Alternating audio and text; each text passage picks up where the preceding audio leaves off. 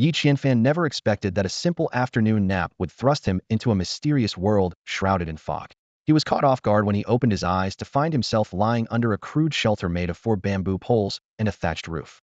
In the center of the shelter, there were remnants of a campfire surrounded by 2 polished wooden sticks. All around, a dense mist obscured his vision. "What in the world is going on?" he muttered, clenching his fists. Memories of falling asleep in the comfort of his bed at home flashed through his mind, only to wake up in this eerie place. Though his clothes remained the same, the soft mattress had been replaced by a pile of coarse, dried grass. Suddenly, a golden light flickered to his left. It came from an ancient, heavy book emitting a radiant glow from its pages. As he opened the first page, something extraordinary happened. Words began to flow across the page like water. "Welcome to the world of mist. Here, you will no longer be troubled by debts, relationships, or work-related stress.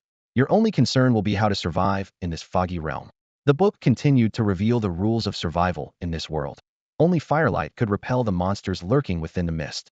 If the campfire went out, one would inevitably fall prey to these creatures. At sunrise, the mist would temporarily dissipate, providing the best opportunity to explore the surroundings. However, it warned against venturing too far, as monsters still lurked within the thinning fog. As night fell and the thick mist returned, the hidden creatures would roam freely, devouring any target they found without hesitation. Even more chilling, the mist concealed various resources and treasure chests, ranging from bronze to mysterious levels. While these offered opportunities, they also harbored deadly risks. Moments after these words appeared, they vanished, replaced by 4 options: regional chat channel, world channel, trade channel, and upgrade tree. Yi Qianfan immediately selected the regional chat channel and was met with a flood of panic and cries for help from other survivors. "What is this hellish place? I just stepped out of my bamboo shelter and saw a giant hand reaching for might was at least a meter wide. This feels just like the movie The Mist. It's terrifying. I swear something in the fog is watching me. Can someone take me home? They'll give you money, a car, anything you want." Others were discussing issues with their campfires. "Is your fire still burning? Mine has gone out, and I only found 2 sticks nearby. My fire is still lit, but I have no food left. I'm starving." According to the time chart on the book's cover, it's 7:30 a.m. There are 29 minutes until sunrise. Should we go explore? But the outside looks so dangerous.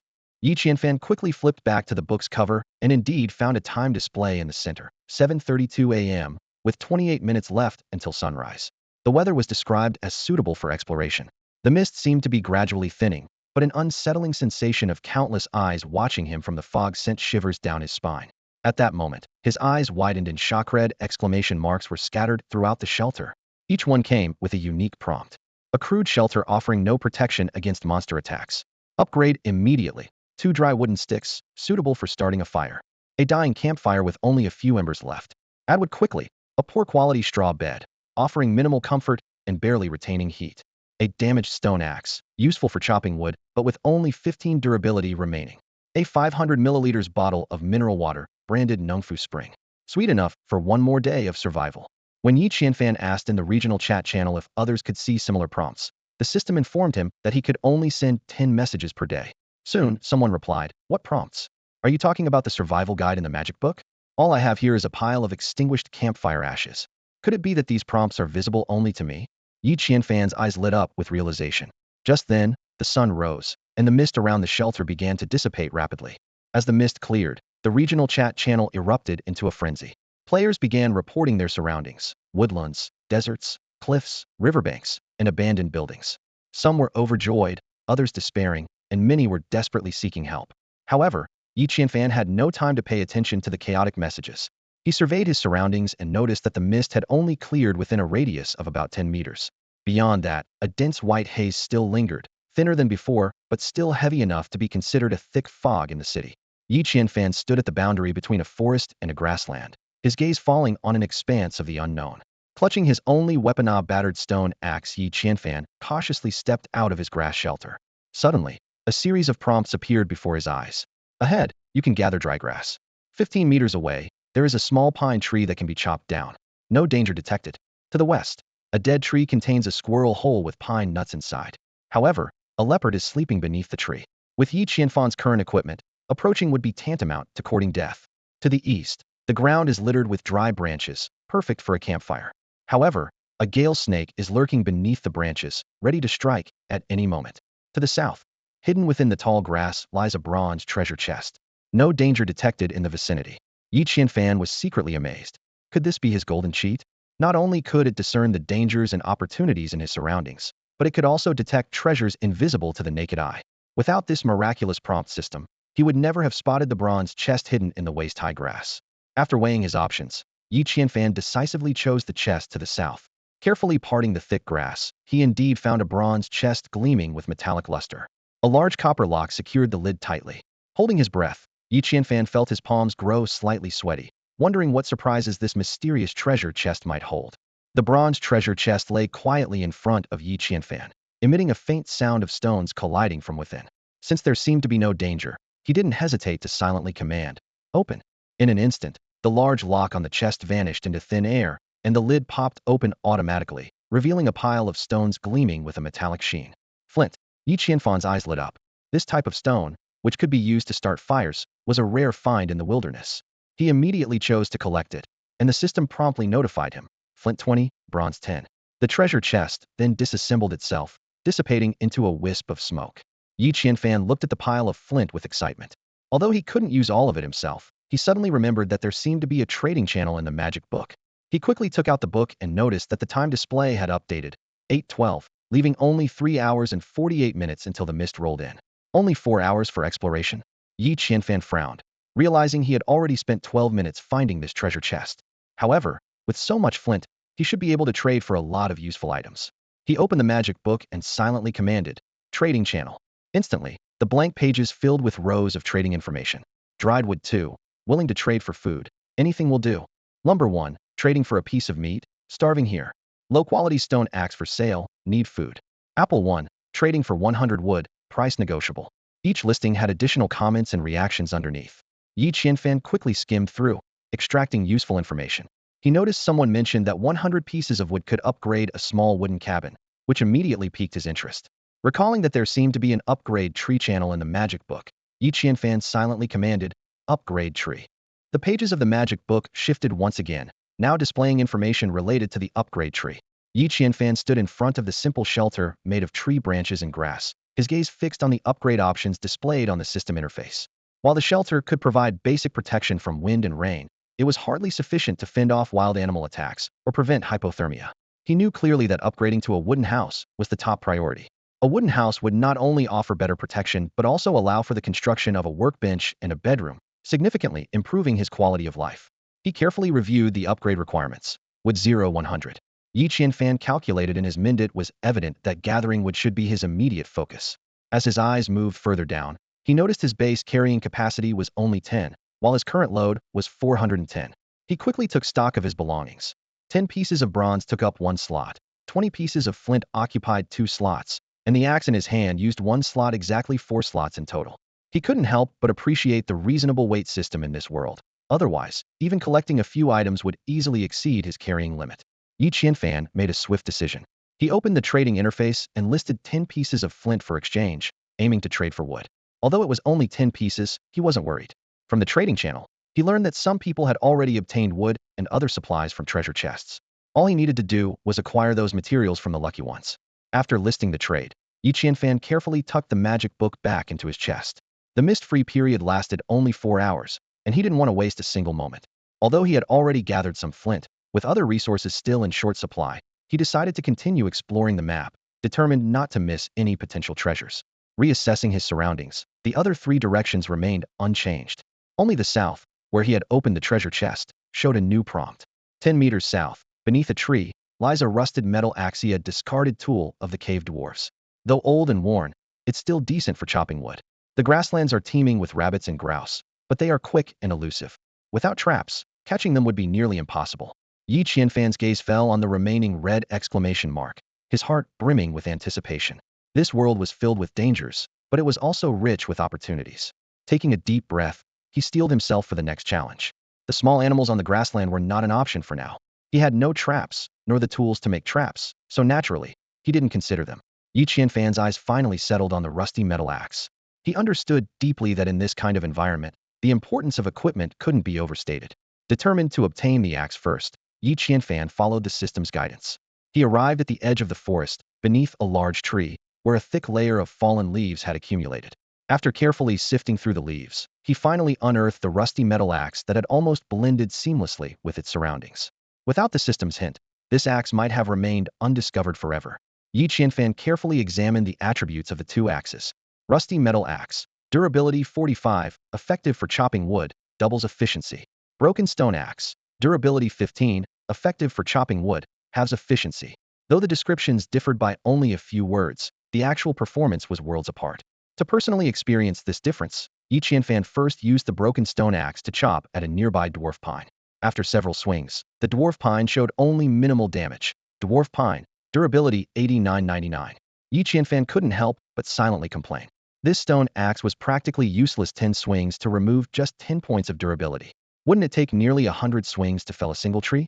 Even a workhorse would find this exhausting. Decisively abandoning the stone axe, Yi Qianfan picked up the newly acquired rusty metal axe and swung it forcefully at the dwarf pine. Instantly, the tree's durability plummeted to 44.599, nearly half its health gone in a single strike. Yi Qianfan's eyes lit up with excitement as he swung again. Thud! The dwarf pine collapsed with a resounding crash, transforming into a neat bundle of timber. Each piece was about 3 meters long, 10 centimeters wide, and 1 to 2 centimeters thick, resembling ready-made planks. Silently commanding collect, Yi Qianfan stored the timber, which vanished and appeared in the warehouse of his magical book. The basic weight capacity now displayed as 410. This weight system seemed peculiar, Yi Qianfan pondered. A single bundle of timber occupied 1 weight unit, yet it took 10 copper coins to count as 1 weight unit. Was it that anything occupying 1 slot counted as 1 unit of weight? He decided to investigate further later. As for the flint he had listed in the trading channel earlier, it didn't count towards his weight capacity. Yi Qianfan noticed a small note in the trading channel. If a listed item is retrieved, a 1 handling fee will be deducted, with a minimum fee of 1 timber. This rule effectively prevented players from exploiting system loopholes, but could still be used in resource-rich and urgent situations. The 1 timber fee was essentially a storage fee. Next, Yi Qianfan continued chopping trees, felling over 30 of them until he reached the weight limit. His backpack was soon filled with various types of timber and leaves, fully preparing him for the challenges of survival ahead. Yi Qianfan stood amidst the woodland, surveying his surroundings.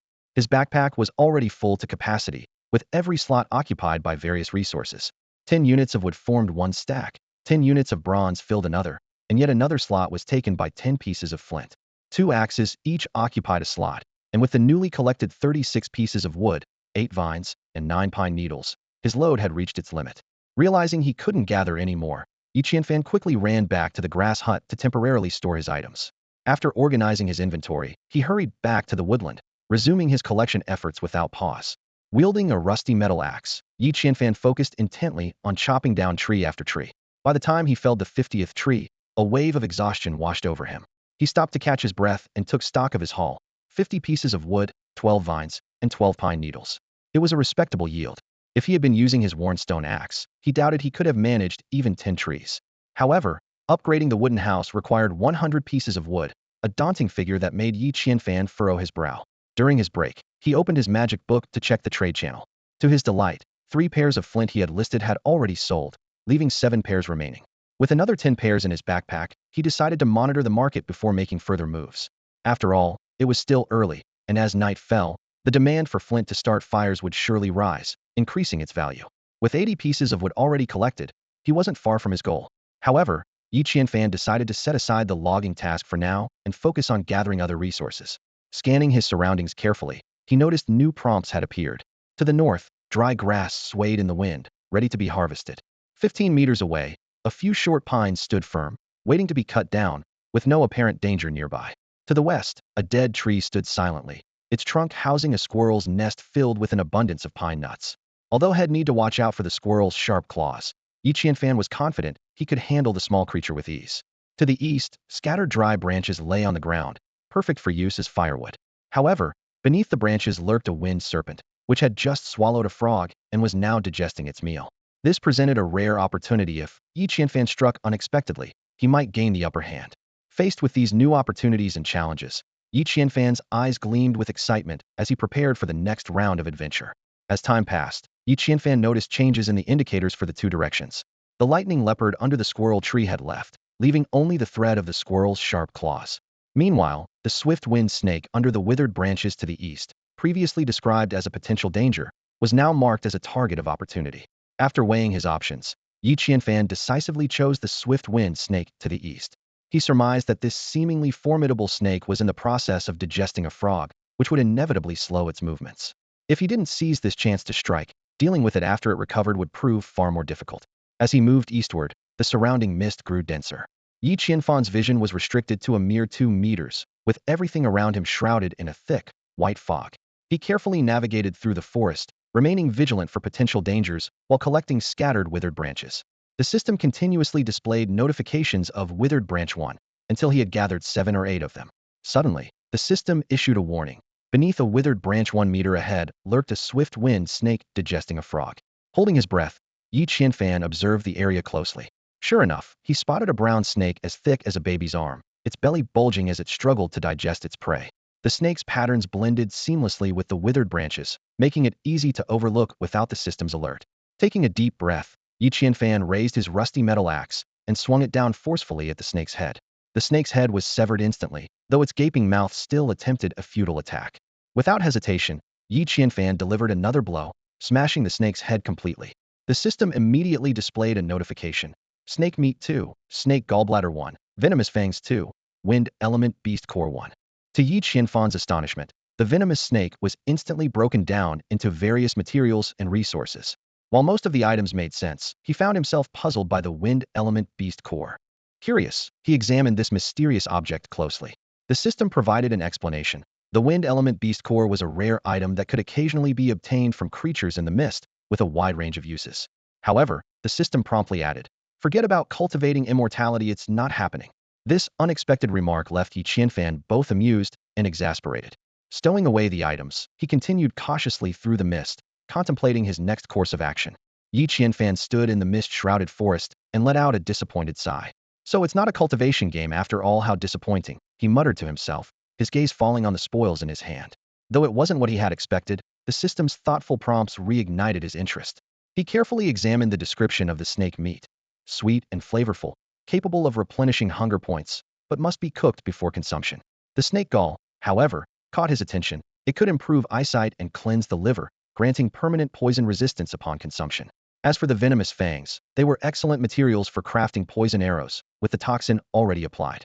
Without hesitation, Yi Qianfan tossed the snake gall into his mouth. The system immediately notified him. Hunger points 2, poison resistance 1. He quickly opened his magic book and recited, "Character attribute panel." Sure enough, an attribute panel materialized before him. ID 888. Yi Qianfan name changeable. Strength 510. Agility 710. Hunger points 610. Poison resistance 110. Status assessment fatigued, please rest soon. Yi Qianfan pondered for a moment. It seemed the attribute cap was 10, and his poison resistance had just increased by 1.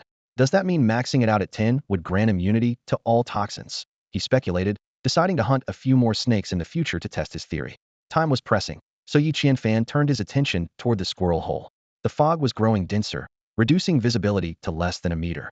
Realizing he needed to move quickly, he headed toward the direction of the squirrel hole, carefully avoiding the tree roots underfoot. Before long, a massive, withered tree came into view.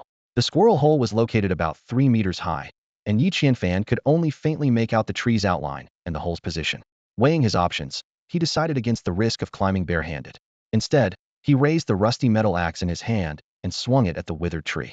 System notification, withered tree, durability 49.99. Nice, Yi Qianfan grinned.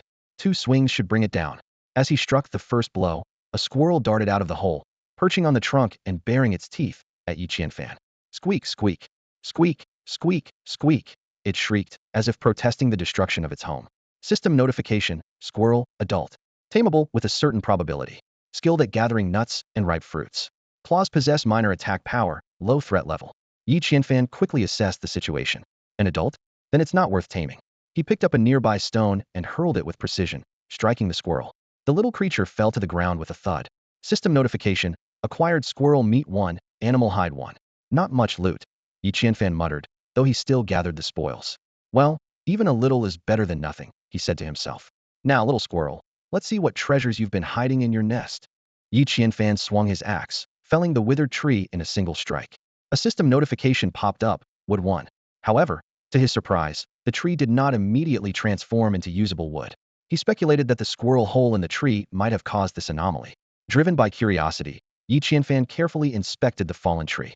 His eyes scanned the trunk until he noticed a subtle opening midway up. When he touched it, a handful of berries and nuts tumbled out of the hole. Collect! Yi Qianfan swiftly gathered the unexpected bounty. The system displayed berries 25, nuts 36, water purifier blueprint 1. He noticed that despite the large quantity of berries and nuts, they only occupied 2 weight points. Yi Qianfan deduced that small food items like these might count as a single unit only when grouped in quantities of 50 or more. However, today's haul was not enough to confirm his theory. The final weight slot was taken up by the blueprint.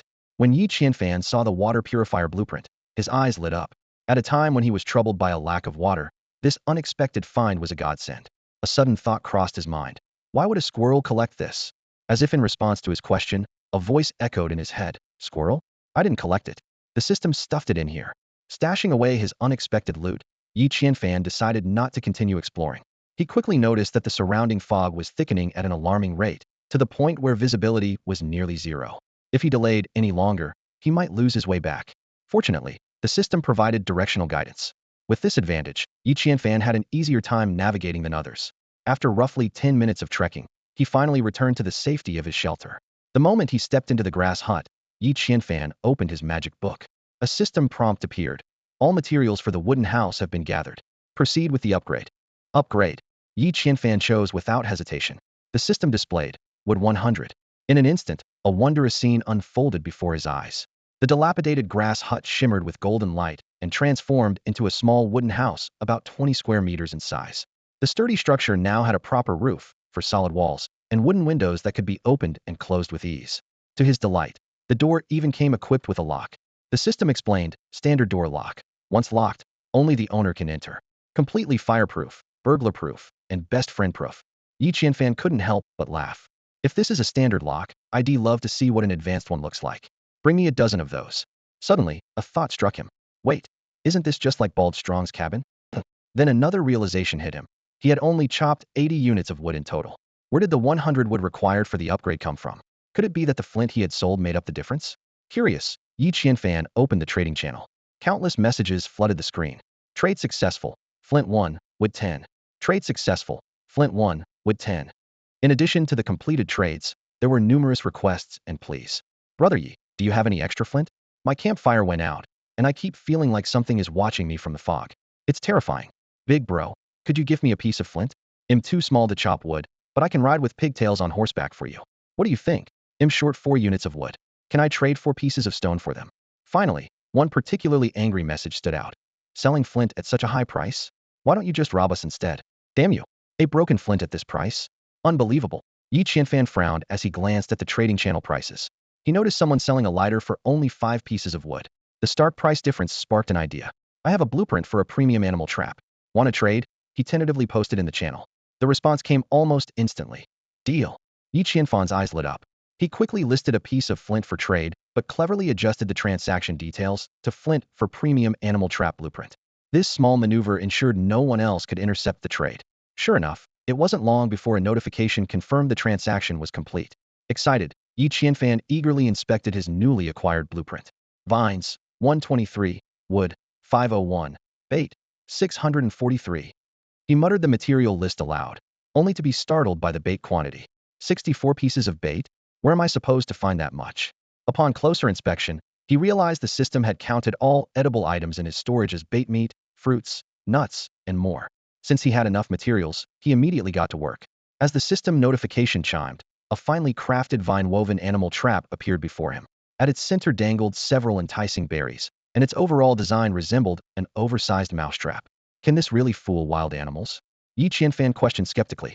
The system explained that due to its meticulous craftsmanship, the trap naturally blended into its surroundings. When hidden in tall grass, small animals would only notice the bait and unwittingly walk into the trap. The only downside was the need to regularly replenish the bait. Feeling a sense of relief, Yi Qianfan recalled a hint had seen earlier about a nearby grassland teeming with small animals difficult to catch without traps. Looks like tomorrow's lunch is sorted, he thought excitedly. As the thought of food crossed his mind, Yi Qianfan's stomach growled in protest. Deciding to address his immediate hunger, he set to work. Using the flint, he lit a campfire and began experimenting with different fuels. A single dry branch could sustain the flame for an hour, while a piece of wood lasted 4. Considering the difficulty of gathering materials, he opted for the more readily available dry branches, tossing a dozen into the fire to keep it burning until morning. Next, he skewered his freshly caught snake meat and squirrel meat, roasting them over the flames. While waiting for the food to cook, Yi Qianfan opened the regional chat channel to browse other players' messages. The chat was filled with pleas for help and trade offers. Some complained about the spreading fog and its ominous effects. Others noted the dwindling number of online players, and a few urgently sought fuel or food. Yi Qianfan quietly noted these bits of information, planning his next steps for the following day. As night fell, the crackling campfire dispelled the darkness and cold. Yi Qianfan savored the roasted meat while strategizing for tomorrow's adventures. In a world fraught with danger, he knew every choice could determine his survival. A wave of hunger swept over Yi Qianfan like a tide, prompting him to cry out in the chat channel. "Someone give me some meat, and I swear I'll love you forever." As soon as the words left his mouth, replies flooded in like snowflakes. Some mocked him as a fool, others lamented the rarity of meat, while a few half-jokingly offered to trade meat for love. Just then, Yi Qianfan's attention was drawn to a disturbance in the mist. His eyes widened as he faintly glimpsed a pair of glowing eyes flickering in the darkness. A chill of fear ran through his body like an electric current, making him realize just how fragile the grass shelter he was in truly was. It didn't even have proper walls. "I don't dare sleep at night like this," he murmured to himself, a wave of homesickness washing over him. Yet the sense of danger sharpened Yi Qianfan's mind. He carefully sifted through the information he had gathered from the chat and came to an important conclusion. To survive in this world, upgrading his shelter was the top priority. If you want to prosper, start chopping trees. Upgrade your wooden hut, and you'll be living large. This mantra echoed in his mind over and over. It seemed Lady Luck had smiled on Yi Qianfan. Not long ago, he had stumbled upon a treasure chest and obtained a decent quality axe. Without it, he would likely still be trembling inside his flimsy grass shelter. Fueled by hope for the future, Yi Qianfan eagerly opened the upgrade tree interface and began studying it in detail. The upgrade path for shelters was clearly laid out on the tree. Grass shelter, wooden hut, stone house, locked. Each stage's features and construction requirements were straightforward. Yi Qianfan's gaze lingered on the wooden hut for a moment as he mentally calculated the materials he would need. The wooden hut would also unlock two crucial facilities, a workbench and a bedroom. The workbench would allow him to craft basic tools, while the bedroom would provide a better resting environment. Although he currently lacked the necessary materials, Yi Qianfan had already formed a plan in his mind. He would visit the trade channel later to exchange his remaining flint for some raw materials, aiming to complete part of the upgrade as soon as possible. At that moment, his attention was drawn to the description of the stone house. It read, "Only thick stone walls sealed with mud can withstand natural disasters. Moreover, you can build a fireplace inside the house, which will help you survive the extreme cold weather that will arrive in a week." This warning hit Yi Qianfan like a wake-up call, reminding him of the urgency of the situation. "Upgrade early, and you'll be more comfortable during the cold snap 3 days from now," he silently reminded himself, vowing to prepare thoroughly before the extreme cold set in. Inside the upgraded wooden cabin, Yi Qianfan stood in the newly refurbished space, his gaze sweeping over the newly added pharmaceutical table, alchemy furnace, and fireplace. The system's notification sounded in his ear. "You can still build a fireplace. Only then will you survive the extreme cold weather coming in a week." The message hit Yi Qianfan like a warning bell, resonating deeply within him. He quickly realized that a cold wave would strike in 3 days, followed by an even deadlier extreme freeze a week later. Only a stone house could withstand such harsh conditions. Yi Qianfan's entrepreneurial mind began to work at full speed. If other players learned about this, the prices of wood and stone would skyrocket to unimaginable levels. He needed to stockpile these materials in large quantities before the news spread. Whether to resell or use himself, this would bring him considerable profit. However, when he debated whether to share this information with other players, reason ultimately triumphed over goodwill. He understood that once the news got out, not only would it become much harder for him to gather materials, but other merchants would also start hoarding and reselling, driving prices even further up. This would strip ordinary players of their chance to gather enough materials for survival. Weighing the pros and cons, Yi Qianfan decided to keep the information to himself. Continuing his tour of the upgraded cabin, Yi Qianfan noticed the interior had become more spacious. In one corner, he found a shelf specifically designated for storing items. He began sorting and organizing the materials he had gathered today. Wood, 49, pine needles, 12, vines, 9, dead branches, 8, berries, 25, nuts, 36, squirrel meat, 1, snake meat, 2, squirrel hide, 1, venomous fangs, 2, wind element beast core, 1, water purifier blueprint, 1, high-quality animal trap, 1. Just as he finished organizing, the aroma of roasted meat filled the entire cabin. Yi Qianfan couldn't wait to take a bite of the sizzling snake meat. The fragrant and tender texture carried a flavor reminiscent of eel, perfectly balanced between fatty and lean, without a hint of greasiness. The delicious taste compelled him to skewer another piece for roasting. In contrast, the squirrel meat was far less appetizing. A strong gamey odor hit his senses, clearly from an unneutered male squirrel. While it wasn't particularly enjoyable, Yi Qianfan, unwilling to waste food, decided to list the partially eaten squirrel meat on the trading channel to exchange for materials. Partially eaten squirrel meat, trade for 20 stones, or 20 dry grass 5 vines. The system immediately notified him. Merchant trait 1. Surprisingly, the partially eaten meat was snapped up almost instantly. The trading channel exploded with comments. 20 stones for a half-eaten piece of meat? Your heart must be made of stone. Hey, no one forced you to buy it. If I had enough stones, I would have grabbed it already. You have no idea how precious food is right now. I spent the whole day chasing rabbits in the grass and didn't even catch a single hare. Huh. Keep complaining while I enjoy this delicious roasted squirrel meat. Qianfan, you're the real deal, it's even pre-cooked. Gone. Seriously, it's already gone? You guys are way too fast. I wanted some too. Ugh, I'm drooling just thinking about it. Reading these comments, Yi Qianfan couldn't help but sigh at how harsh the survival conditions in this world had become, turning even a half-eaten piece of meat into a coveted treasure. Some people were even willing to trade materials they had worked hard to collect all day just for a bite. This brutal reality only strengthened Yi Qianfan's resolve to stockpile resources. With the materials in hand, Yi Qianfan eagerly started upgrading the workbench. He carefully placed 20 stones and 21 pieces of wood in their designated spots. As a flash of golden light swept by, the workbench upgrade was successfully completed. To his surprise, he noticed a massive stone had appeared in the corner of the small wooden cabin, near the bed. The rough, uneven surface of the stone bore a primitive-looking stone hammer on top. This was the level 1 workbench, simple and crude, yet brimming with potential. Unable to contain his excitement, he flipped open the magic book and discovered that the description for the level 1 workbench had changed. New information was now displayed.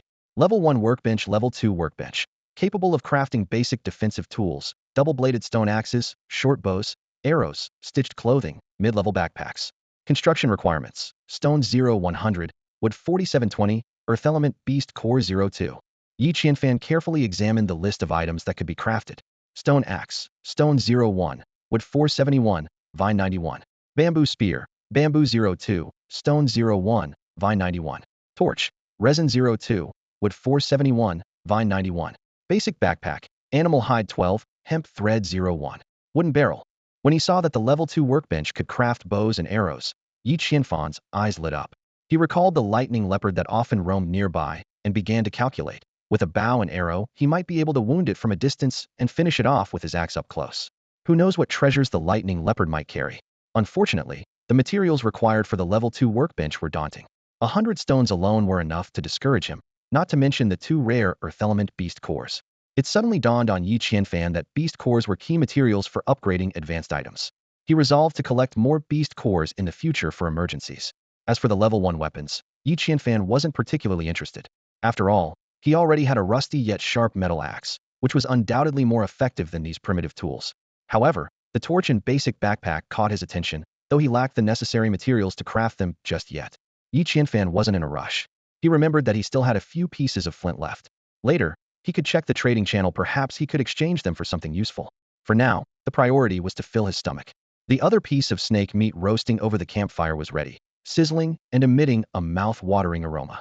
Yi Qianfan grabbed the last portion of snake meat, devouring it with relish, while washing it down with a big gulp of mineral water. He glanced at the trading channel, where others were crying out in panic and despair, and felt a wave of gratitude. Here he was, sitting in his warm and cozy wooden cabin. The roaring campfire drove away the cold, while the sturdy walls shielded him from the dangers outside, granting him a rare sense of security. Satisfied and full, Yi Qianfan suddenly realized his water supply was running low. He remembered the water purifier blueprint he had obtained earlier. It was time to start preparing a water reserve. He carefully examined the details on the blueprint. Water purifier blueprint: stone 03, wood 473, charcoal 01, bamboo 01. Capable of purifying water sources to prevent contamination. Yi Qianfan frowned, realizing that the water purifier could only clean existing water sources and couldn't generate water from nothing. It seemed he would have to visit the trading channel to trade for more water. Yi Qianfan opened the trading channel and typed the keyword water into the search bar. The screen instantly displayed numerous listings for water. He quickly scrolled through the rankings, his eyes locking onto a particularly eye-catching trade: offer 1 liter of water for 1 unit of wood. Compared to other sellers demanding dozens or even hundreds of milliliters for similar trades, this offer was undeniably tempting. Players near water sources definitely have a natural advantage, Yi Qianfan mused to himself. But they probably lack basic resources like wood, which is why they're using water as a bargaining chip. Just as he was about to click the trade button, the system popped up a notification. You don't have a container to hold the water. Do you want to proceed with the trade? That was close. Almost caused a disaster. Yi Qianfan let out a sigh of relief. He then silently thought to himself, craft wooden bucket. The magic book swiftly flipped to the crafting tree's workstation branch, landing directly on the page for crafting a basic wooden bucket. Basic wooden bucket, capacity 10 liters, required materials. Wood 472, vines 91. Seeing the sufficient materials notification, Yi Qianfan clicked craft without hesitation. Moments later, a small wooden bucket appeared out of thin air before him. He immediately completed the trade. 1 liter of water for 1 unit of wood. As the trade successful, notification flashed across the screen. Yi Qianfan looked down at the bucket and frowned. The water at the bottom was murky, littered with twigs and leaves, and even had mosquito larvae swimming in it. No wonder it was so cheap. Good thing I have a water purifier. He quickly pulled up the blueprint for the water purifier. Stones 03, wood 443, charcoal 03, bamboo 01. While he had plenty of wood, the other materials still needed to be collected. His eyes fell on the campfire, where a red exclamation mark flickered within the flames. A system prompt appeared. Charcoal, a byproduct of incomplete wood combustion, can be used to filter water sources. Collecting charcoal will reduce the campfire's burn time. Tonight's temperature will drop to -5 degrees Celsius. I see, Yi Qianfan realized. The campfire's burn time already accounts for the charcoal burning process. With ample wood at his disposal, he collected the charcoal without hesitation. The system notified, charcoal 3. Remaining campfire burn time, 14 hours.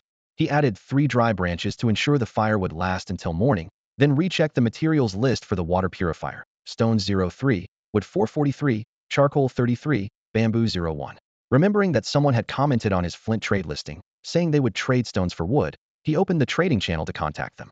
The seller's profile picture showed a round-faced young woman in her early 20s, with flowing long hair and delicate features resembling a 3D modeled doll. However, in this age of rampant photo filters, Yi Qianfan always took such pictures with a grain of salt. He gave it only a cursory glance before moving on. Yi Qianfan's private chat channel suddenly exploded. Big bro, do you have any stones? Xuanxuan's anxious voice came through first. Do you still have flint? Please, help me out. Yi Qianfan quickly replied. Yes. If you're short on wood, you can trade all of it for my stones. Xian heaved a sigh of relief. That's great. Thank you, big bro. You're such a lifesaver. My campfire went out, and I keep feeling like there are eyes watching me from the dark. It's terrifying.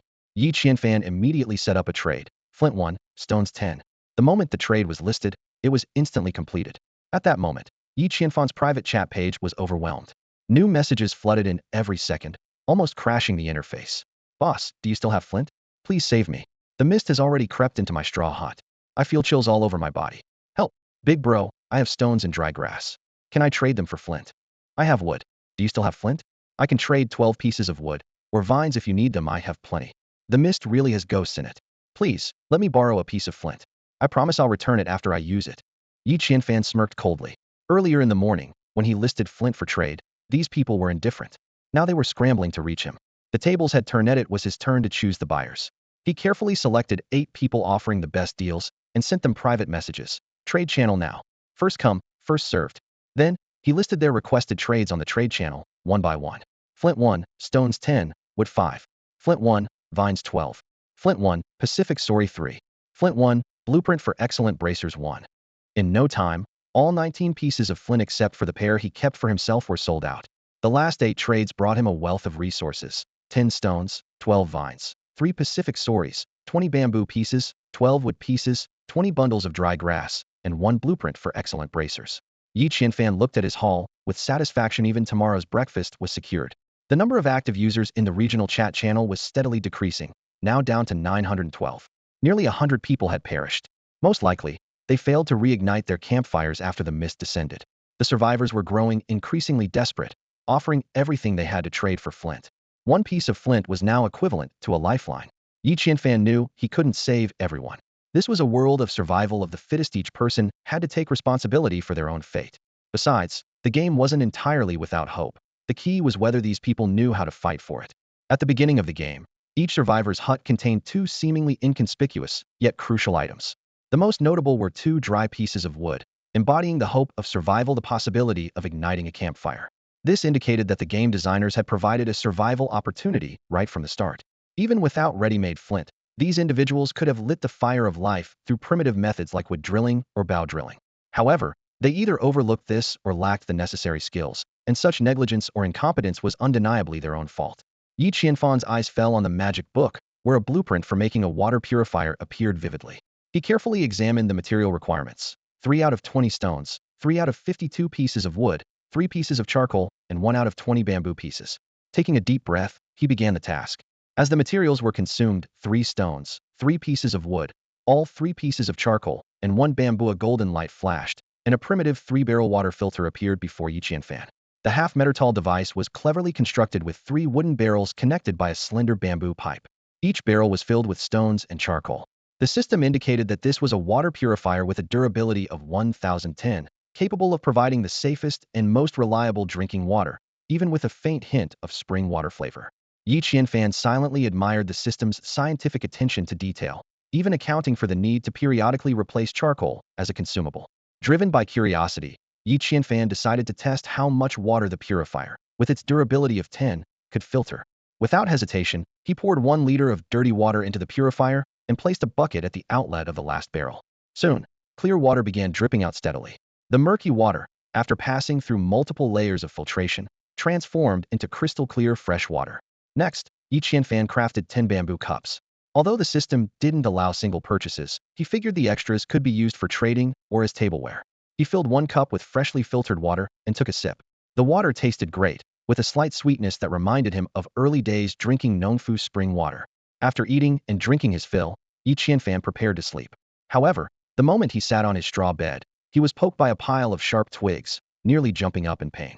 He cursed the terrible quality of the bed, especially since the weather forecast predicted nighttime temperatures dropping to -5 degrees. Just as he was pondering whether he could upgrade his bed, a red exclamation mark suddenly appeared before him. The system immediately displayed an upgrade option, upgrading the crude straw pile to a level 1 bedroom with a soft wooden straw bed. The upgrade promised not only a more comfortable sleep, but also faster physical recovery. The construction requirements were 4 out of 49 pieces of wood, 20 units of dry grass, and 5 out of 20 vines. Without hesitation, Yi Qianfan chose to upgrade. A golden light flashed, and a thick, soft straw bed replaced the previous pile of prickly straw.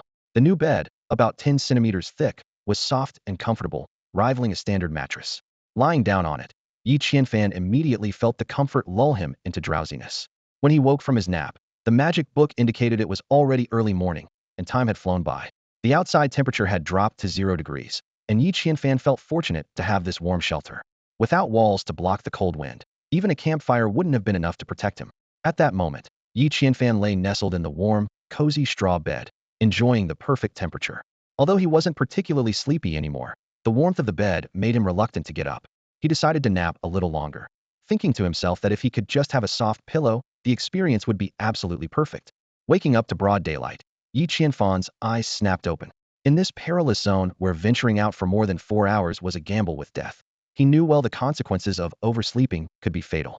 Reaching for the magic book on the bedside, data immediately surfaced before him. Time 6:31 a.m., 1 hour and 29 minutes until sunrise, with a moderate temperature. The system helpfully reminded him. Cloudy today, rain possible at any time. Please repair the grass roof promptly. Out of habit, he opened the chat channel, and his pupils contracted sharply. The number of online users displayed was 780, a sudden drop of 220 from the previous day. Even more unsettling, the messages in the channel had been flooding in non-stop since last night. If I hadn't lit a fire in time, I'd be dead. The growling was right behind me. Ran out of wood in the middle of the night, and almost froze to death. The stream near me froze over. I could hear the sound of the ice cracking at dawn. Starved all night and couldn't sleep. Can anyone spare some food? I can't take it anymore. I want to die. As Yi Qianfan finished reading the last message, the words vanished as though erased by an invisible hand, disappearing letter by letter in reverse. He glanced at the online count again. 779. Another life lost. The system coldly erased all traces of that person's existence. The harsh reality sent a chill through Yi Qianfan's heart. He resolved silently, had to work harder to survive. After a quick but hurried breakfast, Yi Qianfan began preparing for the day ahead. As soon as the mist lifted, he would set out to forage for food and gather any usable resources to strengthen the defenses of his small wooden cabin. In this treacherous place, survival hinged on adhering to this single, unyielding rule. His gaze fell on the mackerel he had caught the day before, and a system prompt appeared. Mackerel, tender and flavorful, should be consumed quickly. Freshness, 79. Satiety, 45. Initially planning to grill just one fish alongside some berries and nuts, Yi Qianfan quickly reconsidered when he noticed the rapidly declining freshness. Even storing it in the warehouse wouldn't stop it from spoiling. Better to eat it all now than to let it go to waste. He placed all the mackerel on the grill. The fat melted quickly under the heat, dripping onto the glowing embers with a satisfying sizzle. The smoky aroma of grilled fish wafted through the air, making Yi Qianfan's stomach growl audibly in protest. While waiting, he walked over to check the water filter. After an entire night of filtration, the system displayed filtered drinking water, 730 milliliters, sweet taste, rich in minerals. Water filter durability, 910. It seemed the situation was still manageable. Yi Qianfan carefully calculated the efficiency of the water purifier. 1 liter of water, after filtration, combined with the 170 milliliters he drank last night, resulted in a total loss of about 100 milliliters. 3 portions of charcoal could filter 10 liters of water, making it quite cost-effective. He decided to start by purchasing 5 liters of water to test how much he could filter in a day. Opening the trading channel, Yi Qianfan contacted the water seller he had dealt with yesterday. The seller's profile listed water in various quantities: 1 liter of fresh water for 1 unit of wood, or 5 liters of fresh water for 1 piece of meat, or 250 g of food. Clearly, the seller was in urgent need of food, which gave Yi Qianfan an advantage trading water for other scarce resources. However, the comment section was full of disputes. Someone angrily wrote, "This is filthy water. I've had stomach issues ever since drinking it." Others defended the seller. They clearly stated it's fresh water, not purified water. The price is already very reasonable. Amid the arguments, Yi Qianfan sensed a business opportunity. Searching for drinking purified water, he discovered that 100 milliliters could be traded for 1 unit of wood, and demand far exceeded supply. He quickly calculated, producing 900 milliliters of purified drinking water from 1 liter would cost only 1 unit of wood and 0.3 portions of charcoal, yielding a net profit of 7.7 units of wood. The market price for purified drinking water was exorbitant, with 100 milliliters typically costing 2 units of wood. Without hesitation, Yi Qianfan acted. Using 4 units of wood and 2 vines, he crafted 2 wooden barrels and contacted the seller. "How about trading 1 mackerel and 250 g of berries for 10 liters of water?" The water supplier readily agreed and even assured him of a steady supply. After the transaction, the seller excitedly messaged him, "I'm so touched. It's actually grilled mackerel. You're amazing. Love you. Moi." Staring at the profile picture of a bearded man, Yi Qianfan imagined a burly, Xuanzang-like figure saying "love you" and "moi," and felt a wave of disgust. He quickly closed the private chat window, nearly blocking the seller outright. If not for the need to continue trading, he might have actually done it. Yi Qianfan carefully set aside 230 milliliters of water for himself and listed the remaining 500 milliliters on the trading channel. He set a fair price. 100 milliliters of water could be exchanged for 1 unit of wood or stone, with any excess traded at a ratio of 5 to 1. He wasn't worried about running out of water, as his water purifier would soon provide a steady supply of drinking water. By the time he finished handling these tasks, it was already 7:30. His gaze fell on the crafting blueprint he had received the previous dia design for a high-quality arm guard. He quickly learned the crafting method and was secretly delighted. This arm guard could provide additional protection for his fragile arms, increasing his overall defense by 1. However, he soon realized that he would need to craft 2 to achieve the full effect. The required materials, however, made him frown: 12 piece of beast hide, 0-1 thread, and 0-1 metal element beast core.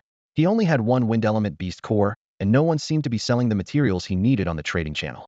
He figured this was likely because no one had hunted enough beasts yet, and even if someone did, they probably wouldn't sell such valuable resources easily. With no other choice, he decided to put this plan on hold for now. Filling his stomach was the most immediate priority. Yi Qianfan devoured 2 crispy, grilled mackerel and finished off the remaining berries he had. Feeling energized, he prepared to venture out and explore. The clock struck 8 o'clock, leaving only 4 hours until the mist would spread. The system warned that there might be showers today, and the mist could appear at any time. Yi Qianfan decided to bring his magical book with HEMA life-saving artifact that provided real-time weather forecasts. As soon as he stepped out the door, he noticed that the prompts in all 4 directions had changed. East, the outskirts of the Misty Forest, where a silver treasure chest awaits. South, a hungry lightning leopard lurks, watching for prey to wander into its trap. West, a beehive hidden in low shrubs tempting honey, but beware of bee attacks. North, a grassy plain teeming with small animals, ideal for setting up traps. Although the lightning leopard had returned, Yi Qianfan didn't feel confident enough to take it on yet. The silver treasure chest, however, piqued his interest. The last time he opened a bronze chest, he gained a whole box of flint, which had been incredibly useful.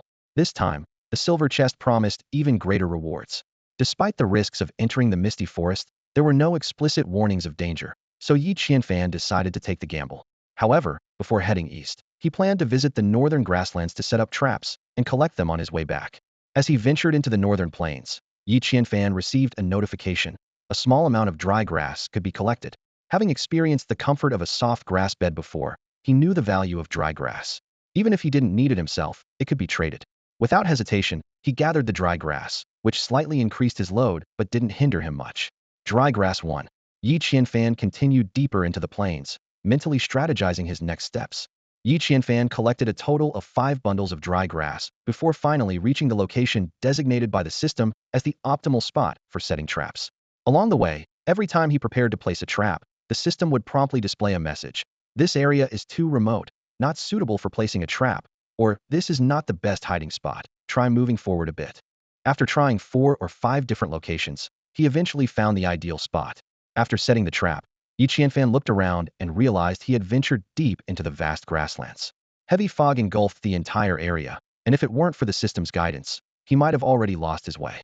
This terrain posed a significant challenge for anyone even with pre-marked trails. Safely leaving the foggy grasslands was no easy task, let alone returning to find the traps in this monotonous landscape. For Yi Qianfan, it was already a daunting task. For an average person, they might not even have the courage to attempt it. No wonder meat was so scarce in the trade channel. After securing the trap, Yi Qianfan decided to head east toward a silver treasure chest he had discovered earlier. As for the honey he'd come across, he planned to deal with it later. The eastern area was a forest, and his wooden house was located on the forest's edge. What used to be a dilapidated grass hut had now been upgraded to a quaint little wooden house with a red roof, looking rather charming from a distance. While imagining what the next upgrade of his house might look like, the system promptly displayed an upgrade option for a stone house. According to the system, a stone house would not only withstand harsh weather, but also provide excellent insulation with its thick stone walls and tightly sealed mud-coated structure.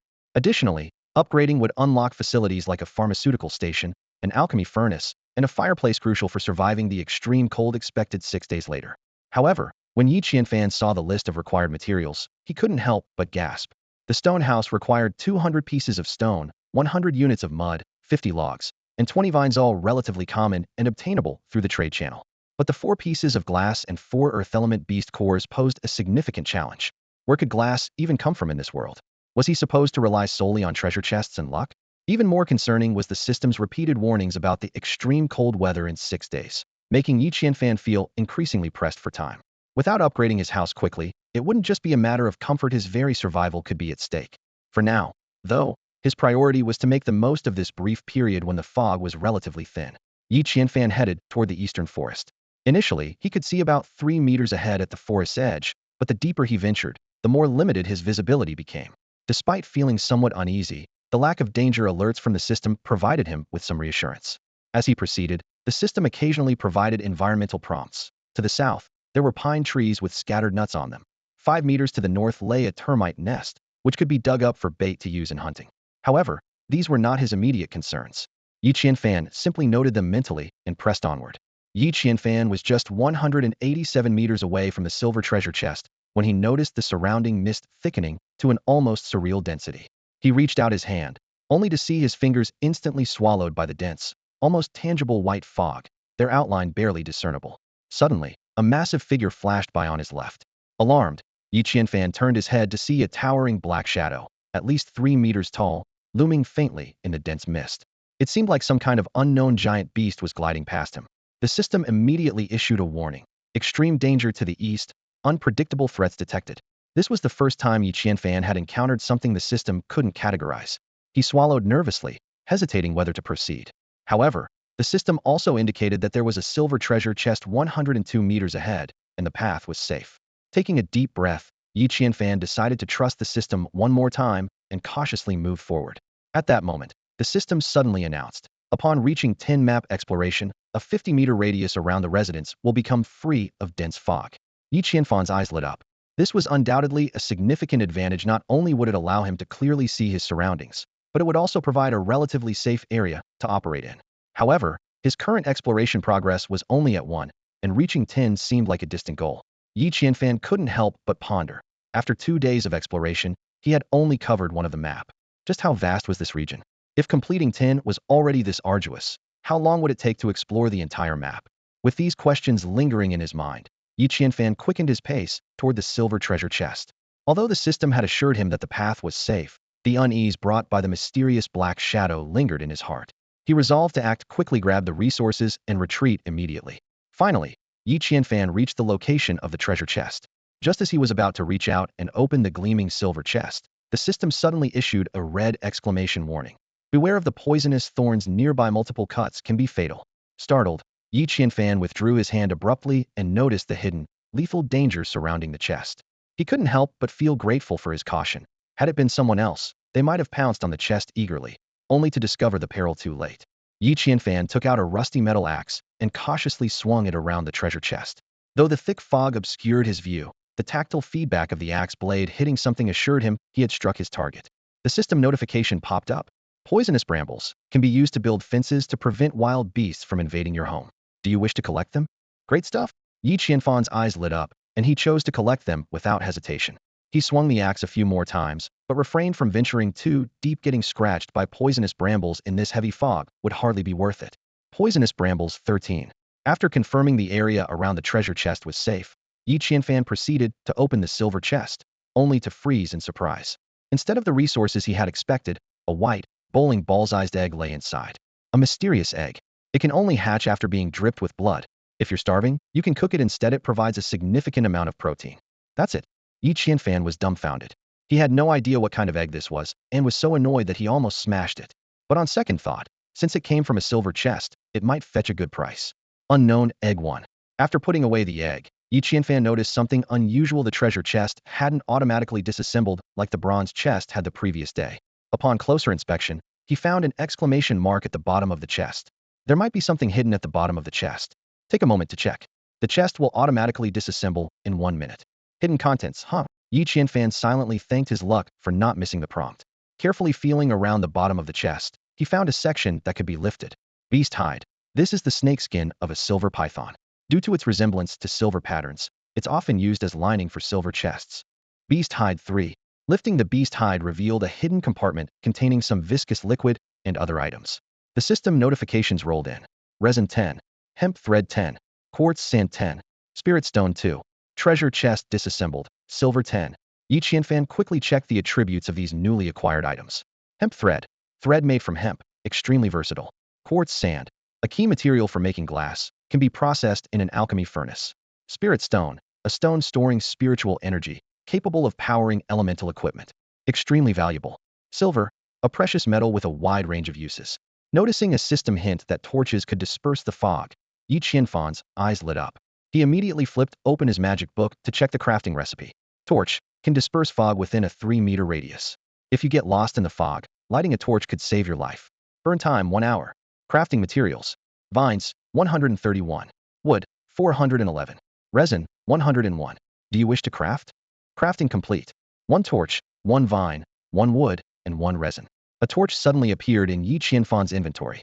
He was surprised to discover that not all items needed to be crafted on a workbench. This realization made him wonder if weapons could be crafted on the spot, but he quickly concluded that more complex items still required the use of a workbench. Yi Qianfan swiftly took out the torch and lit it with a piece of flint. The surrounding mist seemed to retreat in fear, clearing a 3-meter radius. His vision immediately improved, revealing a large patch of poisonous brambles, all stemming from a thick main trunk. Recalling that he had obtained 13 poisonous brambles just from cutting a few branches earlier, a sly grin appeared on his face. He raised his rusty metal axe and began chopping at the main trunk. Poisonous bramble, durability 9899, flashed the system notification. Yi Qianfan silently thanked his luck for having a metal axe instead of a stone one. After 99 vigorous swings, the poisonous bramble finally collapsed with a loud crash. The reward, Poisonous Bramble 187, popped up, leaving him ecstatic. With just a single torch, he had managed to gather 200 poisonous brambles. Although the system indicated that there were berries ahead, Yi Qianfan decided not to venture further. He realized he had already spent nearly an hour and a half in the area, and the return trip would take at least another hour. What worried him more was the weather forecast displayed in his spellbook. Time, 9:25 a.m. Time until the mist envelopes the area, 1:15. Rain expected earlier than forecasted. Low pressure is causing the mist to rapidly gather. Return to your shelter promptly to avoid exposure to acidic rain, which can cause external injuries. Aware of the omnipresent danger, Yi Qianfan gripped the torch tightly and began heading back to his shelter at a brisk pace. He needed to escape the Misty Forest within an hour, or without any healing potions, he would be at the mercy of the acid rain.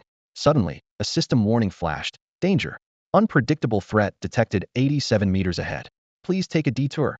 The three glaring red exclamation marks made Yi Qianfan's heart race. He recalled the massive shadow he had glimpsed in the mist earlier, sending a chill down his spine. Knowing he was no match for this unknown threat, he decisively chose to take a detour. The system indicated that the south led to an unminable rocky mountain range. While there was nothing valuable there, it was also free of danger. Yi Qianfan headed south for about 100 meters before adjusting his path to continue forward. Silently, he prayed that he could make it back to his shelter safely before the acid rain began to fall. As Yi Qianfan turned around, a sudden system alert appeared. Warning. Danger detected 87 meters ahead. Unpredictable threat. Please take an alternate route.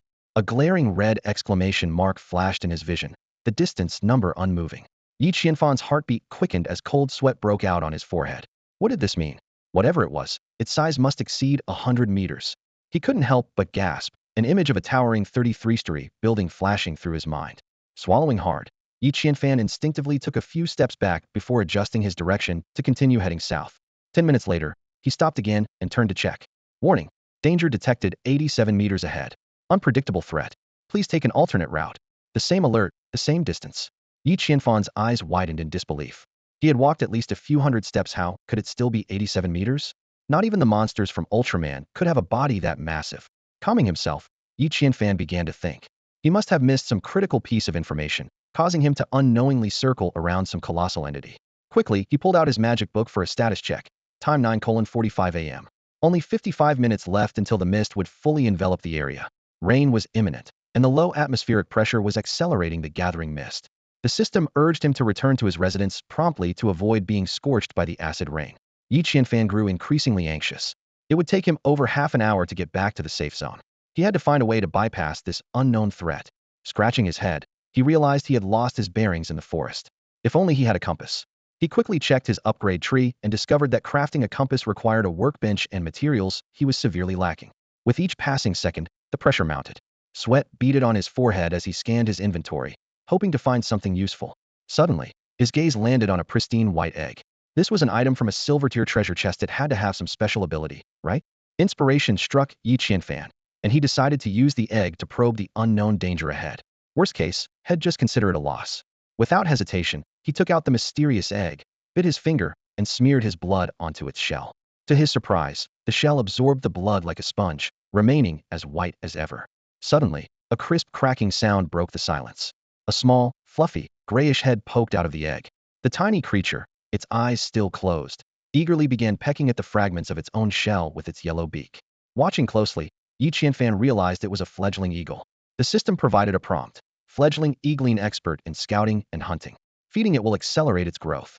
Just as Yi Qianfan started to worry about the eagle's inability to fly, something astonishing happened. After finishing the eggshell, the fledgling's body began to grow rapidly. Its downy feathers shed, replaced by pristine white plumage. Yi Qianfan watched in awe, unsure of what would happen next.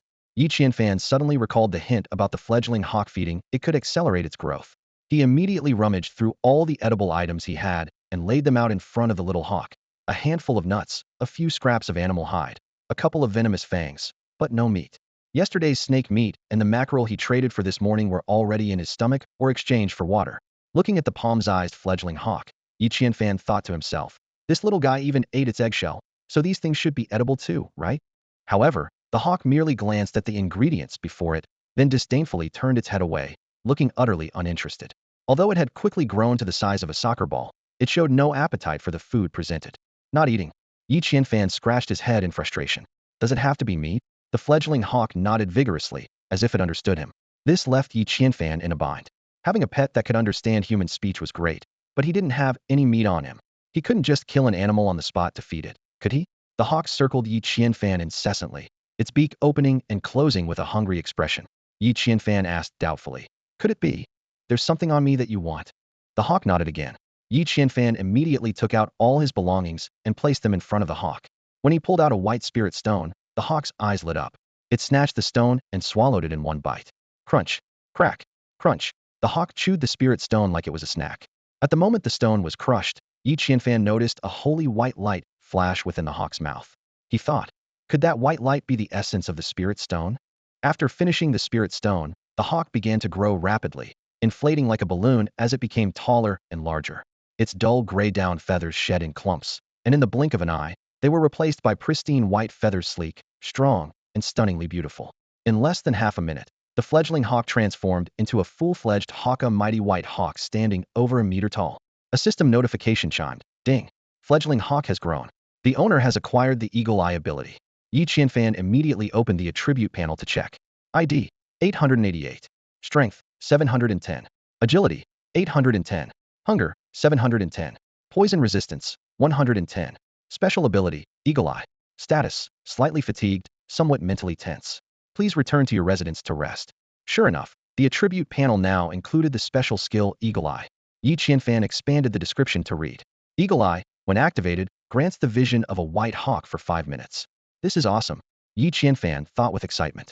While he couldn't communicate directly with the white hawk, he could now use the Eagle Eye ability to survey his surroundings, essentially gaining a reconnaissance drone.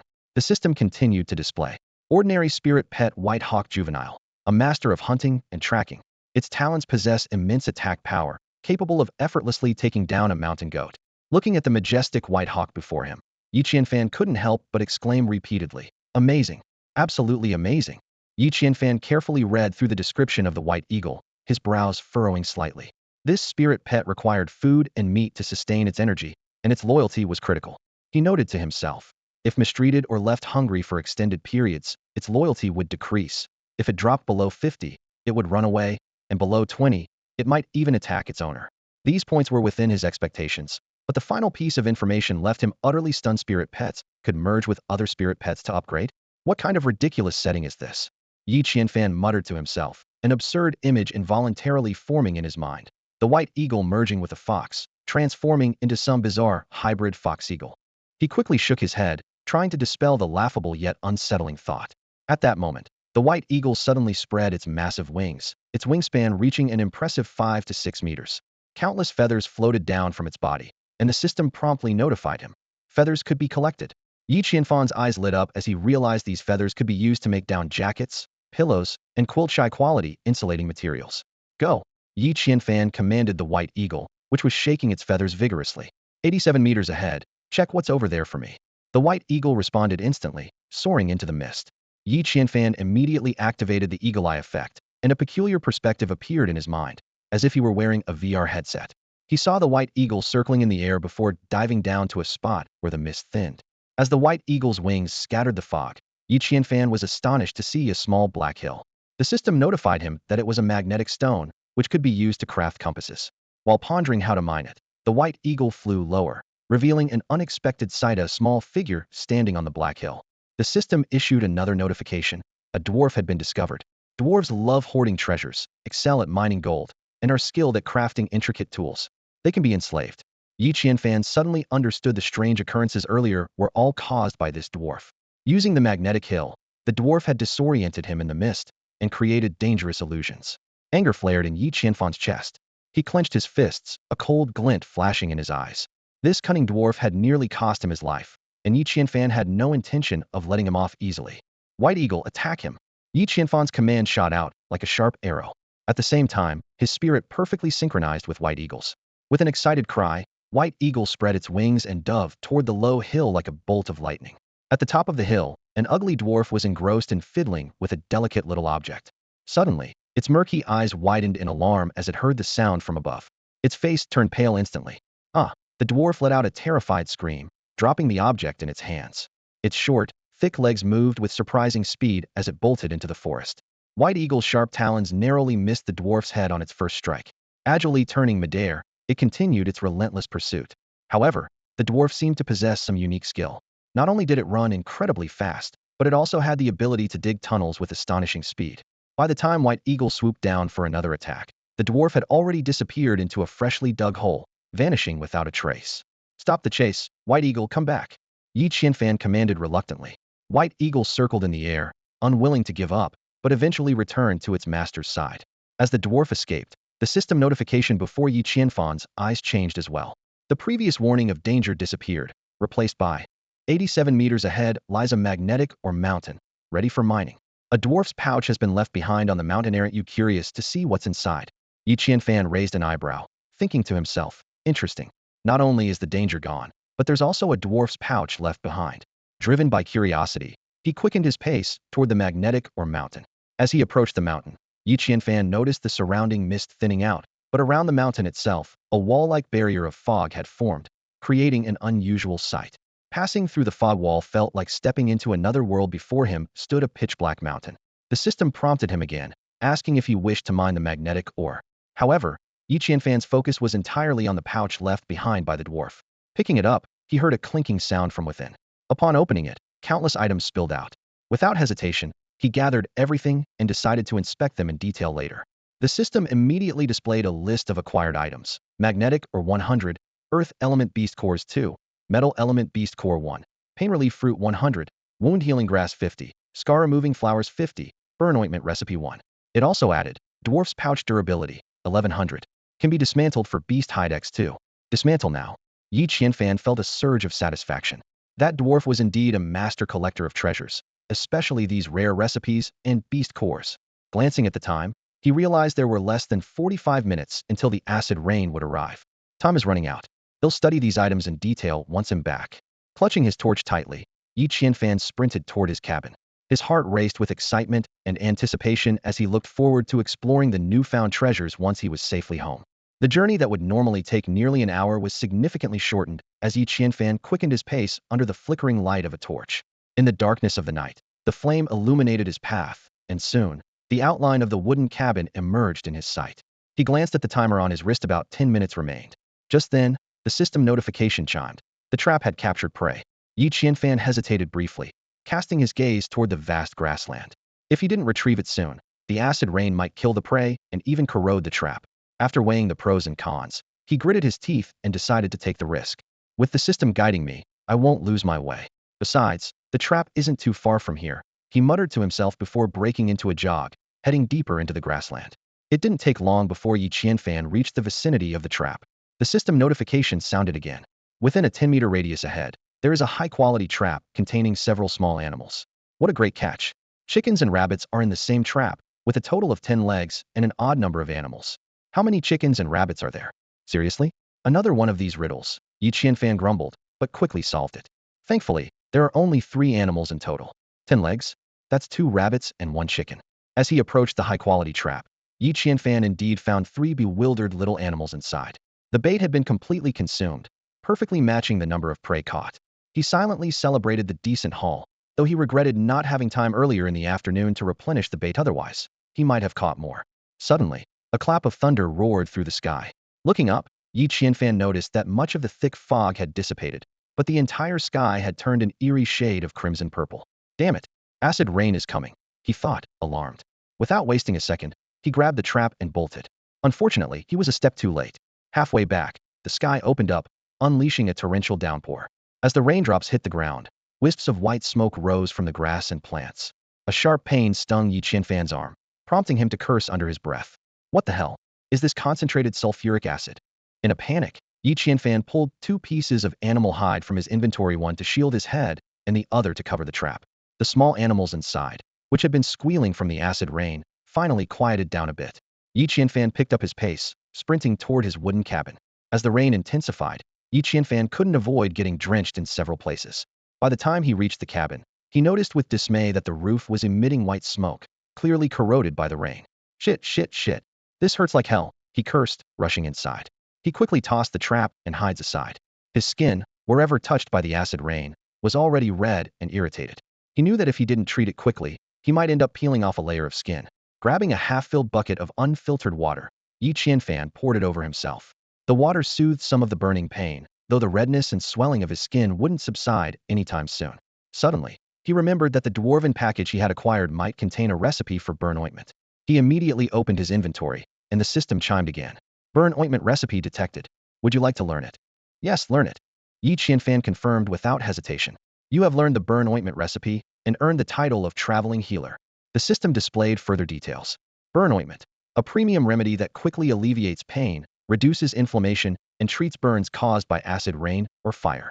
Required materials: pain relief fruit 1002, golden wound grass 501, scar removing flower 501, bamboo 190.1. Yi Qianfan was thrilled to discover not only the recipe, but also that he already had all the necessary materials. It seemed the dwarf had specifically been out gathering herbs, though Yi Qianfan had no idea where they had been collected. Regardless, the 50 sets of ingredients were now his to use, a fortunate windfall.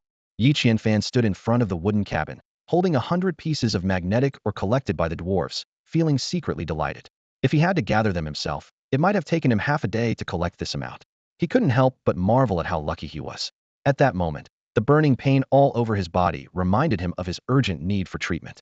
Yi Qianfan quickly brought up the crafting recipe: pain relief fruit X2, golden wound herb X1, scar removal flower X1, and started making a burn ointment. With a flash of golden light, a jar of yellow ointment, contained in a bamboo tube, appeared before him. Without hesitation, Yi Qianfan grabbed the ointment and carefully applied it to the swollen and reddened areas on his body. A cooling sensation instantly seeped into his skin, soothing him to the core and bringing him immense relief. To his surprise, the swelling on his body began to subside at a visibly rapid rate. After treating his injuries, Yi Qianfan turned his attention to inspecting the day's harvest. Inside the finely crafted beast trap, 2 rabbits and a chicken were quietly huddled. Upon closer inspection, he noticed that the chicken had no comb or large tail feathers, confirming it was a hen. Hoping the hen might lay eggs, Yi Qianfan decided to spare its life for the time being. As for the 2 rabbits, he slaughtered them without hesitation. After draining their blood and skinning them, he obtained rabbit meat 4 and beast hide 2. The rabbit blood, being too little in quantity, was ignored by the system. Each rabbit yielded only 2 pieces of meat and no beast cores. This led Yi Qianfan to conclude that not all prey contained beast cores. Small, weak animals like rabbits or squirrels were unlikely to have them. Only aggressive or threatening creatures like the gale serpent might possess beast cores. Just as Yi Qianfan was about to roast the rabbit meat, the white eagle nearby suddenly let out a series of chirps. It had been placed in the wooden cabin earlier, avoiding the acid rain. Now, its bright, sparkling eyes clearly conveyed its hunger. "You want to eat this?" Yi Qianfan pointed at the rabbit meat. The white eagle nodded repeatedly, but its gaze was fixed on the pile of rabbit remains, the heads and internal organs. This scene reminded Yi Qianfan of wildlife documentaries. Birds of prey and beasts often consumed the internal organs of their catch first, as they were rich in fat, representing high energy and value. Though he and the white eagle had a master-servant relationship, saving some meat would naturally be ideal. "That pile of innards and the rabbit heads are all yours." Yi Qianfan nodded at the white eagle. The white eagle was overjoyed, rubbing against Yi Qianfan's leg in gratitude, looking utterly content. Yi Qianfan gently patted its fluffy head, and only then did the white eagle, satisfied, dash to the site where the rabbits had been slaughtered and feast on the remains with great enthusiasm. The sight of the white eagle feeding left Yi Qianfan utterly stunned. This massive bird of prey not only devoured the rabbit's innards, but also tossed them into the air, catching them mid-flight with precision and producing a chilling crunch as it chewed. Yi Qianfan had initially thought the rabbit's head would pose a challenge for the eagle, but he had clearly underestimated this voracious creature. With a single strike of its sharp beak, the white eagle split the rabbit's head open, exposing the tender brain matter inside. It greedily pecked at the brain until the skull was split into 2 halves. Then, the eagle grabbed one of the rabbit's ears, tossed it into the air, and caught it with its wide-open beak, swallowing it with a loud crunch. The entire rabbit head seemed to transform into a mere snack, disappearing into the eagle's mouth in no time. While Yi Qianfan was still leisurely roasting rabbit meat, the white eagle had already cleaned up the rabbit's remains. This impressively large bird, standing nearly a meter tall, dozed off on the spot after its feast, occasionally blowing small bubbles from its nostrils. Yi Qianfan couldn't help but marvel. From hatching to growing and fighting, the events of this single day were enough to exhaust any creature. As he kept an eye on the roasting meat, Yi Qianfan opened his magic book and started browsing the regional chat channel, hoping to gather more information about this world. The channel was filled with cries for help and desperate complaints. "Help! The acid rain is corroding the roof of my grass hut. It's full of holes now. This is basically sulfuric acid rain. I saw it burn the bark off a tree. I got soaked by the rain, and now my whole body hurts and itches. What should I do? Can someone trade me some water? I don't even have enough to drink. The patterns on my clothes were dissolved by the rain. Does anyone have medicine? I'm willing to pay a high price." Amidst the widespread despair, Yi Qianfan keenly spotted a business opportunity. Since this acid rain was causing burns to many, the 49 remaining burn remedies he had could potentially be turned into ointments. His eyes lit up. This was undoubtedly a perfect chance to make a fortune. Yi Qianfan immediately used up the remaining ointment to produce burn medicine. He was glad he had mastered the formula in advance. Otherwise, even with the raw materials on hand, he would have had to wait until the pharmaceutical station was built to begin production. If that had been the case, he would have missed the golden opportunity to make a profit.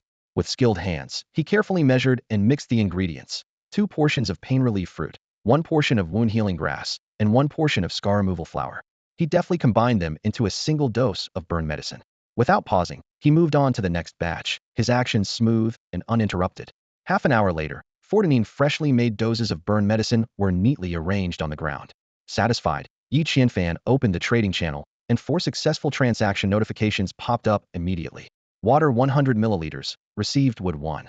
Water 100 milliliters, received stone 1. Water 200 milliliters, received wood 2. Water 100 milliliters, received stone 1. The 500 milliliters of water he listed for sale earlier had completely sold out. The comment section was flooded with purchase requests. Boss, can you give us a heads up next time you sell water? It sold out before I could grab any. Please sell more pure water, boss. The water I bought yesterday gave me stomach issues all day. Sob sob. Can I trade 3 wood for 200 milliliters of water? But Yi Qianfan had no time to deal with these small water trades. A few pieces of wood weren't worth his attention compared to the potential profits from selling the burn medicine. Besides, he still had some leftover resources, and once they were used up, he might be able to acquire new materials. Instead of hoarding, it was better to seize the current opportunity to upgrade. He quickly reviewed the materials needed for upgrades. Level 2 Tool Station, Stone 19100, Wood 4320, Earth Beast Core 22. He was just a few stones short of upgrading the tool station. For the stone house upgrade, Stone 19200, Mud 0100, Wood 4350, Vines 1220, Glass 04, Earth Beast Core 24. Although it seemed challenging, he decided to put up the items and test the market. He carefully designed several trade options. 1 burn medicine, exchange for 20 wood alternative, 20 stone, remaining 15. 1 burn medicine, exchange for 5 vines, remaining 4. 1 burn medicine, exchange for 1 earth beast core, remaining 10. 1 burn medicine, exchange for 1 spirit stone alternative, 1 glass, remaining 20. These options targeted players from different regions: lumberjacks in the forest zone, gatherers in the swamp, and miners in the caves, each with access to different resources. After listing the trades, he announced in the regional chat, "Anyone in need of burn medicine?" Responses flooded in like a tidal wave. "Yes, yes. Do you have any, boss? I'll pay a high price. My whole body hurts, please sell me some medicine." Seeing the enthusiastic reactions, Yi Qianfan replied, "Those in need, head to the trading platform. Priority will be given to players from this region. The price is a bit high. Anyone want to split a dose with me? Message me. What's wrong with you?" Yi Qianfan posted a trade offer for burn medicine on the trading channel, which instantly sparked heated discussions. The message board was flooded with various comments. Some accused him of taking advantage of others' desperation, while others defended him, arguing that a painstakingly developed medicine shouldn't be distributed for free. Meanwhile, some pragmatic players quickly formed groups to purchase the medicine, and a few even suggested pooling resources to buy it together. Yi Qianfan ignored all the messages. In this harsh world, having a saintly mindset was akin to digging one's own grave. He was never one to be overly kind, let alone play the role of a good Samaritan in such a place.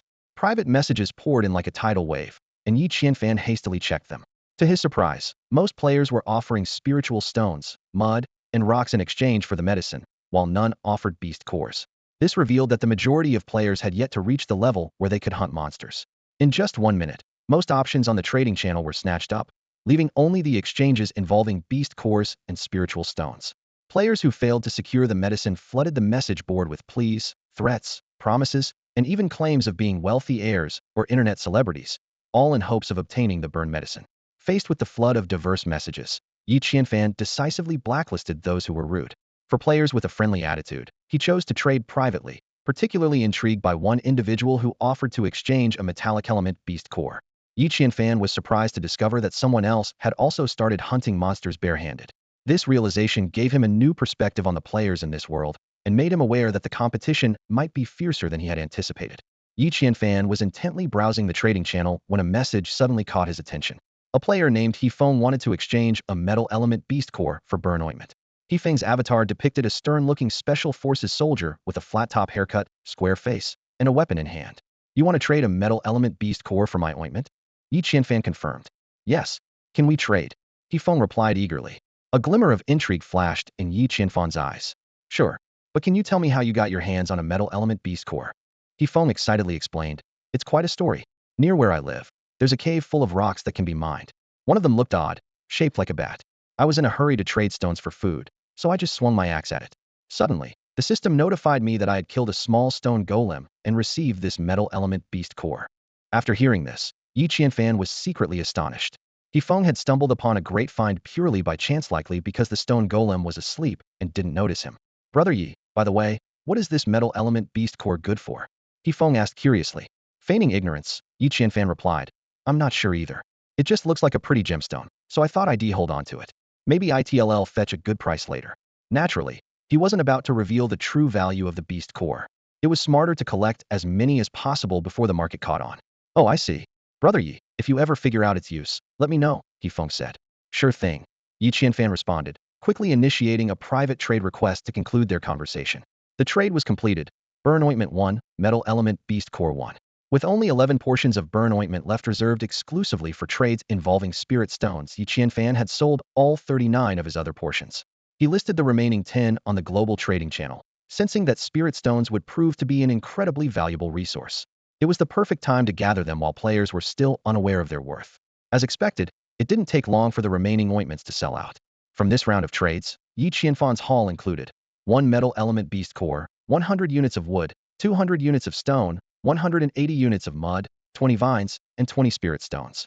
After tallying his loot, Yi Qianfan was thrilled to discover that he now had all the materials needed for a level 2 tool station. Stone 219100, wood 14320, and earth element beast core 22. However, upgrading his stone house still required 2 more earth element beast cores and 4 rare pieces of glass. He attempted to trade for glass using ointment, but no one seemed to have any. For now, glass remained out of reach. Left with no other options, Yi Qianfan decided to upgrade his tool station first. As the materials were consumed, stone 100, wood 20, earth element beast core 2, a golden light burst forth, and the black stone tool station transformed into a magnificent stone table. The level 2 tool station upgrade was a success, opening up new possibilities for Yi Qianfan's progress. Yi Qianfan glanced around and noticed that the wall above the table was lined with an array of hooks, providing a convenient way to hang items. The tabletop was neatly organized with various tools, finally giving the place the look of a proper workspace. His gaze fell upon the level 2 workbench, and he began calculating the items he could craft: a double-edged axe, a stone axe, a short bow, arrows, rattan armor, cotton clothing, an intermediate backpack, and basic arm guards. Suddenly, he remembered the blueprint for the fine arm guards he had obtained earlier. Due to a lack of materials, he hadn't been able to craft them. Now, seeing the options available at the workbench, Yi Qianfan eagerly clicked on the description for the basic arm guards. The screen displayed: Basic arm guards. Increases protection for your vulnerable arms. Overall defense 0.1. Remember to craft 2 at a time. You're not Yonghua. After all. Materials: beast hide 42, hemp thread 111. Next, he checked the information for the fine arm guards. Fine arm guards requires blueprint. Provides increased protection for your vulnerable arms. Overall defense 1. Remember to craft 2 at a time. You're not Yonghua. After all. Materials: beast hide 42, hemp thread 111, metal beast core 21. Frowning, Yi Qianfan pondered for a moment. He remembered having only 2 pieces of beast hide. However, upon checking his backpack, he discovered that the dwarf's backpack had completely deteriorated and automatically disassembled itself. This explained the extra beast hide he now had. Without further hesitation, he continued to study the crafting requirements for the arm guards. The workbench displayed the 2 crafting options for arm guards. While the basic arm guards required 1 less metal beast core, their defense was only 1/10 of the fine arm guards. After quickly weighing the pros and cons, Yi Qianfan decisively chose to craft the fine arm guards. Fine arm guards 1, beast hide 2, hemp thread 1, metal beast core 1. Soon, a golden arm guard adorned Yi Qianfan's wrist. It felt soft to the touch, yet its golden sheen hinted at its extraordinary quality. To test its durability, he grabbed a rusty axe and slashed it hard against the arm guard. To his delight, the arm guard remained completely unscathed, without even a scratch. Impressive, Yi Qianfan exclaimed excitedly and crafted another arm guard. Now, both of his arms were equipped with extra protection. He even imagined that, in a critical moment, these arm guards could serve as small shields, buying him precious time to counterattack. After finishing the arm guards, Yi Qianfan noticed the enticing aroma of roasted rabbit meat. Picking up a piece of the golden brown meat, he took a bite. The texture was tender, and the flavor was decent. He couldn't help but regret, thinking that with some seasonings like salt, pepper, cumin, chili powder, or sesame, it could taste even better. I should have saved some herbs to trade for spices. What a miscalculation, he muttered to himself with a wry smile. After finishing the rabbit meat, Yi Qianfan felt thirsty and remembered the 10 liters of water he had placed in the purifier that morning. When he approached the purifier, he noticed a flashing red exclamation mark indicating, "Charcoal depleted. Please replace with new charcoal." Strangely, the charcoal in the purifier had vanished, leaving only 1/9 of the dirty water unfiltered. Recalling that he had filtered 1 liter of water yesterday, Yi Qianfan realized he needed 0.3 more pieces of charcoal to complete the filtration. He quickly grabbed 3 pieces of charcoal from the firewood pile and added them to the purifier, which resumed its work. Calculating that the remaining 2.7 pieces of charcoal could be used for the next round of filtration, he felt reassured that none would go to waste. About 10 minutes later, the final liter of water was successfully filtered. Yi Qianfan was thrilled to see that he now had 9 liters of drinkable pure water, fully prepared for the adventures ahead. Yi Qianfan opened the trading channel and clicked on the page for purified water. His brows furrowed as he noticed something unusual. The once plentiful posts trading potable purified water had vanished entirely, leaving only a few listings with outrageous prices that deterred any potential buyers. Driven by curiosity, he clicked on a post offering 100 milliliters of drinking water in exchange for 10 units of wood. The comments section was filled with complaints and heated arguments. "Are you serious? This is daylight robbery. 100 milliliters of water is barely a few sips, and you're asking for 10 units of wood? Do you even know how long it takes to gather that much wood?" The seller coldly replied, "You're free not to buy it. I'm the only one with drinking water left. Today's acid rain has polluted all water sources. Go ahead, try drinking unfiltered water if you dare. I'm dying of thirst. Please, can I buy just 10 milliliters? I'll trade 1 unit of wood." One desperate buyer pleaded. "No partial sales, you beggar." The seller retorted mercilessly. "Does anyone know how to filter drinkable water?" Looking to collaborate for business, someone attempted to probe for information. The seller snapped back angrily. "You just want to scam me for free water, don't you? Buy it if you want, or get lost. I'm the only one selling water now, so it's up to you. Anyone who keeps whining will be blacklisted. Go die of thirst for all I care." The seller concluded with a harsh ultimatum. Yi Qianfan suddenly realized what had happened. Today's acid rain had contaminated all natural water sources. Unless someone owned a specialized water purifier like him, even previously clean mountain spring water was now undrinkable. Opportunity had arrived. Yi Qianfan's eyes lit up with excitement. He quickly divided his 9 liters of water into smaller portions and listed them on the trading platform. 15 milliliters of purified drinking water for 1 unit of wood or 1 stone, 100 portions available. 20 milliliters of purified drinking water for 2 units of mud, 100 portions available. 100 milliliters of purified drinking water for 1 spiritual stone and 1 animal hide, 20 portions available. He planned to take advantage of this situation to collect surplus materials from other players. Without hesitation, he announced in the regional channel, "Anyone in need of drinking water? Check the trading platform, first come, first served." The message sent the channel into a frenzy. "Wow, Brother Fan listed water. Finally, someone is selling water. I was about to die of thirst. You're a lifesaver, big bro. I just drank some polluted stream water, and now I'm completely drained from diarrhea. My stomach is burning. Anyone got medicine? Brother Fan is amazing. How did you even get purified water? Incredible. 1 unit of wood for a sip of water. I'm going bankrupt here. Brother Fan, I don't have wood. Can I trade bronze instead?" I opened a chest and got 10 pieces of bronze from dismantling it. However, not everyone was pleased. Greedy merchant, profiting off people's misery again. You made so much money selling medicine before, and you think you should give back to the community now?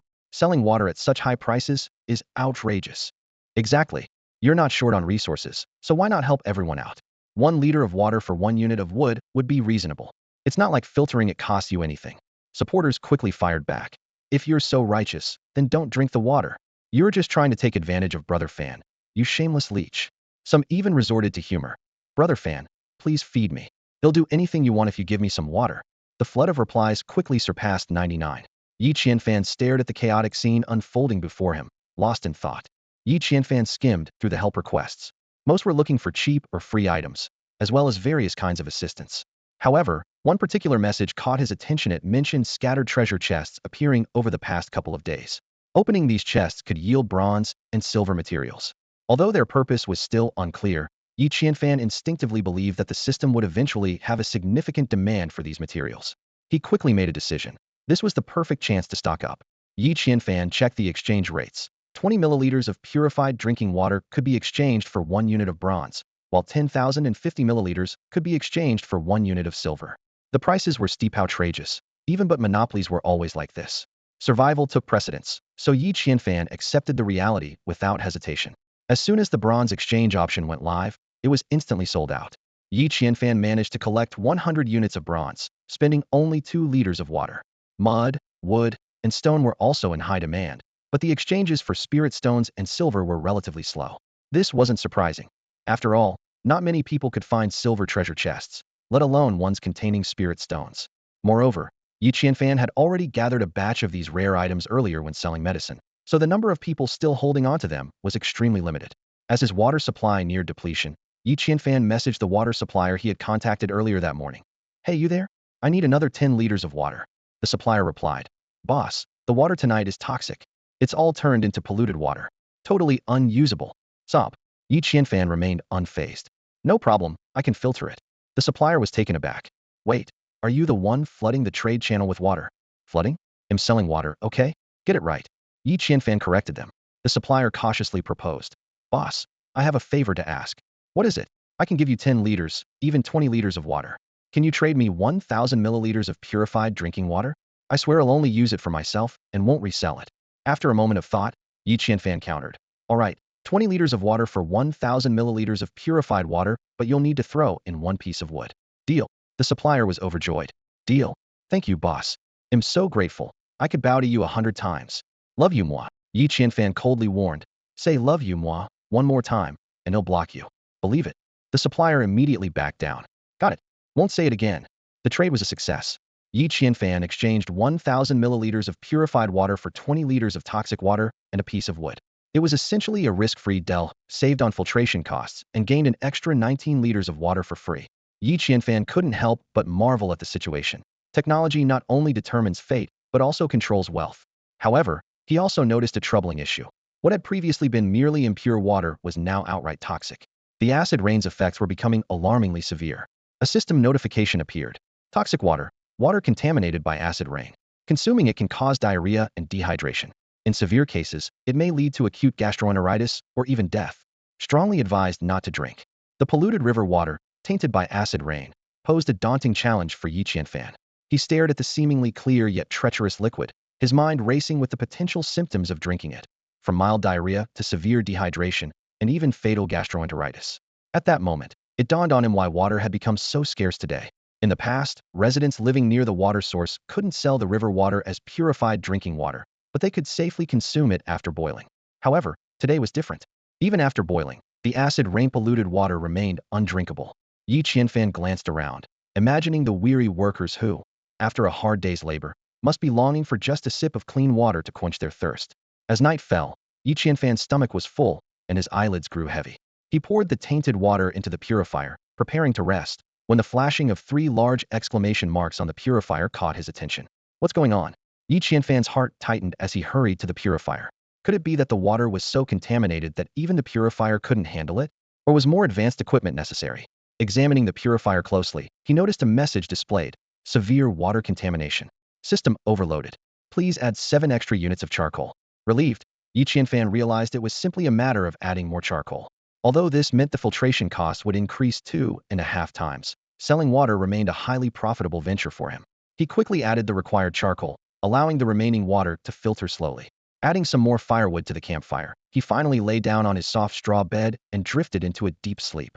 The next morning, Yi Qianfan awoke with the sunlight streaming in. He reached for his magical book to check the day's weather forecast. The time read 6:37, leaving 1 hour and 23 minutes until sunrise. The temperature was 18 C, and the clear skies made it an ideal day for exploration. However, a warning in the magical book caught his attention. It advised gathering wood urgently and upgrading the grass hut, as the impending cold night could bring regret to those unprepared. Suddenly, Yi Qianfan recalled the warning he had seen on the first day: a cold wave is expected on the 3rd night. That meant tonight was the dangerous night. Without a sufficiently insulated cabin, people might freeze to death. The harshness of this game was chilling. Yi Qianfan glanced at the number of players online. The count had dropped from 780 yesterday to 635 today, 145 players gone overnight. He was astonished. In just 2 days, nearly a third of the participants had been eliminated. What kind of devastation would tonight bring? But that wasn't his concern. What mattered most was ensuring his own survival. After getting up, Yi Qianfan took one of the 3 remaining portions of rabbit meat from the previous day and placed it over the fire to roast. He carefully reviewed the meat's attributes: roasted wild rabbit meat, marbled with fat, crispy on the outside, tender on the inside, rich in calories, and a high-quality food source. Freshness, 95. Satiety value, 80. Yi Qianfan felt a sense of relief. Storing roasted meat in the warehouse indeed improved its preservation. He recalled how the mackerel he had stored previously dropped to 79 freshness after just one day, while the roasted rabbit meat retained high freshness even after a night. Given this excellent preservation, he decided not to rush to sell it.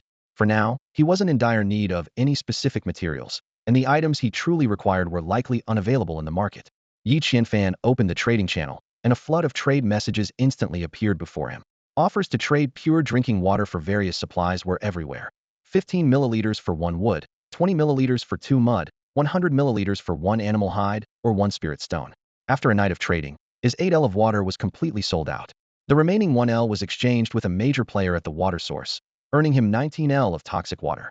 This round of trading brought Yi Qianfan substantial returns. 20 units of wood, 80 units of stone, 200 units of mud, 5 animal hides, 15 spirit stones, 100 units of bronze, and 10 units of silver. Judging by the difficulty of acquiring materials, wood was rarer than stone, and players with animal hides were extremely scarce. While many had open bronze chests, silver chests were exceptionally rare. A single silver chest could be broken down into 10 units of silver, and only one person had exchanged theirs for pure water, highlighting the rarity of silver chests in the entire game. Unfortunately, the water purifier could only filter 10L of water at a time, limiting Yi Qianfan's production capacity. From the 9L of water he filtered last night, he kept 1L for himself and put the remaining 8L up for trade. He prioritized acquiring spirit stones, bronze, and silver while collecting other materials in smaller quantities. Knowing that once the top players rose to power, these resources would become much harder to obtain, he planned to stockpile as much as he could while others were still unaware of their value. As Yi Qianfan was enjoying some roasted meat, the white eagle approached him, staring intently at the food in his hand. Understanding its intent, Yi Qianfan retrieved a 2-pound piece of wild rabbit meat from his storage and tossed it to the eagle. The white eagle swallowed it whole without even chewing, then fixed its gaze on the remaining meat in Yi Qianfan's hand. Yi Qianfan couldn't help but laugh. What's this? Still not full, little guy? The white eagle nodded vigorously, as if it truly understood him. Resigned, Yi Qianfan fetched another piece of rabbit meat, throwing it to the eagle as he said, "At this rate, I might not be able to afford feeding you." However, the white eagle puffed out its chest and gestured with its claws, as if to say it could hunt for itself. Intrigued, Yi Qianfan asked, "Are you saying you can hunt?" The eagle nodded repeatedly. "But the outside is covered in white fog. How are you going to hunt?" Yi Qianfan pressed further. The white eagle seemed confused by the question but maintained its proud demeanor, as if declaring, "I can do it." Yi Qianfan's eyes lit up. "All right then, how about we team up for some hunting later?" The white eagle readily agreed, and just like that, the man and the eagle formed a hunting partnership. The tranquility of the wooden cabin in the early morning was suddenly broken by a series of hurried clucking sounds.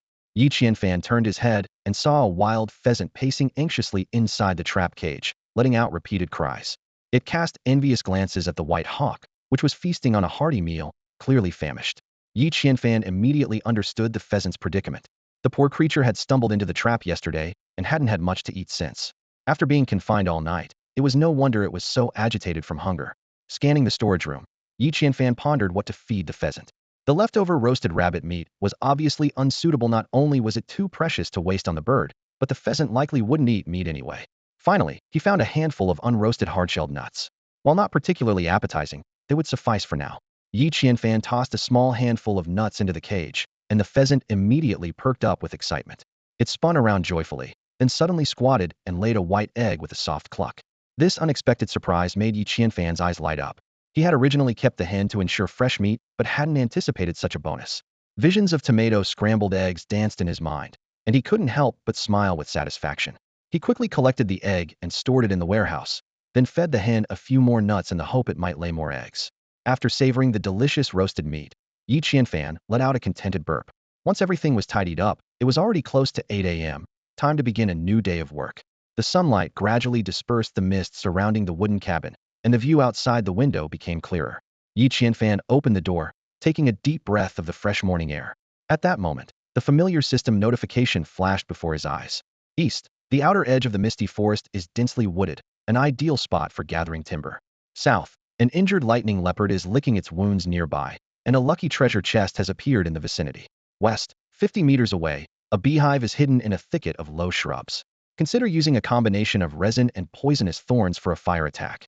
North, yesterday's acid rain severely injured the small animals, so setting traps today might yield no results. After weighing the pros and cons, Yi Qianfan decided to focus today's exploration on the injured lightning leopard to the south and the beehive to the west. Although the system noted that the lightning leopard was already injured and could potentially be defeated with his rusty axe, Yi Qianfan was well aware of the risks, as such an encounter could result in his own injury. He began carefully considering how to handle this dangerous, yet opportunity-filled situation. Yi Qianfan stood in front of the workbench, his gaze sweeping across the various items that could be crafted on the level 2 workbench. The short bow caught his attention. It could attack prey within a 50-meter range. He carefully reviewed the crafting requirements: 322 vines, 01 beast tendon, and 191 bamboo. Suddenly, Yi Qianfan realized that bronze was needed to craft arrows. He frowned as he calculated each arrow required 1 bronze, and the consumption rate was distressing. He silently hoped that the arrows could be reused. Looking around, Yi Qianfan noticed that he lacked both beast tendons and feathers. His eyes landed on a hen happily pecking at some nuts. Sensing her owner's ominous gaze, the hen retreated a few steps in fear, her eyes filled with confusion and terror. Yi Qianfan checked the hen's attributes: 1 egg per day, disassembly yields 2 pieces of chicken meat, 1 portion of egg extract, and 10 feathers. He sighed. The hen's feathers clearly wouldn't meet his requirements. Turning his attention to the white eagle, Yi Qianfan's gaze grew even more intense. The white eagle, alarmed by the look in his eyes, took a step back. Yi Qianfan carefully examined the eagle's attributes: 80 maturity, an expert in hunting and tracking, with powerful talents for attacks. Noticing that the white eagle's maturity had reached 80, Yi Qianfan decided to make an investment. From his stash of 36 spirit stones, he took one and tossed it directly to the white eagle. The eagle's eyes widened in surprise, as if trying to confirm whether this was truly meant for it. After receiving Yi Qianfan's confirmation, the eagle eagerly swallowed the spirit stone, crunching it with enthusiasm. Upon consuming the spirit stone, the white eagle's body trembled, and its size suddenly increased by half a meter, reaching over 1 meter in height.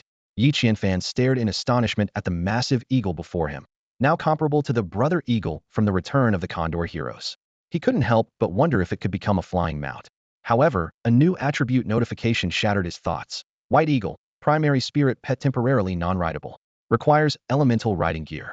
Seeing the eagle's status display: feathers, 1,000, collectible.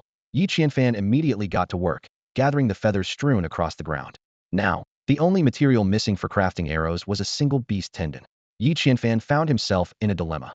Crafting the short bow required a beast tendon, but the best way to obtain one was by defeating a lightning leopard.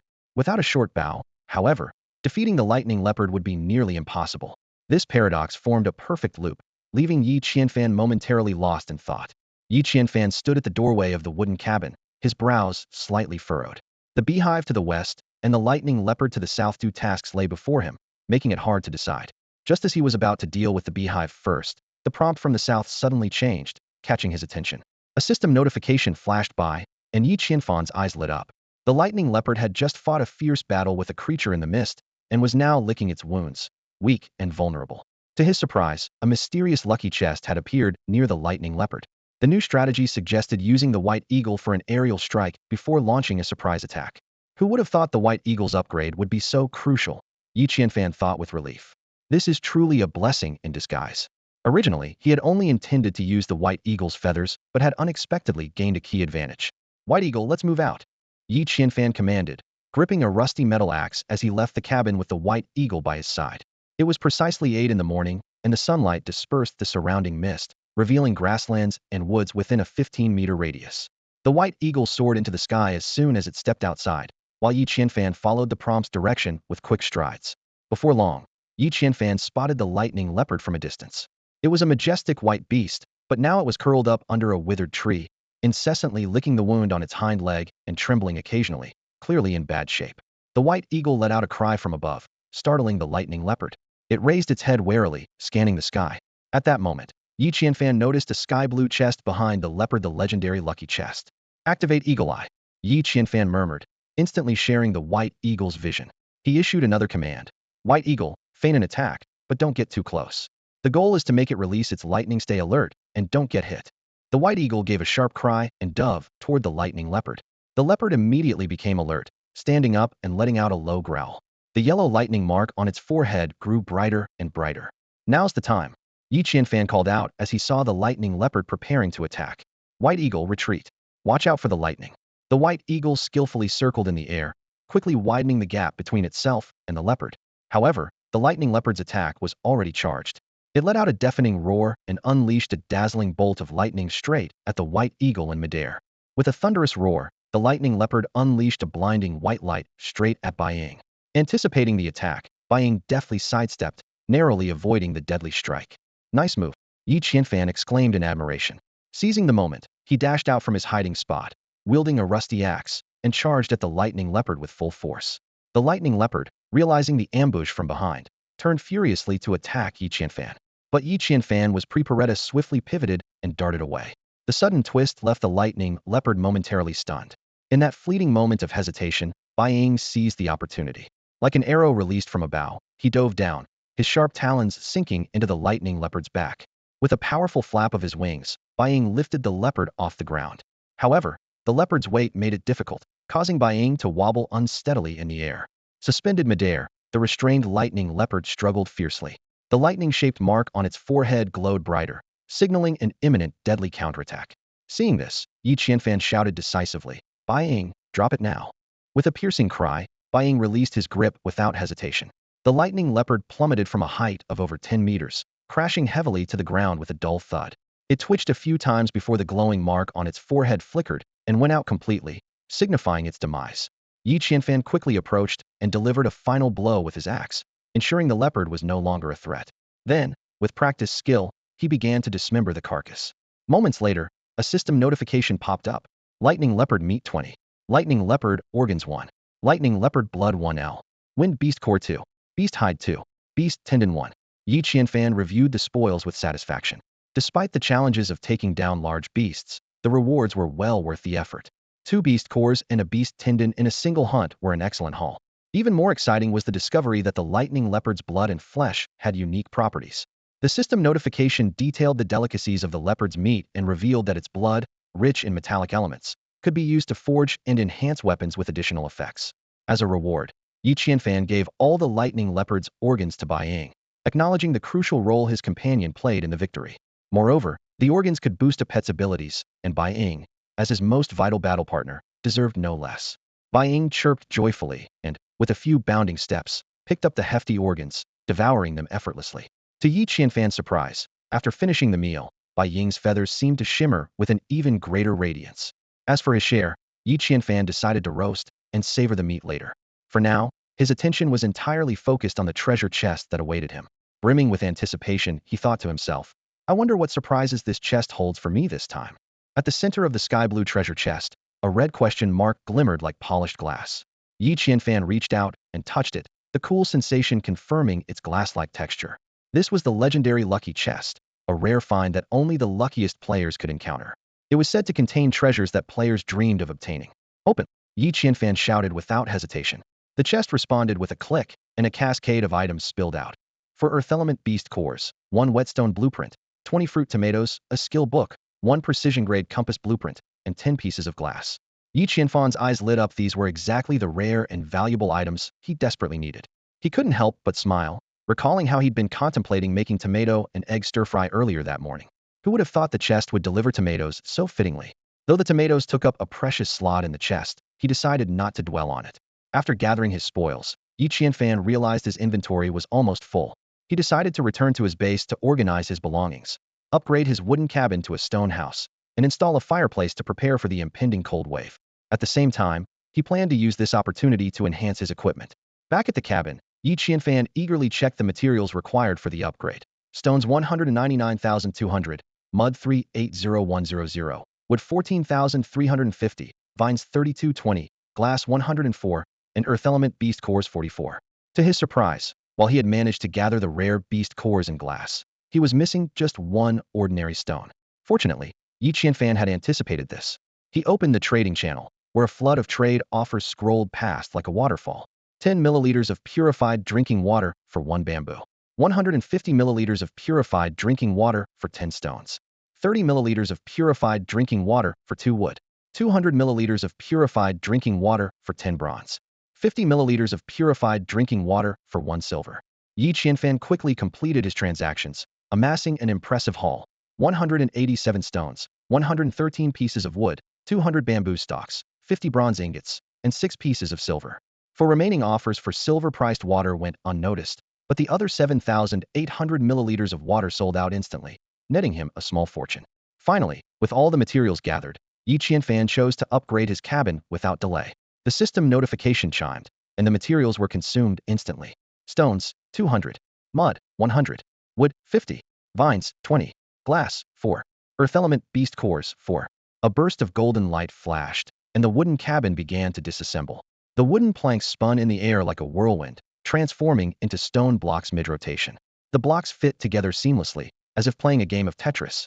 In no time, a spacious stone house rose from the ground, more than double the size of the original cabin. Inside, the old workbench and wooden bed remained in their original positions. But what excited Yi Qianfan the most were the newly added functional areas. A fireplace, an alchemy furnace, a pharmaceutical station, and a pet cage. All were ready to be built, waiting for Yi Qianfan to take the next step. Yi Qianfan surveyed the upgraded stone house, nodding in satisfaction. The 100-square-meter space was illuminated just right by sunlight streaming through a wooden door and 2 glass windows, creating a warm and cozy atmosphere. Compared to his previous wooden cabin, this place was undoubtedly much more livable. Instead of rushing to upgrade other facilities, he headed straight to the workbench and began crafting a short bow. A system prompt immediately appeared. Short bow can attack prey within a 50-meter range. Accuracy decreases beyond that. Crafting requirements: 122 vines, 11 animal sinew, 2191 bamboo. As the materials were consumed, a short bow about 1 meter in length appeared in Yi Qianfan's hands. He tested its feel, and though slightly small in size, found its quality impressive. Next, he crafted 10 arrows, ready to test his new creation outside. With the newly crafted bow and arrows in hand, Yi Qianfan stepped outside. He used charcoal to draw a target on a nearby tree. Taking a deep breath, he aimed at the target and released the bowstring hush. The first arrow missed completely, flying into the tree canopy. "White Eagle, fetch the arrow for me," Yi Qianfan called out. The materials for these arrows were precious and couldn't be wasted. White Eagle promptly took flight, soaring to the canopy to retrieve the arrow. However, midair, it seemed to remember something, letting the arrow fall momentarily before skillfully catching it again with its beak, then flying back. Yi Qianfan couldn't help but laugh, realizing White Eagle had taken his command quite literally. To reward its loyalty, Yi Qianfan tossed it a piece of lightning leopard meat and praised, "Well done." White Eagle bobbed its head happily, clearly pleased with itself. Yi Qianfan resumed practicing his archery. Unfortunately, out of 10 shots, only one barely grazed the edge of the target. It was clear that hunting moving prey with his current skills would be quite difficult. But this was no surprise after all. He had never received formal archery training. At that moment, Yi Qianfan remembered the precision skill book he had obtained from a lucky chest. Without hesitation, he chose to learn it. Instantly, his mind was flooded with a wealth of archery techniques. Proper stance, a 90-degree turn, drawing the bowstring to the ear, focusing on the target. It felt as though a mystical force was guiding him. Yi Qianfan raised his bow again and took aim. This time, he released the string effortlessly, and the arrow seemed to have a life of its own, speeding straight toward the target. Thud! The arrow struck the center of the target, penetrating an inch deep, with its tail still trembling from the force. Staring at the arrow embedded in the target, Yi Qianfan's eyes gleamed with excitement and newfound confidence. Rapid fire. Yi Qianfan tried again, and arrows rained down like a storm. With the precision boost from his skills, it felt as if he was on fire. Each arrow hit the bullseye in succession, and 3 of them even stacked on top of each other, completely destroying 2 of the arrows. Yet, Yi Qianfan didn't care about the minor loss. His excitement was written all over his face. "This lucky treasure chest is exactly what I needed," he exclaimed with delight. Then, recalling the 2 blueprints in the chest, he eagerly learned them. A system notification promptly followed. "You have mastered the technique for crafting a whetstone. You have mastered the technique for crafting a superior compass." Yi Qianfan carefully examined the details of the new skills. The whetstone could sharpen rusty metal blades and required 10 units of quartz sand, 1 unit of mud, and 1 unit of resin to craft. The superior compass, an essential tool in the fog, required 1 magnet, 1 piece of glass, and 2 units of resin. However, upon checking his materials, he noticed a problem. I clearly have plenty of magnets, so why does it show 0? He muttered in confusion. Opening his inventory, he discovered that what he had stored were 100 units of lodestone, not the magnets required for the compass.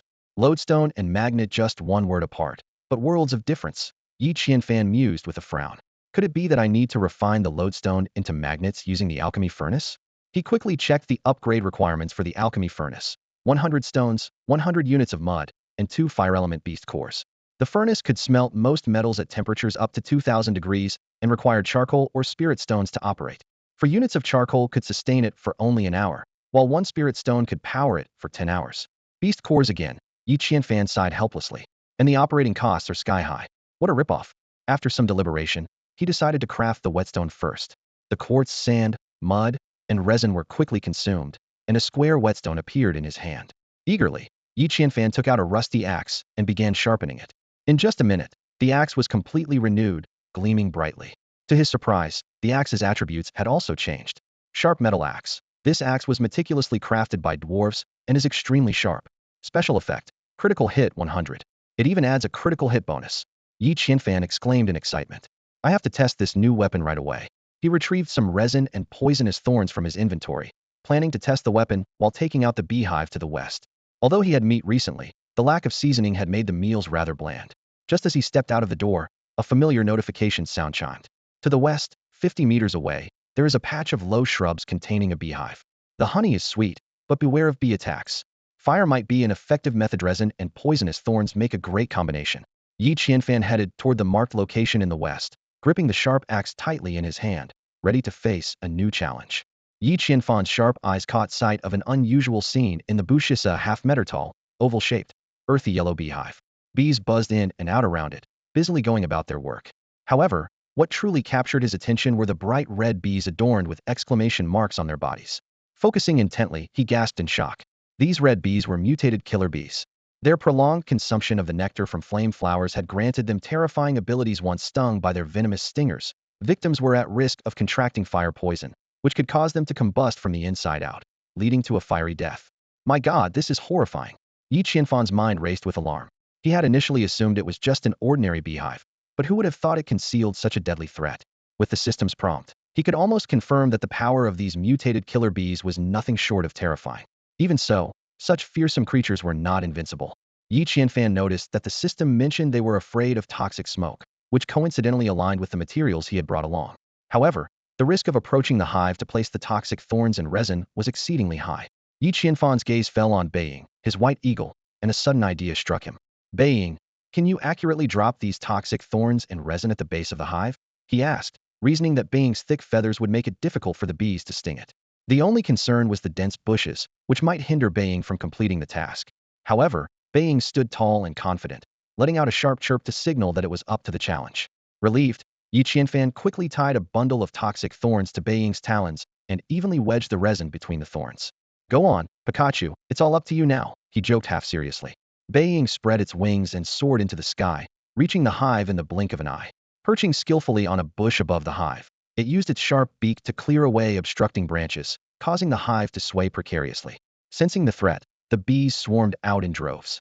Countless fiery red figures circled around Beiying. Watching the dense flurry of exclamation marks, Yi Qianfan couldn't help but feel a lingering fear. It was fortunate he hadn't taken the risk himself. One sting from these mutated killer bees, and he would have met a swift and fiery demise. Beiying remained calm and composed, gently flapping its wings to create gusts of wind that blew away large clusters of bees. While the remaining bees continued their relentless attack, their stingers were too short to penetrate Beiying's thick feathers.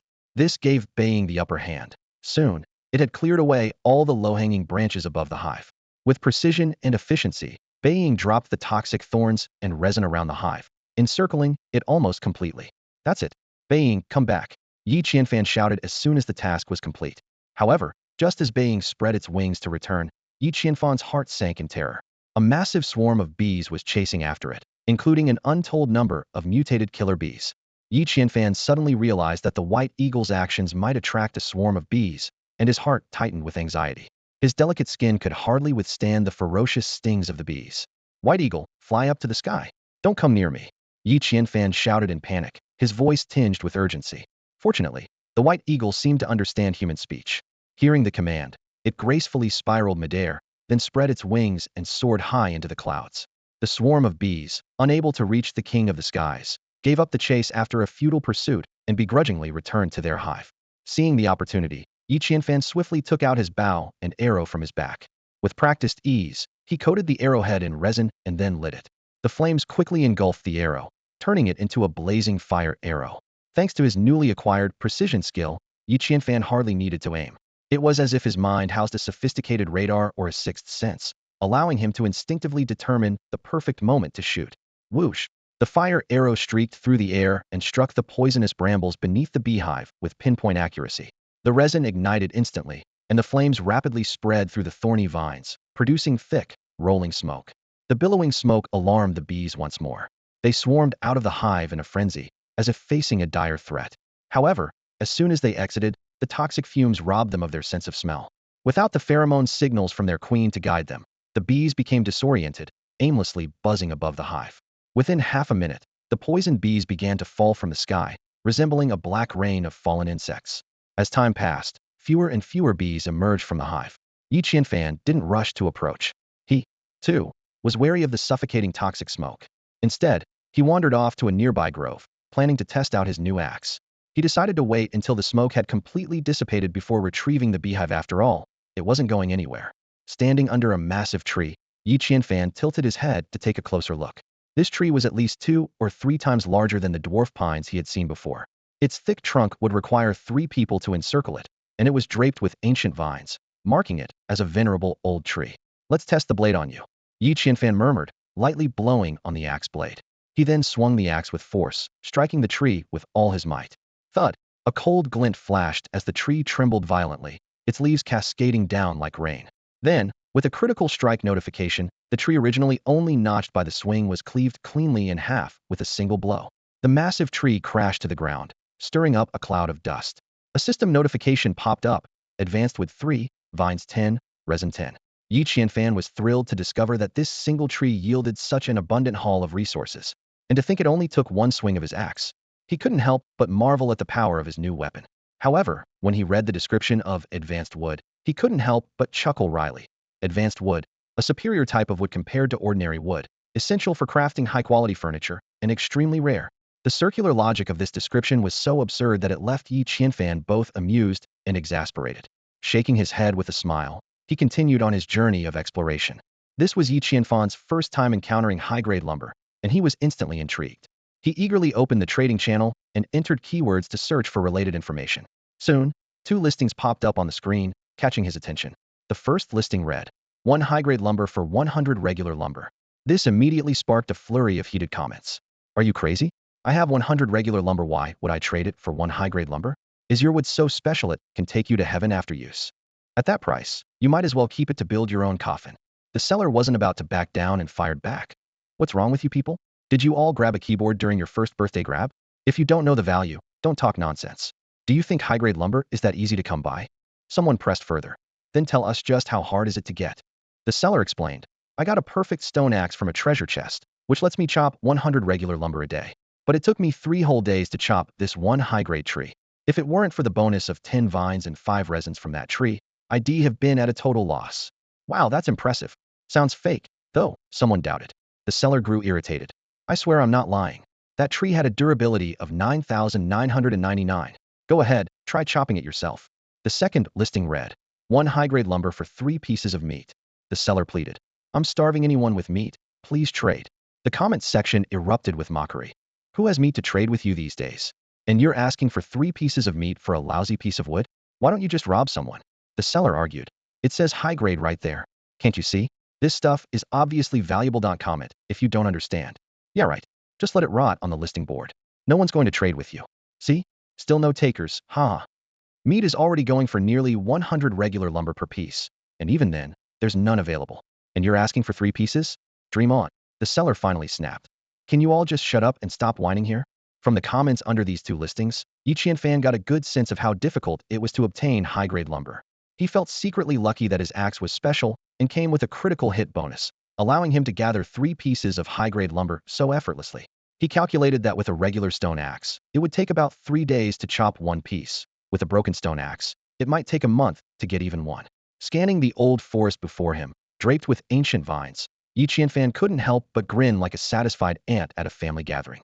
1 piece of high-grade lumber was worth 100 pieces of regular lumber, meaning each swing of his axe yielded an incredible profit of 999.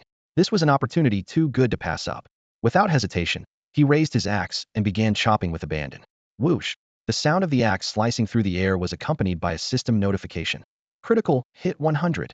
High-grade lumber 2, vines 8, resin 8. Whoosh! Another swing. Critical hit 100. High-grade lumber 3, vines 10, resin 5. Yi Qianfan swung his axe like a machine, tireless and relentless. It wasn't until he had cleared the entire forest that he finally stopped. In about 20 swings, the once lush forest, filled with towering banyan trees and tangled vines, had been completely leveled, all turned into wood. Half an hour later, Yi Qianfan tallied his haul: 46 pieces of high-grade lumber, 396 vines, and 365 resins. The sheer weight of the high-grade lumber and basic materials had already maxed out his carrying capacity. Looking at the mountain of vines and resin left on the ground, Yi Qianfan felt a bit helpless, simply couldn't carry it all. After some consideration, he decided to take the high-grade lumber back first. Then, he would craft a backpack and return to transport the rest. As he made his way back with his haul, Yi Qianfan's heart was filled with anticipation. He couldn't wait to see what amazing things these precious materials could create.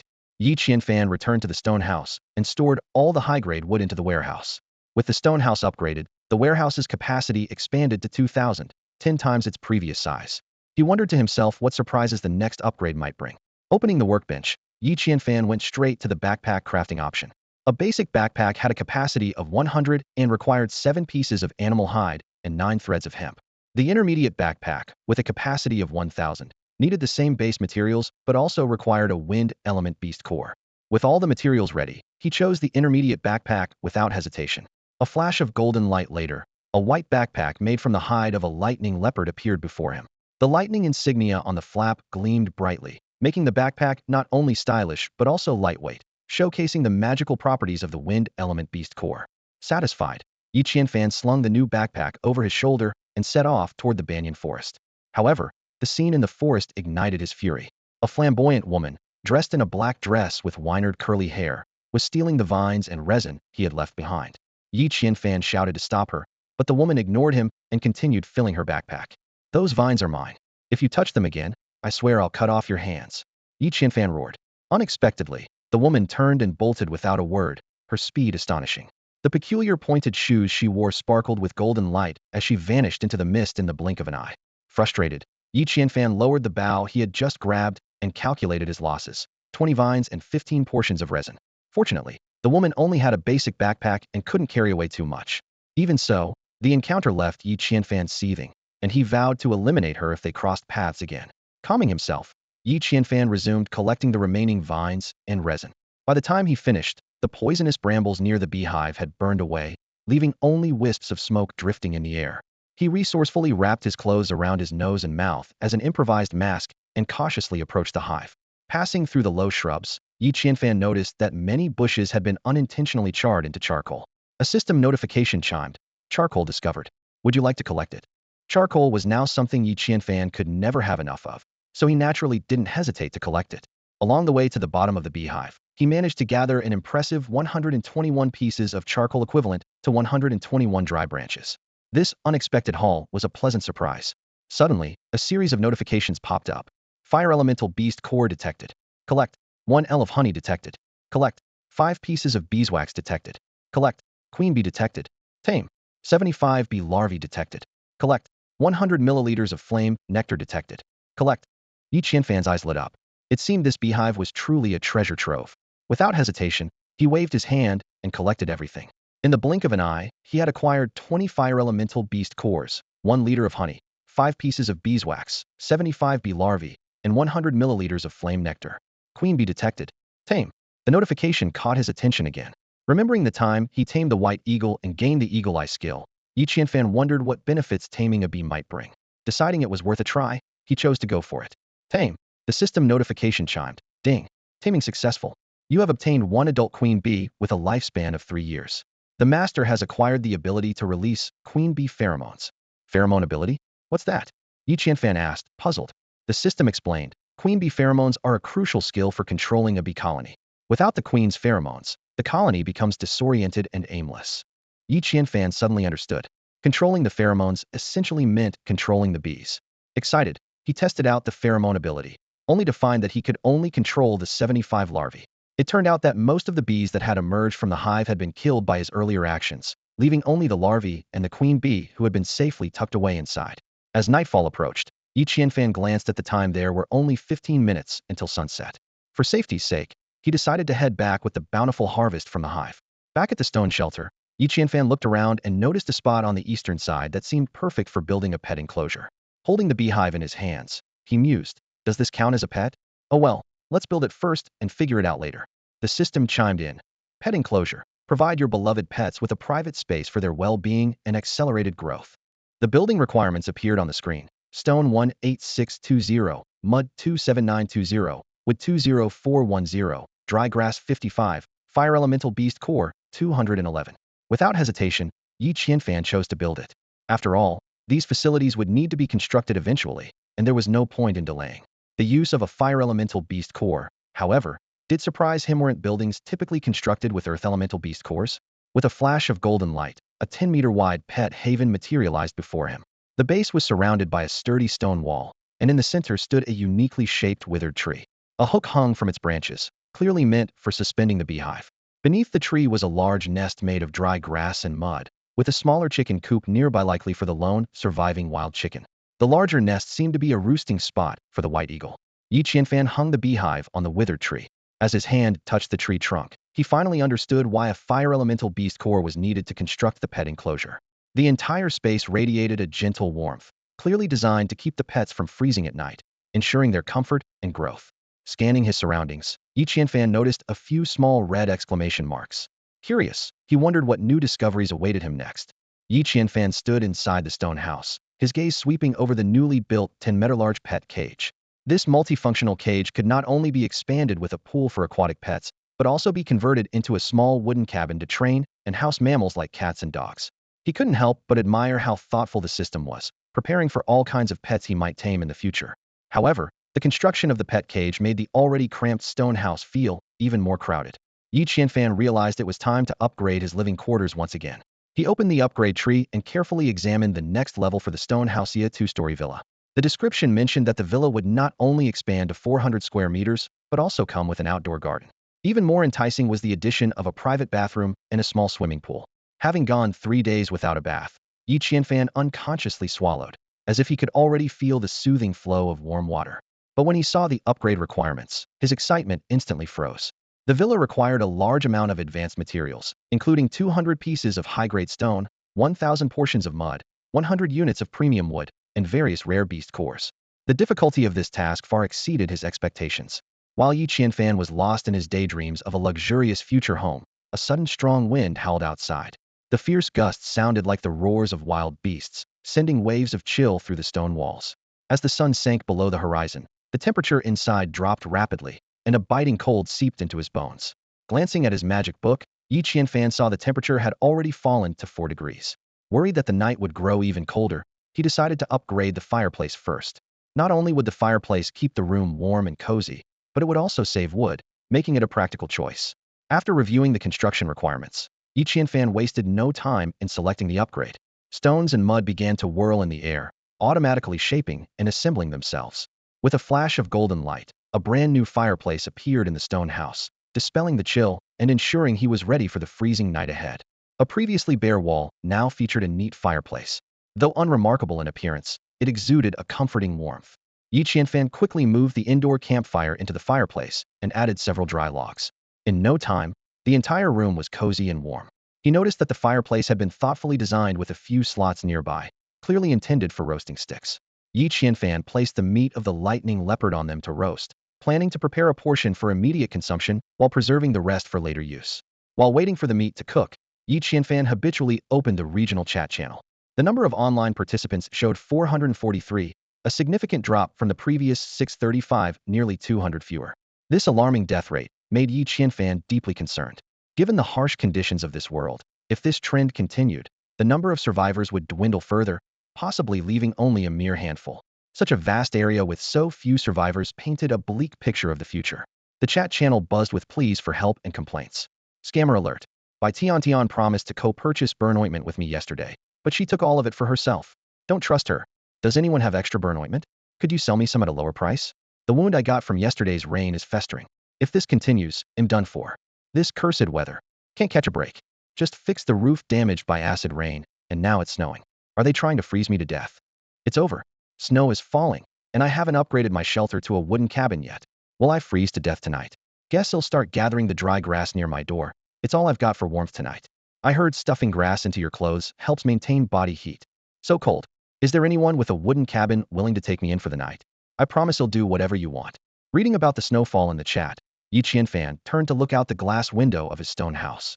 Outside, large snowflakes were gently falling, each one quite sizable. Though the snowfall had just begun, the ground was already coated with a thin layer of white. No wonder the temperature had dropped so suddenly. Yi Qianfan decided to make some hot soup to warm himself up for the night. He opened the upgrade menu to search for anything related to pots. 3 options appeared before him: a stone pot, a bronze pot, and a silver pot. The stone pot required days of laborious grinding to craft, roughly 3 days. Meanwhile, the bronze and silver pots required an upgraded alchemy furnace for production. Yi Qianfan opted to build the alchemy furnace first. He had planned to construct it after upgrading his stone house earlier that day, but he hadn't had enough beast cores. However, the fire-type beast cores he collected from raiding a hive that afternoon were finally sufficient for the task. A system notification popped up. Alchemy furnace. Capable of reaching 2000 C, suitable for smelting most metals.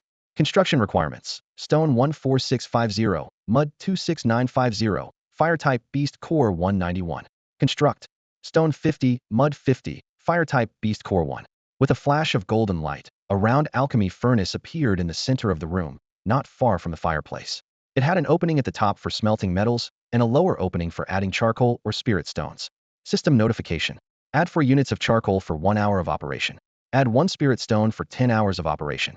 Without hesitation, Yi Qianfan threw in 4 units of charcoal. After all, he had collected plenty of charcoal from the shrubs earlier and saw no need to skimp. As for spirit stones, they were too precious to waste casually. Even before the alchemy furnace began operating, Yi Qianfan could feel the warmth radiating from its walls. He quickly opened the furnace's menu, located the option for a metal pot, and selected craft. System notification: bronze pot 1, bronze 10. Bronze pot. Exceptionally durable, suitable for boiling water or soup over a campfire or fireplace. Reduces heating time by half compared to stone pots. A must-have for a quality lifestyle. Non-toxic and safe to use. Though it consumed a significant amount of bronze, Yi Qianfan deemed it worthwhile for the time saved. He rinsed the bronze pot with water, added the lightning leopard meat, some water, and tomatoes, and prepared to enjoy a delicious tomato meat soup that evening. Meanwhile, in another mist-shrouded area, a woman wearing golden boots cautiously navigated the terrain with a torch in hand. Lu Yin, relying on her wind shoes, had initially believed she could roam freely. However, the sudden blizzard had completely erased any traces of her path home. Now, she was truly lost in the mist. The fog at night was especially terrifying. Lu Yin couldn't shake the feeling that an unseen pair of eyes was watching her from within the mist. Meanwhile, the torch in her hand had only about 45 minutes of burn time left. No matter how she calculated, Lu Yin knew she wouldn't be able to return to the safety of her shelter in time. Lu Yin was on the verge of breaking down, tears welling up in her eyes. With trembling fingers, she used the chat channel in the magic book to contact her boyfriend, Hefeng. Hefeng, I'm lost. I'm doomed. It's so cold here, and I'm so scared. Hefeng was a bit surprised. What happened? Didn't I give you the wind shoes? How could you still get lost? Where exactly are you now? Lu Yin glanced around frantically, her voice quivering with a sob. I don't know. There are just lots of short bushes everywhere, and her voice suddenly trailed off as her gaze landed on a structure not far away. And what? Hefeng pressed her for more details. And there's a stone house. Lu Yin exclaimed in surprise, carefully examining the scene before her. It was a stone house with a snow-covered roof, covering an area of over 100 square meters. The walls were built with smooth stones stacked neatly, featuring glass windows with wooden frames and a wooden door engraved with intricate patterns. The house's craftsmanship far exceeded what an average player could achieve. Lu Yin couldn't help but imagine how wonderful it would be if she owned such a house. She wouldn't have to endure hunger or cold anymore, nor would she fear the monsters lurking in the mist at night. The sturdy stone walls could keep out any attacks, and even if the campfire went out in the middle of the night, she wouldn't have to risk leaving her warm bed to add more wood. Hearing her description of the stone house, Hefeng responded immediately. Wait, are there native inhabitants in the mist world? How could there be a stone house? Lu Yin hesitated and asked tentatively. Hefeng, do you think it could have been built by a high-level player? Impossible. Hefeng dismissed the idea outright. We've only been in the mist world for 3 days, and it took both of us working together just to upgrade a small wooden hut. There's no way someone else could progress faster than us. Lu Yin thought his reasoning made sense. At that moment, an enticing aroma of roasted meat wafted from the stone house, making her mouth water. Her nose twitched involuntarily. Hefeng continued to prod. Lu Yin, can you see anything else coming from that stone house? The smell it's roasted meat, Lu Yin said excitedly. And I see smoke rising from the chimney. They actually have meat to eat. Hefeng immediately recognized an opportunity and sent her 3 knife emojis. Lu Yin, you know how expensive meat is right now, don't you? This is your chance. Use your charm to win over whoever's inside, probably some clueless native. Like last time, Luyan smirked and flicked her hair confidently. She had always been sure of her allure. Yifeng nodded eagerly. Exactly. Last time, that fool believed you were just a helpless girl and let you in. Without his supplies, we wouldn't have upgraded to the wooden hut so quickly. And you're still happily wearing his shoes, aren't you? Luyan glanced down at the wind shoes on her feet, which were completely untouched by the snow. She licked her lips greedily. Fine, I'll go. But let me make this clear, whatever's inside that house, I get first pick. No problem. Yifeng agreed readily. After all, it was a win-win situation for him. At worst, his girlfriend would have to use her charm. Even if there was a cost, Yifeng didn't care who would argue with the dead, anyway. Meanwhile, inside the stone house, Yi Qianfan was cheerfully grilling pieces of lightning leopard meat. Suddenly, there was a knock at the door. Knock, knock. Yi Qianfan was intently grilling meat, the tantalizing aroma making his mouth water. Suddenly, a rapid knocking at the door shattered the stillness of the night, startling him. He turned his head warily toward the door, suspicion creeping into his mind. In this perilous, mist-shrouded world, who would wander around at night? Bai Ying, too, was startled.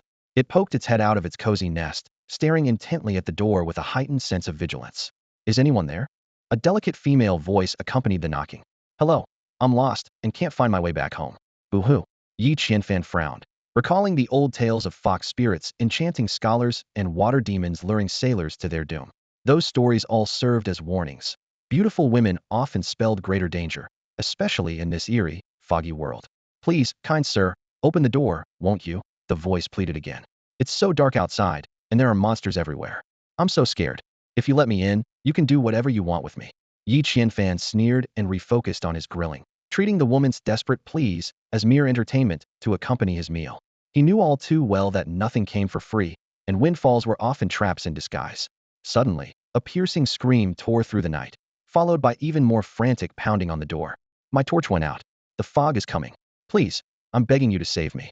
Whatever you want, I'll agree to it. I swear I will. The mention of a torch made Yi Qianfan pause. It dawned on him that the person outside might indeed be a lost player. Even so, he remained cautious and walked to the window to observe carefully. When he finally saw the person outside, he froze in surprise. It was the woman who had stolen his vines earlier that morning. Big brother, it's you. The woman outside recognized Yi Qianfan and immediately lit up with joy. You're the guy cutting trees in the shrubs this morning. We're both players, please. I'm begging you to let me in and save me.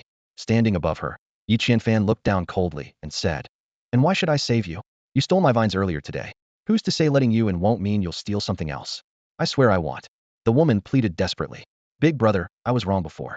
They'll give your vines back right now, along with the wild fruits I found today and everything I got from a silver chest. It's all yours. Just please let me in, okay? The words silver treasure chest came into view, and Yi Qianfan raised an eyebrow, his fingers lightly touching the doorknob. Just then, an unexpected system notification suddenly popped up. A woman with ill intentions is hiding a blood-stained metal dagger at her lower back. Are you sure you want to let her in? 3 black lines metaphorically appeared on Yi Qianfan's forehead as he mentally complained about this seemingly sentient system. However, since the woman harbored malicious intent, he wasn't about to show mercy. Come in, Yi Qianfan said decisively, opening the door. Standing outside was a woman dressed in a white hoodie and jeans, wearing gold boots. Her hair was styled in high twin ponytails, her face as innocent as that of a 14 or 15-year-old girl, yet she wore bright red lipstick. Her fox-like eyes carried a hint of allure. This contradictory combination gave off an almost Dagger-like sense of temptation. Thank you, big brother. Thank you so much, she said, feigning innocence and biting her lip lightly. My name is Lu Yan. What's your name, big brother? Qianfan. Yi Qianfan replied curtly. Once inside, Lu Yan began glancing around the room, not even mentioning the matter of returning the items. Her eyes swept over the stone house, the workbench, the warehouse filled with stacks of wood, and the massive water purifier in the corner, which was steadily producing clear drinking water. What surprised her most was the pet nest in one corner, where a giant bird almost human-sized was perched, resembling the golden eagle from the Return of the Condor Heroes. Big brother, what are you roasting? It smells so good, Lu Yan asked in a deliberately naive tone. Yi Qianfan shot her a glance. What I'm roasting is none of your business. You said if I let you in, you'd return my stuff, including the silver treasure chest. Stop wasting time and hand it all over. Lu Yan froze for a moment. This was the first time her charms had failed. Before her transmigration, she had been a moderately famous influencer. Just a bit of pouting at the camera would bring her a flood of gifts. But this man in front of her wasn't just uninterested, he even looked annoyed. It made her wonder if her allure had diminished. What are you standing there for? Yi Qianfan said impatiently. Are you waiting for me to feed you first so you'll have the strength to hand it over? Seeing his attitude, Lu Yin decided to play her trump card. She cast him a flirtatious glance, her eyes full of suggestion. Big brother, I'm really hungry. How about you give your little sister a piece of meat to eat? If you do, he'll do anything for you. This tactic had almost never failed her before. Even her current follower, He Feng, obeyed her every word. Lu Yin was confident no man could resist her charm. Once Yi Qianfan took the bait, she would ensnare him like Daji, making him fall for her completely. And when his guard was down, she would strike swiftly, taking him out. At that point, the stone house, the warehouse full of supplies, and all his equipment would be hers for the taking. Lu Yin stood by the glass window, gently swirling the wine in her glass. Her gaze pierced through the snowy landscape, landing on the monstrous creatures and beasts roaring amidst the mist. She seemed to envision the moment when, after claiming this stone house, those beings would be powerless against her. Just then, Yi Qianfan's voice shattered her reverie. With a faintly meaningful smile, he beckoned to Lu Yin. All right, come here. Give me a massage. If you manage to please me, I might just treat you to dinner. Gratitude instantly spread across Lu Yan's face as she replied sweetly, her tone syrupy. Big brother, you're so kind. Setting her wine glass down, she quickly approached Yi Qianfan and began massaging his shoulders. Everything seemed to be going smoothly. Yi Qianfan closed his eyes, evidently enjoying the comfort. In that fleeting moment, a sly smile crept across Lu Yan's lips. Her hand moved stealthily toward her lower back, ready to draw the dagger hidden there. But as her fingers reached for it, her expression froze. The dagger was gone. Lu Yan's eyes widened in disbelief, her mind blank as she desperately tried to figure out when she had lost it. Before she could collect herself, Yi Qianfan suddenly sat up, casually twirling a dagger that gleamed coldly in his hand. Looking for this? Yi Qianfan asked calmly, his eyes glinting with danger. Lu Yan stared at the dagger in his hand, her voice trembling. When? How did you get my dagger? That blade had been her greatest asset, a treasure from a silver chest, the very tool that had emboldened her to lure and kill men without hesitation. Yi Qianfan chuckled coldly. Didn't you say that as long as I let you in, you'd give me all your treasures? In that case, I simply took back what was mine in advance. Is there a problem? As he spoke, he pressed the dagger against Lu Yan's neck. And did I tell you to stop? Terrified by the sudden turn of events, Lu Yan could only continue the massage, her hands trembling. She didn't stop until her arms felt like they were about to break. Only then did Yi Qianfan nod in satisfaction, signaling her to stop. That's enough. You did well, but unfortunately, Yi Qianfan trailed off. Lu Yan, sensing an opportunity, quickly put on an ingratiating smile, trying to salvage the situation. Unfortunately what? Brother, are you unhappy with my service? I can do better. Before she could finish, Yi Qianfan's dagger slashed across her throat. Warm blood splattered onto his fingers as Lu Yan's eyes widened in shock, staring at the man before her in disbelief. Instinctively, she clutched at her neck, but the blood gushing out was unstoppable. Yi Qianfan watched him passively as the scene unfolded. It was his first time witnessing such a small wound unleash so much blood. Lu Yan's neck became a chaotic fountain, the crimson staining her clothes. As Lu Yan's life ebbed away, Yi Qianfan spoke his final words with chilling indifference. Two bad women only slow me down when I draw my sword. The scent of blood lingered in the air, thick and warm. Yi Qianfan's hands were stained with fresh blood. His heartbeat quickened slightly, but to his surprise, he realized he felt little emotion about his first kill. It felt as ordinary as slaughtering a chicken or hunting a lightning leopard, perhaps even easier than taking down a monster. That being said, Yi Qianfan was not a bloodthirsty person. Had it not been for Lu Yan's malicious intent from the very beginning, he would never have considered killing her. In fact, he had even given her a chance if she had honestly handed over what she promised and served him properly. He wouldn't have minded sparing her life. After all, he thought, charging exorbitant rent was at least somewhat reasonable. However, when Lu Yan's hand stealthily reached toward her back in an attempt to grab the dagger that Yi Qianfan had already stolen, everything changed. In an instant, Yi Qianfan realized that this dangerous landlord game had to end. Now, standing beside Lu Yan's lifeless body, Yi Qianfan began to carefully inventory the spoils she had left behind. He gingerly removed a bloodstained magic book from her corpse. The system immediately notified him that it was an ownerless magic book, and all it required to claim ownership was a drop of blood. Raising an eyebrow, Yi Qianfan found it intriguing. Using a sharp dagger, he nicked his fingertip and allowed a drop of blood to fall onto the magic book. In an instant, the book radiated a dazzling golden light. The system prompted again, detecting that Yi Qianfan already possessed a magic book and asking if he wanted to merge them. Merging would not only enhance his base carrying capacity, but also combine the items and transaction records from the new book into his original one. Without hesitation, Yi Qianfan chose to merge. His sole purpose in acquiring Lu Yan's magic book was to gain access to the items in her storage. The rest was of little interest to him. As the system notification sounded, Yi Qianfan's base carrying capacity increased by 10 points, bringing it to a total of 20 points. He quickly examined the contents of the storage: 10 silver coins, 5 spirit stones, 20 vines, 15 tree resins, 10 apples, 1 beginner backpack, 1 broken stone axe, 1 flint, and a portable workbench scroll.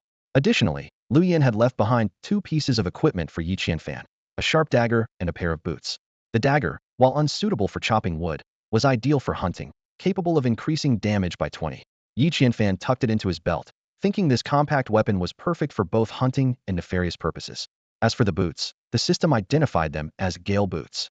Wearing them would allow him to sprint without fatigue, and they featured self-cleaning and size-adjusting properties, boosting speed by 100.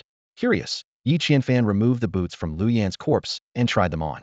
Strangely, despite Lu Yan's feet being a size 36 and his being a size 42, the boots fit him perfectly. Once on, they provided an unprecedented sense of warmth and comfort, and as he walked, a faint breeze seemed to follow his steps. Finally, Yi Qianfan's gaze fell on the mysterious scroll. He frowned slightly, pondering, what exactly is this portable workbench scroll for? The portable workbench scroll shimmered with a mysterious glow in Yi Qianfan's hands. He couldn't wait to use this magical item, and the moment he did, a peculiar energy surged into his spellbook. On the book's cover, a delicate workbench pattern emerged, as if announcing its newfound powerful function. Excitement gleamed in Yi Qianfan's eyes. This meant that from now on, he would no longer be confined to his home when crafting equipment and tools. As long as he had this spellbook with him, he could create items anytime, anywhere. This newfound convenience made him genuinely grateful for the surprise Lu Yan had brought. Looking around, Yi Qianfan decided to get rid of unused materials and the equipment he had started with. Quickly, he opened the trading channel and listed these items for sale one by one. A basic backpack, a broken stone axe, flint each was priced accordingly. To his surprise, the broken stone axe and the basic backpack sold out almost instantly. Despite its low durability, the stone axe, priced at 5 pieces of wood, could still chop down 100 pieces of wood, making it quite a reasonable deal in the current environment. Meanwhile, the basic backpack, crafted from scarce animal hides and hemp thread, was an efficiency booster for players focused on gathering resources. Watching his earnings grow rapidly, Yi Qianfan couldn't help but remark, looting corpses is more profitable than opening treasure chests these days. Even so, he understood that such opportunities were rare, given the vastness of the foggy world and the slim chances of encountering others. As night fell, Yi Qianfan carefully dragged Lu Yan's corpse outside and positioned himself behind the glass window to observe. Curiosity filled him, was eager to uncover the secrets hidden within the fog. However, the events that unfolded far exceeded his expectations. Before he could react, an invisible force swiftly dragged Lu Yan's body into the mist. The snow left behind a long trail, recounting the eerie scene that had just occurred. Yi Qianfan's eyes widened as he strained to catch any clues. Unfortunately, the darkness was too deep, and he could only faintly make out some thin black shadows appearing near Lu Yan's feet before everything disappeared into the dense fog. This unsettling sight set off alarm bells in Yi Qianfan's mind. It was clear that something dangerous lurked within the mist, and it seemed to be silently watching. He silently thanked himself for not venturing outside recklessly and resolved to always carry a torch during daytime excursions. Backed by the warmth of the fireplace, Yi Qianfan savored freshly roasted lightning leopard meat. The meat was tender and flavorful, though it lacked the touch of seasoning. As a budding, wealthy player, he decided to no longer deprive his taste buds. Opening the trading channel, Yi Qianfan was surprised to find his private messages flooded. Numerous players were desperately seeking water, offering bronze in exchange. Seizing the opportunity, Yi Qianfan promptly listed the 9 liters of filtered water he had, along with a list of trade conditions, including rare materials like advanced stone, advanced wood, spirit stones, and silver. He even introduced a water-roasted wild rabbit meat combo deal to exchange for urgently needed spices.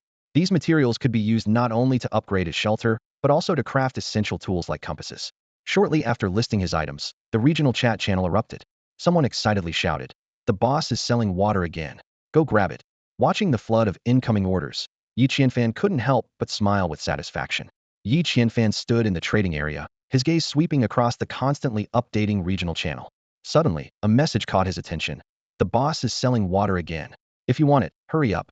He frowned as he looked at the price and sighed inwardly. Why has the price gone up again? It was 1 bronze for 20 milliliters this morning, and now it's doubled. While he hesitated, the seller's voice rang out. "You don't have to buy it. There are plenty of people who want it. Soon, you won't even get a single drop." These words ignited Yi Qianfan's determination. He immediately replied, "I'll take it right now." After completing the transaction, Yi Qianfan checked his inventory and discovered that his wood had turned into high-grade wood. Confused, he muttered to himself, What is this? I don't even have regular wood, and I can only trade bronze for water. Just as he was lamenting, private messages started pouring in like a flood. Boss, I have black pepper and seasoning salt. Can I trade them for your meat and water? Boss, I have 500 g of salt. Can we make a deal? Brother Fan, I have a bottle of soy sauce and Himalayan salt. Please trade with me. Yi Qianfan's eyes lit up. These seasonings were exactly what he had been longing for to perfect his barbecue. He quickly made a decision. First, he traded wild rabbit meat and water for black pepper and seasoning salt. Then, he exchanged lightning leopard meat for soy sauce and Himalayan salt. With the seasonings in hand, Yi Qianfan eagerly started grilling meat. The tantalizing aroma filled the air, and as he took a bite, he was instantly captivated by the flavor. Looking at the delicious grilled leopard meat in his hand, a sudden idea struck him. If I put this up for sale on the trading channel, I could probably get some really good stuff in return. Without hesitation, Yi Qianfan posted an ad on the trading channel. 1 serving of delicious grilled leopard meat, 10 high-grade wood. 1 serving of delicious grilled leopard meat, 10 high-grade stone. The post caused an immediate uproar. Comments flooded in. Whoa, not only does the boss have extra water, but he even has surplus grilled meat. And it's delicious too. While everyone's struggling to eat, the boss is already selling barbecue. This is just unfair. I'm so jealous. Boss, would you accept regular wood? I have plenty to trade. Amused by the reactions, Yi Qianfan felt a sense of triumph. It seemed his plan was working. Just as he was about to respond, he realized that high-grade wood was surprisingly hard to come by. This unexpected discovery made him pause, lost in thought about his next move. As soon as Yi Qianfan listed the leopard meat for trade, the message board exploded with activity. Players rushed to leave comments. Some complained that a single piece of high-grade wood wasn't enough to trade for the meat. Others accused Yi Qianfan of showing off, and a few even bragged about having eaten the finest Wagyu beef. The heated arguments in the comments grew more intense, leaving Yi Qianfan both amused and exasperated. The comments, however, gave Yi Qianfan an idea. It occurred to him that many players might have high-grade materials, but not enough to trade for an entire piece of leopard meat. Thinking quickly, he decided to cut 5 pieces of roasted meat into 10 smaller portions and sell them individually. Each piece was bit-sized, or, if rationed, could last for 2 small bites. Sure enough, as soon as the 50 portions of bit-sized meat were listed, the trade notifications began to flood in like a viral advertisement. In the blink of an eye, all 50 portions were sold out. From this, Yi Qianfan earned 39 units of high-grade wood and 11 units of high-grade stone. In contrast, only 2 of the 10 full-sized lightning leopard meat pieces had sold, leaving the rest untouched. The message board erupted once again. Someone claimed that eating just 1 bite had increased their agility by a point and was now willing to spend everything they had to buy more. Another player boasted that their stamina had improved so much they could now climb 5 flights of stairs in one go. There were even players pretending to be cute and begging for more meat. Amused by the chaotic comments, Yi Qianfan decided to cut the remaining leopard meat into small portions as well. Unsurprisingly, it all sold out in no time. This strategy proved to be highly profitable for Yi Qianfan. From 15 portions of roasted leopard meat, he gained 108 units of high-grade wood and 42 units of high-grade stone. Additionally, the 6 liters of water he had listed earlier sold well, bringing in 50 spirit stones, 10 pieces of silver, 200 pieces of bronze, and 100 units of quartz sand. With a total of 108 units of quartz sand now accumulated, Yi Qianfan decided it was time to start making glass. He loaded all the quartz sand into the still-operating alchemy furnace, planning to retrieve the finished product in an hour. After completing these tasks, Yi Qianfan felt a wave of fatigue. He decided to leave the remaining work for the next day, by which time the glass would be ready, and he could start crafting a compass. Just as he was about to rest, an important announcement suddenly appeared pinned across all channels. Dear players, greetings. Today marks the 3rd day since your arrival in this world. Tonight, you will face a small trial to assess what you've accomplished over the past 3 days. If you've been idle like a couch potato, tonight will be your farewell to this world. Your 1,000-player zone will undergo an elimination. 1. Those whose grass huts haven't been upgraded to wooden houses will be eliminated.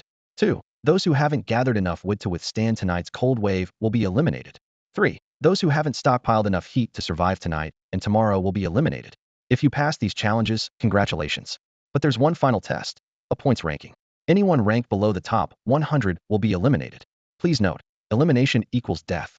At midnight tonight, the survivors will face a new life challenge. Stay tuned for details in my pinned announcement. The announcement sent the entire gaming world into chaos. Wood, an otherwise unremarkable resource, suddenly became everyone's lifeline overnight. I'm doomed. I still need 100 pieces of wood to upgrade my cabin.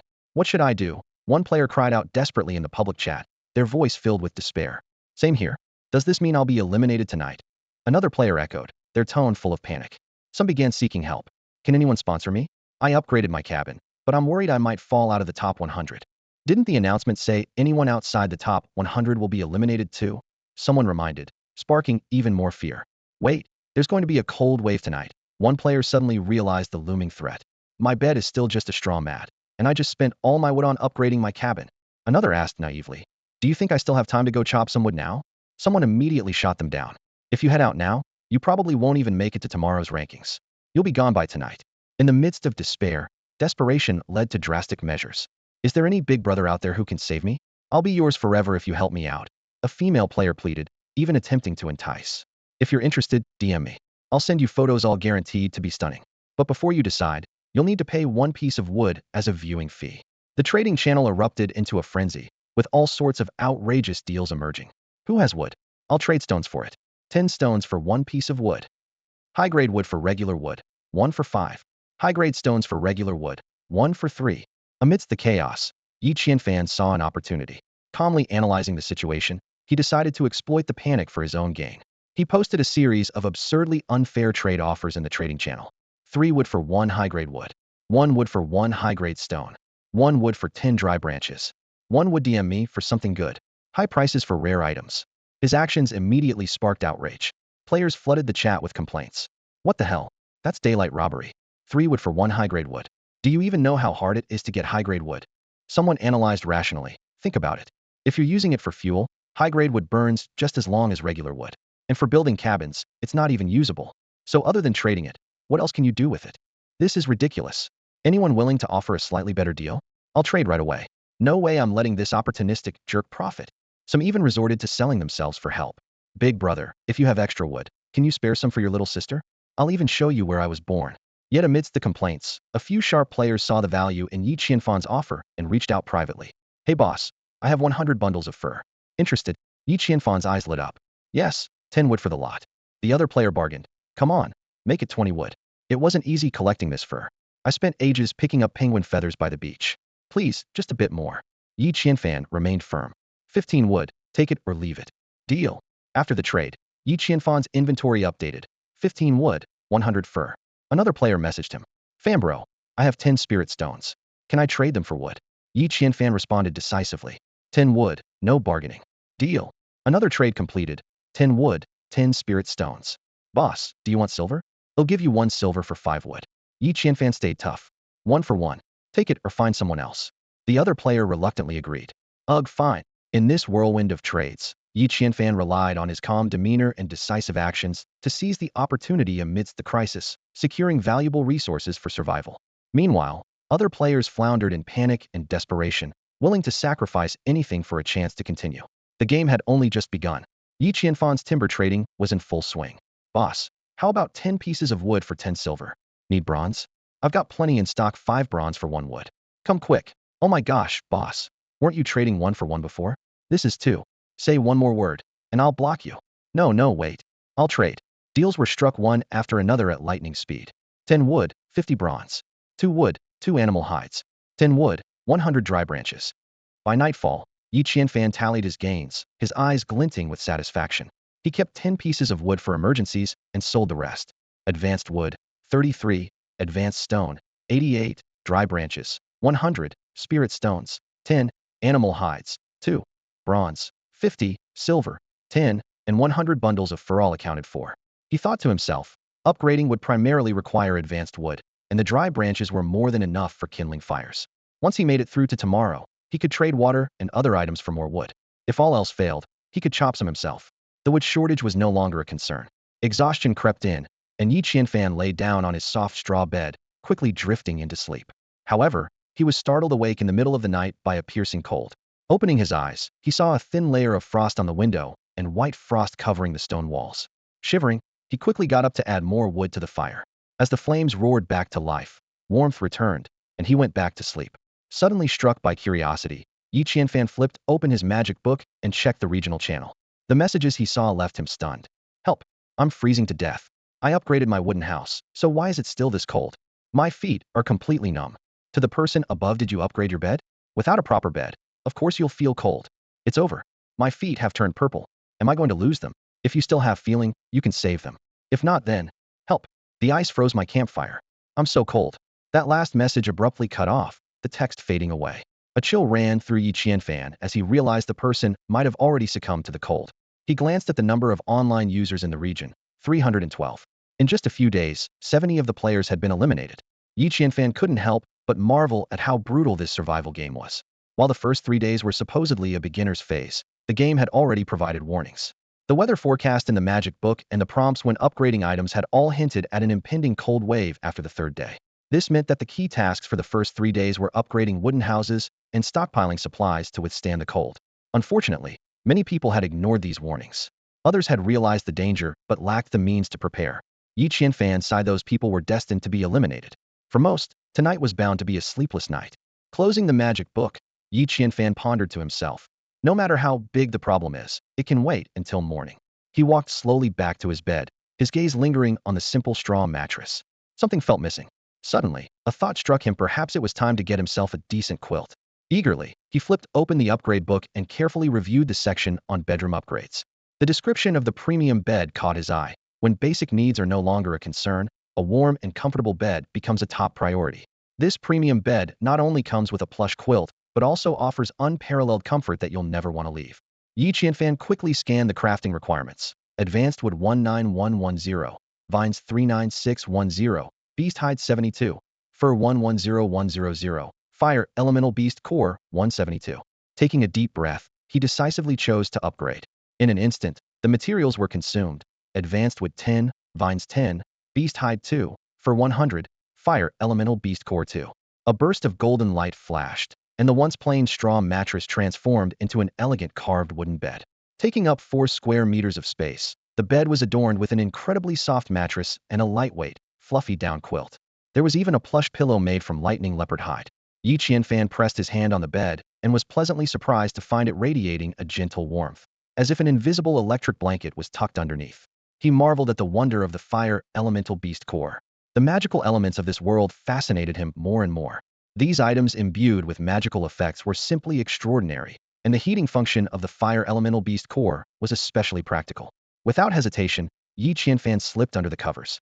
The softness of the mattress and the thick, cozy quilt enveloped him, offering a comfort so exquisite it was almost unbelievable. He couldn't help but sigh. The difference between a bed with and without a proper mattress is like night and day. This ultimate comfort, particularly on a cold winter's night, was enough to make someone want to cheer out loud.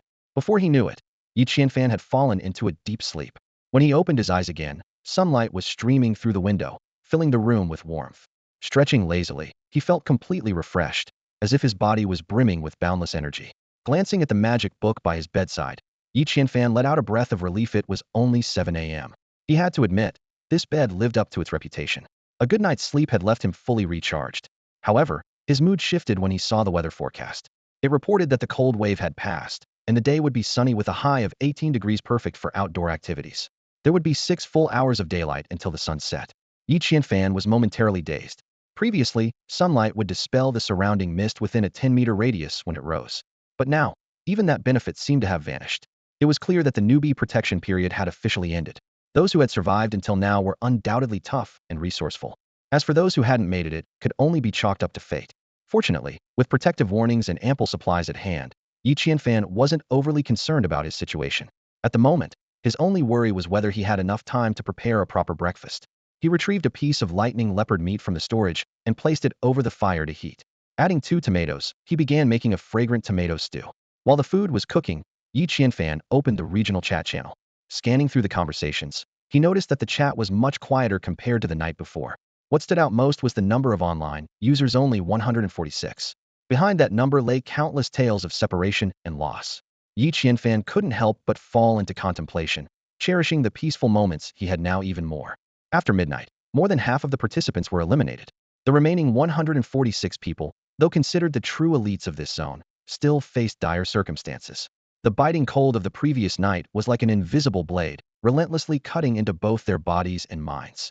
Yi Qianfan, though fortunate enough to survive the ordeal, was not spared from the onslaught of the cold.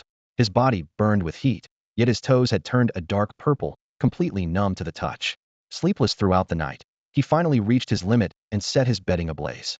At that moment, all he wanted was to strip off his clothes and step outside for some fresh air, but the unknown dangers lurking in the fog kept him from acting recklessly. Just then, a voice called down from upstairs. Brother, I suggest you warm yourself up immediately. You've got hypothermia. Your blood vessels are dilating from the cold, tricking your brain into feeling overheated. Many people who freeze to death end up taking off their clothes because of it. Hypothermia? Is it serious? Could I die from this? Yi Qianfan was alarmed. Hard to say. Best of luck to you. The voice upstairs carried a hint of helplessness. While savoring a freshly cooked tomato stew, Yi Qianfan noticed that the number of survivors continued to dwindle. In just a few short hours, more than 10 people had perished, leaving only 131 survivors. Suddenly, a system announcement grabbed everyone's attention. Starting today, the beginner's protection period is over. If you venture outside without a torch, you won't be able to see anything. What the hell? Are they trying to kill us? The torch isn't even the issue. The real problem is not being able to see. Even with a torch, it's like being blind out there. Yeah, with all this fog, how are we supposed to find our way back? Complaints erupted among the survivors. Someone suggested tying a rope around their waist with the other end secured inside the house, but the limited length of the rope was clearly insufficient for exploration. A sense of despair began to spread throughout the group. At that moment, Yi Qianfan remembered the compass blueprint he had obtained from a lucky chest. He quickly checked the crafting requirements: 1 magnet, 1 piece of glass, and 2 portions of resin. It seemed this blueprint was made for today's predicament. Without hesitation, Yi Qianfan sprang into action. He added 5 portions of carbon to the alchemy furnace and threw in all the magnets. The system indicated that the process would take half an hour to complete. While waiting, Yi Qianfan announced loudly in the regional chat channel, "I'm selling compasses. Pre-orders are open now. Highest bidder wins." This message instantly caused a stir in the chat. Whoa, dude, are you some kind of doorman? How do you have everything we need exactly when we need it? I'm seriously starting to suspect that Yi Qianfan is actually a system GM sent here to exploit us. Everyone, don't trade with him. Otherwise, you'll end up losing even your underwear. Not everyone was against the idea, though. A player named Ying Y sweetly chimed in. Big brother, please give me a compass. Ying, I can be your mount. This comment quickly sparked a wave of teasing from other players. Wow, Ying Y actually survived last night's cold? Impressive. You don't know? She got a ton of wood by selling fake photos. If we could actually ride her. TSK, drooling already. Amid the lively chatter, Yi Qianfan received his first private message. The sender offered to trade a lucky 4-leaf clover for a compass. After checking the clover's attributes, Yi Qianfan agreed to the deal without hesitation. It was undoubtedly a lucrative exchange, as the lucky 4-leaf clover was an exceptionally rare and valuable item. Yi Qianfan received a private message about a 4-leaf clover. It was said that burning it could bring 5 minutes of good luck. He immediately replied, "Hold on, I'm making it. I'm reserving this 4-leaf clover of yours."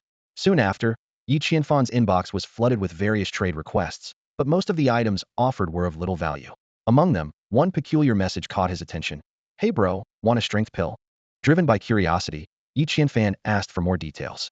The sender explained that it was a magical pill that could double one's strength, but it was only effective the first time it was used. As it turned out, the sender had obtained 2 of these pills from a silver treasure chest, had already consumed one, and now wanted to trade the remaining one for a compass. Yi Qianfan gladly agreed to the trade, but asked the other party to wait a moment, as the compass was still in production. During this brief waiting period, he finally completed the process of refining 100 units of magnetic ore into magnets. A system notification sounded, informing him that the conditions to craft a high-quality compass had been met. Without hesitation, Yi Qianfan selected the option to craft all available compasses, instantly producing 100 high-quality compasses and consuming the corresponding raw materials. He then swiftly completed the trades for the strength pill and the lucky 4-leaf clover. The clover appeared utterly ordinary, like any wild grass one might find by the roadside, except for a striking red exclamation mark on it. As for the strength pill, it was a small, black, muddy lump emitting an odor reminiscent of herbal medicine. With a mindset of experimentation, Yi Qianfan swallowed the strength pill in one gulp. In an instant, an indescribable spiciness surged from his throat down to his stomach, spreading throughout his body like wildfire. He quickly downed nearly a liter of water, but it did nothing to alleviate the searing pain that felt as though his internal organs were ablaze. At that moment, Yi Qianfan desperately wished he could upgrade his villa immediately so he could dive into a swimming pool to cool off. However, upon checking the upgrade requirements, he discovered that he was short on nearly all the necessary materials, particularly the rare beast cores. In a hurry, Yi Qianfan decided to list the remaining 98 compasses for sale, specifically targeting villa upgrade materials in exchange. He quickly set up multiple trade options, including advanced wood, advanced stone, mud, quartz sand, and various elemental beast cores. And so, enduring the scorching torment within his body, Yi Qianfan embarked on a race against time to gather the materials he needed. Yi Qianfan had just answered a question about beast cores in the regional chat channel, sparking a heated discussion. All 123 remaining participants in the channel eagerly asked for more details. Patiently, Yi Qianfan explained, only special mutated species have beast cores. For instance, the lightning leopard I killed had two, and there was a nest of mutated killer bees where every single one of them had a core. His words caused an uproar in the channel. Everyone was astonished and marveled at Yi Qianfan's strength. Some were eager to ask for strategies to kill beasts, while others were itching to try their luck at imitating him. However, a harsh reality soon came to light. The rankings for the top 100 would be announced today, and everyone else would be eliminated. The chat channel fell into a tense silence. Survivors realized that today might be their last chance. Discussions quickly shifted to strategies for improving their rankings, killing beasts, exploring, finding treasure chests, upgrading equipment, all in a desperate bid to survive. Some noticed that the fog was unusually thick today, making exploration even more challenging. However, the more resourceful survivors had already begun collaborating, purchasing compasses to navigate their way through the mist. The channel was filled with messages seeking teammates and proposing resource exchanges. Meanwhile, Yi Qianfan felt the effects of the strength-enhancing pill fully absorbed into his body. He casually crushed a piece of wood with his hand, astonished by his newfound power. To further test his strength, he tied 5 pieces of wood together and unleashed a powerful punch. Bang! 5 wooden planks were sent flying by an immense force. Yi Qianfan bent down to pick up a plank and examine it closely. Each one bore a distinct fist imprint.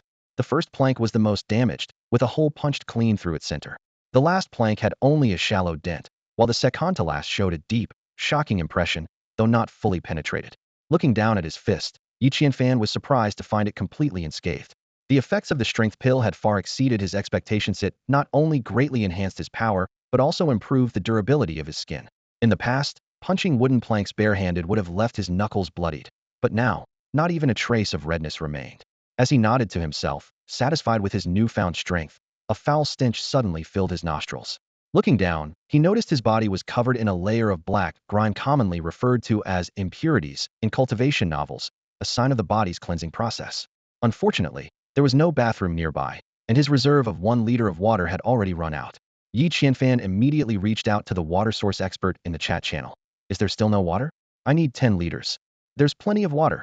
The water source expert replied promptly. Yi Qianfan continued. I also saw you're selling compasses. Could I get one on credit? I don't have enough mud right now, but I should be able to gather enough today.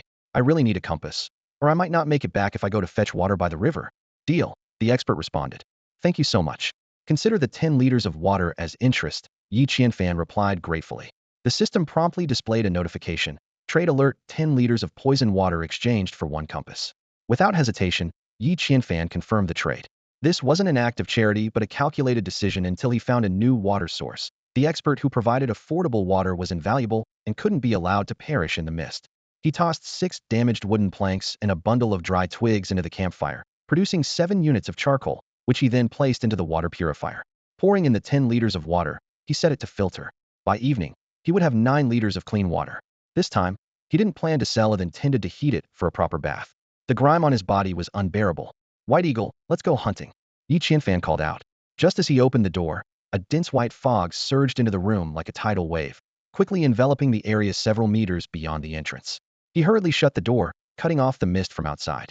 As the fog seeped in, the campfire seemed to burn faster. After waiting a moment, the mist inside the room was completely burned away. Today's fog was even thicker than the last time he ventured into the Misty Forest. It was clear that leaving without a torch would be impossible. Yi Qianfan opened his spell book, intending to find the section on crafting torches, but his attention was drawn to a conversation in the regional chat channel. What the heck?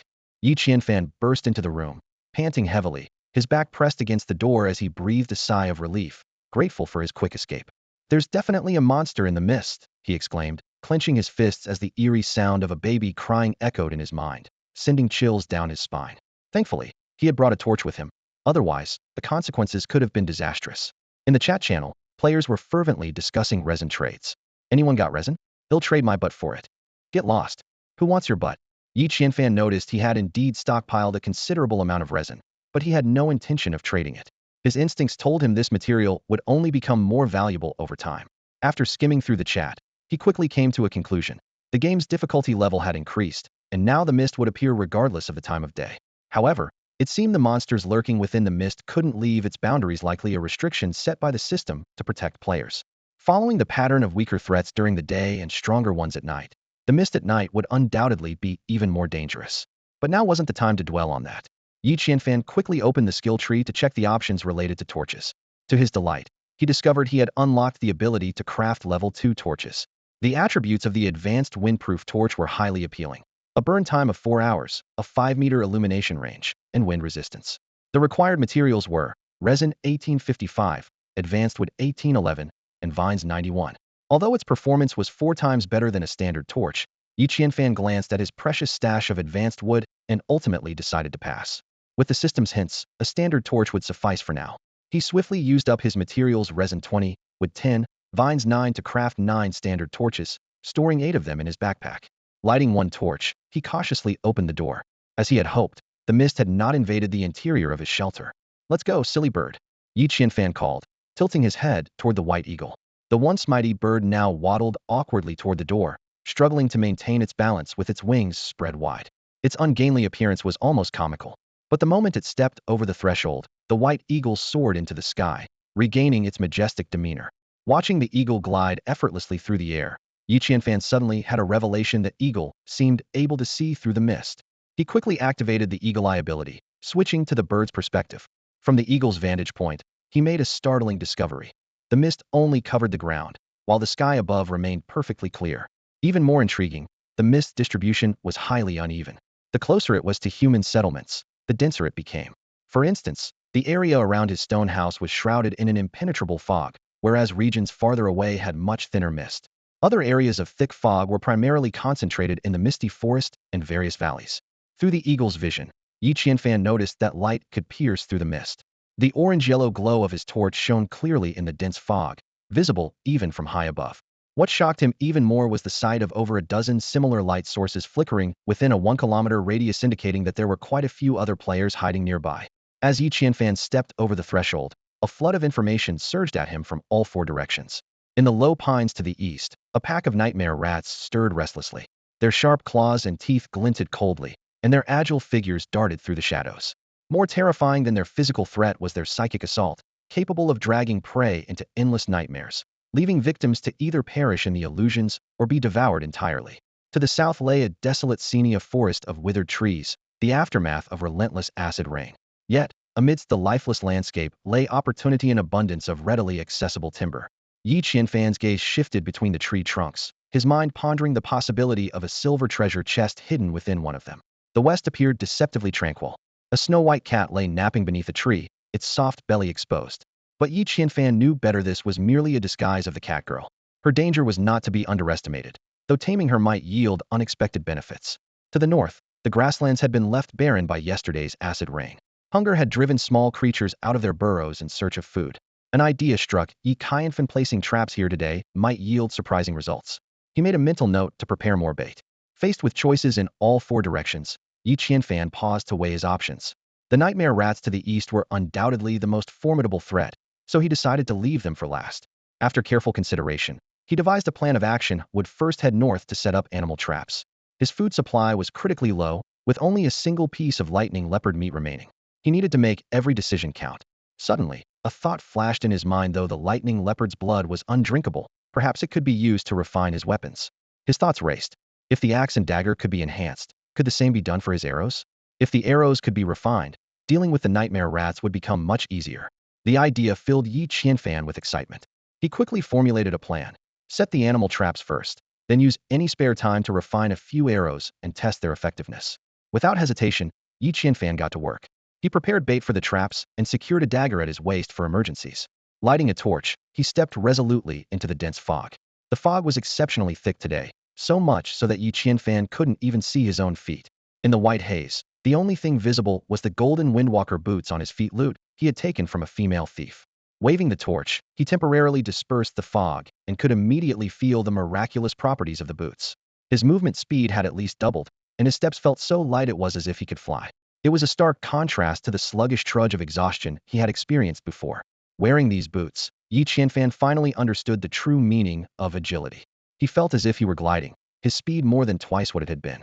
However, as he reached the grasslands, the sight before him brought him to an abrupt halt. The acid rain from the previous day had ravaged the once lush plains, leaving them a withered and yellow expanse. The grass drooped lifelessly, on the verge of collapse. Yi Qianfan frowned, realizing that this area was no longer suitable for setting traps. He decided to revise his plan and instead turned to explore the east. Yi Qianfan carefully searched for the best spot to place the beast trap. After repeated attempts, he finally found the exact location approved by the system. Just as he finished setting up the trap and was about to leave, the system suddenly notified him that a bronze treasure chest had appeared 10 meters to his left. Excited, Yi Qianfan immediately headed in that direction. However, when he arrived, he was stunned by what he saw: two identical bronze treasure chests standing side by side. He frowned in confusion, wondering if the system had made an error or if he had somehow stumbled upon a double reward by sheer luck. As he prepared to open one of the chests, the system issued another warning. One of the chests was real, while the other was fake, and he needed to guess which was which. Shaking his head in frustration, Yi Qianfan decided to test them with an arrow first. He drew his bow, aimed at one of the chests, and fired. The arrow pierced through the chest, but there was no reaction. Believing he had identified the real chest, Yi Qianfan reached out to open it. However, the system immediately alerted him that he was wrong. It turned out to be a ferocious, mimic chest, capable of biting off an intruding hand or even using its long tongue to drag a person inside. Cold sweat broke out on Yi Qianfan's forehead as he marveled at the mimic's patience and cunning. After careful consideration, Yi Qianfan devised a plan to deal with the mimic. He decided to seal it with resin and then use fire to finish it off. Without hesitation, he softened some resin and meticulously applied it around the mimic chest, ensuring every gap was sealed. Surprisingly, the mimic chest remained completely still, as if it were just an ordinary treasure chest, even as Yi Qianfan worked around it. If not for the system's warning, he might have fallen for its trap. Once the resin had cooled and solidified, Yi Qianfan piled dry grass around the mimic chest and lit a fire. At last, the mimic could no longer remain passive. It struggled wildly, trying to open its mouth, only to find itself securely sealed. With no other options, the mimic began to jump in place, performing a bizarre tap dance in a futile attempt to escape its predicament. The flames roared higher, and the struggles of the terrifying box grew more frantic. The entire box tilted at nearly a 45-degree angle, shifting its weight erratically, like a trapped wild beast. Yi Qianfan observed everything calmly, his bow and arrow ready to fire at any moment. As time passed, the resin sealing the terrifying box began to soften. Suddenly, with a thunderous crack, the lid burst open like a cooked clam. The box finally revealed its horrifying true form. 2 rows of long, sharp fangs pressed against the lid, and a long red tongue weakly drooping to the ground, clearly on its last breath. Even so, Yi Qianfan remained vigilant. He drew the bowstring, aimed at the inside of the box, and decisively let the arrow fly. The arrow whistled through the air and struck its target dead center. With the death of the terrifying box, a system notification sounded. Yi Qianfan quickly selected Dismantle, obtaining a variety of materials: bronze, box meat, blood clots, venomous fangs, and beast tendons. He carefully examined the properties of these items and decided to keep the blood and meat for the white eagle, while reserving the high-quality materials for crafting arrows. After dealing with the terrifying box, Yi Qianfan wasted no time opening another bronze chest nearby. Although the items inside were ordinary, a blueprint for a kerosene lamp caught his attention. After studying it, he realized it held potential as a business opportunity and decided to gather the necessary materials via the trading channel that evening. Yi Qianfan's thoughts were already racing with plans to profit from the kerosene lamp. In this fog-shrouded world, a tool capable of providing 10 hours of continuous illumination with a 10-meter radius would undoubtedly be in high demand. He calculated his next moves, ready to showcase his skills that night.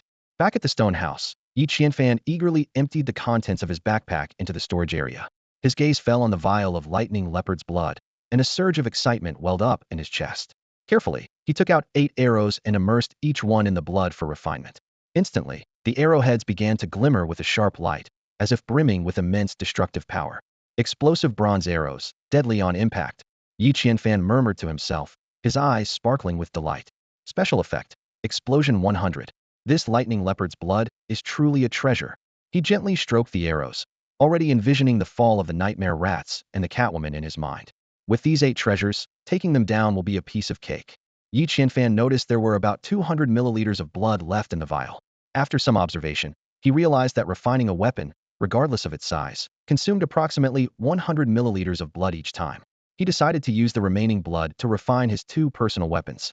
Once the refinement was complete, the blades of Yi Qianfan's dagger and axe shimmered with a faint blue glow, their edges so sharp they seemed to cut through the air itself. Upon inspecting their attributes, he was thrilled to discover both weapons had upgraded from sharp to exquisite quality. The dagger's description was astonishing: an exquisite dagger, capable of slicing through even the toughest beast hide with a single stroke. It embodies sharpness itself. Special effect, damage 100. The axe's description was even more exhilarating. An exquisite axe, rivaling the masterpieces of dwarf craftsmen at their peak.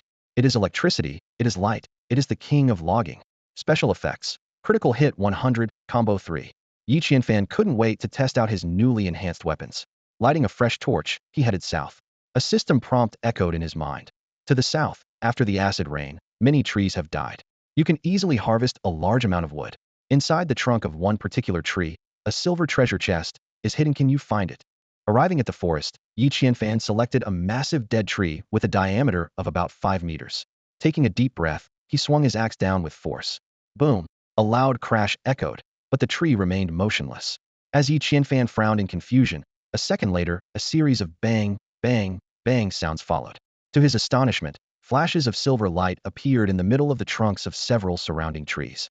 Moments later, the massive tree in front of him, along with 5 or 6 others, split cleanly in the middle and toppled to the ground, transforming into piles of wood. A system notification promptly popped up. Wood 10, vines 3, resin 10. Holy crap, this axe upgrade is insane. Yi Qianfan exclaimed in disbelief. I just took down 5 or 6 trees in one swing, and some of them were the kind that yield 3 wood each.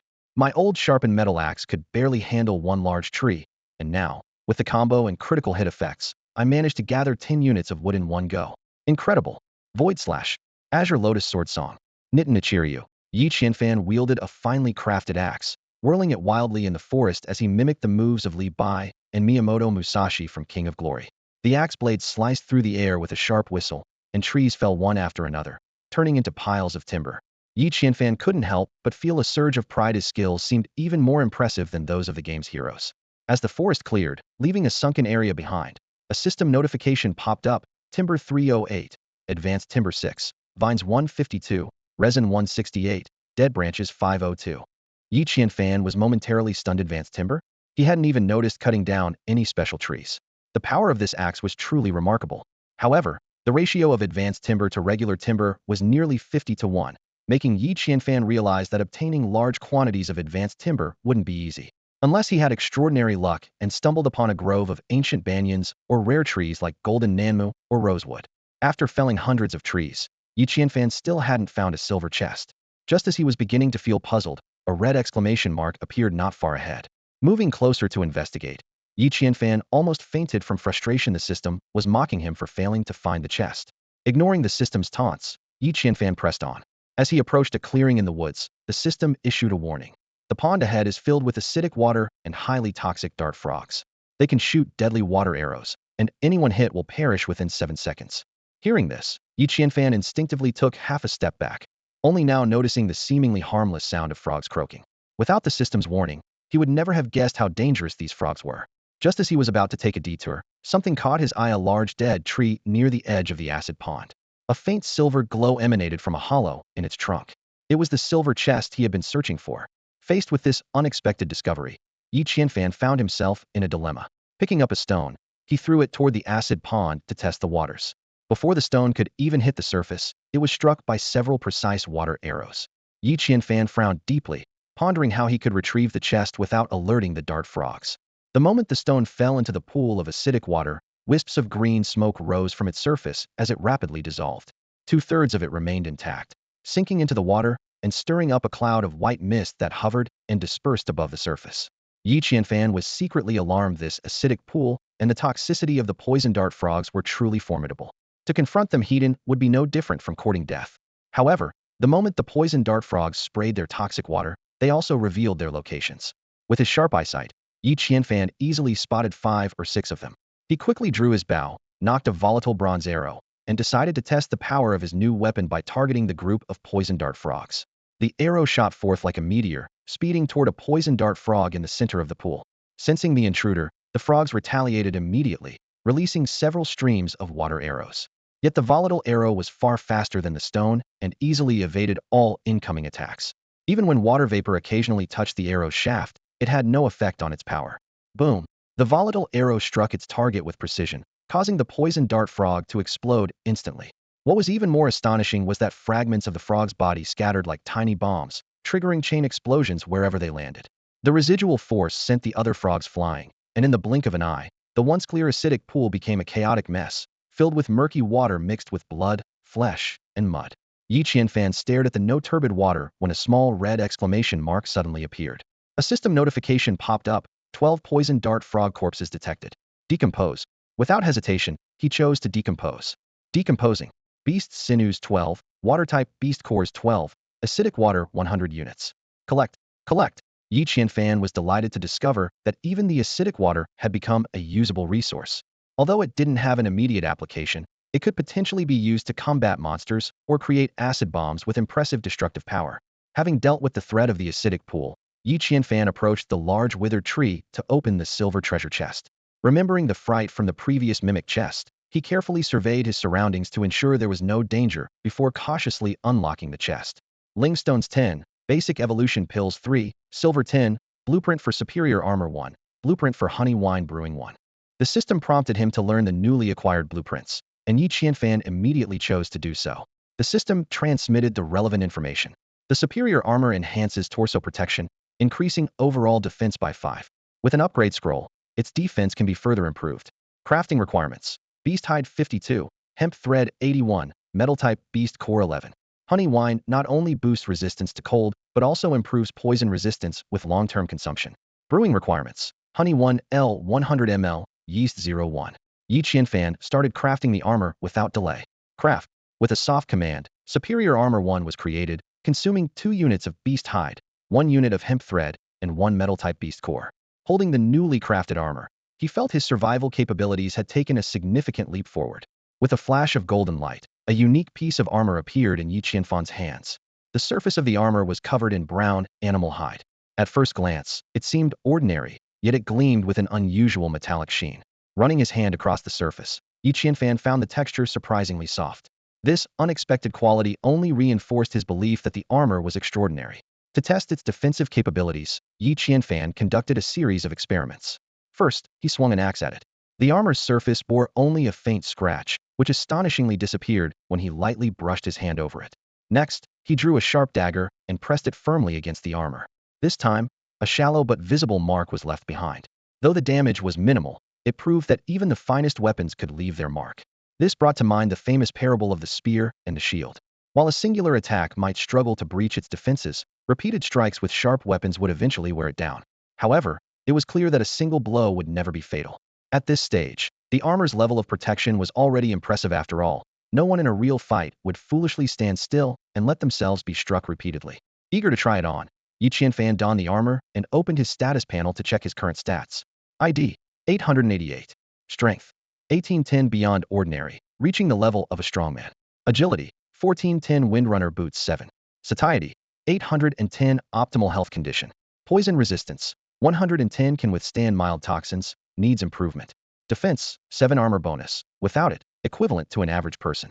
Status evaluation. Exceptional strength, far surpassing ordinary players. Keep pushing forward, and you might just become the next Iron Man. His strength attribute had reached an astonishing 18 points, thanks to the doubling effect of the strength pill, as well as the buffs from consuming items like lightning leopard meat. To put it in perspective, an average person's strength maxed out at 10 points the level of a professional fitness trainer.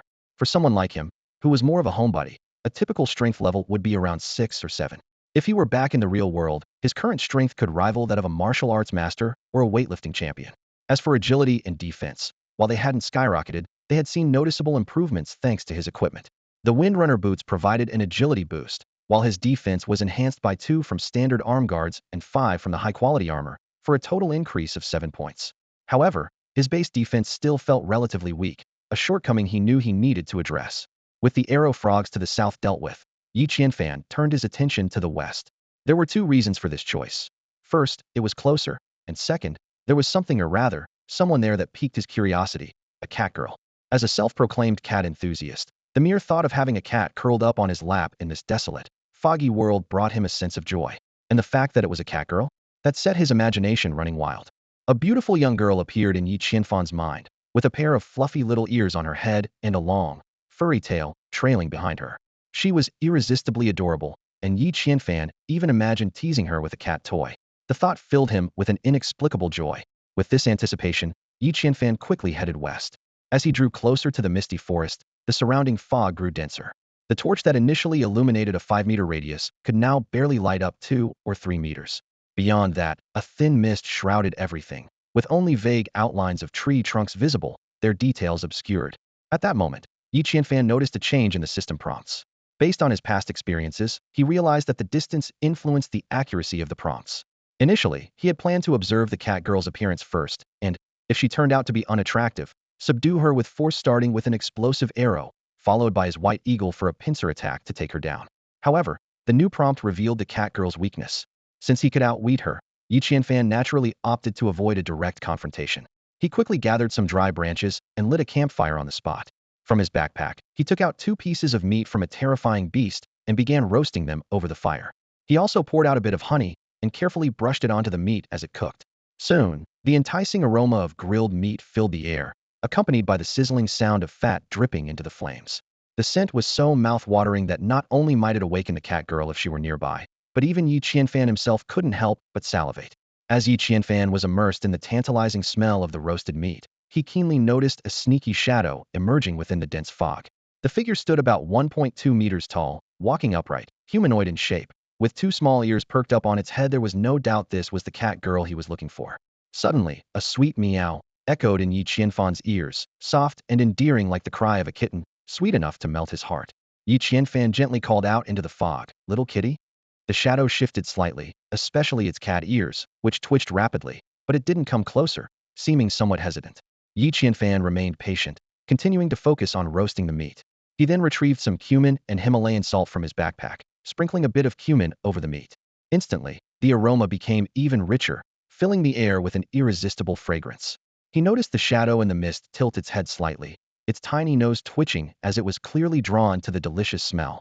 The sizzling fat dripped onto the fire, producing a crackling sound. Yi Qianfan finished by sprinkling a pinch of Himalayan salt over the meat, then cut off a small piece with his knife. He deliberately sighed softly. "What a shame, such delicious roasted meat, if only I had someone to share it with." As soon as he finished speaking, he heard a distinct gulping sound from within the fog.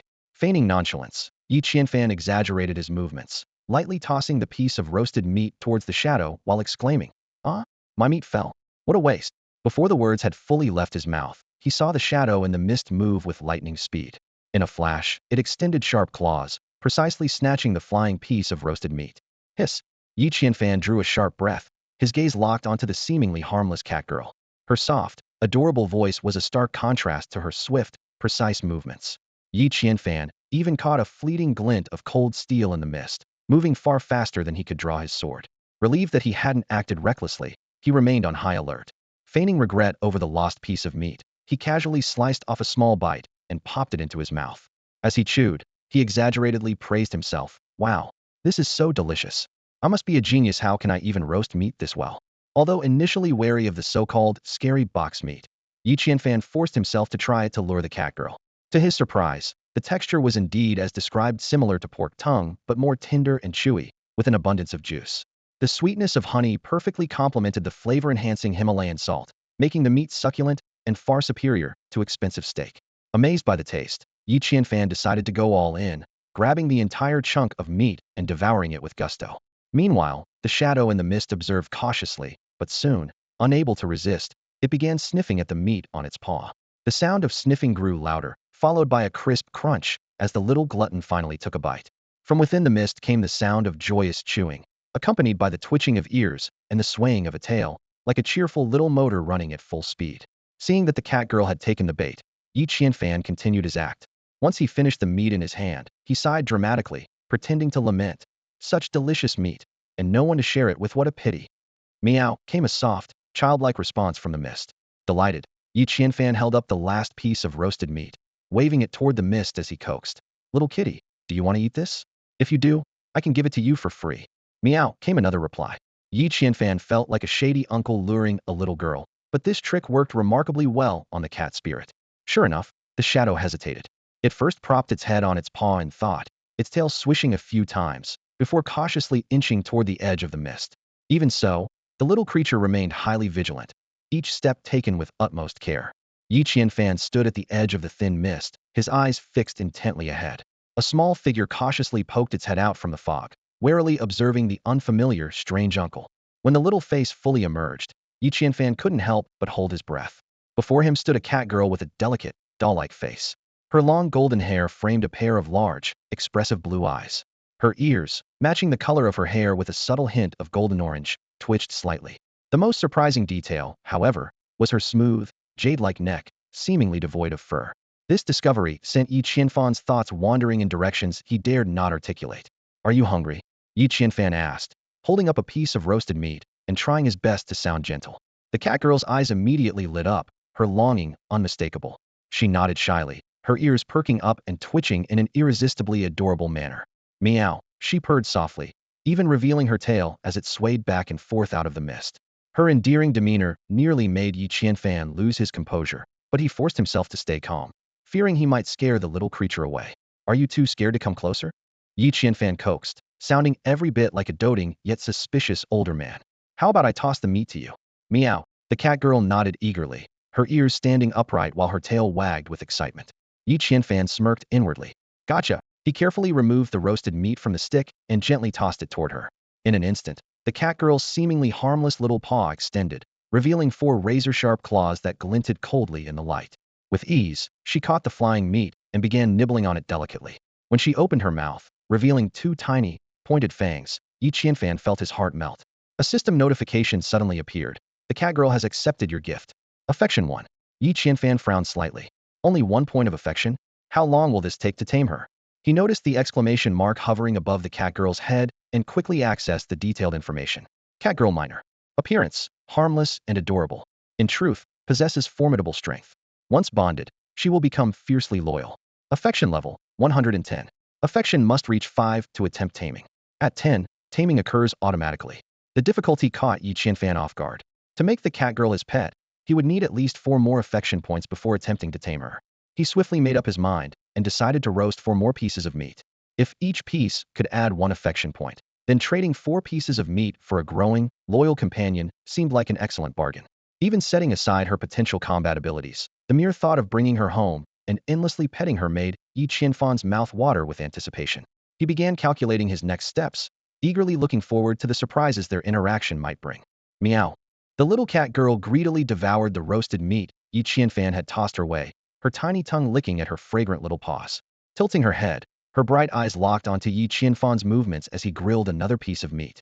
Her gaze was a mix of longing and hesitation, her feline pride unmistakably on display. The sizzling meat dripped juices onto the campfire, filling the air with a tantalizing aroma. The little cat girl's nose twitched, and her small tongue darted out to lick her lips repeatedly, unable to resist the temptation. Yi Qianfan held up another piece of roasted meat and asked, "Want more?" She nodded enthusiastically, boldly stepping forward 2 paces through the mist. Only then did Yi Qianfan get a clear look at her. Her human-like body was wrapped in mysterious animal hide. Her limbs were long and slender, and her knotty yet fully evolved claws and the long tail behind her marked her as truly unique. Her adorable appearance stirred something in Yi Qianfan's heart. Carefully, he extended the roasted meat towards her, curious to see if she would come closer. True to his expectations, she took another small step forward but remained cautious, stopping just out of arm's reach. She stretched out her little paw, trying to hook the meat. Yi Qianfan stayed perfectly still, aware that earning the trust of a cat girl required immense patience. With a sudden plop, the little cat girl managed to hook the meat but accidentally dropped it onto the ground. Startled, her fur bristled, her body arching as she prepared to either attack or flee. Yi Qianfan couldn't help but chuckle and reassured her. "Don't be scared. I won't hurt you. Go ahead, eat." The little cat girl let out a soft meow and gradually relaxed. After confirming that Yi Qianfan meant no harm, she hooked the meat again and happily began feasting on it. Juices continued to drip from the unattended meat on the fire. Worried it might burn, Yi Qianfan stepped forward to turn it. Instantly, the little cat girl became alert again, letting out a warning meow.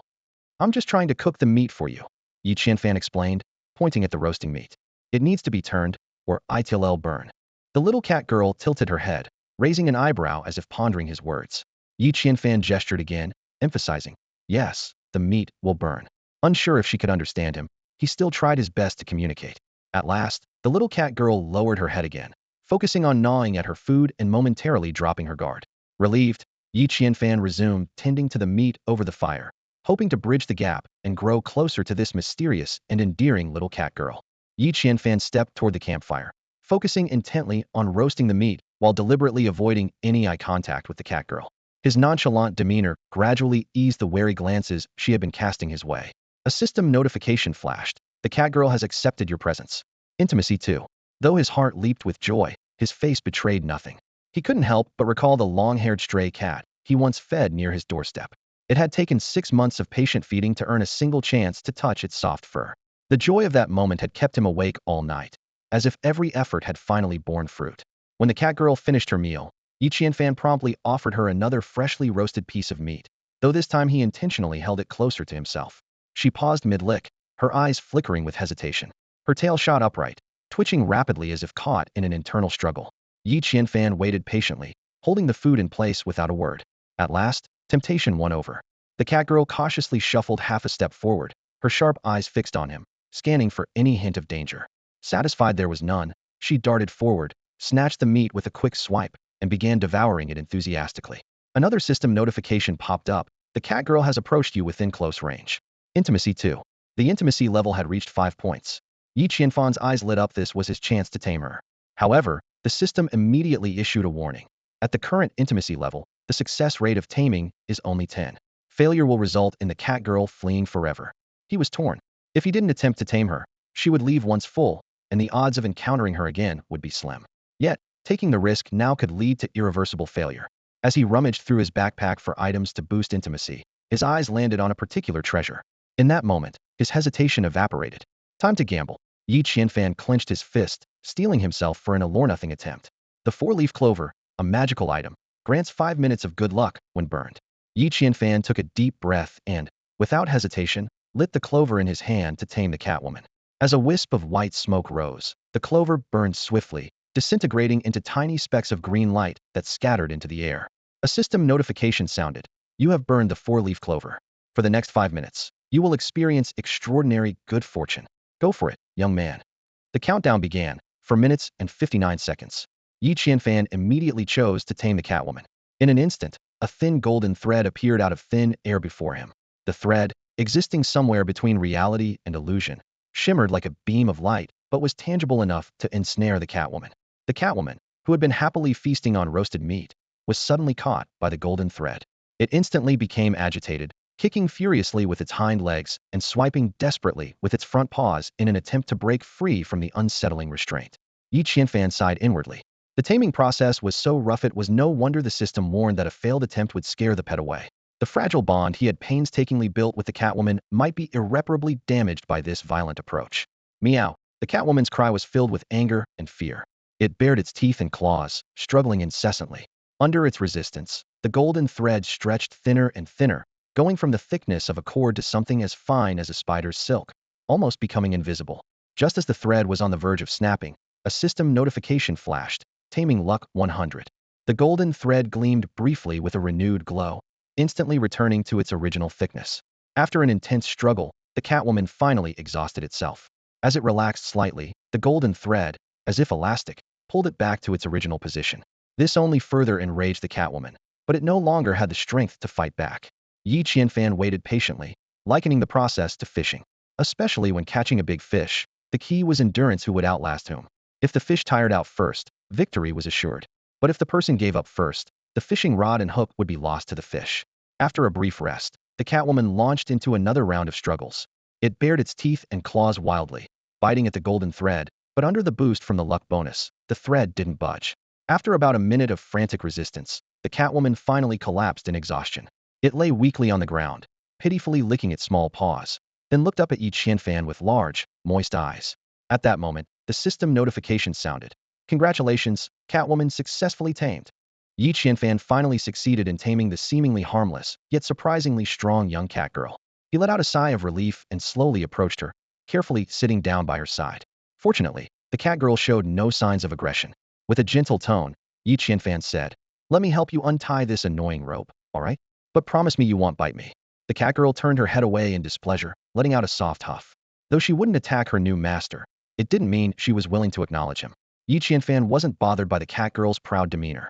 He thought to himself that cats were supposed to have a bit of attitude. If they were too easy to tame, it would take away the fun of the challenge. While soothing the cat girl, he began to untangle the golden thread around her neck. The golden thread felt cool to the touch, soft as silk, yet carried a distinct metallic texture. As soon as Yi Qianfan removed the mystical loop, it dissolved into specks of golden light and vanished into the air, just as mysterious as the four-leaf clover. Realizing he was still within his period of enhanced luck, Yi Qianfan decided not to waste the rare opportunity. He gently patted the cat girl's head and said, "Be a good girl and wait here for me. He'll be back soon." With that, Yi Qianfan stood up and headed east, planning to take advantage of his lucky streak to directly challenge the nightmare rats. About 2 minutes later, he arrived near their territory, a large rocky cave nestled against the mountainside. The entrance was just over a person's height, and the interior was pitch dark. Though he couldn't see what was inside, Yi Qianfan noticed a cluster of exclamation marks in the darkness, clearly indicating the nightmare rats were hiding within. Faced with this situation, Yi Qianfan hesitated.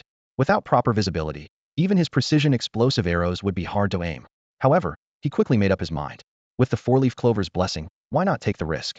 Steeling himself, he boldly stepped into the cave. After just 2 steps, a sharp squeak echoed in his ears. Yi Qianfan quickly turned his head, only to find a nightmare rat the size of a large dog emerging from the shadows, its black and gray form looming before him. Damn it! Yi Qianfan's eyes widened in disbelief as he stared at the enormous nightmare rat in front of him. The hulking creature with glowing red eyes had the audacity to turn its head and bare its teeth at him in defiance. Letting out a cold snort, Yi Qianfan swiftly pulled his bow and arrow from his back. He thought to himself, he had been worrying about finding a target, yet this prey delivered itself right to his doorstep. Without hesitation, Yi Qianfan drew his bow and knocked an arrow in one fluid motion. With a 100 accuracy skill, there was no room for error. As long as the target was within his sight, its fate was sealed. Whoosh! The explosive arrow shot forth like lightning, heading straight for the nightmare rat. The massive nightmare rat clearly hadn't expected Yi Qianfan to act so decisively, skipping any prelude and attacking directly. It scrambled to turn and flee, but it was too late. With the precision of Yi Qianfan's skill, unless the nightmare rat possessed inhuman speed, the arrow was destined to hit its mark. Coupled with the explosive effect, the outcome was inevitable. Boom! A deafening explosion reverberated through the air. Yi Qianfan's arrow struck the target dead, blasting a massive crater where the nightmare rat had been. However, to Yi Qianfan's surprise, no system notification appeared. Could it be that the nightmare rat had survived? With a mix of suspicion and curiosity, Yi Qianfan quickly approached the area devastated by the explosive arrow. Sure enough, he discovered a hole in the ground. Impressive! Yi Qianfan marveled under his breath. The nightmare rat's escape abilities were truly remarkable. No wonder it had dared to provoke him earlier. Just then, a faint squeaking sound caught his attention. Yi Qianfan noticed a glimmer of light flickering from around a bend in the cavern. Without hesitation, he sprinted toward the light. After several dozen steps, the passage suddenly opened up before him. A clearing emerged in his view, sunlight streaming down from above, with lush greenery surrounding the area. To his astonishment, Yi Qianfan realized that this cave concealed a hidden valley, a world unto itself. Focusing his gaze, Yi Qianfan spotted a large gathering of gray-brown nightmare rats in the valley, chattering noisily, as if holding some kind of meeting.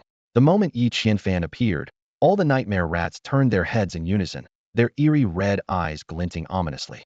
Sensing imminent danger, Yi Qianfan quickly turned his head to avoid the mental assault of the nightmare rats. However, one nimble rat seized the opportunity and lunged at him. Fortunately, the white eagle behind Yi Qianfan intervened just in time, spreading its wings and delivering a powerful gust of wind that sent the attacking rat tumbling to the ground. Squeak! The failed attacker let out a sharp cry and attempted to flee. Enraged, Yi Qianfan swiftly drew another explosive arrow, knocked it on his bow, and pulled it back with force. Whoosh! The arrow soared through the air, landing squarely in the center of the rat nest. Boom! The explosive arrow struck one of the nightmare rats, blowing it to pieces. The resulting shrapnel acted like secondary projectiles, inflicting heavy casualties on the surrounding nightmare rats. Although the nightmare rats were significantly larger than poison dart frogs and couldn't be wiped out in a single shot, the attack still dealt devastating damage. The surviving nightmare rats, terrified by the sudden onslaught, scattered in all directions, squealing in panic. Amidst the chaos, Yi Qianfan finally caught sight of a stone chair in the center of the rat swarm. On a stone chair sat a giant rat over a meter tall. It wore a red fur-lined cape and a golden crown, looking eerily like a little humanoid figure, sending chills down one's spine. Yi Qianfan thought to himself, this must be the Rat King, huh? Well, I don't care what kind of king you are, I'll take you down all the same. The Rat King's face showed a flash of terror, but quickly regained composure.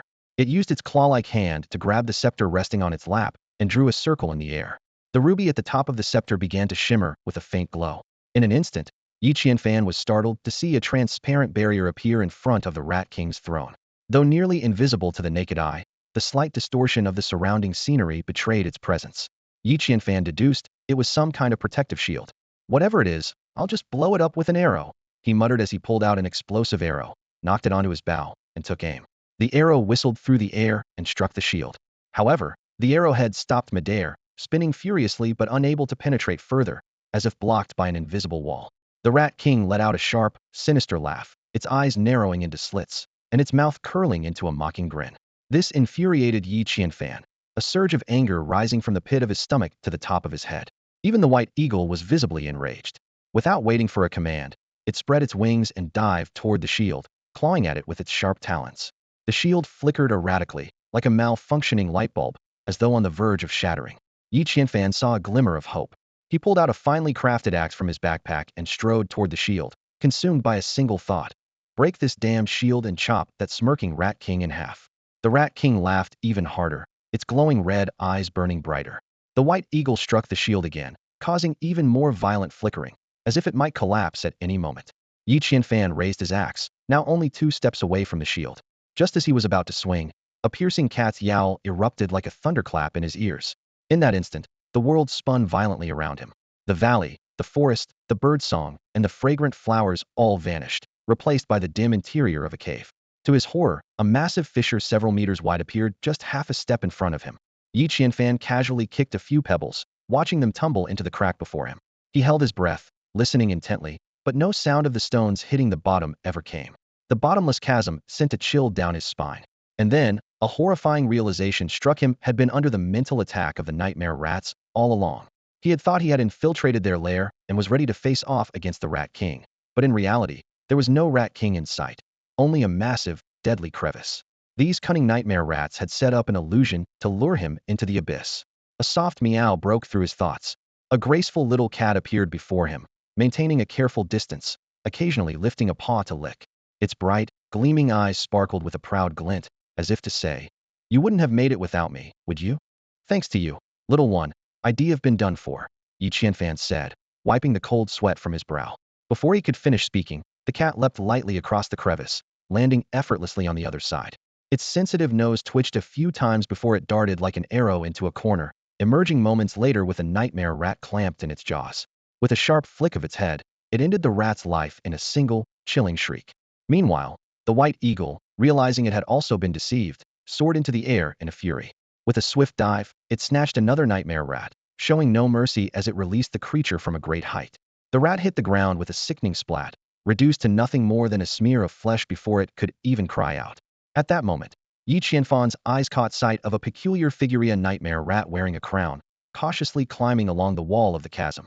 Every so often, it adjusted the crown on its head with its tiny claws. Wasn't this the so-called Rat King that had mocked him in the illusion? Thanks to the Lucky Clover's effect, the panicked Rat King had neglected to cast a forgetting curse on him, allowing Yi Qianfan to see through the truth. It turned out this sly creature had used the curse on both the cat and the eagle, which explained why neither had noticed its presence. A cold smirk curled across Yi Qianfan's lips as he drew his bow without hesitation. The explosive arrow shot through the air with a piercing whistle. The Rat King only realized the danger at the last second. Its beady eyes widened in terror as it turned to see the arrow speeding toward it. In a frantic attempt, it raised its ruby scepter to cast a spell, but no magic could outpace the arrow. Just as the scepter was lifted, the explosive arrow pierced through the Rat King's body. With a deafening boom, the ruby necklace around the Rat King's neck erupted in a dazzling red light, instantly enveloping its entire form. Yi Qianfan narrowed his eyes, keenly observing the strange phenomenon before him. The red glow enveloping the Rat King was anything but ordinary. It acted like an invisible barrier, completely blocking the explosive arrows he had fired. The arrows lost momentum and fell straight to the ground. The Rat King heaved a sigh of relief, but its moment of reprieve was short-lived as the red glow around it dissipated. At that very moment, the fallen explosive arrows erupted with deafening booms. Boom, boom, boom. The chain of explosions caught the Rat King off guard. Its blood-red eyes widened in shock as its entire body was engulfed by the blasts. A system notification popped up. Nightmare Rat King is dead. Would you like to decompose? Decompose. A series of items appeared before Yi Qianfan. Magic Staff 1, Gem Crown 1, Guardian Necklace 1, Nightmare Rat King Meat 10, Nightmare Rat King Blood 1L, Earth Element Beast Core 1, Gold Element Beast Core 2. Yi Qianfan eagerly inspected the attributes of these artifacts. Magic Staff, a beginner-level staff that increases spellcasting success rate by 20 and reduces chant time by 3 seconds. Gem Crown enhances the user's charm by 50 and exudes an aura of dominance, as its inscription states. To wear the crown is to bear its weight. Guardian Necklace, a rare life-saving artifact that grants the wearer 3 chances to escape death. Usable once per day, with 2 uses remaining. There was also the Nightmare Rat King meat, which was said to rival bamboo rat meat in quality. When roasted, it emitted an aroma akin to roasted suckling pig and, when consumed, heightened spell sensitivity. As for the Nightmare Rat King blood, though unfit for consumption, it could be used to refine artifacts and enhance spiritual energy. Looking at the spoils of battle, Yi Qianfan finally pieced together what had happened earlier. It was the effect of the Guardian Necklace that had saved the Rat King's life. However, the necklace's limitation of only being usable once per day ultimately sealed the Rat King's fate during the second wave of attacks. Reflecting on the entire battle, Yi Qianfan couldn't help but marvel at his fortune that day. If not for burning the lucky 4-leaf clover earlier, the cat girl wouldn't have arrived in time to save him, and he might have already perished in the rift. Even if he had narrowly escaped the trap, facing this small boss capable of casting forgetting spells alone would have been an immense challenge. It was the stroke of luck that caused the Rat King to panic and forget to cast the forgetting spell on him, thereby creating the opportunity for victory. Just then, with a soft thud, a nightmare rat's corpse fell from above, landing right in front of Yi Qianfan. Moments later, more rat corpses rained down like a torrential downpour, as if bearing witness to this hard-fought triumph. Yi Qianfan looked up to see the white eagle proudly dropping a nightmare rat at his feet. Not to be outdone, the little cat girl quickly followed suit, letting out a meowth before tossing 2 nightmare rat carcasses onto the ground in front of him with a loud thud. Before Yi Qianfan could even offer a word of praise, the cat girl turned away haughtily, her fluffy tail swaying as she trotted off to hunt for more nightmare rats. Before long, a small mountain of 7 nightmare rat carcasses had formed in front of Yi Qianfan. Without hesitation, he chose to dismantle them, obtaining 35 portions of nightmare rat meat, 700 milliliters of nightmare rat blood, 7 earth element beast cores, and some miscellaneous items of little value. Driven by curiosity, Yi Qianfan inspected the properties of the nightmare rat meat. Ordinary but tasty meat that could improve sleep quality. As for the nightmare rat blood, though unappetizing, it was an excellent iron supplement for pets and could even increase their loyalty by 1. Yi Qianfan's eyes lit up. This was an unexpected bonus. As the white eagle and the cat girl continued to bring in more nightmare rat carcasses, his haul grew increasingly substantial.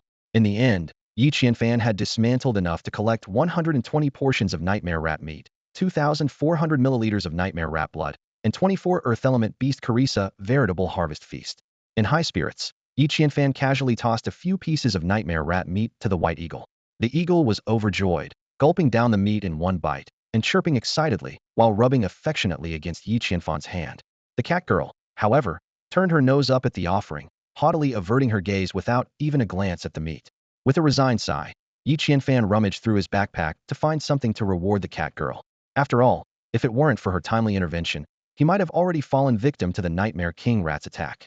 He eventually pulled out a piece of roasted scarebox meat, only to see the cat girl let out a satisfied burp, clearly uninterested.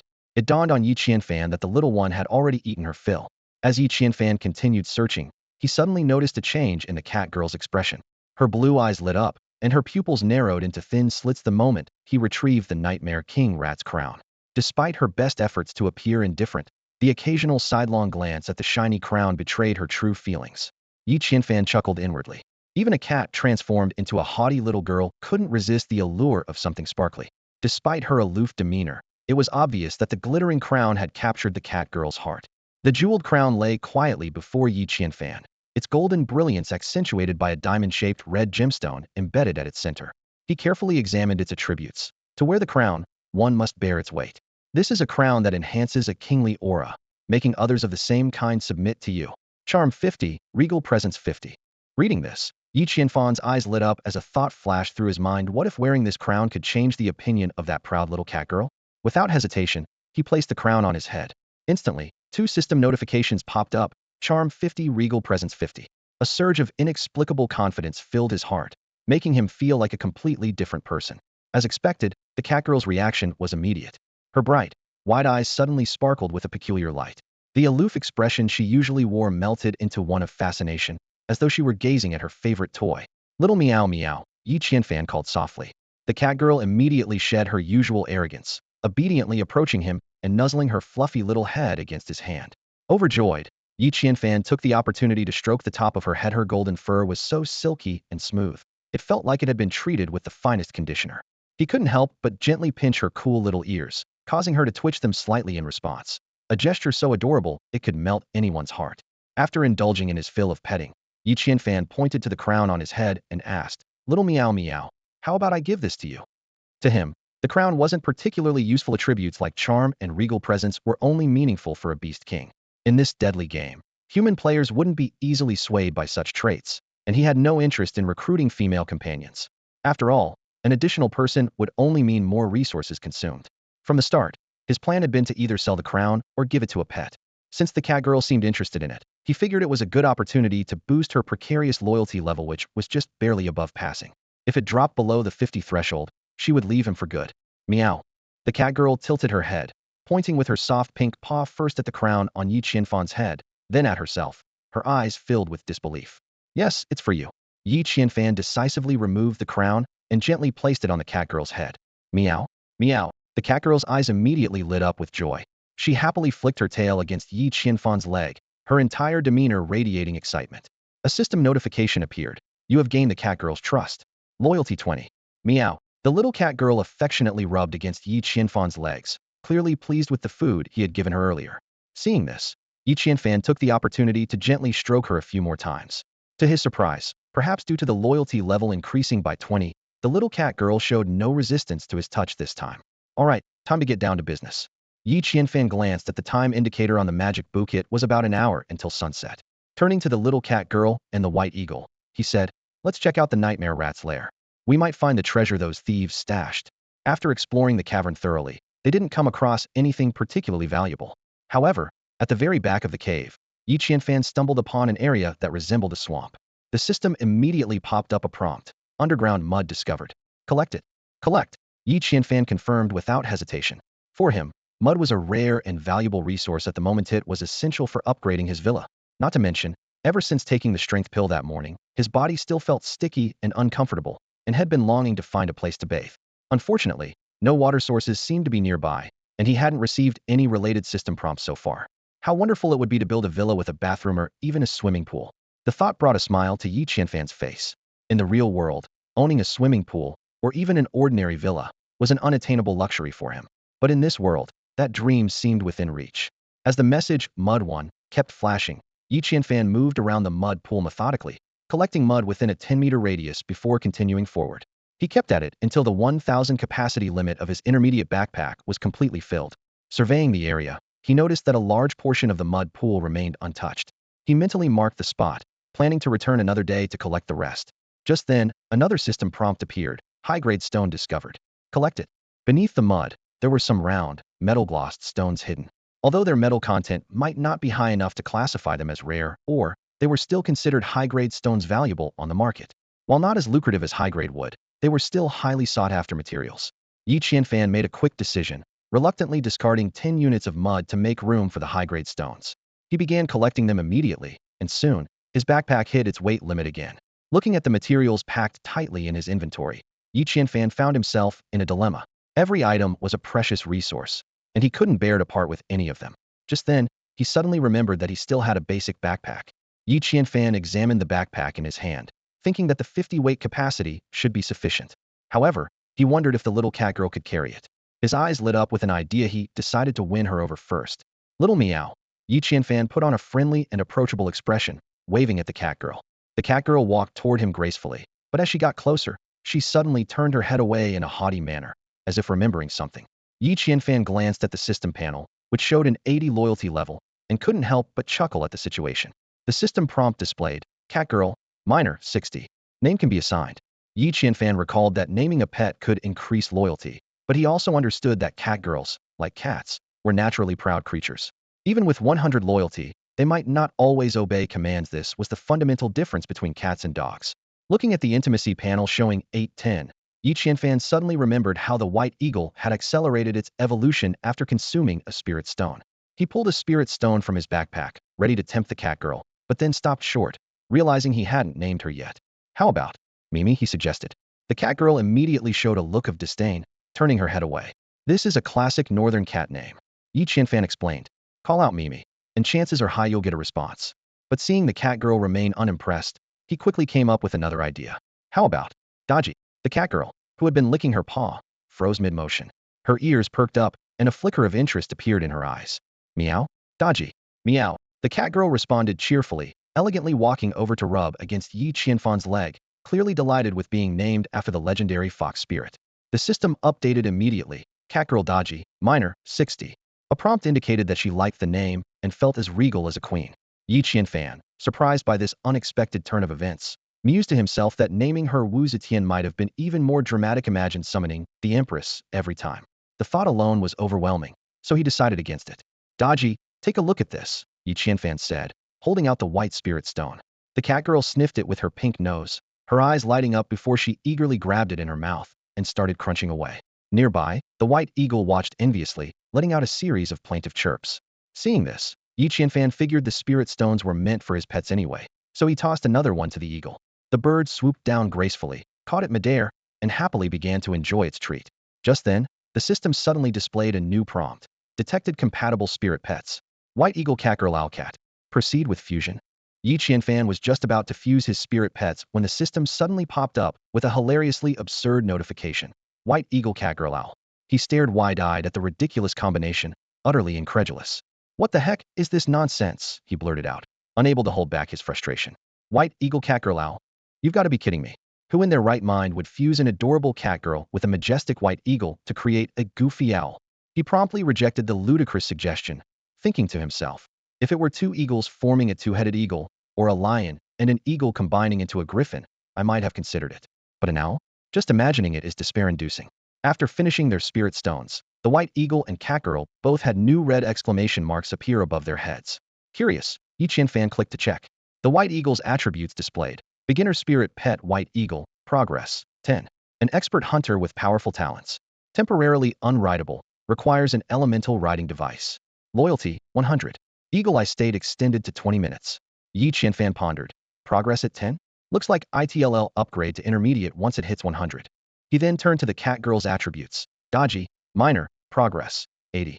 The catgirl loves her current name and feels like a noble queen. Affection, 810. Huh. Yi Qianfan was surprised to find. The catgirl's maturity has increased from 60 to 80. Just 20 more and she'll be fully grown. He couldn't help but wonder, would the adult catgirl retain her lowly appearance or transform into a true enchantress? Taking out a beginner's backpack, Yi Qianfan coaxed Dodgy like a child. Dodgy, come here and try on this little bag, want you? Look, isn't it pretty? After all, every mature woman needs a bag. At first, Dodgy showed no interest in the backpack. But upon hearing mature woman, her eyes sparkled with excitement. She clumsily walked to Yi Qianfan's feet and circled around him.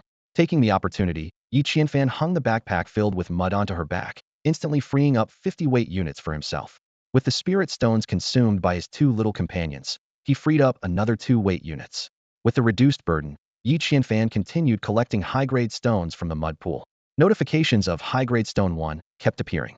In the end, he harvested 50 high-grade stones and 776 portions of mud. Together with the nightmare rat meat and blood he had gathered earlier, both his and Dodgy's backpacks were stuffed to the brim. Time to head back. Today's haul was a big success. Carrying his bountiful loot, Yi Qianfan headed out of the cave. Along the way, he stumbled upon the 2 explosive arrows he had fired earlier.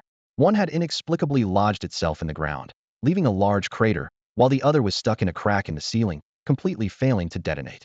Looking at the comical scene, Yi Qianfan couldn't help but shake his head with a wry smile. At that moment, he was trapped in an illusion.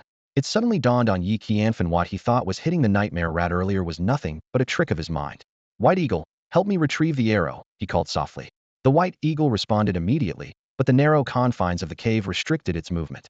As soon as it spread its wings, they brushed against the rocky walls, making it impossible to reach the formidable high ceiling.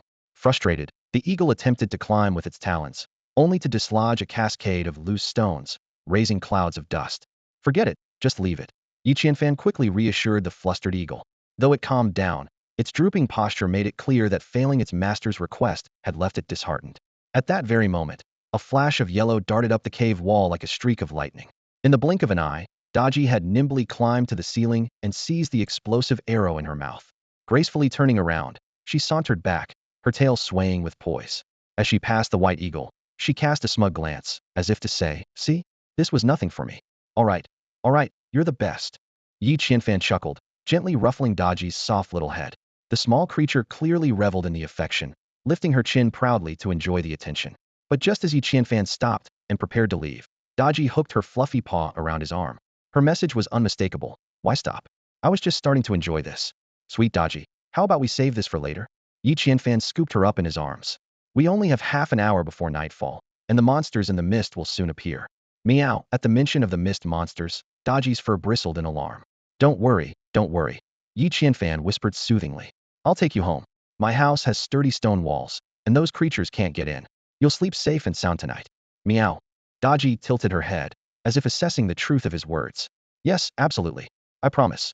Reassured by his guarantee, Daji let out a satisfied meow and curled up in Yi Qianfan's arms, tucking her head into her snowy white belly. She struck a regal pose that practically commanded, "Carry me home," before dozing off. Yi Qianfan chuckled helplessly. Being a servant to a cat clearly came with its responsibilities. By the time they left the nightmare rat's territory, the sky had dimmed, and the dense mist was beginning to seep into the cave. Yi Qianfan lit a torch to ward off the fog. As soon as he stepped out of the cave entrance, a red notification flashed before his eyes. Head east 2,000 meters ahead. There's a golden treasure chest. To the east, 2,000 meters further, there was a golden treasure chest. Yi Qianfan stared at the system prompt, his brows furrowing slightly. The sky was nearing dusk, with only half an hour of daylight left. Even if he rushed to the area where the tree spirit resided, his chances of success seemed slim. The most dangerous thing about humans is their inability to control their desires, he muttered under his breath. The allure of the golden chest was strong, but time was pressing. Even if he managed to defeat the tree spirit by a stroke of luck, traveling through the dark while injured would be a death sentence. Retreat. Yi Qianfan decided without hesitation. He scooped up Xiao Daji and quickly headed back toward the stone house. Once outside the house, he placed Xiao Daji and the white eagle inside, then hurried toward the beast cage hidden in the grass. Cluck, cluck, cluck. Just as he approached the cage, a cacophony of chirping and clucking greeted him. Yi Qianfan's eyes lit up. 3 wild chickens. 2 hens were pacing anxiously inside the cage, while the rooster sat smugly on one of their backs, letting out triumphant clucks. Ignoring the poultry's antics, Yi Qianfan grabbed the cage and returned directly to the stone house. The sky darkened rapidly. The white mist outside turned grayish-black as the sunlight faded, and eerie sounds of a baby crying faintly echoed in the distance. Woo! Woo! A chill ran down Yi Qianfan's spine, and he quickly shut the stone house door. Xiao Daji, who had been curled up on the bed, immediately leaped into Yi Qianfan's arms with a joyful coo as soon as he returned. The white eagle, meanwhile, remained obediently in its nest, casting an envious glance at Xiao Daji. When it tried to shuffle its way out, Yi Qianfan barked, "Stop! Stay where you are. You're way too big." The white eagle let out a pitiful chirp, but understood that the cramped space of the small house left no room for its wings to stretch. Yi Qianfan glanced around the room. With 2 pets and 4 wild chickens, the small space was now almost completely packed. Not to mention, the wild chickens were sure to leave droppings everywhere. This only strengthened his resolve to upgrade the house as soon as possible. He immediately opened the upgrade tree to check the required materials. Villa upgrade requirements. Advanced stone, 180,200. Mud, 955,1000. Advanced wood, 187,100. Vines, 528,200. Glass, 1,420. Earth elemental beast cores, 2610. Fire elemental beast cores, 155. Water elemental beast cores, 125. Most of the materials were already gathered. Only advanced stone, mud, and glass remained. Yi Qianfan suddenly remembered the compass trade he had listed on the trading channel earlier that morning. He quickly opened the interface to check. The screen showed that of the original 97 compasses, more than half had already been sold, leaving only 25 still waiting for buyers. These unsold compasses weren't entirely ignored, but their price and material requirements had deterred many players. He skimmed through the trade records, his fingers tapping on the glowing screen.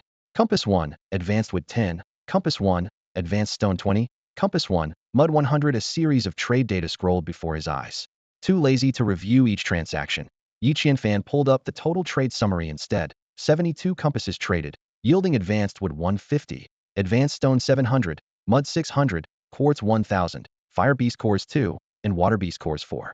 The remaining 25 compasses mostly required exchanges for beast cores, advanced stones, and wood. Looks like these players really aren't up to the task, Yi Qianfan mused to himself. I've practically cleaned out all the advanced materials. As he pondered switching to a different trade material, a thought crossed his mind: his discovery during today's outing. The number of treasure chests and spirit stones had noticeably increased. This was likely the game's compensation after the end of the newbie protection period. The appearance of the daytime fog had indeed kept many players indoors, prompting the game system to distribute more treasure chests as a balancing measure. An idea struck him, and Yi Qianfan immediately relisted the remaining 25 compasses with new trade conditions. 1 compass for 100 bronze. 1 compass for 50 silver. 1 compass for 10 spirit stones. Messages poured in almost instantly. Boss, are you serious? I just happened to find 10 spirit stones today, and you're trying to take all of them, aren't you? Boss, do you have some kind of grudge against bronze? Where am I supposed to find 100 pieces of bronze? Before the second comment could even be completed, all the compasses for bronze had already been snatched up. Soon after, the spirit stone exchange option was also sold out, leaving only the 50 silver exchange still available. Yi Qianfan knew very well that silver treasure chests were far rarer than bronze ones, so not many players would have the means to trade. Of course, he also considered the possibility that some players might use raw silver or for the exchange. At that moment, a distress message caught his attention. Boss, please help. I'm lost in the wild. All I have on me is 20 bronze, 10 silver, 5 spirit stones, and 1 sack of rice. Can I trade these for a compass? Looking at the scattered items listed, Yi Qianfan figured this person must truly be at their wits' end. If they were left to die in the wild, those resources would go to waste anyway. After a brief moment of thought, he replied, all right, private message me for the trade. Thank you, boss. Thank you so much.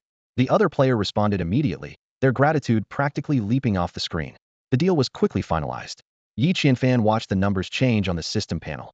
Compass 1, bronze 20, silver 10, spirit stones 5, and most importantly rice grains 1. His gaze lingered on the words rice grains 1 for a long time.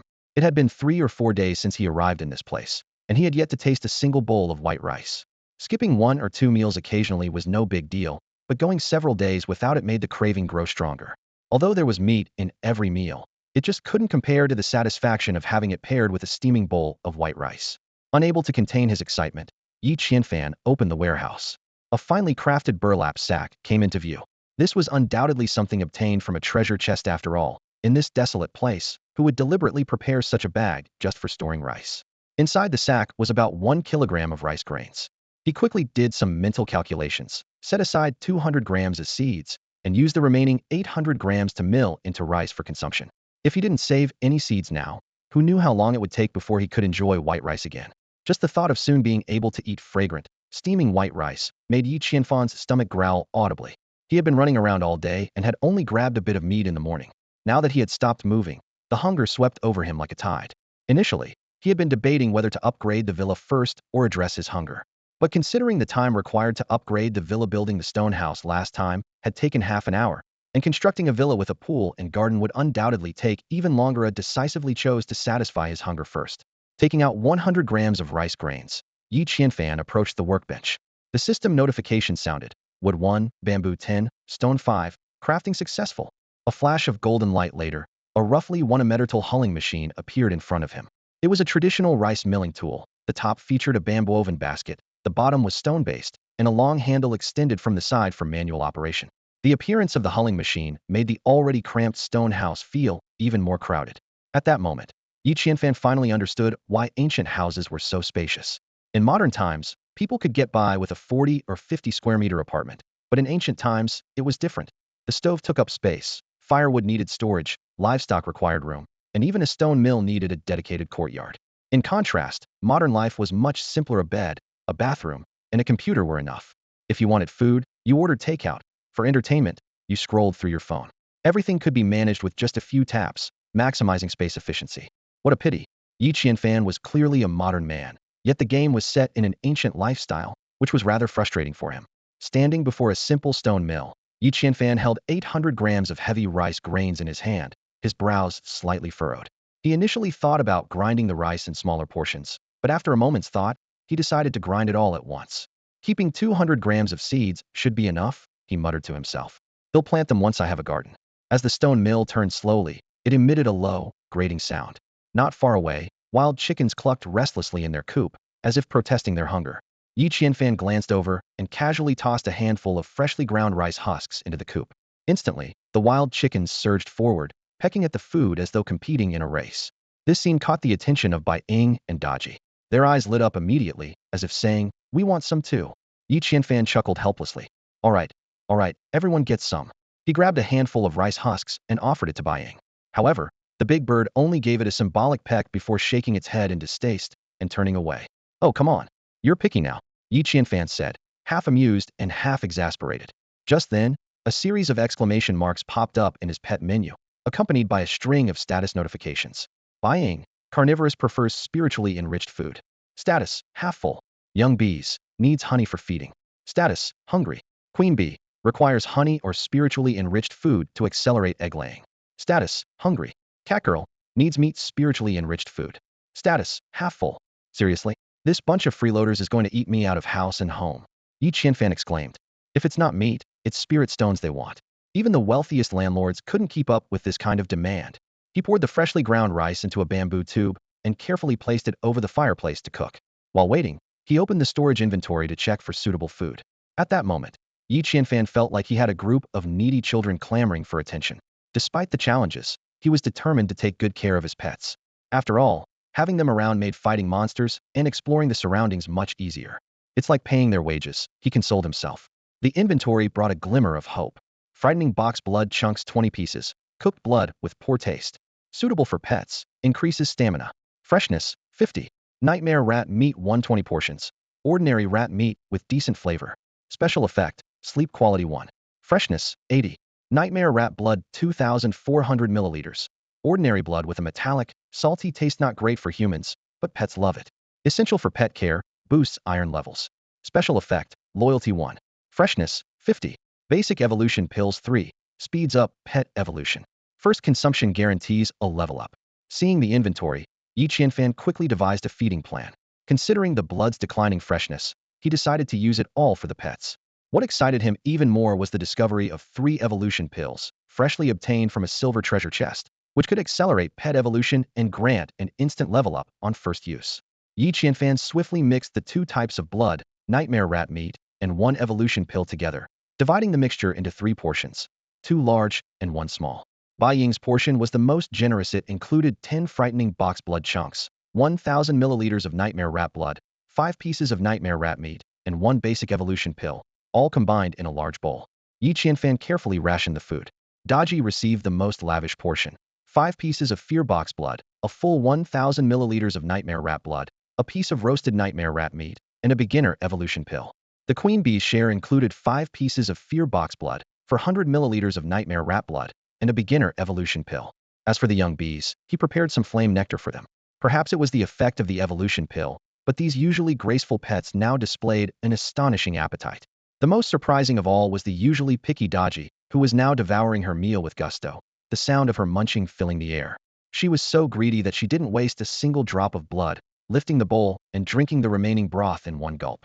This left the fur around her mouth stained bright red, making her look like a little demon with a blood-stained maw. Daji, if you don't wipe your mouth, you're going to turn into an ugly kitty. Yi Qianfan teased with a chuckle. Hearing this, Daji shot him a fierce glare before sticking out her pink little tongue and deftly licking all the bloodstains clean from her mouth. At that moment, Yi Qianfan noticed something remarkable. After consuming the evolution pill, Daji was undergoing subtle changes. Certain parts of her body were becoming more developed, yet her adorable, youthful face remained unchanged, making her look even more endearing. Meanwhile, Bai Ying seemed to exhibit no noticeable changes for the time being. However, when Yi Qianfan turned to check on the queen bee, he was stunned by what he saw. A bee as large as the palm of his hand was crawling out of the hive. Its enormous size was truly astonishing. Even more surprising, the giant queen bee immediately flew into the bowl of blood food and began feasting. As it absorbed the spiritual energy from the food, its body emitted bursts of white light, as though something within it was on the verge of breaking free. After their meal, Bai Ying and Daji quickly fell asleep, with Bai Ying even starting to snore. Yi Qianfan guessed that this was likely due to the sleep-inducing effect of the nightmare rat meat. He was secretly relieved by their quietness, as it gave him the chance to enjoy his own dinner. The bamboo rice was ready, and he had also pan-fried a piece of nightmare rat king meat in a copper pan. The texture of the meat was comparable to bamboo rat, and when roasted to a golden crisp, it carried the aroma of roasted suckling pig. Since the meat was said to enhance magical sensitivity, Yi Qianfan decided to keep all the nightmare rat king meat for himself. After all, regular nightmare rat meat wasn't rare, and he could buy more anytime in the future. He also grabbed 3 eggs from the chicken coop, intending to make some tomato scrambled eggs. With the fragrant rice, the golden crispy roast meat, and this simple yet flavorful side dish, This was undoubtedly the most sumptuous dinner he had enjoyed since arriving here. Yi Qianfan was leisurely enjoying his dinner while habitually scrolling through the game group chat. The screen was filled with messages from players complaining about hunger and hardships. Suddenly, a pinned announcement popped up. Hello, players. The moment this brief message appeared, the world chat channel erupted into chaos. Holy crap, the demon is here. Are you human or ghost? Are you the game host? Let me go back, or he'll sue you to death. He'll pay 10 million. I'm the son of Brother Chen Kai. The players' questions and threats surged like a tidal wave. Someone calmly analyzed. An operation of this scale couldn't be pulled off by an ordinary group hit, must be backed by military-level forces. As soon as this was said, an ID named General Shikun replied, I am a warlord. My entire camp of over 1,000 people was brought to this godforsaken place. Ridiculous.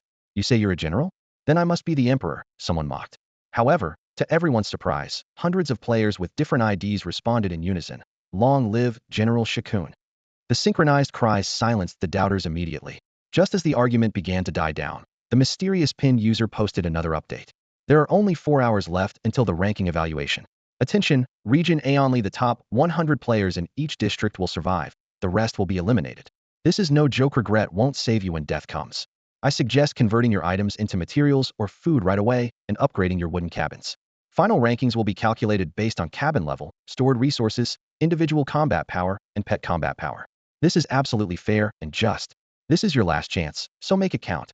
Ho ho ho. The eerie laughter conveyed through the text sent chills down everyone's spine. The trading channel fell into a dead silence, followed by an explosion of wailing and complaints. That laugh is pure evil. I can practically hear it. I'm so nervous. What if I end up at the bottom? I have a tamed bird, 20 units of wood, 3 loaves of bread, and 1 liter of water. Can I make it into the top 100? Doubtful. If you don't have stockpiles by now, you're already doomed. You can tame pets? I couldn't even catch a rabbit. Want to learn taming techniques? 10 units of wood, and it'll teach you. Keep dreaming. Finally, someone suggested, I've decided to skip dinner tonight and save some food. Maybe ITLL boost my rank. Fullness level should count toward living comfort, right? That's insane. This comment brought the heated discussion to an abrupt end. While everyone else was busy complaining, Yi Qianfan simply raised an eyebrow lightly, his expression calm and composed.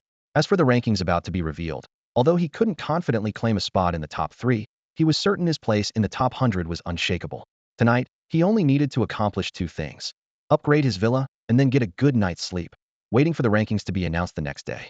After enjoying a satisfying dinner, Yi Qianfan immediately opened the upgrade tree and carefully reviewed the materials required for the villa upgrade. Advanced stone 337200, mud 16551000, advanced wood 337100, vines 528200, glass 1420, earth element beast core 2610, fire element beast core 175, water element beast core 165. A quick glance showed that everything except glass not only met the requirements, but also had a surplus. Fortunately, he had prepared in advance, having collected a full 1,000 portions of quartz sand earlier. Yi Qianfan wasted no time, first adding 4 pieces of charcoal to the alchemy furnace to ignite it. Once the flames grew stronger, he added 6 portions of quartz sand. Although the alchemy furnace could process 100 portions of raw materials per hour, he opted for smaller batches to quickly produce the amount of glass he needed. 6 portions would only take 4 minutes to complete. Once this batch was done, he would add the remaining 94 portions, ensuring he obtained the necessary materials quickly without wasting charcoal. The glass was soon completed. Without hesitation, Yi Qianfan selected the upgrade option, and the system began deducting materials. Advanced stone 200, mud 1000, advanced wood 100, vines 200, glass 20, earth element beast core 10, fire element beast core 5, water element beast core 5. Villa under construction, please wait. As a golden light flashed, an astonishing sight unfolded before Yi Qianfan's eyes as stone house began to disassemble in the night, dissolving into countless white light particles that floated into the air. This surreal scene made him ponder. The creator of this game world must be a being of a higher dimension than humans on Earth, because neither warlords nor nations could possess such miraculous technology.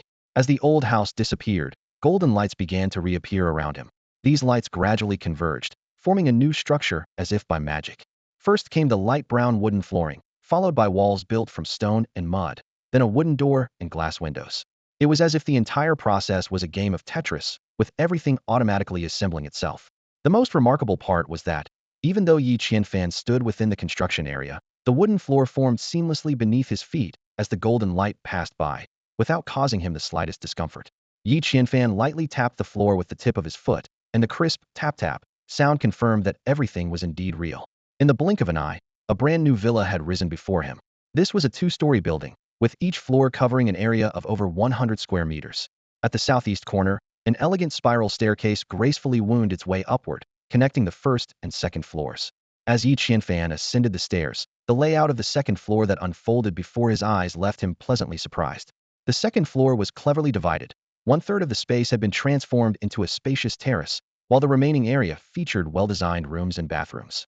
The most striking feature was the beta transformation of the retro, intricately carved 2-meter square wooden bed from the original stone house. It now stood as a modern, minimalist bed of astonishing proportions, measuring 2 meters by 3 meters, easily accommodating 3 people. Standing on the terrace, Yi Qianfan looked down at his small personal haven and noticed something peculiar.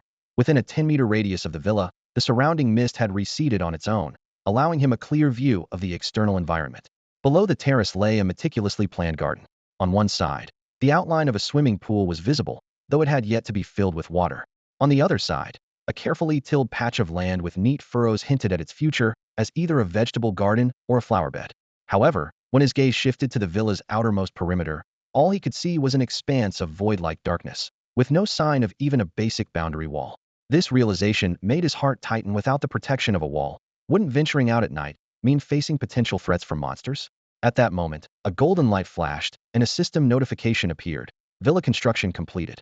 Immediately after, Yi Qianfan's vision was filled with numerous exclamation mark icons, particularly around the villa's perimeter, where a conspicuous ring of red exclamation marks stood out. Focusing on one of the red exclamation marks, the system displayed detailed information.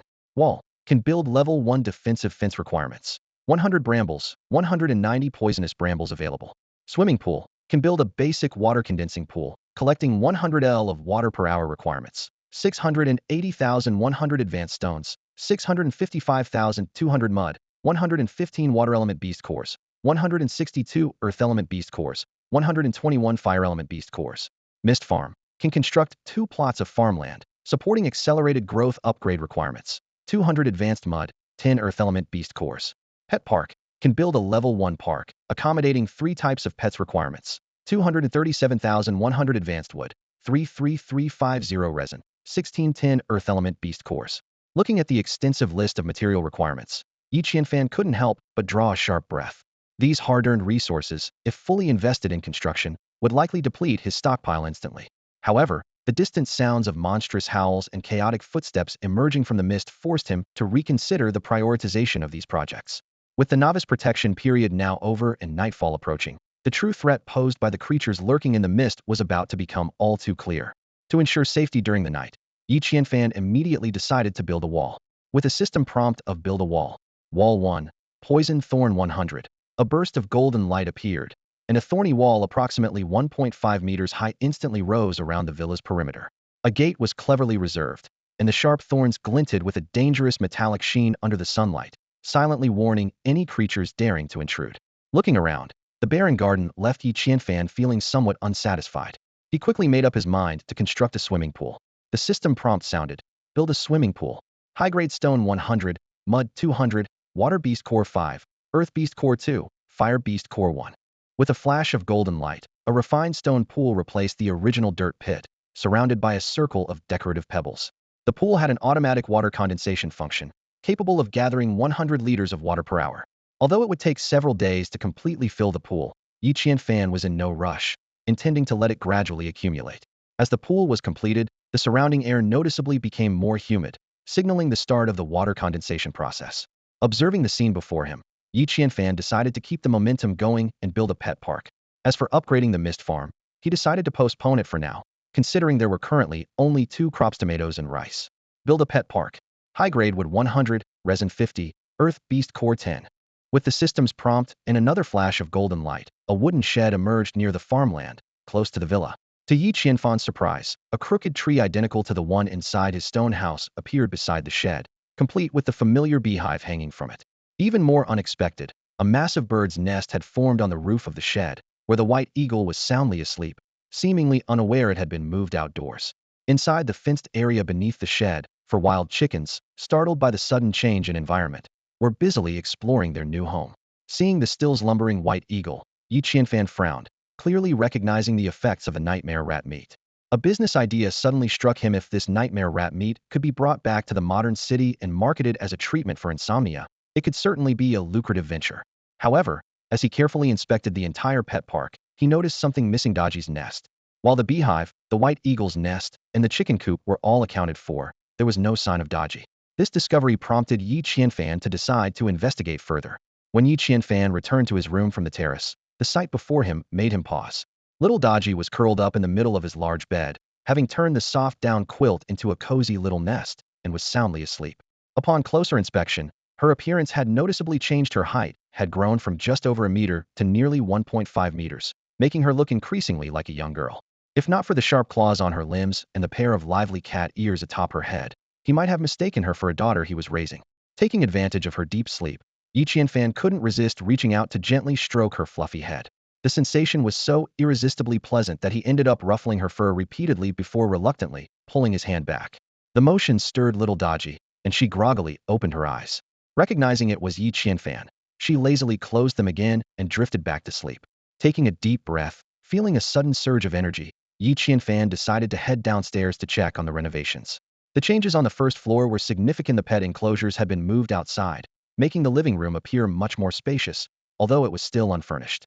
The workbench, alchemy furnace, and other equipment had been neatly organized into 3 rooms on the first floor. The first room was a dedicated workshop. Though compact, the layout was highly efficient. A large wooden desk was positioned by the window, with tidy cabinets lining the walls on both sides, each storing various components. Above the workbench were different crafting tools, and in the center of the room stood the alchemy furnace, neatly placed. The entire space was orderly and pleasing to the eye. Yi Qianfan opened the system menu and checked the furniture options under the workshop's upgrade tree. The sofa option caught his attention, enhances the coziness of the living room, providing a place of rest for the weary. The system displayed 2 choices: a leather sofa requiring 10 units of premium wood, 10 units of animal hide, 2 spools of hemp thread, and 20 units of cotton, and a wooden sofa requiring only 10 units of premium wood. Limited by his material reserves, Yi Qianfan opted to craft the wooden sofa. Upon confirming the creation, 10 units of premium wood automatically flew out of the drawer and landed on the workbench. Immediately, an invisible pair of hands began skillfully operating the tools, producing a rhythmic clinking sound. Before long, a 2-meter-long, 6-centimeter-wide wooden sofa was completed and seamlessly appeared in an ideal spot in the living room. Feeling that just a sofa wasn't quite enough to tie the room together, Yi Qianfan crafted a wooden coffee table, consuming only 2 units of premium wood and 1 piece of glass. The sound of crafting resumed in the workshop, and soon a delicate coffee table appeared in the living room, its wooden frame inlaid with clear glass, both practical and elegant. With these 2 pieces of furniture, the living room immediately felt much cozier. Yi Qianfan continued exploring the other rooms. In another empty room, he noticed a red exclamation mark indicating that a pharmacy could be built there.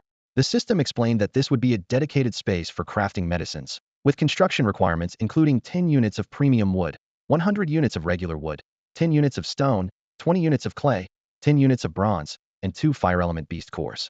Built: advanced wood 10, regular wood 100, stone 10, mud 20, bronze 10, fire beast core 2. A series of clanging sounds came from the tool shed next door. It was the noise of tools being crafted. Suddenly, a golden light flashed through Yi Qianfan's room. Before his eyes appeared an exquisitely crafted wooden alchemy table. On its surface, a complete set of pharmaceutical tools was neatly arranged. A stone mortar gleaming with a cold sheen, a sharp bronze herb-cutting knife, and an array of bronze bottles and jars lined up in perfect order. Even more astonishing, 2 massive medicine cabinets, as large as walls, materialized on either side of the room. Each wooden drawer was adorned with a small label that clearly displayed the name of the medicinal ingredient it contained. Yi Qianfan quickly scanned the labels: pine needles, poison thorns, honey, acid water. Most of them were materials he had already collected. Among them, the label, acid water, particularly caught his attention. How could this liquid substance be stored in a medicine cabinet? Curious, he pulled open this mysterious drawer. To his surprise, the inside of the drawer glowed with an eerie white light, obscuring the contents. Yet, the moment it was opened, information about the substance suddenly flooded into his mind. Acid water, a highly toxic wastewater formed from acid rain. It possesses extreme corrosiveness, capable of causing severe burns and skin ulcers. Contact with eyes can result in blindness. When poured into a bathtub, it can be used to dissolve remains, making it the key ingredient for crafting corpse-dissolving water. Would you like to retrieve it? Corpse-dissolving water? Isn't that just like the stuff from the deer in the cauldron?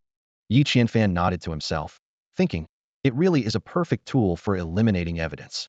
However, with 100 portions of acid water on hand, it seemed excessive. He decided to keep 10 portions for emergencies and listed the remaining 90 for sale on the trading channel. After exploring the pharmacy, Yi Qianfan moved to the final room, which was clearly a storage area. What greeted him was a series of neatly organized shelves, arranged like a modern library. The shelves were filled with all sorts of materials he had gathered, from basic wood and stone to rare beast cores and spirit stones.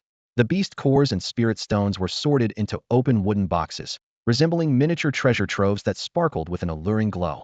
After surveying the storage room, Yi Qianfan returned to the living room and noticed a newly added small partition in the corner. Upon entering, he discovered it was a bathroom. However, the positions for the showerhead and toilet were marked with red exclamation points, indicating they still needed to be constructed. These two are a top priority, Yi Qianfan thought to himself. I can't keep using a bucket like before, it's neither eco-friendly nor pleasant. Although he might never afford a villa in reality, this place allowed him to fulfill a small dream, and he was determined to improve his quality of life. The system promptly recommended an automatic water condensing showerhead, capable of collecting 10 liters of water per hour into a storage tank with a maximum capacity of 100 liters. Of course, this water was only suitable for bathing. Drinking it would definitely cause an upset stomach. Yi Qianfan carefully studied the crafting conditions provided by the system. The automatic self-cleaning, decomposing toilet required 60 portions of bronze out of 1,530, 1 fire-type beast core out of 9, and 2 water-type beast cores out of 6. It could operate for 3 days with the addition of a single spirit stone. This toilet could automatically decompose waste into fertilizer and water, making it both eco-friendly and odorless, a perfect blend of technology and nature. Another structure, the automatic water condensing showerhead, demanded 10 portions of high-grade stone out of 580, 5 portions of mud out of 435, 2 water-type beast cores out of 6, and 1 earth-type beast core out of 4. With just 1 spirit stone, it could function for 7 days, making it cost-effective and practical. As he reviewed the materials list, Yi Qianfan pondered deeply. With the advancement of civilization, spirit stones, once seemingly ordinary, had now become the primary energy source of this world, akin to modern-day batteries. He foresaw that spirit stones would eventually become the universal currency of this realm. Having gained access to information that was beyond the reach of ordinary people through the continuous upgrades of his villa, he was determined to collect as many of these precious resources as possible before they became widely recognized. Resolute in his decision, Yi Qianfan immediately began construction. As the materials were consumed, a flash of golden light appeared, and a beautifully crafted bronze showerhead materialized in the bathroom. Looking out the window, he finally understood why so much bronze was required outside the villa. The system had cleverly designed a 100-liter water tank integrated into the exterior wall. The metal container blended seamlessly with the building's design, saving indoor space while adding a touch of modernity to the villa. Next, the stone toilet took shape. Though made from simple materials, it was exquisitely crafted, with a smooth and refined surface. Sitting on it offered the cool sensation unique to stone, without sacrificing comfort. Unable to resist, Yi Qianfan decided to test the toilet's functionality. After using it, he quickly inserted a spirit stone to activate the system. A miraculous scene unfolded. The waste in the toilet dissolved into tiny specks of white light and vanished. Simultaneously, his warehouse gained a portion of low-grade fertilizer capable of boosting plant growth by 10. Seizing the rare opportunity, Yi Qianfan eagerly took a shower. The dust and sweat accumulated over the past few days were finally washed away, leaving muddy water pooling on the ground. He also took the chance to clean his sweat-soaked clothes. After the refreshing bath, he felt completely revitalized. Since his clothes were drying, he decided to head upstairs naked to rest. However, upon entering his bedroom, he discovered that the little fox, Dodgy, had already claimed his bed and was soundly asleep. Yi Qianfan kicked it off the bed in one swift motion. He could tolerate it occupying other things, but not his bed. Dodgy fell off the bed with a pitiful meow. However, the cat didn't seem angry about the sudden aerial journey. Instead, it quietly climbed back onto the bed when Yi Qianfan wasn't looking, this time sneaking directly under his blanket.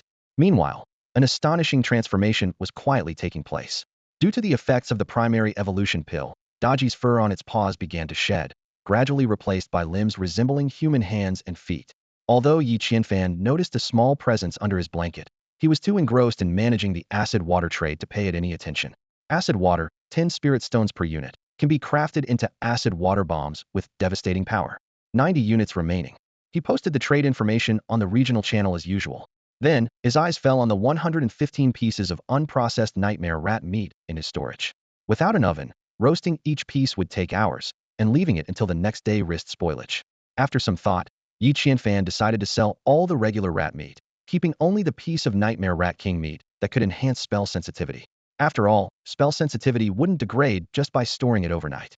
He quickly devised a clever sales strategy. Nightmare rat meat, 10 spirit stones per unit, 150 units remaining.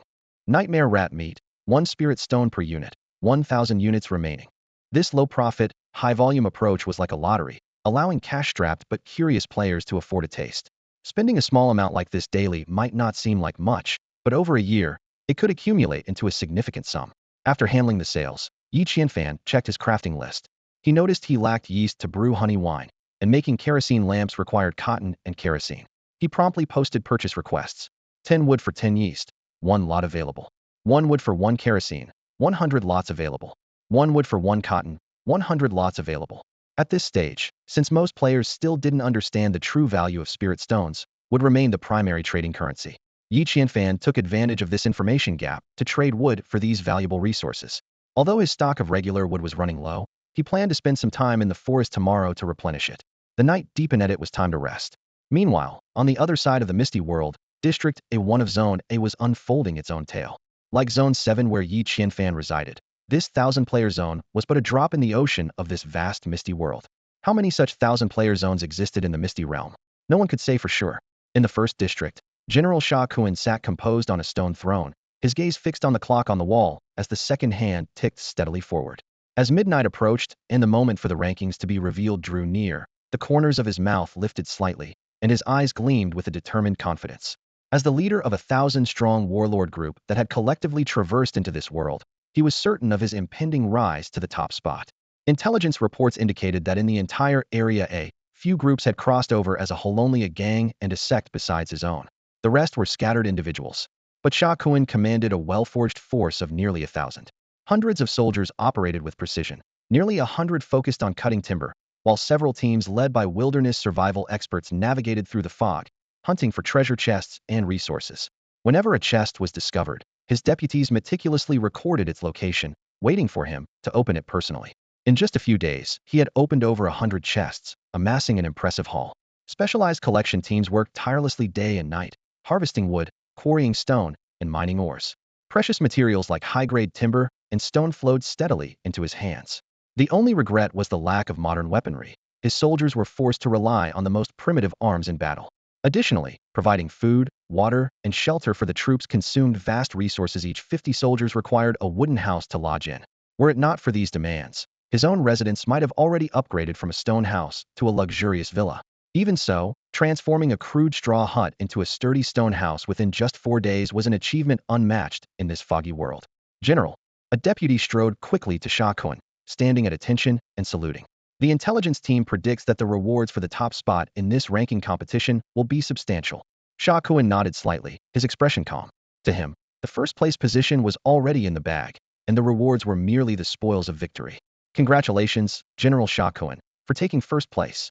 Well done, General Sha Kuan, on your great triumph. Long live General Sha Kuan. The crowd cheered in unison. Though many harbored their own thoughts, in this monster-infested foggy world, banding together offered far better chances of survival than going it alone.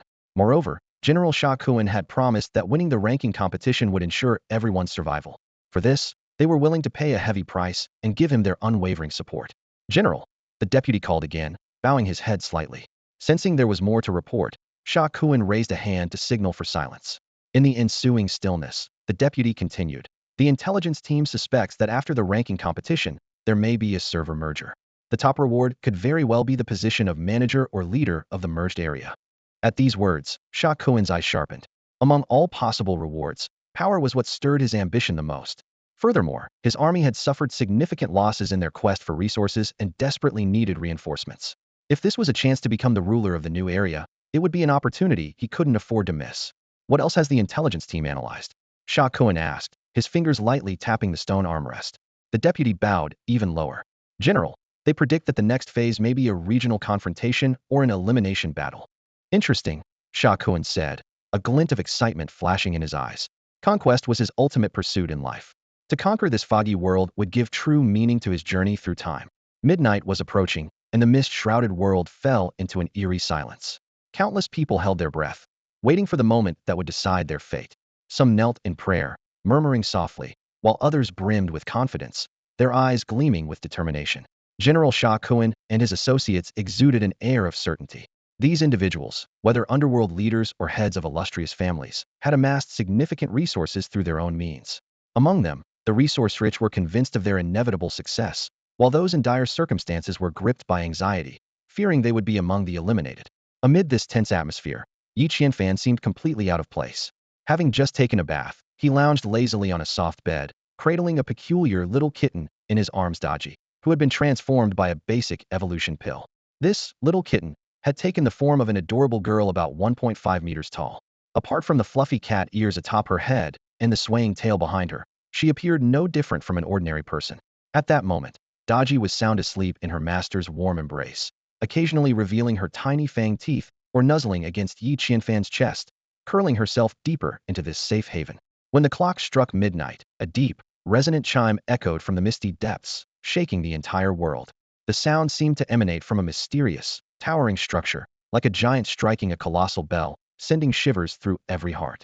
Everyone felt a surge of tension, everyone except Yi Qianfan, who merely frowned, rolled over, and covered his ears with a pillow, continuing his peaceful slumber. The World Chat channel erupted in chaos. Midnight. The pinned announcement is updated. Please, I can't be 101st. I have to make it into the top 100. Buddha, Guanyin, Laozi, Jade Emperor, Jesus, Virgin Mary, Allah please bless me. General Sha Kuan, world number 1. Nonsense. The Yamaguchi group is number 1. Huh. My Zhaiyan gang is the best in the universe, everyone else can scram. Suddenly, someone shouted, the results are out. The previously scrolling screen, reminiscent of airport flight information, came to an abrupt halt.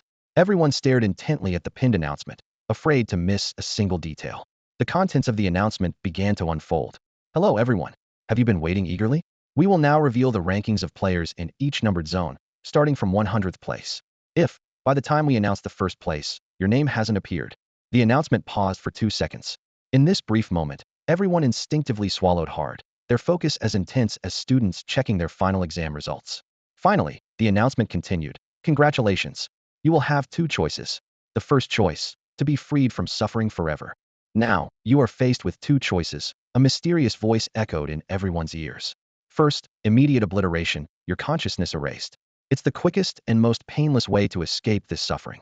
Second, you may pledge allegiance to the lords of each region, but at the cost of your independent will, becoming nothing more than a tool for the lords. The voice paused briefly before continuing. Out of mercy, I will give you 10 minutes to make your decision. If you fail to choose by then, I will decide for you. As soon as the voice stopped, enormous virtual announcement boards lit up in every region. Countless names cascaded down like waterfalls, with each board displaying only the rankings for its respective region. When players spotted their own names, they would instantly turn into a striking gold color.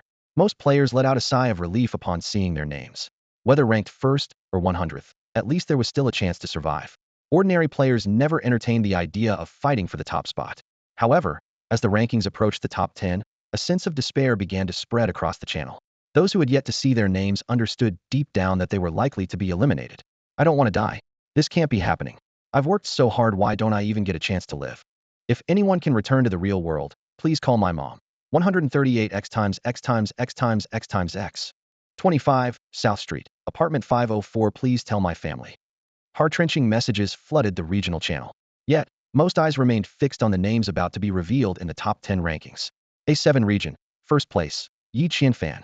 The moment this name appeared, the channel erupted into chaos.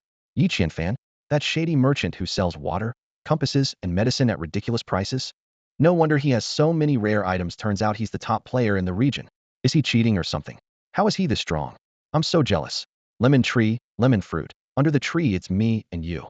Amid the heated discussions, the pinned announcement refreshed once more. For those ranked outside the top 100, your final decision time begins now. Countdown, 9:59. During this period, we will continue to announce the top 3 rankings for all lettered regions. Remember, for those of you outside the top 100, you only have 2 choices. Accept obliteration or become a vassal to a lord. For players ranked outside the top 100 in your region, you will be given one final choice. The system's cold, mechanical voice echoed in every player's ears. First option, elimination. Second option, become a subject of the lord. The regional channel erupted instantly. A flood of messages scrolled by like a torrential downpour. This is a devil's choice, someone roared in anger. Having your consciousness suppressed or being outright eliminated, what's the difference at its core? A body without consciousness might as well be dead. That's not entirely true, another voice interjected. Better to live than to die. Who knows?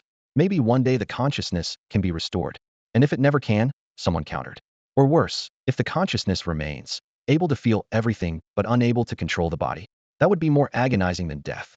Like being completely paralyzed. If you retain awareness but can't move, why not treat it like a 4D movie experience? Huh, you must be one of those top-ranked players. Only someone like you would say such a callous thing. Apologies, I'm actually ranked 101. The scene shifted. On the leaderboard of Region A1, General Shah Cohen's name unsurprisingly occupied the top position. Players across the entire region congratulated him, but Shah Cohen's expression remained unusually calm. Being first within his own army was hardly a reason for pride. His true goal was to become the strongest in the entire A division. The system announcements continued, gradually revealing details about the upcoming regional merges. Originally, each division housed 1,000 players, but after 4 days of brutal eliminations, only around 100 players remained in each region. Even Shah Cohen's proud army had not been spared. Despite his best efforts to minimize losses, the toll was heavy. In addition to typical battle casualties, numerous hidden traitors had been rooted out by his trusted subordinates. By the time the final accounting was done, Shah Cohen's forces had dwindled to just over 200 soldiers. The announcement continued to scroll. Due to the significant reduction in player numbers, regional merges will now commence. Smaller numbered regions will be absorbed into Region 1 maps. For example, A110 will merge into Region A1, B110 into Region B1, and so on. Each lettered division will then hold an elimination tournament. Only the top 3 regions in each division will survive, while the others face elimination or the fate of becoming subjects. The rankings for the divisions were finally unveiled. Shah Cohen's eyes were locked on the announcement board, his body leaning slightly forward. When the third-place region was revealed, his name had yet to appear. General Shah Cohen must be first. General Shah Cohen is invincible. General Shah Cohen conquers all. His subordinates were already cheering and celebrating. A sly smile slowly spread across Shah Cohen's face. This was a moment worthy of a touch of pride. After all, the entire world was about to see his name. Shah Cohen stared at the global leaderboard, the smile on his face gradually freezing. Ranked second in Region A, glaring back at him, was his own name. The result hit him like a sledgehammer, striking hard at his pride. How is this possible? He muttered to himself, his eyes glued to the screen. He refreshed the page repeatedly, hoping it was just a system error. Yet the rankings remained unchanged. At that moment, the pinned system message flickered. Shah Khan's eyes lit up, thinking he caught a glimpse of the phrase, "One surpasses all others." He quickly rubbed his eyes and looked again, only to realize it was just his imagination. The actual pinned announcement read, "Ranked first in Region A is Yi Qianfan from Region 7. Region 7? Yi Qianfan." Shah Khan's eyes widened in disbelief as he murmured the unfamiliar name. Out of nowhere, this name had emerged, snatching away the first-place spot he had dreamed of. Overcome with rage, Shah Cohen stood up abruptly and shouted, "All troops, hear my command.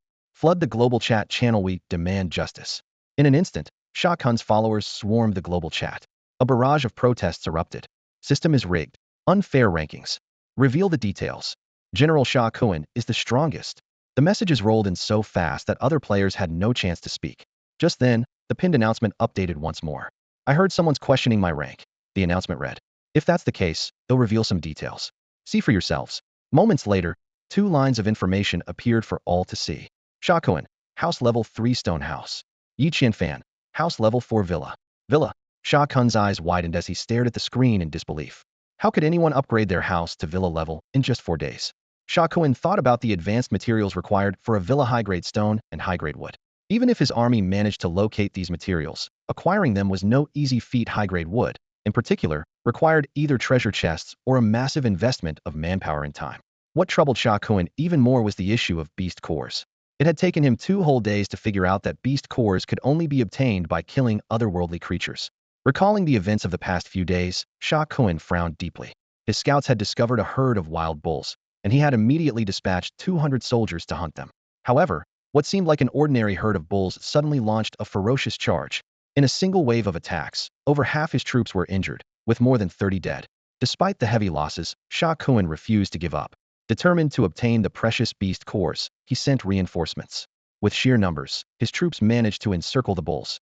Just as they were about to begin the slaughter, the bulls unleashed a terrifying savage stomp. Dozens of bulls stomped their hooves simultaneously, causing the ground to tremble violently. Shah Khan's soldiers lost their footing and fell to the ground. The devastating skill not only inflicted massive damage, but also caused a stun effect, instantly crippling the army's combat effectiveness. Taking advantage of the chaos, the bulls charged with all their might, breaking through the encirclement and disappearing into the distance. Dozens of wild bulls gathered on the desolate plains, their heads lowered, sharp horns glinting menacingly as clouds of dust rose beneath their hooves. With an earth-shattering roar, the massive beasts charged forward in a relentless stampede. Before Shah Khan's 300-strong force could react, they were overwhelmed by the unstoppable tide of beasts. Screams of agony echoed through the chaos as soldiers were impaled by sharp horns or trampled underfoot in the frenzied melee. In just a few minutes, 123 soldiers lay dead on the battlefield. The remaining wounded succumbed quickly to their injuries, worsened by the harsh conditions of the mist-shrouded world. The bloody battle came to a devastating conclusion. Shah Khan lost 256 elite soldiers, but managed to take down only 6 wild bulls. The spoils of war were pitiful 5 earth element beast cores, 6 wind element beast cores, and 1 water element beast core. Yet, Shah Khan remained smug, convinced of his superiority. He believed himself to be the strongest on the surface and was certain he would become the first person in the Misty world to build a villa. That was until a system-wide announcement flashed before his eyes, shattering his pride. How could someone already collect 20 specific beast cores and gather so many high-grade materials? Shah Khan muttered in disbelief. It must be pure luck that he stumbled upon the conditions for upgrading a villa. He can't possibly compare to me in other areas. I have an entire army at my command. But as if mocking his confidence, the system immediately displayed a more brutal comparison. Shah Khan's warehouse. Advanced wood, 65, advanced stone, 126, bronze, 360, silver, 40, spirit stones, 75. Yi Qianfan's warehouse.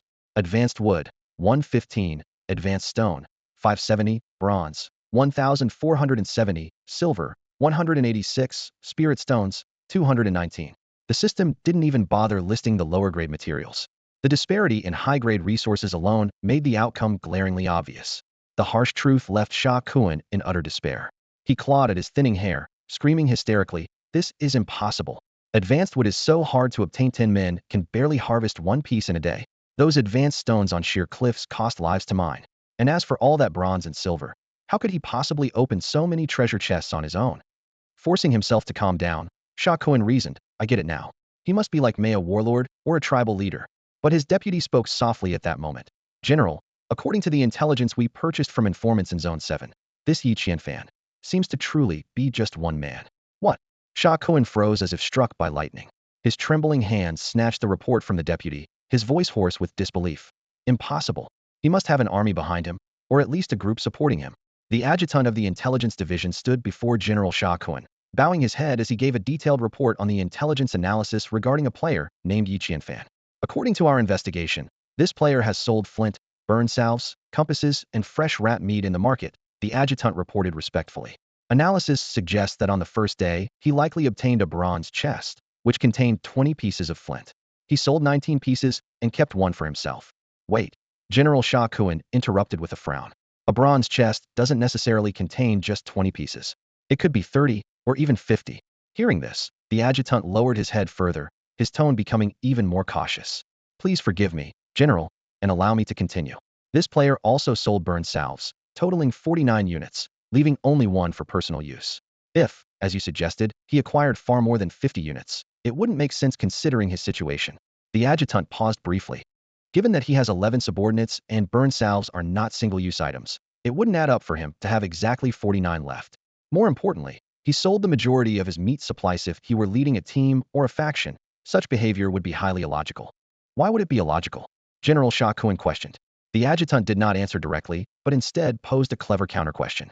"General, if you were in a famine-stricken world and obtained a large amount of meat, what would you do?" The question left General Shah Khan momentarily stunned. After a brief pause, realization dawned on him. "You mean, this guy is a lone wolf? Someone who only needs to feed himself, so he doesn't need to stockpile food and can trade surplus resources for other necessities." "Exactly, General." Shah Khan sank into deep thought. Could his own development strategy have been misguided? Instead of opting for slow and cautious growth, should he adopt a more aggressive approach, expanding his power through war and conquest? At that moment, the regional channel suddenly erupted with a series of urgent messages. "Players rank below 100. Please make your choice quickly. Countdown, 158. I don't want to die? Mom. Rather than being wiped out, I'd rather become a subordinate. Our region has the world's #1 player. I remember reading a book where the protagonist defeated the AI after clearing the game and brought everyone back to the real world. For my sister, who's ranked 56, I volunteer to become a subordinate. For Zone 7, the human race will never be enslaved. For Zone 7, I volunteer to become a subordinate. Your passion is contagious. I'm tempted to give up my top 100 ranking. Yeah, right. If you're so noble, swap places with me. I admit I can't do that. Meanwhile, the central figure of this heated discussion, Yi Qianfan, remained fast asleep, completely oblivious to the commotion around him. On the screen of his magic book, notifications flashed continuously. Subordinate 1. Subordinate 1. Subordinate. Inside Camp A1, a heavy silence hung in the air. Soldiers ranked outside the top 100 sat hunched on the ground, their eyes dull and lifeless. Their plight was heartbreaking, working themselves to the bone every day, only to receive meager rations barely enough to survive, while the rest of the profits were mercilessly exploited by the general. Any sign of slacking off or offending their superiors meant even their basic sustenance would be taken away. As the elimination deadline loomed closer, these soldiers had clung to the faint hope that the general might lend them a hand at the last moment. But the harsh reality was far from it. Not only was there no help, but their remaining supplies were confiscated entirely, leaving not even a drop of water behind. Many soldiers returned after a full day of grueling work, their lips cracked and bleeding from dehydration, yet they had no chance to even wet their throats. I told you long ago, we should have revolted. Soldier 666 suddenly growled in a low voice. If we had overthrown Shakun's tyrannical rule back then, we might have at least had a shot at making it into the top 100. It's your fault for not listening to me. Soldier 233 interrupted with a cold laugh. You think you're the first one to suggest rebellion? Most of those so-called killed by monsters were actually executed in secret by Shakun's lackeys. But there are hundreds of us here. If we unite, how could we not overpower his 100 or so lackeys? 666 retorted, unwilling to back down. Have you thought about your family? 233 shook his head with a sigh. Even if we somehow make it back to the real world one day, do you think the families of traitors would be spared? The entire Golden Quadrant is under Shakun's control. 666 let out a bitter, hollow laugh. Then I'd rather die? I'd rather kill myself than live as a slave under a tyrant. Before he could finish, 233 suddenly raised his right hand and shouted, Sir. 666 is threatening suicide. Stunned, 666 stared in disbelief at his former friend. Before he could react, two subordinates of the deputy general dragged him out and slit his throat with a single stroke. The deputy general swept his gaze across the crowd and coldly declared, This is the fate of those who betray General Shakun. 660 SIX's family will face the same punishment. He paused for a moment, his tone becoming fervent. If you don't want to bear the charges of treason, then choose now to become citizens of the realm. General Shakun has promised to uncover the mastermind behind this game and lead you all to triumph. When that day comes, you will be hailed as heroes of the nation. Even if you sacrifice your lives, General Shakun will remember the names of each and every hero. General Shakun declared firmly as he stood before his soldiers.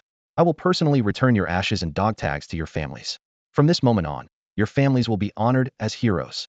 Do you understand? Understood. Nearly 100 soldiers responded in unison, their voices echoing across the open field. Yet their eyes betrayed a deep-seated anger and helplessness. From the initial disqualification due to stolen resources to now having even the choice of death taken from them, and their families used as leverage, the soldiers felt a piercing pain in their hearts. What made it even more despairing was that General Shakun had already begun treating them as soulless laborers. The soldiers couldn't help but imagine the inhumane torment awaiting them if they became mindless subjects. Many silently shed tears who would willingly live as a puppet to be exploited forever. As the countdown on the announcement ticked to its end, countless soldiers made their silent choice. 1. Eliminated participants. Time to choose. Countdown over. The system's voice suddenly rang out. Oh my. In Region A, Zones 1 to 10, 56 people have yet to make a choice. Since you lack the courage, this system will decide for you. Let's round it off now. There are only 50 left.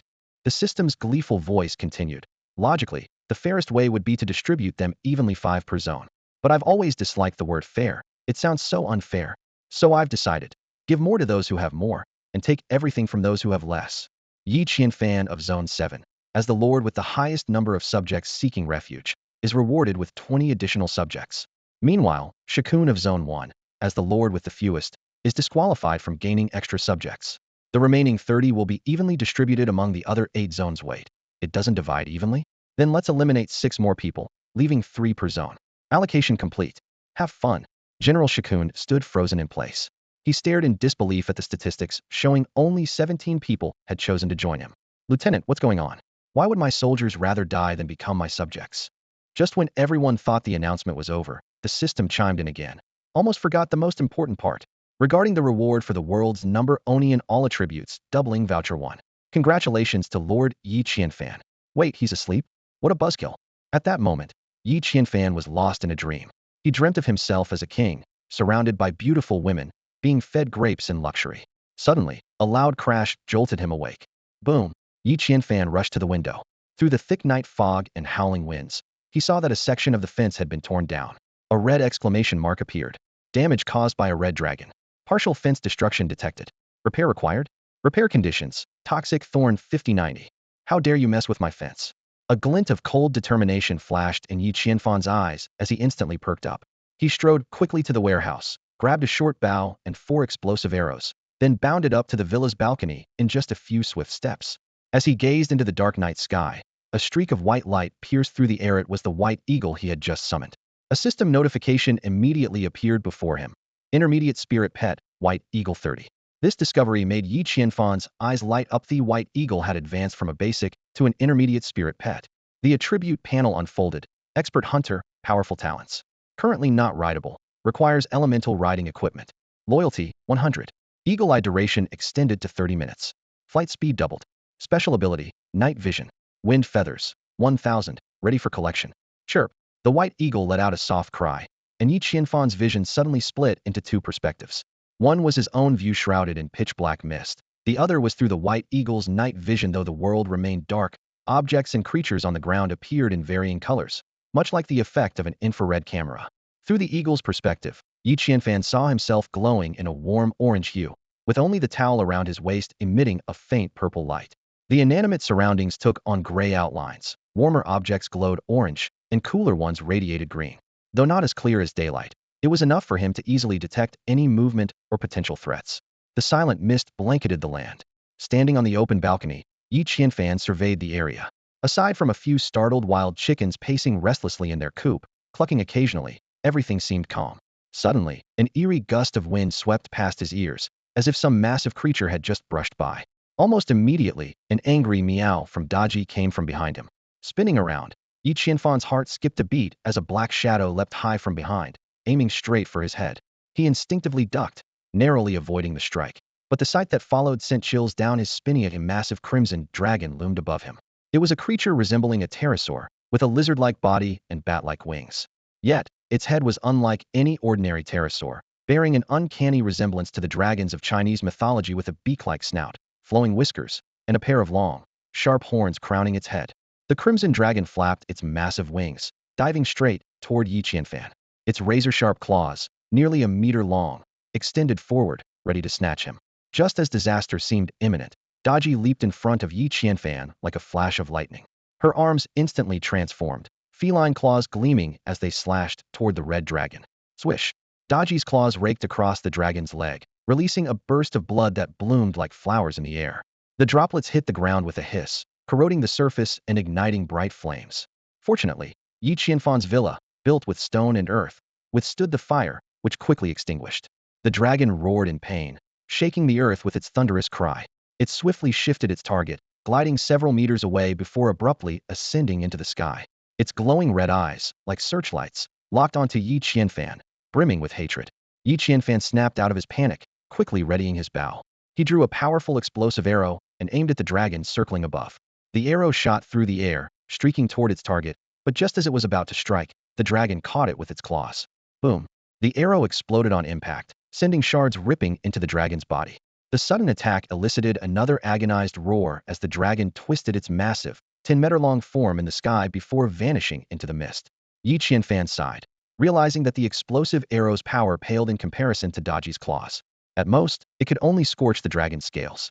He turned to look at Daji, only to be taken aback by the startling transformation she had undergone after her brief rest.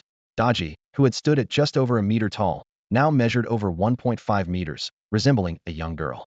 She sat lazily on the ground, licking one of her claws. Even more astonishing was how her fur began to fade, and her claws gradually reverted to human hands and feet when she wasn't in combat mode. Yi Qianfan's nose suddenly began to bleed at the sight. Daji tilted her head in confusion, letting out a soft meow, as if asking whether her master was injured. Flustered, Yi Qianfan quickly covered his nose and stammered out a clumsy excuse. Daji gave him a knowing look, as if seeing right through him, leaving Yi Qianfan both amused and exasperated. But just then, Daji tensed, her body coiling as if ready to spring. Though she had no fur, it was as if Yi Qianfan could see her bristling. Her sharp gaze locked onto the dark sky, and her limbs shifted back into feline claws in an instant. Sensing danger, Yi Qianfan immediately turned toward the misty expanse. He knew the red dragon would undoubtedly return. White Eagle, Yi Qianfan called out in his mind. Instantly, in its eagle-eye state, White Eagle understood his intent, its sharp gaze sweeping in the direction Daji was staring. Through the mist, a crimson figure was rapidly closing in. Yi Qianfan smirked coldly, knocking another explosive arrow as he locked onto the red shadow. While his precision skill was reliable, the great distance would reduce the arrow's speed, making it easy prey for the red dragon. To make matters worse, after conquering the nightmare rat's lair, he had only 4 explosive arrows left, one of which he had already wasted earlier, leaving him with just 3. Facing a massive flying creature without specialized arrows would significantly increase the difficulty of the battle. Using his thumb, he measured the distance to the red dragon. Distance between 2 points 10 equaled the actual range. 100 meters, 50 meters. Yi Qianfan's arrow was ready to be released, but he waited for the perfect moment. The closer the dragon got, the less time it would have to react. When the crimson shadow closed in to 50 meters, Yi Qianfan released the bowstring without hesitation. Whoosh! The explosive arrow tore through the air. Without missing a beat, he drew another arrow for a follow-up shot. Let's see if you can survive 2 arrows after dodging one, he muttered. As the first arrow was about to hit its target, a massive red exclamation mark suddenly flashed before Yi Qianfan's eyes, accompanied by a blinking alert. It was the first time he had seen such a warning symbol. Trusting the system's instinct, he grabbed the readited pounce Daji, swiftly rolling into the safety of a nearby building. Roar! The red dragon unleashed a torrent of scorching flames, illuminating the night sky. Even though he wasn't directly exposed to the fire, Yi Qianfan could feel the room brighten abruptly, the searing heat and powerful gusts rushing in. The intense heat incinerated his 2 explosive arrows, leaving no trace behind. Are you kidding me? This is insane. Yi Qianfan cursed under his breath. It was only his 5th day in this world, and he was already facing a fire-breathing dragon. How was he supposed to survive this? After its missed attack, the red dragon turned sharply midair and flew off into the night. Staring at the final explosive arrow in his hand, Yi Qianfan felt a wave of frustration. 3 wasted arrows hadn't even scratched the dragon, and the odds of this last one making a difference were slim to none. Left with no choice, he quickly opened his inventory, rummaging for any weapon that could turn the tide. Soon, he stumbled upon a vial of acid and the blood of the Nightmare Rat King. Yi Qianfan quickly assessed the loot in his hands. The acid water possessed corrosive properties, but it was far from sufficient to penetrate the indestructible scales of the red dragon. However, the vial of Nightmare Rat King's blood caught his attention. It couldn't be consumed, but it had the unique ability to refine magical artifacts and enhance their spiritual energy. Time was running out. The red dragon hovered menacingly in midair, its gaze fixed on him. Yi Qianfan had initially planned to craft a few more arrows, but he knew that showing even the slightest hesitation or retreat would prompt the colossal beast to launch an immediate assault. Weighing his options, he made a swift decision. He smeared the Nightmare Rat King's blood directly onto the last explosive arrow. The arrow underwent a startling transformation. A flash of golden light streaked across it, and the originally bronze-colored arrowhead turned into a jade-like emerald green, radiating an eerie, translucent sheen. The system instantly updated its attributes. The Nightmare Explosive Arrow. Not only did it retain its explosive capabilities, but it also inherited the Rat King's forgetting spell, a skill that the Nightmare Rat King had fled too hastily to use during their encounter. Yi Qianfan's eyes lit up. The ability to render a weapon invisible to an enemy's perception was a game-changing advantage in combat. Though the tactic was undeniably underhanded, in a life-or-death battle, any opportunity to tip the scales in one's favor was invaluable. The White Eagle's eagle-eye effect still had 20 minutes left. As Yi Qianfan strategized, a soft cry came from the sky. Through their mental connection, he sensed his companion's frustration at being unable to assist. This sparked an idea. Previous clashes had shown that the red dragon was particularly wary of his arrows. Otherwise, it wouldn't have resorted to using its dragon breath to counter them. If the White Eagle could serve as a distraction, it would give him the opening he needed to strike from behind. The plan quickly took shape. Yi Qianfan instructed the White Eagle to circle above and draw the dragon's attention while he slipped into the nearby villa. Using the system, he salvaged a pane of glass from a window, set up his bow, and prepared to strike. However, what unfolded next was entirely unexpected. The red dragon indeed turned its attention to the White Eagle, diving from the sky in pursuit. But instead of attacking, it performed a bewildering display right in front of the eagle. It flared out its vibrant, fan-like neck frill, swayed its head and tail, and even flapped its wings in an intricate, almost rhythmic motion. This wasn't the posture of a predator ready to fight, it was a courtship dance. Yi Qianfan's eyes widened in shock. With the arrow already knocked and no turning back, he decisively released the bowstring, sending the nightmare explosive arrow hurtling toward the red dragon. To his surprise, the arrow mysteriously silenced the moment it was loosed, emitting faint green glimmers around its shaft before vanishing into thin air. Initially aimed at the dragon's flamboyantly swaying tail, the arrow reappeared mid-flight, redirecting its trajectory toward a far more vulnerable and critical spot beneath the tail. Ruhar! The red dragon let out a blood-curdling howl of pain. Instinctively, Yi Qianfan felt a shiver run down his spine, his body tensing as if sharing the dragon's agony. Yet, to his bewilderment, there was an inexplicable undertone in the dragon's cries, almost as if it were experiencing a bizarre mix of pain and pleasure. Boom! The nightmare explosive arrow detonated inside the dragon with a deafening blast. The combustible gases within its massive body ignited instantaneously, transforming the colossal red dragon into a magnificent firework that burst across the night sky. Vibrant, multicolored flames illuminated the earth below, momentarily turning night into day. Meow, was that beautiful? Yi Qianfan asked, holding the little fox spirit, Daji, in his arms. Unimpressed, Daji leapt onto his shoulder with a flick of her tail, giving a proud meow in response. As Yi Qianfan lightly stroked Daji's paw, he noticed something unusual. Her fur was rapidly receding, visibly thinning with each passing second. Her soft feline paws began morphing into delicate human feet. Alarmed, he quickly set her down, only to be utterly stunned by what he saw. A petite, naked cat-eared girl had taken the place of the once adorable fox spirit. Uft! Yi Qianfan's nose erupted with a sudden stream of blood. Daji cast him a look of disdain, then daintily extended her tongue to lick away the blood that had splattered onto her arm, letting out a soft, coquettish humph. Just as Yi Qianfan prepared to savor this unexpected and surreal sight, a loud cry from the white hawk interrupted the moment. Damn it! You tactless bird, he muttered, annoyed. But before he could scold it, he noticed the hawk clutching something peculiar in its beak, a translucent, jelly-like, fiery red substance that resembled a living slime. Fire spirit? Interesting, Yi Qianfan mused, deep in thought. So this is what gives dragons their fire-breathing ability. Its indestructible nature is impressive, but it can't exactly be kept as a pet now. Who should I feed it to? Yi Qianfan turned to look at Daji, only to see it frantically shaking its head and backing away, its posture screaming, "Stay away from me." Clearly, the fire spirit was not suitable for this cunning little pet. Yi Qianfan thought to himself that sometimes pets understood their needs better than their owners did. A comical image popped into his mind, Daji swallowing the fire spirit and transforming into a fire-breathing creature. If it were to breathe fire while he was sleeping with it, wouldn't he end up as roast chicken? The thought sent a shiver down his spine, and he quickly pushed it out of his mind. His eyes shifted to the other two pets, the white eagle and the large insect queen called the bee queen. Aside from its reproduction and command abilities, the bee queen seemed rather ordinary. Letting it consume the fire spirit would be an incredible waste. At that moment, the system notification chimed in, compatible fusion detected. White eagle fire spirit fire turkey. Proceed with fusion. Fire turkey? Yi Qianfan's expression was one of disbelief mixed with amusement. Shouldn't it be fire bird or fire eagle? But on second thought, a featherless bird did resemble a turkey. The logic, though absurd, was hard to argue with. Just as Yi Qianfan was hesitating, an unexpected event occurred. The fire spirit, which the white eagle had been holding in its beak, suddenly liquefied and slid down its throat. Alarmed, Yi Qianfan reached out to stop it, but was forced back by the intense heat emanating from the fire spirit. The moment the white eagle swallowed the fire spirit, its expression contorted in discomfort. Its entire body seemed to react violently as it shot into the air, spreading its massive wings and flapping them wildly. Feathers flew everywhere, like the contents of a shredded pillow scattered to the winds. Watching this, Yi Qianfan couldn't help but sigh inwardly. Great. While other people's pets become stronger through evolution, mine's turning into a bald chicken. Before long, all of the white eagle's feathers had fallen off, leaving it as a giant featherless bird. Yi Qianfan covered his face in exasperation, while even Daji cast a look of disdain. But just then, something extraordinary happened.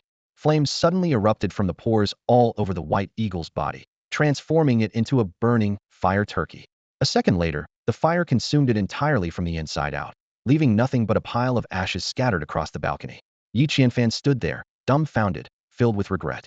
That cursed fire spirit had caused him to lose not one, but two pets in an instant. Just as he was about to lose his mind, a faint chirping sound reached his ears, a sound reminiscent of the white eagle's cries when it had first hatched. He quickly sifted through the ashes and discovered a tiny, featherless bird struggling to stand. Overjoyed, Yi Qianfan blurted out, "Rebirth from the ashes? Isn't this the ability of a phoenix?" The mid-level spirit pet, the firebird Bai Ying, at 30 of its juvenile growth, displayed astonishing fire element abilities. Not only could it control fire to soar through the skies, but it could also instantly ignite itself into an elusive flame in times of danger. Unless faced with water or ice magic, it was nearly invincible. Bai Ying's loyalty reached 100, with its eagle eye state extended to 30 minutes, including night vision capabilities. Its flying speed doubled, and it possessed a unique ability collectible fire feathers, with a total count of up to 1,000. Bai Ying flapped its bare, small wings with effort. Suddenly, flames burst forth from every pore, rapidly spreading and intensifying. In the blink of an eye, Yi Qianfan was astonished to see Bai Ying's wings entirely engulfed in flames. It soared into the air, resembling a brilliant firework in the night sky, breathtakingly beautiful. Bai Ying let out an excited cry, circling a few times midair. However, Yi Qianfan quickly noticed the flames on Bai Ying's body beginning to wane, dimming gradually. Within minutes, the flames extinguished completely. Without the support of its fiery wings, Bai Ying could no longer sustain flight and plummeted straight from the sky. Thud! Bai Ying landed heavily on the ground, bouncing a few times before rolling into a ball of fluff, finally coming to a stop after tumbling twice. Yi Qianfan and Daji, standing on the balcony, simultaneously held their foreheads, their expressions filled with helplessness. Yi Qianfan recalled that when Bai Ying had just hatched, it needed a large amount of food to grow quickly. He guessed that after this fiery rebirth, it might require feeding again. He decided to go down and check on Bai Ying's condition. If everything was fine, he would give it something to eat. After all, as a firebird belonging to the undead species, falling from a height of over 10 meters shouldn't be a major issue. As he dressed and prepared to head downstairs, Yi Qianfan noticed Daji crouching by the staircase, completely unclothed, curiously sniffing the air below with a puzzled expression.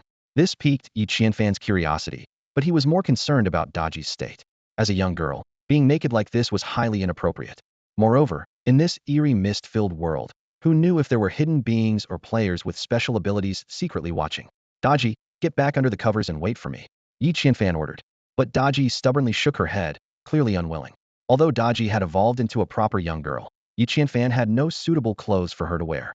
He made a mental note to visit the trading market to find some outfits appropriate for a young girl. As for Daji's original skin, it had burst apart during her transformation, leaving only a pile of unusable scraps on Yi Qianfan's bed. After all, Daji had suddenly grown from 1.2 meters to 1.5 meters, and her figure underwent an astonishing transformation. Her small clothes could no longer contain her rapidly expanding body and burst apart instantly. At that moment, Yi Qianfan's ears picked up an unusual sound, a clear sneeze coming from downstairs. Yi Qianfan's heart started racing. He quickly ruled out all possibilities in his mind. The silly white eagle was unconscious in the garden. Daji was right beside him. And as for the insect pet, it definitely couldn't sneeze. The truth was clear, there was someone downstairs. Just as Yi Qianfan was about to rush downstairs, Daji turned into a flash of light and leaped toward the staircase at an astonishing speed. Daji, get back here, Yi Qianfan shouted, chasing after her, more worried that his little pet might be seen by others. However, when Yi Qianfan reached the ground floor, the scene before him made him gasp. It wasn't just one person downstairs, it was a whole crowd.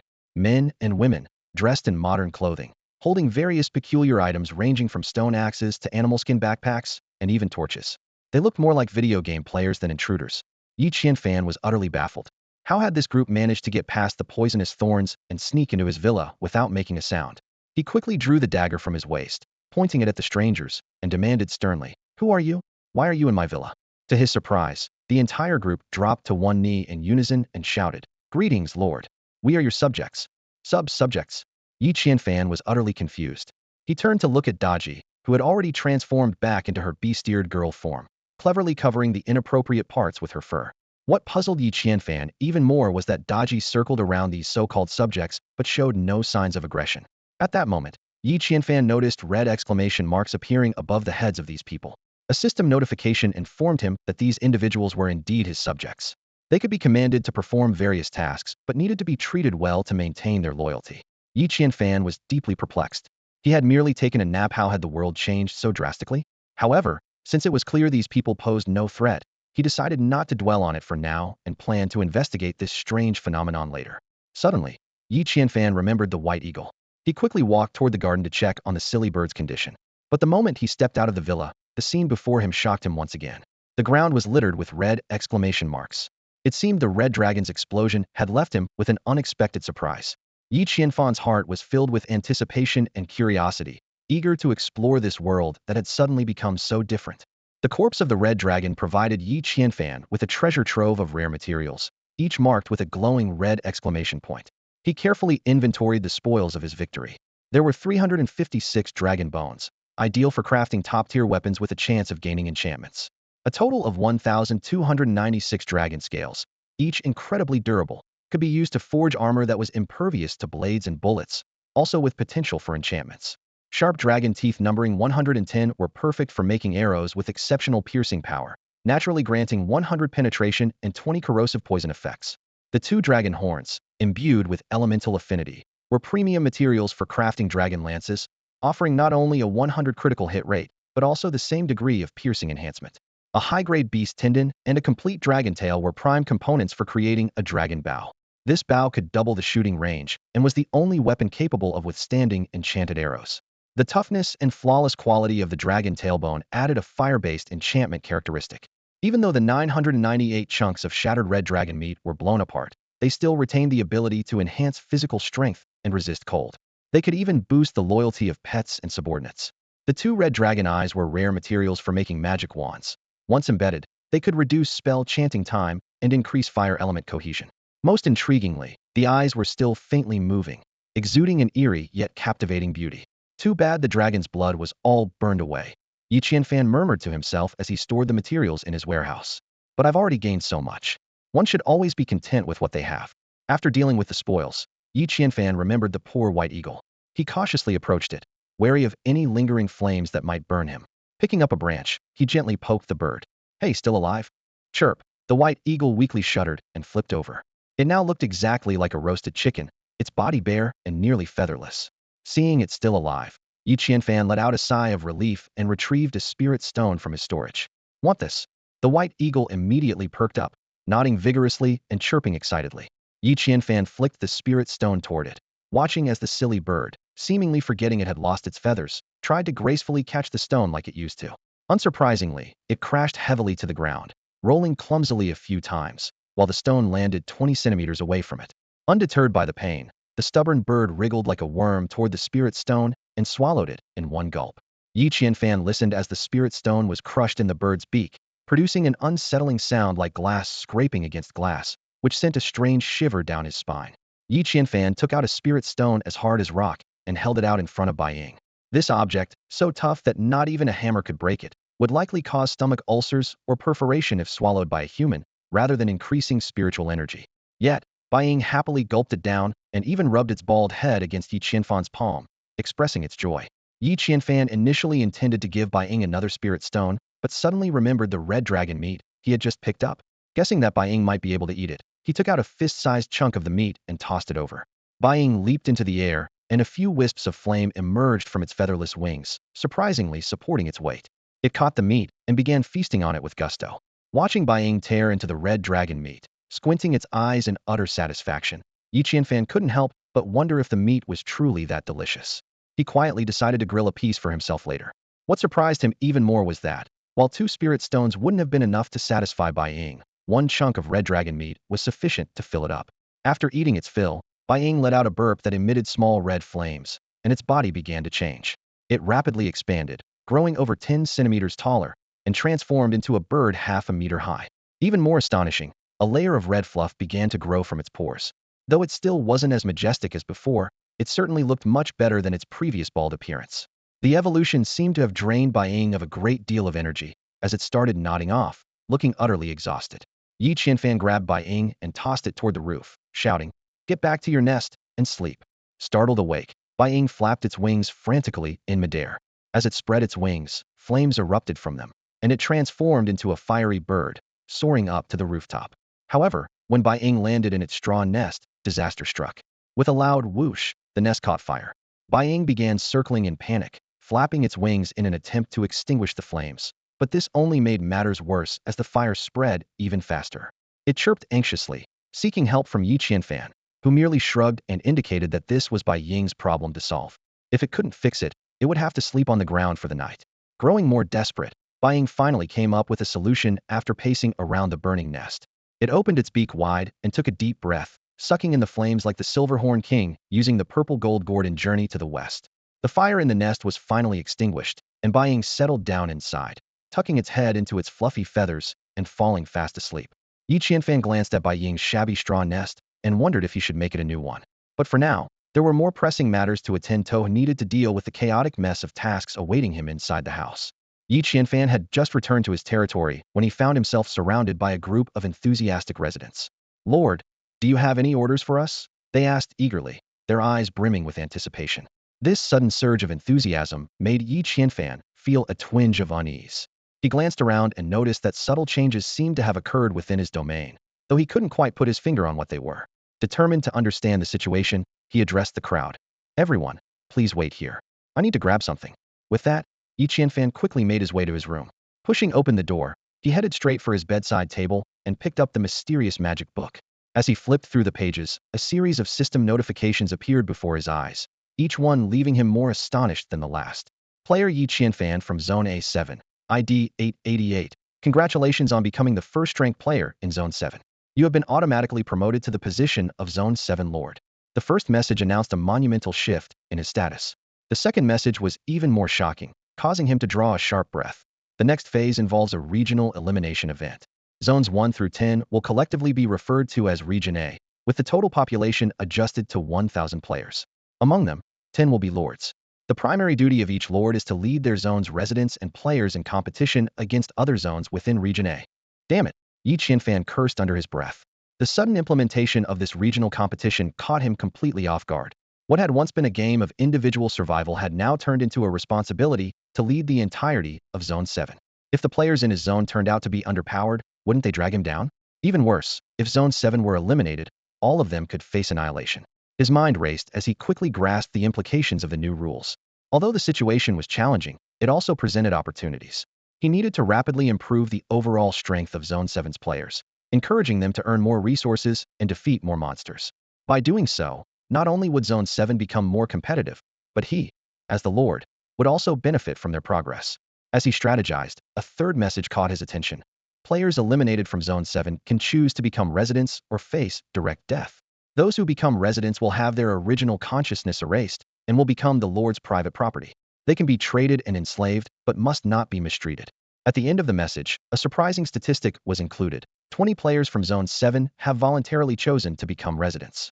Congratulations on being the most popular lord and earning an additional reward, 20 residents. Yi Qianfan was momentarily stunned. He hadn't done anything noteworthy. How had he suddenly become the most popular lord? On top of that, he now had 40 residents, nearly double the number of any other lord. As he was processing this unexpected turn of events, a fourth message appeared. Congratulations on earning the title of world's top developer and receiving the following rewards. Yi Qianfan's eyes remained fixed on the screen, waiting anxiously to see what rewards would be revealed. His heart was a mix of excitement and apprehension. This whirlwind of changes made him realize that he had stepped onto an entirely new stage, one filled with unprecedented challenges and opportunities. Yi Qianfan's eyes lit up as he stared at the all-attribute doubling voucher in his hand. This magical scroll could permanently double his basic attributes, making it undoubtedly the most valuable treasure he had acquired so far. Unlike items that merely enhance external abilities, this voucher directly boosted his intrinsic strength, like a blessing arriving at just the right moment. However, Yi Qianfan didn't rush to use it. A clever idea flashed through his mind. What if he ate some of the red dragon meat he had on hand first, and then used the voucher? Wouldn't the effects of the dragon meat also be doubled? Thinking of this, he couldn't help but feel a surge of pride at his own ingenuity. Descending the stairs, Yi Qianfan took a fresh look at his 40 subjects. These people were like free employees, no wages needed, just food to keep them satisfied. The thought made Yi Qianfan feel as though he had struck gold.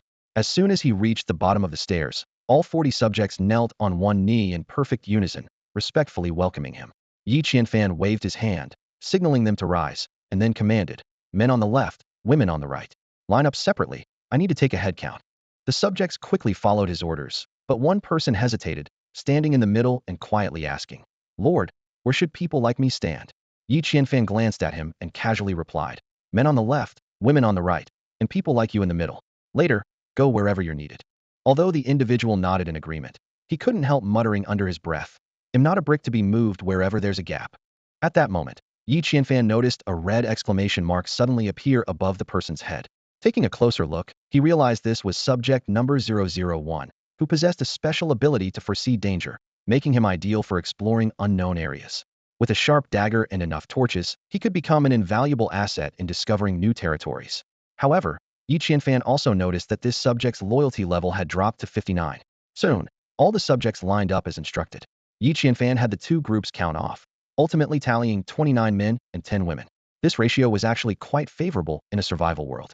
The men could handle more physically demanding tasks, such as mining stone and chopping wood, while the women could manage the villa, take care of daily necessities, and serve as cooks, cleaners, or even medics.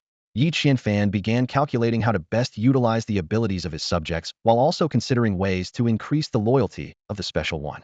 After all, in this unpredictable world, every bit of strength was a precious resource. As the saying goes, teamwork makes the dream work. Yi Qianfan surveyed the villagers before him, nodding in satisfaction. A male-to-female ratio of 3 to 1 seemed just right to him. Anyone skilled in cooking, step forward. Yi Qianfan called out loudly. The moment he finished speaking, 5 female villagers stepped forward with confident expressions. Yi Qianfan casually pulled up the information panel of one of them. Villager ID, 005, gender, female. Special abilities, cooking, gardening, herbal identification. Loyalty, 60. Not bad. Yi Qianfan thought to himself, already envisioning a comfortable life in the days to come. Once the cooks were lined up, Yi Qianfan handed them the 998 pieces of red dragon meat. He felt relieved that the Misty World had sent him these helpers in time. Otherwise, tackling this little mountain of meat alone would have been overwhelming. Although selling the dragon meat could save him the trouble, his gaming experience told him that this red dragon was likely a rare mini-boss that granted valuable experience points. Encountering another one might be difficult. Besides, the dragon meat possessed special attributes, and selling it off casually would feel wasteful. "Excuse me, my lord. Where is the kitchen?" one of the cooks asked, looking astonished at the mountain of dragon meat. Although their sense of individuality had been erased, they still retained basic knowledge and knew that a proper place was needed to process such meat. The question left Yi Qianfan momentarily speechless. He had been relying on a fireplace to roast meat up until now. What kitchen? But with so much meat, using the fireplace would be impractical, likely covering it entirely. Without hesitation, Yi Qianfan opened the upgrade tree and decided to build a kitchen. Kitchen. Description: a proper home isn't complete without a proper kitchen. Construction requirements: advanced stone, 570100. Mud, 43,050. Earth elemental beast core, 32. Fire elemental beast core, 82.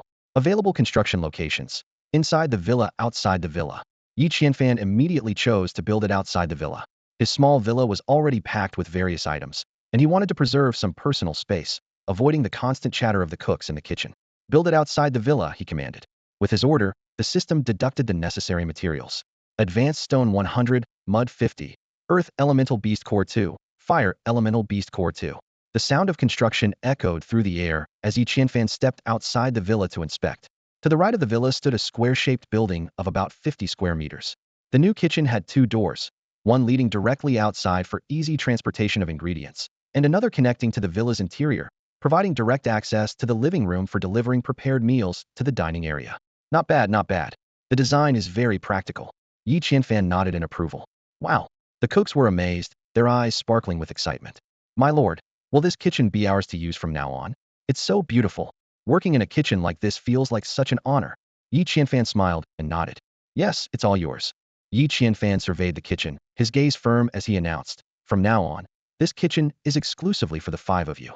Without my permission or yours, no one else is allowed to enter." "Yes, lord." The group responded in unison, their voices ringing loud and clear. The 5 cooks exchanged glances, admiration gleaming in their eyes. One of them quietly experienced an increase in loyalty by 5 points, reaching a total of 65. Satisfied, Yi Qianfan allowed a faint smile to touch his lips. At that moment, a young woman with a high ponytail and dressed in a JK uniform stepped forward from the crowd. Kneeling on both knees, she respectfully requested, "Lord, I have a request. The kitchen is lacking some essential equipment. May we have partial access to the warehouse to procure necessary supplies?" Raising an eyebrow, Yi Qianfan studied the proactive resident carefully. "What is your name?" he asked. "Lord, I am designated as number 004. The woman replied respectfully. "You have no name?" he questioned further. "Lord, number 004 is my name," she answered. Yi Qianfan chuckled lightly, thinking to himself how these residents, stripped of personal identities, had even forgotten their own names. Nodding, he said, "To make it easier to remember, from now on, your name will be Chuzi, derived from the phonetic sound of kitchen for." "Thank you, Lord, for bestowing a name upon me. Chuzi expressed her gratitude with tears in her eyes, bowing deeply once more. Waving a hand dismissively, Yi Qianfan said, "Stand up. There's no need for such formalities in the future. From now on, you are the head of the kitchen and will manage the others. As for the supplies needed for the kitchen, you may use the warehouse as long as there is no waste." Overwhelmed with emotion, Chuzi attempted to kneel again, repeatedly bowing as she exclaimed, "Thank you for your trust, Lord. I will do my utmost." "I already said there's no need to kneel. Stand up," Yi Qianfan said with a hint of exasperation. "Yes, Lord." Chuzi finally stood. A system notification sounded. Resident 004, Chuzi Cook, Loyalty 10. Yi Qianfan felt pleased. Simply granting a bit of authority had raised her loyalty to 75. Gesturing for the cooks to get to work, he began contemplating the many responsibilities of a lord. Suddenly, a system notification informed him that materials had been taken, with 10, vines 5. Moments later, the sound of hammering and crafting echoed from the workshop.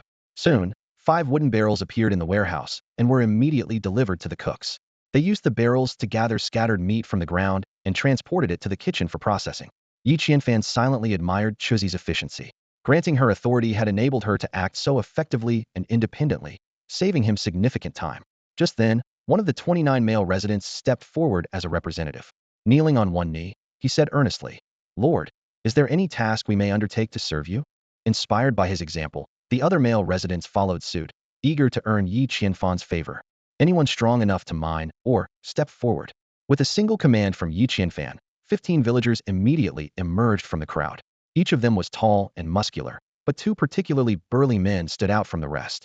Yi Qianfan studied the 2 well-built villagers carefully, inspecting their attribute panels. Villager number 016, male, had a unique ability listed simply as lifting weights, repeated 3 times. Yi Qianfan couldn't help but chuckle internally. No wonder this guy was all muscle, must be a fitness fanatic. Next, he looked at villager number 008, also male. This one had a more diverse set of skills, mining or chopping wood, and a rather baffling ability labeled Boom Boom. Yi Qianfan frowned, thinking, what kind of ability is that? Is he planning to open some sort of club? Well, at least the first 2 skills are practical. Yi Qianfan then scanned the other 10 villagers who had stepped forward. While they had volunteered, their physiques were less impressive, and they didn't seem to possess any noteworthy abilities. Not wanting to overlook any hidden talent, Yi Qianfan asked, "Is there anyone skilled in tracking prey or wilderness survival?" As soon as he finished speaking, one villager stepped forward and responded, "My lord, my family has been hunters for generations. I learned to hunt from my grandfather when I was young." Suddenly, his expression became puzzled. "Wait, do I even have a grandfather? Why can't I remember who he is?" This was villager number 015, who appeared momentarily confused. It became clear that these villagers had lost their personal memories, including any recollection of family or identity. Yet strangely, their skills remained intact. It was as if their memories were a fragmented mosaic, some parts vivid, others completely obscured. Seeing this, Yi Qianfan waved his hand dismissively and said, "Don't worry about it if you can't remember. Your skills are excellent. I'll name you Lai Wu, and you'll lead the hunting team." "Thank you, my lord." Lai Wu immediately knelt on one knee in gratitude. A system notification popped up, villager number 015 Lai Wu, loyalty 10. Soon after, 4 more villagers stepped forward. One claimed to be skilled at identifying plants, while another specialized in wilderness survival. Yi Qianfan quickly assigned the wilderness survival expert to Lai Wu's hunting team. The villager adept at plant identification, designated as number 003, was given the name Yao San and assigned to a herb gathering team. After thorough assessment and organization, Yi Qianfan divided the 40 villagers into 8 teams, each consisting of 5 members. He named each team based on the unique skills of their leaders. Medical Team 1, led by villager number 011, a female with extensive experience as a surgeon. Yi Qianfan selected members with nursing or tailoring skills to form this medical team. Service Team 2, headed by villager number 022, a woman skilled in household chores. Yi Qianfan grouped her with villagers experienced in pet care and housekeeping to handle daily tasks like cleaning and caring for pets in the estate. Herbal Team 3, led by villager number 003, Yao San, an expert in identifying herbs. Yi Qianfan assigned members with strong wilderness survival skills to this herb gathering team. Culinary Team 4, a group of skilled cooks responsible for preparing meals and managing kitchen duties. In this manner, Yi Qianfan systematically completed the division of the villagers into teams, laying a solid foundation for their survival and future development. Yi Qianfan stood in front of the villa, gazing at the gathered villagers before him. Though the night was deep, his mind was racing as he carefully assigned suitable tasks to each team. Hunting Team 5, he began, his eyes landing on a male villager labeled number 015. You will be the team leader. Your expertise in hunting is exactly what I need. I'll assign the number 001 half-human, half-demon to your team to form a specialized hunting and exploration group. Then, turning to a burly man, he continued, Stone Team 6, you'll lead this group, number 026. With your strength and skills in gathering and logging, you'll be responsible for collecting various stones to prepare for future upgrades. Yi Qianfan scanned the crowd, quickly locking onto his next target. Guard Team 7, number 007, you're the leader. Your specialty is staying up late, tireless like a night owl, making you perfect for forming a security team. The remaining male villagers without specific skills will be under your command, responsible for guarding the villa like security personnel. Work in shifts to ensure the territory's safety. Finally, he addressed another sturdy man. Would Team 8, number 008, you'll take the lead. With your strength and aptitude for logging, you'll focus on cutting and collecting various types of wood for future upgrades. As soon as his words fell, the villagers knelt in unison, exclaiming, Thank you, Lord, for granting us names. However, with the night growing late, many of them were already nodding off, except for the spirited members of Guard Team 7, who seemed full of energy. Yi Qianfan glanced around and frowned. With so many people crowded into his villa, it was quickly starting to feel like a refugee camp. After a moment of thought, he opened the upgrade tree and carefully examined the options for expanding and improving the villa. The information on the upgrade tree caught his attention. Grass hut, wooden house, stone house, 2-story, villa manor, lord level unlocked later. The description for the 2-story villa was particularly enticing. 400 square meters of spacious private living, complete with an outdoor garden. Yi Qianfan couldn't help but imagine basking in the sunlight of a serene garden on a misty morning. However, when his eyes fell on the upgrade requirements for the manor lord level, he couldn't help but gasp. Advanced stone, mud, high-grade wood, vines, glass, spirit stones, and beast cores from various systems were all needed in staggering quantities. The requirement for an astonishing 10,000 units of mud alone left Yi Qianfan dumbfounded. He silently thanked his team, knowing that without their help, it would take him an eternity to gather these materials on his own. Faced with these daunting upgrade conditions, Yi Qianfan shook his head and decided to put the manor upgrade plans on hold. For now, there were more pressing matters to attend to. Yi Qianfan once again brought up the upgrade menu for the villa's underground facilities, his eyes scanning the screen swiftly. As he scrolled to the bottom, a building resembling a dormitory caught his attention. A dormitory? Yi Qianfan narrowed his eyes, carefully examining the details on the screen. Though the dormitory appeared far more basic compared to the residential areas in the manor, given his current impoverished state, he had no choice but to make do. The system displayed 2 options. Dormitory Type A, 4 floors, 48 rooms in total, with a dining hall and recreation room on the first floor. Each floor is equipped with individual bathrooms and showers. Construction requirements: Advanced Stone 470100, Mud 380200, Advanced Wood 115100, Vines 328200, Glass 9354, Earth Element Beast Core 110. Dormitory Type B, 7 floors, 100 rooms in total, also featuring a dining hall and recreation room on the first floor. Construction requirements: Advanced Stone 470200, Mud 380400, Advanced Wood 115200, Vines 328400, Glass 93108, Earth Element Beast Core 120. Yi Qianfan quickly weighed his options. Although Type B offered more rooms, the material costs were double, which was undoubtedly a heavy burden for a not-so-wealthy lord like him. Considering he currently had only 40 residents, the 48 rooms in Type A were sufficient, with 8 rooms left over for potential future children. Just as he was about to proceed with upgrading to Type A, the system prompted, Insufficient Earth Element Beast Cores. Yi Qianfan frowned, recalling the items he had listed on the trading channel before going to sleep. He immediately checked the trading results. Nightmare Rat Meat 98 sold, Spirit Stones 980. Wood 10 sold, Yeast 10. Wood 100 sold, Kerosene 100. Wood 50 sold, Cotton 50. Acidic Water 90 sold, Spirit Stones 900. A series of transaction notifications rang out. Yi Qianfan skimmed through the results and noticed that 17 portions of Nightmare Rat Meat were still unsold, and 50 portions of cotton remained untraded. However, 20 portions of cotton were already enough for making a sofa. He decisively delisted the remaining items and was about to adjust the trading conditions for the Nightmare Rat Meat when a sudden thought struck him. Why not try exchanging Spirit Stones for Earth Element Beast Cores? Yi Qianfan was deeply engrossed in operating the game's back-end when a message from someone named Sun Wukong caught his attention. The message read, Boss Yi, can I trade Earth Element Beast Cores with you for some Nightmare Rat Meat? I noticed you seem to be collecting Beast Cores. Please, I'm starving. This message made Yi Qianfan's eyes light up. He had assumed no players had managed to kill the powerful monsters that dropped beast cores yet. Unexpectedly, this opportunity had fallen right into his lap, and there was no way he would let it slip by. He quickly replied, "Sure. How many do you have?" Sun Wukong's response left Yi Qianfan stunned. "I have 108. Can we trade?" Yi Qianfan widened his eyes in disbelief and immediately typed back, his fingers flying across the keyboard. "What the heck? How did you manage to get 108 Earth Element Beast cores?"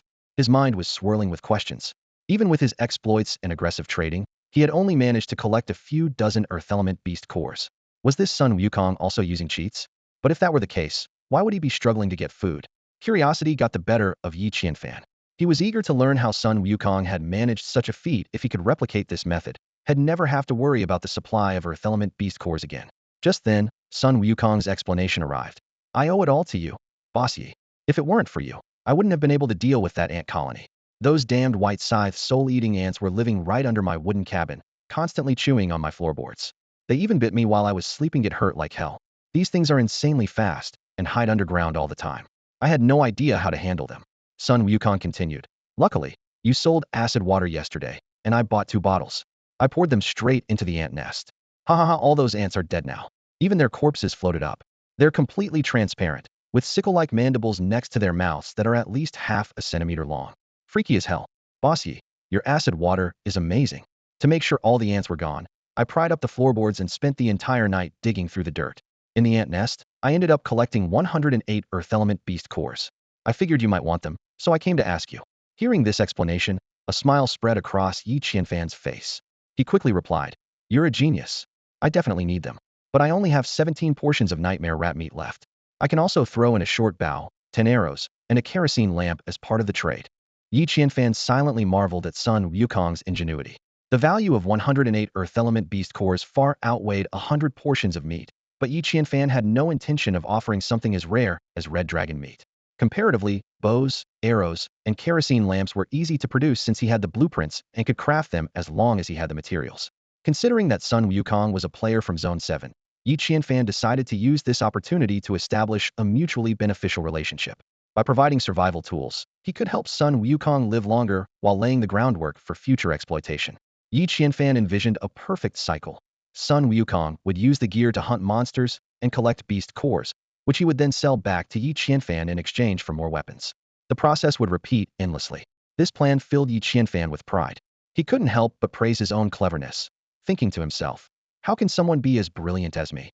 Honestly, I'm almost impressed by my own genius." Sun Wukong's message struck like a thunderclap on Yi Qianfan's communication device. "Boss Yi, are you serious? Short bows, arrows, and kerosene lamps, are you really giving me these treasures? Did I see that right? Are 108 Earth Element Beast cores enough?" The corners of Yi Qianfan's mouth lifted slightly as he chuckled inwardly. This monkey was finally learning to bargain, showing some progress at last. He replied unhurriedly, "Not bad, I suppose. I am taking a bit of a loss here.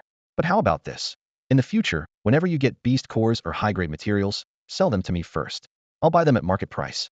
That way, we both benefit. What do you think?" Sun Wukong's reply came almost instantly. "Absolutely, boss. Without your help, I wouldn't be where I am today. You're my idol, and I'm sticking with you all the way." Yi Qianfan let out a light laugh and responded, "All right, hold on a bit. The kerosene lamps aren't ready yet.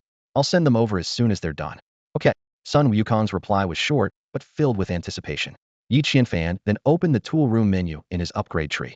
The requirements for crafting kerosene lamps appeared before him. Glass 932, bronze 14792, cotton 501, kerosene 1001. He quickly calculated and found that his materials were just enough to craft 46 kerosene lamps. "Craft them all," he ordered decisively. The system responded immediately. Kerosene lamp 46, glass 92, bronze 92, cotton 46, kerosene 46. In an instant, 46 classic-style kerosene lamps appeared in Yi Qianfan's storage. Each lamp featured a glass lampshade on top and a base resembling an alcohol burner. In the middle was a rotating control knob to adjust the flame size. Every lamp was pre-filled with kerosene, capable of providing 10 hours of illumination. Next up was the short bow. Yi Qianfan decided to craft a brand new one for Sun Wukong to ensure optimal performance. The requirements for crafting a short bow were vine 3282, beast tendon 131, bamboo 2181. This type of bow could accurately hit targets within a 50-meter range. Considering the needs of his 8 teams, Yi Qianfan concluded that apart from the medical team, the logistics team, and the 4th team, which didn't need to leave the villa area. The other teams required ranged weapons. He decided to allocate 2 sets of bows and arrows to each of these teams, with an additional set for Sun Wukong, totaling 10 sets of bows and arrows. As for the arrows, Yi Qianfan planned to craft 200 initially. This way, his people could directly replenish from the storage when they ran out, saving them the trouble of coming to him every time. Craft 10 sets of bows and arrows. Craft 200 arrows. Yi Qianfan gave the final instructions, ready to complete the production of this batch of equipment. Vines 20, beast tendons 10, bamboo 210, feathers 400, bronze 200. Inside the tool room, the constant clanging of hammers echoed endlessly. In Yi Qianfan's warehouse, the number of short bows steadily increased. For every 10 bows produced, the number of arrows also rose. He calculated in his mind, thinking that as long as he had 10 bows ready for Sun Wukong, the rest could be made gradually. Sun Wukong, it's ready. Let's trade. Yi Qianfan sent a message. Sun Wukong quickly replied. Got it. Earth Element Beast Cores 108, Nightmare Rat Meat 17, Kerosene Lamp 1, Short Bow 1, Arrows 10. Done. In an instant, Yi Qianfan's warehouse gained 108 Earth Element Beast Cores, finally completing the materials needed to construct the dormitory. Eagerly, he issued the command, build Dormitory Block A. However, the system coldly prompted, insufficient glass. Yi Qianfan was furious. He realized with frustration that he had used up the glass earlier to make kerosene lamps, leaving him short on materials now. Servant, come here. Yi Qianfan called out with a frown. A cheerful young girl with twin pigtails quickly approached, her knees instinctively bending slightly, as if to kneel. Yi Qianfan immediately stopped her by pressing his foot against her knees, saying, I told you, no need to kneel. The servant girl froze for a moment, then bowed deeply. Yes, my lord. The system notification flashed. Resident number 022 servant, loyalty 5. Yi Qianfan gave his orders. Lead a team to fetch all the quartz sand from the warehouse and deliver it to the alchemy room to make glass. Use dry branches to fuel the alchemy furnace and assign people to produce charcoal. Understood. Yes, my lord. We will work hard. The servant girl replied enthusiastically, leading a group of cheerful, delicate young girls as they skipped toward the alchemy room. Before long, Yi Qianfan's warehouse showed a reduction of 900 quartz sand and an increase of 100 glass. With these diligent young girls assisting, the efficiency of alchemy production had significantly improved. High-grade stone 100, clay 200, high-grade wood 100, tree vines 200, glass 54, earth element beast cores 10. As the system deducted the materials, Yi Qianfan knew the construction of the dormitory had officially begun. Let's go. Let's watch the magic of creation unfold together. Yi Qianfan said excitedly, eager to witness the miracle of the dormitory rising from the ground. The group stepped into the garden, and Yi Qianfan's gaze was immediately drawn to the open space near the kitchen on the right side of the villa. There, an unbelievable spectacle was unfolding. Countless stones and clumps of mud seemed to be manipulated by an invisible hand, flying through the air at an astonishing speed, quickly assembling into the outline of a dormitory. Pillars rose from the ground, exterior walls took shape in moments, and room partitions appeared as if conjured by magic. Windows and the roof followed suit, slotting into place one after another. The entire process happened so quickly it was almost dizzying, like watching a massive game of building blocks being played at an extraordinary scale. Yi Qianfan stared wide-eyed, almost questioning whether he was dreaming. The speed of construction defied human comprehension, as if some higher dimensional force was orchestrating everything. Although Yi Qianfan understood this was not spatial teleportation, but rather the mysterious power of the misty world, he couldn't begin to grasp the principles behind it. Facing such an incomprehensible phenomenon, he could only console himself with the term quantum mechanics, deciding to set aside the unanswerable questions for now. In the blink of an eye, a square dormitory building stood tall before them. Each floor contained 18 rooms, 16 of which were designated as dormitories, with the remaining 2 serving as a bathroom and a toilet. Every room was equipped with a window, and the overall layout was orderly and well-planned. Yi Qianfan led the group to tour the newly constructed dormitory. When the residents learned that they would each have their own private room, many were moved to tears. Though they had lost their memories of the past, they were deeply grateful to their lord for providing such comfortable living conditions. System notifications echoed repeatedly, showing that the loyalty of many residents had significantly increased. Looking around the empty rooms, Yi Qianfan suddenly realized something was missing: beds. However, he didn't address the issue immediately, as he had other plans in mind. He instructed the residents to temporarily retrieve dry straw from the warehouse to spread on the floor for rest and promised that, based on their work performance, they would eventually be rewarded with comfortable wooden beds, down quilts, and food. Even so, the residents expressed immense gratitude. To them, having a place to shield them from the elements was already a tremendous blessing. Just then, a voice interrupted Yi Qianfan's thoughts. My lord. Chu Si entered the dormitory building, her golden blonde hair neatly tied up to make food preparation more convenient, revealing her striking Western features. It was only then that Yi Qianfan realized Chu Si was a beautiful mixed-race woman. However, in this ruthless and predatory world shrouded in mist, beauty seemed to hold little advantage. He cast her a brief glance before turning his attention elsewhere. At that moment, Chu Si had already tied on a floral apron, accentuating her graceful figure. Lowering her gaze with a devout expression, she reported to Yi Qianfan. Lord, the roasted red dragon meat is ready. Would you like to serve it now? Yi Qianfan's eyes lit up at the news. He decided to seize the opportunity to host a grand celebration. Not only would it ensure his people were well fed, but it would also boost their loyalty, a win-win situation. In his mind, this gathering resembled a modern company's annual party, bridging the gap between the Lord and the people, and undoubtedly bringing numerous benefits. Perfect. Let's hold a grand celebration today, Yi Qianfan declared. Hearing there would be meat to eat, the residents erupted with joy. The women bowed in gratitude, while the men knelt on one knee, sincerely expressing their thanks for their lord's generosity. Yi Qianfan led the group to the first-floor dining hall. Facing the vast expanse of grass, he swiftly crafted 4 large tables and 21 long benches. The process consumed 48 units of wood, 4 units of high-quality wood, and 32 units of vines. In no time, the dining hall was furnished with long wooden tables and rows of benches. At Yi Qianfan's signal, the residents took their seats one by one, eagerly awaiting the meals prepared by Service Team 2 and Chu Si's kitchen team. Understanding that fine food pairs best with good drinks, Yi Qianfan immediately used 1 liter of honey and 10 portions of yeast to brew 10 bottles of mead. When the bottles of mead, exuding a faint floral fragrance, were placed on the tables, the residents' eyes sparkled with anticipation, and some could barely hold back their drooling. During this brief moment, Yi Qianfan took the opportunity to glance at the World Channel in his magical book. It was then that he discovered some major events unfolding in Area A that night. Warning: a flying dragon is attacking Zone 8. I'm from Zone 3. We've been hit by monsters too. One of them is bigger than King Kong. It crushed a wooden house with a single step. Scared me to death. Zone 6 is under attack as well. It's a massive flying lizard that spits acid capable of melting houses. Terrifying. Strange. I'm in Zone 7, and nothing's happening here. Not a thing. These messages left Yi Qianfan deep in thought, but he chose not to let these concerns dampen the spirit of the upcoming celebration. Yi Qianfan stared at the messages flashing across the World Channel, his brows slightly furrowed. It turned out that the monster attacks weren't exclusive to Zone 7. They were the system's first test for all regional lords. As a qualified lord, the ability to respond quickly to crises was critical. However, the red dragon responsible for attacking Zone 7 didn't even get a chance to strike. It had already met a tragic end before Yi Qianfan realized it was part of the test. No wonder players in Zone 7 were flooding the World Channel with confusion, asking, why hasn't anything happened here? Just then, the pinned announcement suddenly changed. The system's voice, laced with a hint of mockery, echoed in everyone's ears. Good evening, everyone. Did you think the elimination round was over and you could sleep peacefully? Ho ho ho, too naive. This wave of attacks is my first welcome gift to all regional lords. Heavy is the head that wears the crown. If the lords fail to deal with or drive away the dragons in their territories, there will be massive casualties in your zones. Don't get eliminated on the very first test, lords. The World Channel instantly erupted into chaos. This is supposed to be a lord's test. I'm just an ordinary player. Why do I have to suffer for this? One player shouted angrily.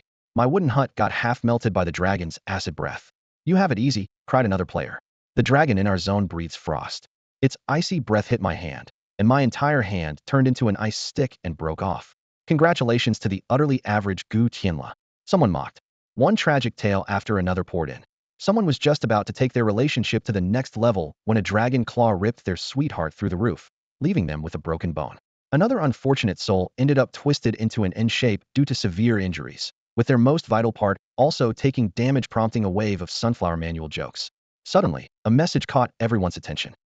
Game Master, what happens if our zone's lord dies? The lord died. What kind of useless lord dies so easily? Well, the asker hesitated.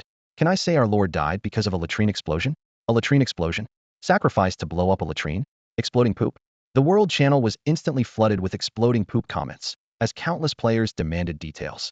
Finally, an eyewitness revealed the truth. The unfortunate lord had been using the restroom when a fire dragon ambushed.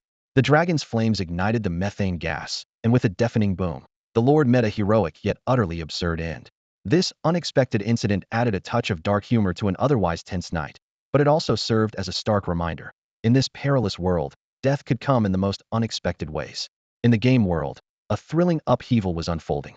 The fall of the Lord triggered a domino effect, with the second player inheriting the throne.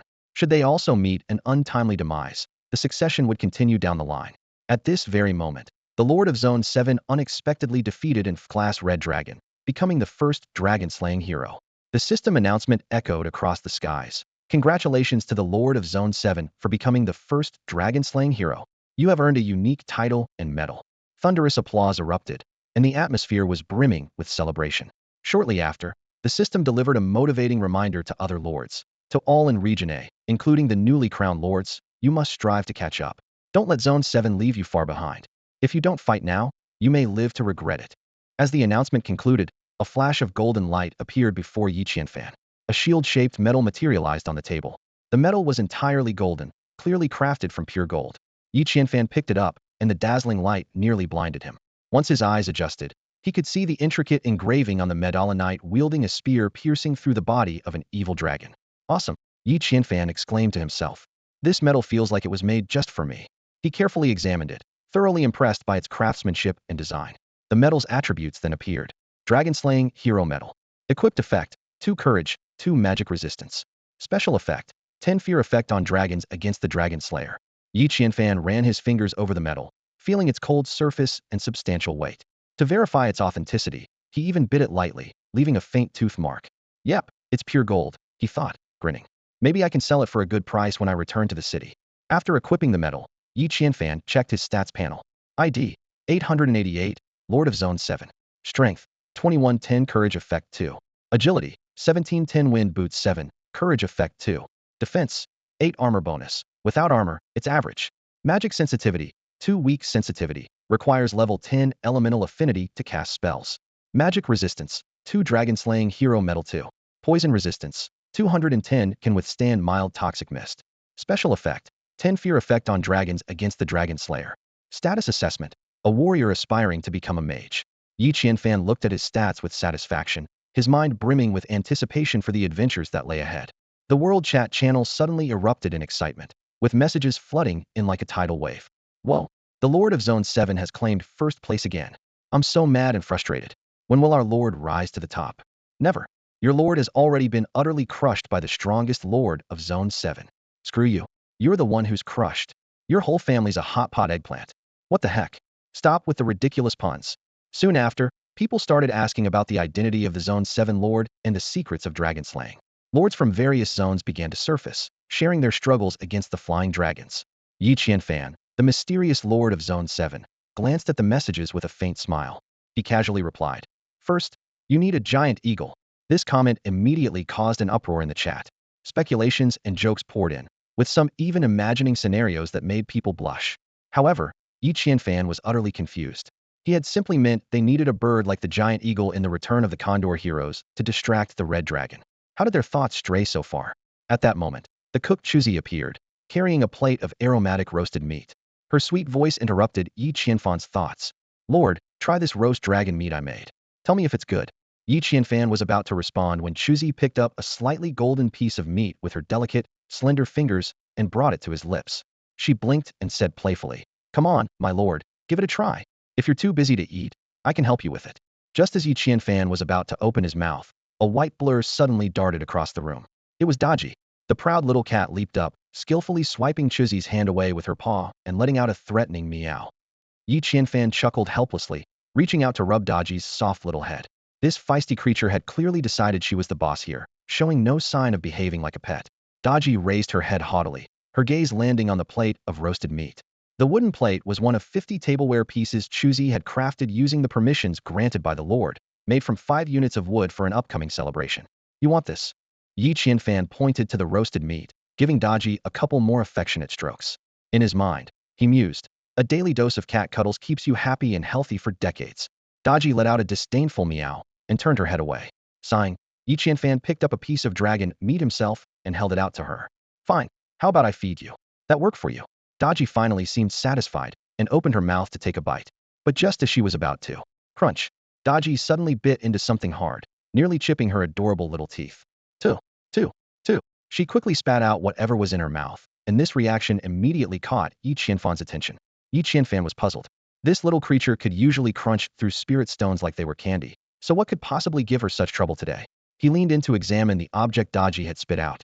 Lying on the table was a round object glowing with a faint red light. Upon closer inspection, Yi Qianfan was astonished to discover it was a fire element beast core. Suddenly, it all made sense. When he had collected the loot from the red dragon earlier, he had been wondering why there was no beast core. It turned out the red dragon's core had been hidden in its flesh. Yi Qianfan couldn't help but chuckle. The scene reminded him of biting into a coin hidden in dumplings during the New Year. However, this also piqued his curiosity: how many beast cores could a single red dragon contain? Before long, Dodgy spat out 2 more beast cores of different elements, 1 gold element and 1 earth element. She didn't seem concerned about her teeth at all. In fact, she treated it like a game, spitting out cores with great enthusiasm. Yi Qianfan, however, wasn't about to take the same risks as Dodgy. An idea struck him, and he opened the upgrade tree. In the kitchen section of the villa's options, he found a listing for a set of knives and forks. After all, as a refined gentleman, how could he dine without proper utensils? The system displayed the crafting requirements. Silver, 1862. Without hesitation, Yi Qianfan chose to craft them. Although he couldn't hear the clanging of tools in the workshop, it wasn't long before a brand new set of pure silver knives and forks appeared in his inventory. Yi Qianfan gracefully picked up his knife and fork, beginning to savor the roasted red dragon meat that Chuzi had freshly brought over. Carefully, he cut the fist-sized piece of meat into small cubes about 2 centimeters each, mindful to avoid any hidden beast cores. All right, everyone, dig in. Yi Qianfan gestured with his hand. But be cautious of the beast cores in the meat. If you find one, hand it over to Chuzi for cleaning and storage in the warehouse. Yes, Lord, the crowd responded in unison. Chuzi bowed respectfully. Understood, my lord. Yi Qianfan then handed over 9 bottles of honey wine to Chuzi for distribution. The citizens were overjoyed, expressing their gratitude for the Lord's generosity. The system kept notifying him of increased loyalty among the citizens, filling Yi Qianfan with satisfaction. He speared a piece of red dragon meat with his fork and savored it slowly. The aroma was intoxicating, and the texture was simply unparalleled. Yi Qianfan couldn't help but marvel. Had never tasted dragon meat in his past life, but in this one, he was fortunate to enjoy such a delicacy. He then picked up the silver wine goblet specially crafted by Chuzi and took a sip of the honey wine. The fragrance of the wine was rich, with subtle hints of grapefruit and floral notes. The sweetness was perfectly balanced, making it an ideal complement to the dragon meat. However, hidden dangers lurked within the feast. A few citizens, eating too hastily, accidentally bit into beast cores, even chipping their teeth. While Yi Qianfan felt regretful for their mishap, he was secretly pleased by the increase in the number of beast cores. Suddenly, a citizen exclaimed loudly, "Everyone look! The beast core I bit into is different, it's glowing." Curious, Yi Qianfan turned his gaze toward the source of the commotion. In the citizen's hand was a beast core radiating dazzling, multicolored light, resembling the torch held by the Statue of Liberty in a movie opening scene. The system immediately provided a notification. This is a rare multicolored beast core, containing the 5 elements of metal, wood, water, fire, and earth. Its energy is perpetual and can be used to craft intermediate-level magical artifacts. Yi Qianfan was elated. This was his first time acquiring such a precious beast core. The celebration lasted nearly an hour. Yi Qianfan not only collected a significant number of beast cores from various elements, but also earned the unwavering loyalty of his citizens. Thanks to the dual effect of the red dragon meat and honey wine, most citizens' loyalty levels surpassed 80, with male citizens reaching between 85 and 90. As the feast wound down, Yi Qianfan remembered that the newly completed dormitory building still lacked bathrooms and shower facilities. Without hesitation, he authorized the captain of the 2nd Logistics Team to take charge of these tasks. Soon, the system sent a flurry of construction updates, announcing the completion of features like automatic water-condensing showerheads and self-cleaning, decomposing toilets. Along with these updates came numerous notifications about the addition of fertilizer to the storage. Yi Qianfan wisely chose to mute these messages. After all, no one wanted constant reminders about others' restroom activities. Yi Qianfan quickly realized that delegating some responsibilities to the logistics team was an excellent decision. The team not only installed showers and toilets on every floor of the dormitory building, but also thoughtfully set up water purifiers on each floor and in the dining hall, totaling 4 units. Installing these facilities consumed a considerable amount of resources. Each water purifier required 3 stones, 3 pieces of wood, 3 pieces of charcoal, and 1 bamboo stick. The 4 water purifiers produced a total of 72 liters of clean water daily, which was enough to meet everyone's drinking needs. If there was still a shortfall, the purifier in Yi Qianfan's villa could supplement the supply. However, the increase in purifiers also meant higher water source expenses. Yi Qianfan had to pre-order a large amount of wastewater from the water supplier. While this wasn't a pressing issue in the short term, over time, the water fees would become a significant financial burden. This situation further strengthened Yi Qianfan's resolve to send out Hunting Team 5 to explore the map as soon as possible. He urgently needed to locate a new water source nearby to alleviate the growing pressure on water consumption. After dinner, Yi Qianfan returned to his villa. Lying on his large bed, he noticed that Daji was nowhere to be found. Chu Si, who was supposed to attend to him, was decisively turned away by him. What's there to attend to when sleeping? He thought. As he lay in bed, Yi Qianfan started contemplating the equipment issues of each team. Besides the 2 sets of bows and arrows allocated to each team, they seemed to lack other weapons and gear. This realization made it hard for him to fall asleep. He got up and headed to the tool room, determined to prepare equipment for the 4 teams about to set out. For the lumber team, Yi Qianfan decided to give the sharp metal axe to their captain, Mu Ba. Considering the axe's 100 critical hit effect, Mu Ba could handle the chopping alone while the others focused on transporting the wood back. This meant that each team would need 5 intermediate backpacks. Checking the warehouse, Yi Qianfan found that the current materials were only enough to craft 1 intermediate backpack far from the 20 required for the 4 teams. He understood that backpack capacity directly impacted the quantity of resources collected during outings.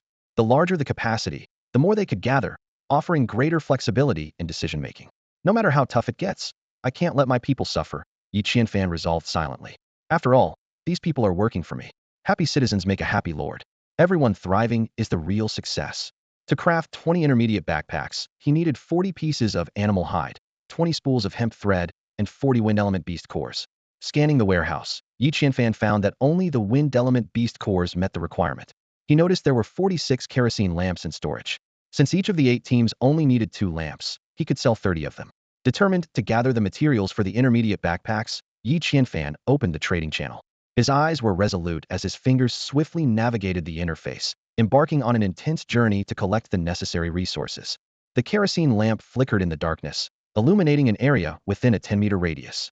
Yi Qianfan stood in the center of his neighborhood, took a deep breath, and prepared to pitch his latest invention to the surrounding residents. This lamp could not only burn continuously for 10 hours, but also save a significant amount of materials needed for making torches. Neighbors, Yi Qianfan called out loudly. Introducing the ultimate lighting solution, the kerosene lamp, with a burn time of up to 10 hours and a lighting range of 10 meters. His voice echoed in the night sky, quickly attracting a curious crowd of residents. Yi Qianfan was secretly pleased and decided to sell this treasure to his own people first. After all, with tensions running high between different districts, depleting the enemy's resources internally could be considered a subtle form of attack. Yi Qianfan swiftly posted the news in the regional channel. Almost instantly, the channel erupted in excitement. Another new product from the boss. A kerosene lamp? Sounds way more advanced than torches. Wait, is the lighting range measured by diameter or radius? Yi Qianfan paused for a moment and clarified. It's a 10-meter radius with yourself at the center. So, 5 meters in each direction. Before he could finish, someone eagerly shouted, I'm buying one right now. Wait for me. I want one too. In less than a minute, Yi Qianfan's kerosene lamps were completely sold out. System notifications flashed nonstop. Kerosene lamp 1, beast hide 10. Kerosene lamp 1, hemp thread 100. Soon, players without beast hides or hemp threads also started reaching out. One private message caught Yi Qianfan's attention. Boss, I have a blueprint for a perfect bronze pickaxe and 1,000 stones. Can I trade for a kerosene lamp? Yi Qianfan's eyes lit up. That was exactly what his mining team needed. He guessed the player might be near a quarry and asked, Do you have any high-grade stone? I do, but only 10 pieces, the other person quickly replied. Yi Qianfan made an immediate decision. He'll throw in an extra 10 portions of kerosene, so your lamp can last for 100 hours. Thank you, boss. I'm so grateful. The trade was quickly completed. Kerosene lamp 1, kerosene 10, exchanged for perfect bronze pickaxe blueprint 1, stones 1,000, high-grade stones 10. As Yi Qianfan reveled in the success of the trade, the system suddenly popped up a notification, Merchant Attribute 1. What kind of attribute is that? Yi Qianfan muttered in confusion and promptly opened his attributes panel. Merchant Attribute 210. No trade without cunning. As your cunning grows, you will naturally awaken the merchant attribute. Once it reaches level 10, you can transition into a merchant class. Yi Qianfan was torn between laughter and disbelief. All he did was trade 10 portions of kerosene for 10 pieces of high-grade stone. How did that make him a cunning merchant? Still, since it was a beneficial attribute, he decided not to overthink it. Just as he was about to continue doing business, a hilariously absurd message popped up. How about trading 10 maggots for a kerosene lamp? Everyone's short on protein these days. You can eat them directly or keep them as pets. Maggots are super easy to raise. All you need is a pile of dung. Yi Qianfan stared at the confident message and couldn't help but laugh. It seemed that in this world, people would go to any lengths to survive. On the message board, a peculiar trade request caught Yi Qianfan's attention. "I'll trade you 10 maggots for a kerosene lamp. How about it?" one user enthusiastically wrote. Everyone's lacking protein these days. Whether you eat them directly or keep them as pets, it's a great choice. After all, maggots are easy to raise, just a pile of dung is enough. Yi Qianfan frowned and quickly replied, "Thanks, oh mighty toilet maggot warrior. You can keep them and enjoy them yourself." The person persisted, "Your loss. Maggots are not only easy to raise, but also reproduce quickly. Maggots beget maggots, and in a few days, you'll have a whole pile of protein. How could you not be tempted by such a great deal?" Unable to tolerate it any longer, Yi Qianfan snapped, "Maggots are fly larvae, just grow wings and fly away in a few days. Idiot. Stop leaving me messages." With that, he decisively blocked the nauseating user. Afterward, Yi Qianfan began selectively responding to other messages. One new message piqued his interest. "Big Boss Yi, I have a lot of kerosene. Can I trade it with you for a lamp?" "How much do you have?" Yi Qianfan asked.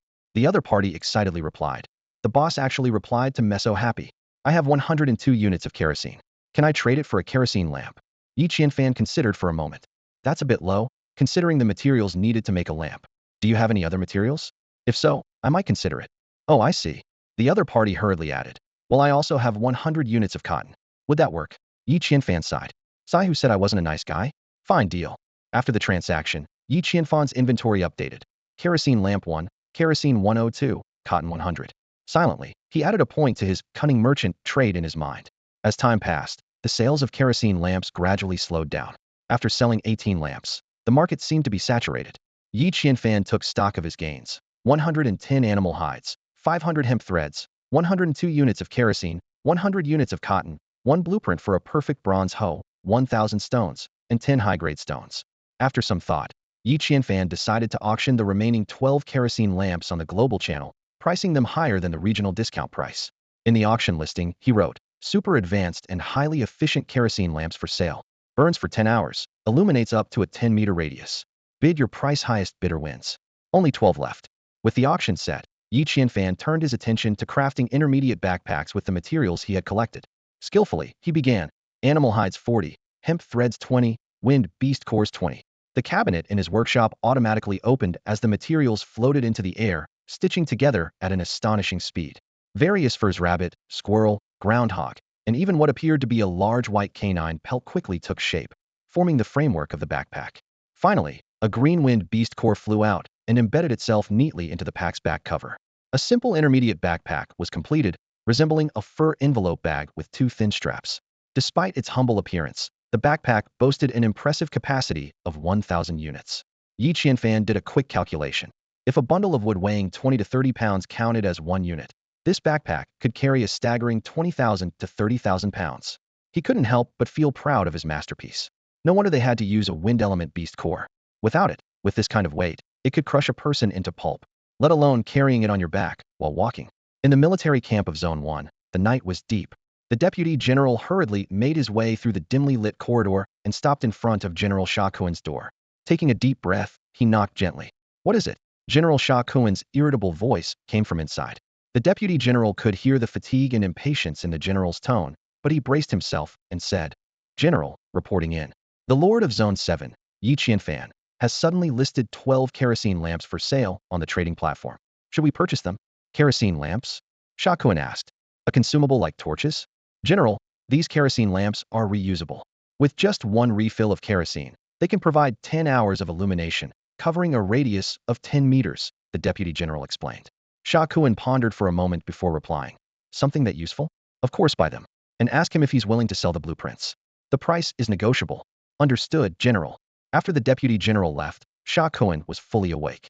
He shoved the woman in his arms aside and sat up. "General, what's the matter? Won't you rest a little longer?" the woman asked softly. "Rest? Rest for what?" Sha Kuen snapped.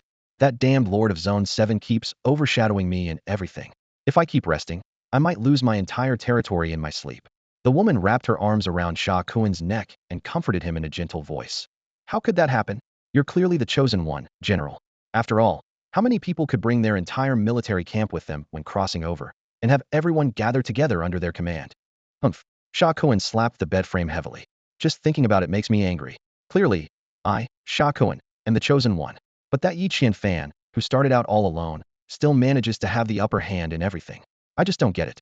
The more Sha Kuan talked, the angrier he became. If Yi Qian fan were like the Lord of Zone 9, who was born directly in the ruined city map, I could understand. That kind of map has inherent advantages, making it much easier to find resources. But Yi Qian fan was born in the same forest map as me, and he's a solo player. So why is he doing better than me? The woman whispered softly in Sha Kuan's ear. General, could it be that he has some kind of secret? Her words struck Sha Kuan like a bolt of lightning, illuminating his thoughts. He sprang to his feet and shouted, "Someone come here!" A guard immediately entered the room. "General, your orders?" Sha Kuan's eyes burned with determination as he commanded. "Have the intelligence division find a way to locate other players in Zone 7. Bribe them, interrogate them, do whatever it takes to uncover Zone 7's position. I need to find Yi Qianfan's whereabouts. Bring him here, and I'll interrogate him myself to uncover his secret." Yi Qianfan was thoroughly enjoying the thrill of profiting from other regions, completely oblivious to the hidden schemes brewing elsewhere. His message board was flooded with trade requests like a snowstorm. 1 villager for a kerosene lamp. I'll provide the materials, you do the crafting, and I'll pay you a fee. How about that? 100 iron arrest deal or no deal. 10 spirit stones for a lamp, you'll definitely profit. Treasure map fragments for 2 lamps. Our lord wants to buy your blueprint, name your price. Yi Qianfan was stunned. He hadn't realized that villagers could trade among themselves, let alone that someone would offer to exchange villagers for goods. The message about outsourcing especially caught his attention, and he couldn't help but admire the sender's cleverness. It was exactly what he wanted, saving materials while earning a crafting fee. Why not? He immediately replied, "Deal?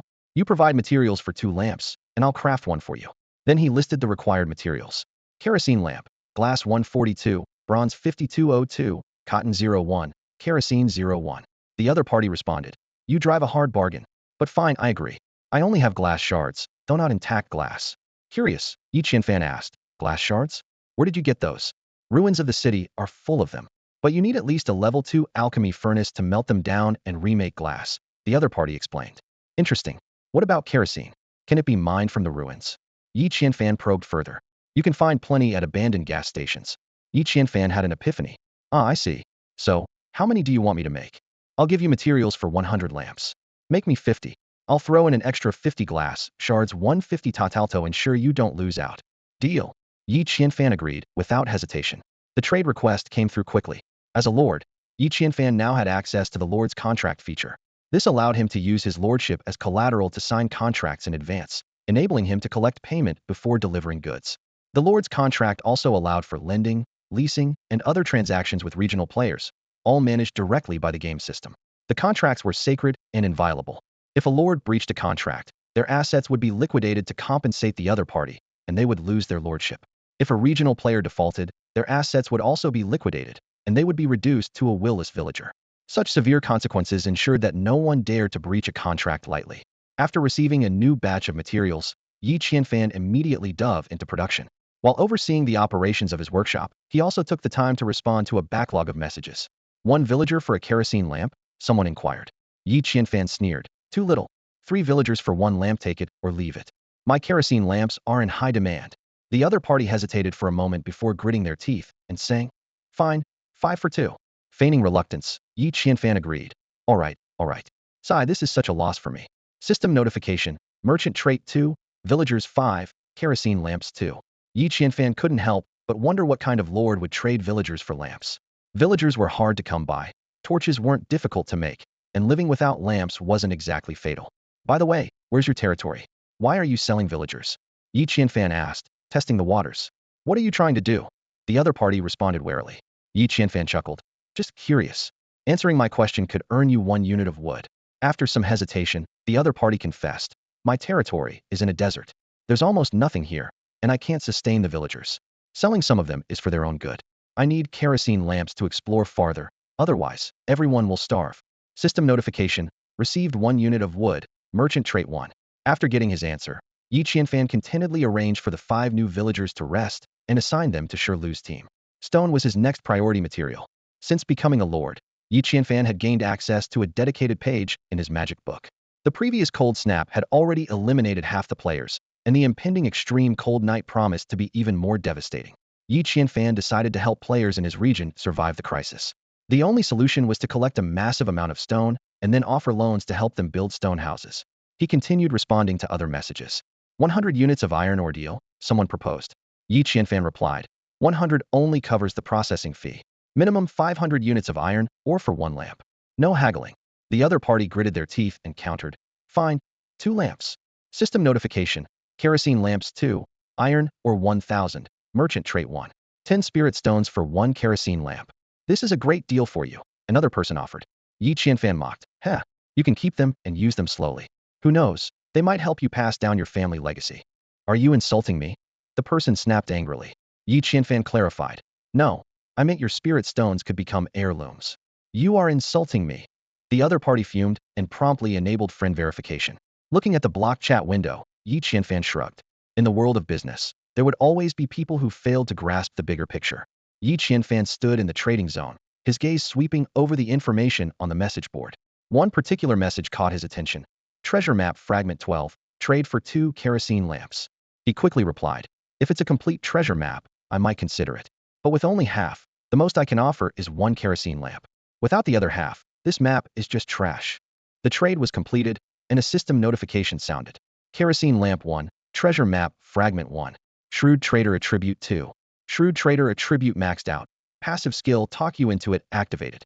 Yi Qianfan's eyes widened in disbelief as he stared at the system prompt. He rubbed his eyes vigorously, making sure he wasn't seeing things. This talk you into it skill was real. The system provided a detailed description of the skill. When someone falls into a verbal trap, they will unconditionally believe Yi Qianfan. Even if doubts arise, the benefits they've received will lure them back into the trap. Yi Qianfan thought to himself, if this skill existed in the real world, it would be a must-have for a pyramid scheme leader. Though he felt a bit conflicted about his new shrewd trader persona, he gladly accepted this unexpected bonus. While Yi Qianfan was still reveling in his newfound skill, another message popped up. My lord wants to buy your kerosene lamp blueprint. Name your price. Yi Qianfan's eyes gleamed as he immediately quoted an exorbitant price. 100 citizens, 1,000 high-grade stones, 1,000 high-grade wood, and 1,000 spirit stones. The other party was clearly stunned by the price and replied, you're not even trying to trade in good faith. Yi Qianfan sneered. Well, isn't that obvious? You are trying to undermine my monopoly, and you think I sell to you? Are you here just to joke around? The messenger didn't give up and continued. My lord said if you're willing to trade sincerely, we can sit down and discuss a partnership. Together, we can expand the business and make it stronger. What do you think? My lord not only has loyal citizens, but also commands 100 soldiers. That's far more efficient than you mining resources on your own. Yi Qianfan raised an eyebrow and asked, how exactly are we supposed to sit down and talk? I don't even know where you are, and this map is enormous.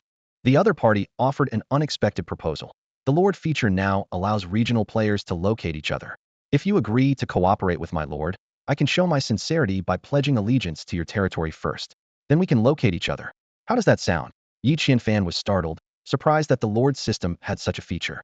He quickly analyzed its potential use. It was likely designed to help regional players gather quickly to face crises or powerful foes. For example, the world chat had mentioned a lord who repelled a red dragon by rallying a large group of players. What shocked Yi Qianfan even more was the audacity of the other party's plan pledging allegiance to his territory just to locate him. Wasn't this blatant espionage? Yi Qianfan smirked and replied, you keep talking about sincerity, but I've never seen such an insincere gesture. If you want to cooperate, at least show me your lord's strength first, don't you think? How many high-grade materials and spirit stones do you have? Show me, but I promise not to trade, just want to take a look. As soon as Yi Qianfan finished speaking, the other party promptly replied, hold on, I'll need to make a request. All right, Yi Qianfan responded, patiently waiting for the other party's next move. Meanwhile, in the command center of Zone 1, a strategic discussion was underway. General, the deputy commander quickly approached General Sha Kun, bowed slightly, and reported, the enemy's morale is shaken and they've fallen into our initial trap. However, they demand we demonstrate some of our strength before agreeing to cooperate. Hearing this, General Sha Kun tapped his fingers lightly on the armrest of his chair, lost in thought. After a moment, he spoke. So, they doubt our strength? Seems like it, the deputy commander replied respectfully. I suggest the general reveal a portion of our strength to make them realize our capabilities. Once they see what we have, greed will naturally follow. By then, they'll be fully ensnared in our trap and at our mercy. Sha Kun fell silent again, contemplating deeply. Noticing the general's need, the deputy commander quickly stepped forward and lit a hand-rolled cigarette for him. These cigarettes were made from wild herbs discovered in the forest, dried and rolled by the women workers, specifically for the general's use. General Sha Kun had a significant smoking habit, especially during moments of strategic planning, where he relied heavily on cigarettes to focus. The deputy commander recalled the early days in the Misty World when the general, unable to smoke, became irritable and even executed someone for frowning at him. To address this, a scouting team was dispatched at great expense to locate wild tobacco leaves, which finally helped calm the general's volatile temper. After a few puffs of his cigarette, Shah Kuan spoke. If we reveal our strength and the trade invitation gets accepted, wouldn't we be at a loss? As the saying goes, one must be willing to lose a child to catch a wolf. General, the deputy commander replied immediately. I suggest we showcase a portion of our saltpeter reserves. We have plenty in stock, and even if the other side gets greedy and takes it, the loss is minimal. More importantly, this move will expose their true intentions. If they're merely stalling, we'll need to adjust our strategy. Sacrificing some resources to test the enemy is a worthwhile exchange. If they don't misuse our materials and only aim to confirm our cooperation, the advantage will be ours. And if they reveal their location, we can find them instantly. At that point, everything they have will be ours. That makes sense. Shah Kuan nodded repeatedly. With a discovered saltpeter mine and a sulfur-producing volcano in their possession, their resources were virtually endless. Using them as bait to catch a bigger prize was a calculated risk, even if it meant being deceived. At the same time, Yi Qianfan had just finished crafting 50 kerosene lamps and returned them to the ruins of the city. Finally, he received a response from the lord who had been trying to lure him into revealing his location. The message read, "My lord has agreed to your request." Immediately after, a trade invitation popped up, 1,000 saltpeter in exchange for 1 wood. Yi Qianfan rejected the trade without hesitation and retorted, "Is this all your lord can offer? That's ridiculously poor." Yi Qianfan decisively rejected the trade offer, a glint of shrewdness flashing in his eyes. He countered, "Is this all your lord has? That's a bit too shabby, isn't it?" The other party's expression shifted slightly and hastily explained, "Of course not. My lord's strength far exceeds your imagination. However, one must always be cautious. If we agree to the trade recklessly, wouldn't we suffer a huge loss?" Yi Qianfan's lips curled into a faint smile as he suggested, "That's simple. Let's use a transparent trade mode. You display all your lord's assets, and I'll put up the kerosene lamp blueprint. But neither of us can confirm the trade. How about that?" The other party hesitated for a moment before finally nodding. "That works." After all, both sides harbored ulterior motives, each wanting to gain the upper hand. A new trade offer came from the deputy, 1,000 saltpeter in exchange for the kerosene lamp blueprint. Yi Qianfan rejected it without hesitation, his tone tinged with impatience. "If you're going to keep being so half-hearted, let's not waste time. I have more pressing matters to attend to." Wait. The other party quickly stopped him. Yi Qianfan decisively initiated a new trade offer. 1 kerosene lamp blueprint in exchange for 1,000 saltpeter, 1,000 sulfur, and 200 stone. However, the moment he sent it, he swiftly canceled the trade. "Sorry, I meant to ask if you had these materials. I accidentally clicked the wrong button." Yi Qianfan apologized with feigned sincerity. The other party sighed in relief. "No worries. We not only have those materials, but even more. We're a major territory, the kind you can't even imagine." Yi Qianfan skeptically asked, "Really? But so far, all you've shown are saltpeter and sulfur. You know, making kerosene lamps also requires a large amount of beast cores and bronze. If your lord can't produce those, there's no point in cooperating." Fearful of losing the opportunity, the other party hurriedly revealed the bulk of their warehouse materials. A new trade offer popped up, 1,000 saltpeter, 1,000 sulfur, 200 stone, 15 wind beast cores, 40 fire beast cores, 14 water beast cores, for 100 bronze, and 50 silver in exchange for 1 kerosene lamp blueprint. Yi Qianfan deliberately clicked reject, then quickly apologized. "Sorry, I accidentally clicked the wrong button. It's my first time seeing so many materials, I got a bit excited. If the kerosene lamp blueprint can exchange for this much, it might be worth considering." At this moment, Yi Qianfan's passive skill, talk you into confusion, quietly activated, planting the concept of kerosene lamp artwork into the other party's subconscious. Sure enough, the other party took the bait and replied, "Isn't this kerosene lamp artwork a bit too expensive?" I asked the lord, and he said we might negotiate if it were half the price. Seeing that the other party had already confused the blueprint with artwork, Yi Qianfan couldn't help but laugh to himself. This deception skill was truly a gem. However, he also realized it seemed to only work once per person. Next time, once the other party became wary, it would lose its effect. Yi Qianfan's negotiation with the deputy general unexpectedly turned into a cunning trap. Initially, the two had agreed to collaborate on producing kerosene lamps and jointly explore the market. With his silver tongue, Yi Qianfan claimed that the materials involved in the deal were merely the foundation of their cooperation, not a free giveaway. His words dripped with honey, making it hard for the deputy general to resist. "So, you're saying that after the materials are traded, you'll also participate in production? Then we'll work together to strategize and plan the big picture?" The deputy general asked hesitantly, uncertainty flickering in his eyes. "Exactly, that's the idea. Yi Qianfan nodded repeatedly, his face beaming with an earnest smile. His fingers moved swiftly in the air, seizing the moment before his smooth-talking trickery skill wore off, and quickly sent a trade request. The trade interface displayed, kerosene lamp sketch X1, in exchange for 1,000 units of saltpeter, 1,000 units of sulfur, 200 stones, 15 wind beast cores, 40 fire beast cores, 14 water beast cores, 400 units of bronze, and 50 units of silver. As if under a spell, the deputy general clicked to confirm the trade. However, when he discovered that all the materials in his warehouse had vanished into thin air, replaced by a childish scribble of a kerosene lamp, he instantly snapped out of his daze. What is this? Weren't we trading for the kerosene lamp blueprint? How did it turn into a kid's drawing? The deputy general shouted in panic, his voice brimming with anger and disbelief. He immediately sent a message to Yi Qianfan. You tricked me. Yi Qianfan, you shameless swindler. Give me back my stuff. But the system coldly replied. The recipient has enabled friend verification. You are not their friend yet. Please send a friend request, and once accepted, you can chat. Unwilling to give up, the deputy general sent several more furious messages, but each time, he received the same system response. Confused and frustrated, he muttered to himself, does the system really have a block feature? No. Wait. Why aren't there any verification notifications for the messages I sent? No matter how hard he tried, the system relentlessly repeated the same message. The recipient has enabled friend verification. You are not their friend yet. Please send a friend request, and once accepted, you can chat. The deputy general fell into a despairing silence, realizing he might never be able to contact that sly trickster again. As dawn approached, Yi Qianfan finally completed the last of the 25 intermediate backpacks he had been crafting.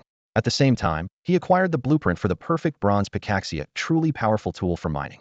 Its sharp pickaxe head could easily break through and collect it into the backpack. Crafting such a pickaxe required 1,490 units of bronze and 28 units of wood, with each individual pickaxe consuming 15 units of bronze and 15 units of wood. To arm the 15 members of Shur Ba's mining group and Yao San's gathering team, Yi Qianfan meticulously crafted 15 bronze pickaxes, ensuring every person had one. These pickaxes were not only excellent mining tools, but could also serve as weapons for self-defense. Compared to the crude stone axes, the bronze pickaxes offered significantly superior combat power. After all, in weaponry, longer often meant stronger, and the pickaxe's length gave it a clear advantage over axes. With the equipment ready, Yi Qianfan gathered everyone in the dormitory cafeteria. The kitchen delivered a hearty breakfast of red dragon meat. While he emptied the prepared equipment from the warehouse onto the ground, the intermediate backpacks and perfect bronze pickaxes were too large to be placed on the dining table. These are the equipment I've prepared for all of you, Yi Qianfan announced to the residents. As soon as he finished speaking, a spark of excitement lit up in everyone's eyes. The male residents stared intently at the short bows and arrows, their faces unable to hide their eagerness. Meanwhile, the members of Shur Lu's group fixed their gaze on the perfect bronze pickaxes, their eyes filled with longing. They thought to themselves, if only we'd had tools like these earlier, we wouldn't have ended up as mere residents. But in the next moment, they reconsidered. Wait, we are residents after all, and our Lord treats us so well. I belong to Zone 7 in life, and my soul belongs to Zone 7 in death. The herbalists of Yao San's group, on the other hand, focused all their attention on the leather backpacks. To them, a good backpack was far more valuable than any other equipment. Gathering herbs often required climbing mountains and trees, and it was clear at a glance that the backpacks their lord had provided were of extraordinary quality. All right, Yi Qianfan raised his voice. To avoid confusion, I will call each team leader to come forward and collect their equipment. Once your group is called, step up. Yes, Lord, the crowd responded in unison. Shur Lu's group. Lord, Shur Lu reporting. A burly man named Shur Lu immediately stepped forward, kneeling on one knee to show his respect. Just as Yi Qianfan was about to bend down to distribute the equipment, Chu Si suddenly appeared at his side out of nowhere. My lord, just tell Chu Si what you need, and I'll handle it. Chu Si knelt beside the equipment, looking up with her signature tiger tooth smile. I'll fetch it for you. It was then that Yi Qianfan noticed Chu Si had somehow transformed her JK uniform into a uniquely styled maid outfit. The deep blue base paired with a white lace apron, combined with her mixed heritage features, exuded a distinctive charm. Not bad. Chu Si, this outfit suits you well. From now on, let the kitchen team wear this style. As long as my lord likes it. Chu Si beamed with joy. Anything the lord likes, Si is willing to do. All right, enough chatter. Let's start distributing the equipment. Yi Qianfan interrupted, cutting her off. Women really are a hindrance sometimes. Otherwise, I would have started distributing the equipment by now, thought Yi Qianfan to himself. Without delay, he began handing out the gear. Shur Lu team. Yi Qianfan called out loudly. Shur Lu quickly stepped forward, standing respectfully before Yi Qianfan. Yi Qianfan glanced over the equipment, counting it out loud. 10 intermediate backpacks, 5 perfect bronze pickaxes, 2 short bows, 20 arrows, and 2 kerosene lamps. Yes, my lord. Chu Si, upon hearing the list, swiftly gathered the items Yi Qianfan mentioned and handed them to Shi Lu. Shi Lu received the equipment gratefully and said, "Thank you for your generosity, my lord." With a wave of his hand, his team members immediately stepped forward to carry away their assigned gear. Next, Yi Qianfan called for Yao San's team. Yao San team, 5 intermediate backpacks, 5 perfect bronze pickaxes, 2 short bows, 20 arrows, and 2 kerosene lamps. Yao San's team quickly collected their allocated equipment. Mu Ba team. Yi Qianfan called out. Mu Ba stepped forward eagerly, but as he looked at the ground, he realized there was nothing left except bows and intermediate backpacks. He froze, his face filled with confusion and disappointment. My lord, why do we only have bows and backpacks? Don't you think our team is as good as Shi Lu's? Are we supposed to chop wood with our bare hands? Mu Ba couldn't help but ask, his tone carrying a hint of dissatisfaction. Yi Qianfan looked at Mu Ba, momentarily forgetting his name. Gung Mu Jianba. No, that's not it, Jianba. No, Mu Ba. Listen to me. After repeating the name several times, he finally got it right. Seeing that even his name was being forgotten, Mu Ba felt even more slighted, his face flushing with frustration. My lord, have you forgotten about Mu Ba entirely? He shouted, his voice full of anger and grievance. No, I haven't forgotten. Not at all. Yi Qianfan quickly explained, pulling out a gleaming axe from his side. This sharp, metal axe, I am officially entrusting it to you. Mu Ba looked up, his anger instantly replaced with surprise and gratitude. He examined the axe closely, its sharp blade gleaming with a cold light, its exceptional quality undeniable. A fine axe like this, as if it were crafted by a dwarven grandmaster at their peak. Mu Ba exclaimed excitedly. Its power, its precision, it's the king of the chopping world. Everyone could see the axe's attributes. Special effects, critical, hit 100, combo 3. It even has critical hit stats. And it's crafted by dwarves. But the combo effect now, that's the real deal. Our team hit the jackpot. Mu Ba's team members chattered excitedly, pride evident on their faces. The other teams looked on enviously, jealousy flickering in their eyes. Shi Lu, unwilling to be outdone, scoffed. What's so great about that? It's just one axe. The Lord gave us 10 pickaxes. You only got one weapon, what's there to brag about? Mu Ba's team members, realizing this, turned to Yi Qianfan with puzzled expressions. My lord, do we really only get one weapon? Yi Qianfan smiled and explained. One is enough. You'll chop, and the rest of your team will gather the materials. Otherwise, you won't be able to keep up.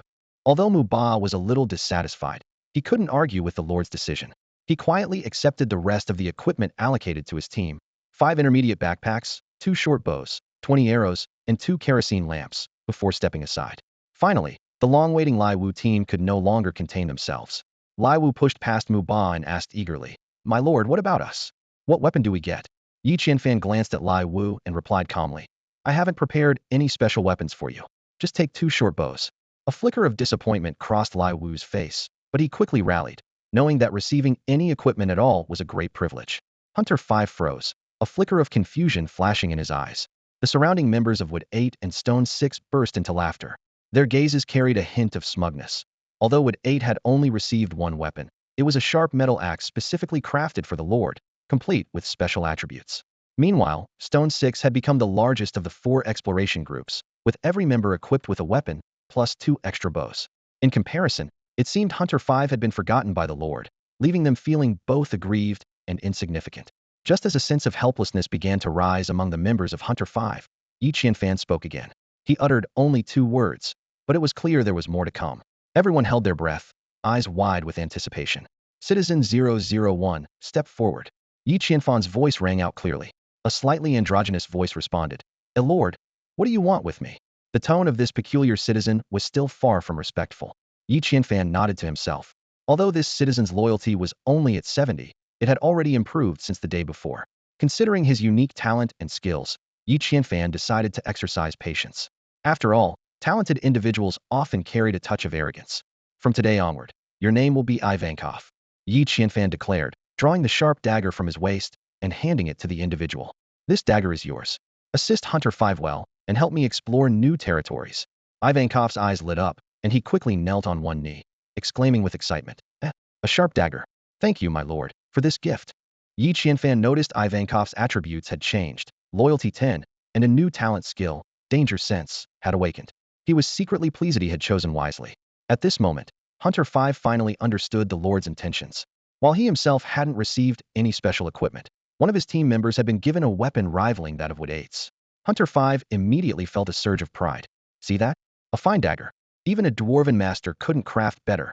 Wood 8, however, was unwilling to back down. You're the captain, and yet you have no weapon. So what if I don't have a weapon? My team does. And did you notice? Damage 100. Hunter 5 shot back. But you're the captain, and you're unarmed. Wood 8 persisted. Wood 8, enough already. One weapon is all we need. Hunter 5 snapped, growing irritated. But you're the captain, and you're unarmed. Wood 8, if you're so capable, stop harping on about it. The Lord forgot about you. Fine, bring it on. Ivankov, take him.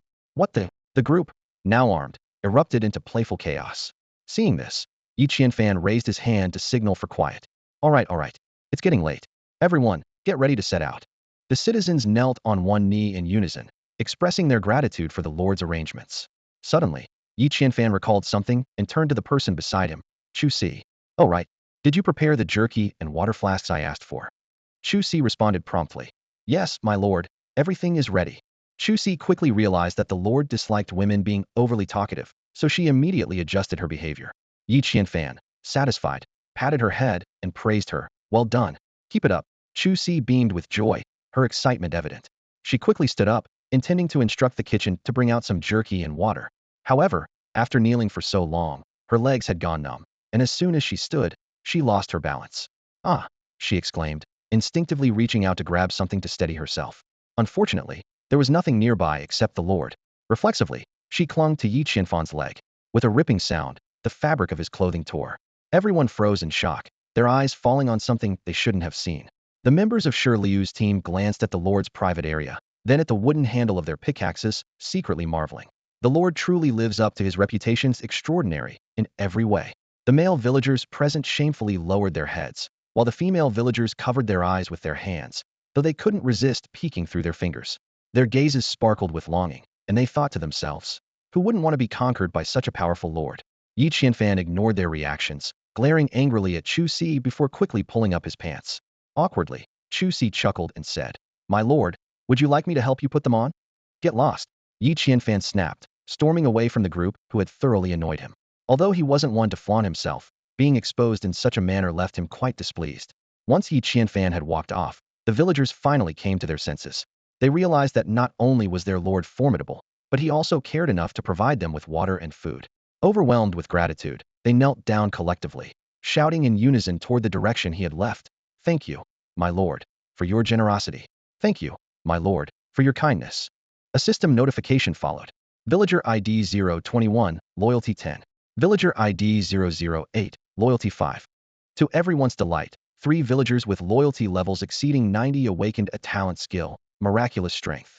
Coincidentally, these 3 were members of Shi Liu's team, making them perfect for the physically demanding task of mining.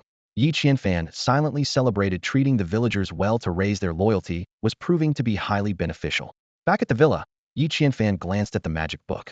The time displayed was 7:35, less than 30 minutes before sunrise. He opened the trading channel to check his transactions. The 12 kerosene lamps he had listed yesterday had increased to 62 due to a commissioned order. This batch of lamps had brought him a substantial return. 1,000 units of iron ore, 5 new villagers, 1 treasure map fragment, 500 spirit stones, 20 earth element beast cores, 10 water element beast cores, 100 units of bronze, and 200 units of kerosene. This income more than compensated for his recent heavy expenditures. Yi Qianfan calculated his next steps. With 25 villagers now working outside, he was confident they would bring back even more surprises. The promising future ahead filled him with anticipation. Before setting off, Yi Qianfan carefully inspected the items in the warehouse once more. His gaze fell upon 2 precious materials, high-grade beast tendons and a dragon tail. Shockingly, he had forgotten about these treasures for quite some time. The high-grade beast tendons were premium materials for crafting dragon bows, capable of withstanding the power of enchanted arrows and doubling their effective range. As for the flawless dragon tail bone, not only did it contain a large amount of red dragon meat, but it was also an exceptional choice for crafting a dragon bow, granting the weapon formidable fire-based enchanting effects. An idea flashed through Yi Qianfan's mind: why not craft a dragon bow to enhance his combat capabilities? He quickly opened the upgrade tree and navigated to the weapons section in the workshop beneath his villa. Finally, he located the crafting details for bows. Skimming past the information on short bows and long bows, Yi Qianfan's attention was completely drawn to the enchanted dragon bow. Enchanted dragon bow, attack range of 500 meters, with remarkable precision. Yi Qianfan murmured to himself. It requires one high-grade beast tendon, one dragon tail, and one multicolored beast core. Without hesitation, he chose to craft it. As the materials were consumed, the workshop echoed with an unprecedentedly intense hammering sound. Moments later, the system notification chimed, and Yi Qianfan eagerly retrieved the freshly crafted enchanted dragon bow from the warehouse. The design of the dragon bow was breathtaking. It resembled a soaring dragon, with its blood-red body adorned by lifelike dragon scale patterns. The dragon's gaping mouth perfectly served as a slot for arrows, while its two gemstone eyes, formed from the multicolored beast cores, though dim for now, emanated an impression of immense latent power. Unable to contain his excitement, Yi Qianfan stepped out of the villa and instructed someone to set up a stone slab as a target 20 meters away near the fence. Chu Si diligently helped prepare everything before Yi Qianfan dismissed everyone, leaving himself alone to face this extraordinary weapon. The moment he drew the dragon bow, Yi Qianfan realized just how heavy it was. Without the strength-enhancing pill he had taken earlier, he doubted he could even pull it back. The bow's draw weight was at least 100 pounds. As the bowstring was drawn back, the dragon's eyes suddenly lit up with multicolored brilliance.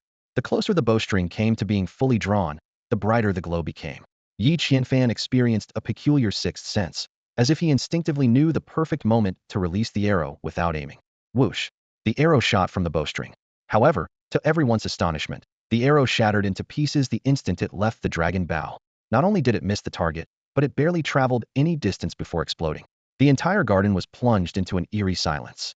The citizens, who had been ready to cheer and applaud, froze with their hands suspended midair, their expressions stiff. They had no idea how to react. This was neither a direct hit nor a miss, but rather an inexplicable detonation of the arrow. Yi Qianfan stood in stunned silence, equally unprepared for such an outcome. The garden was so still that one could hear a pin drop. Everyone awaited his response. This unexpected result seemed to foreshadow a long journey ahead for Yi Qianfan to master this extraordinary dragon bow. On the contrary, Chu Si's thoughts were constantly revolving around how to please her master. When something strange occurred, her eyes darted quickly, and her mind raced. In her view, there was absolutely no way it could be her master's fault.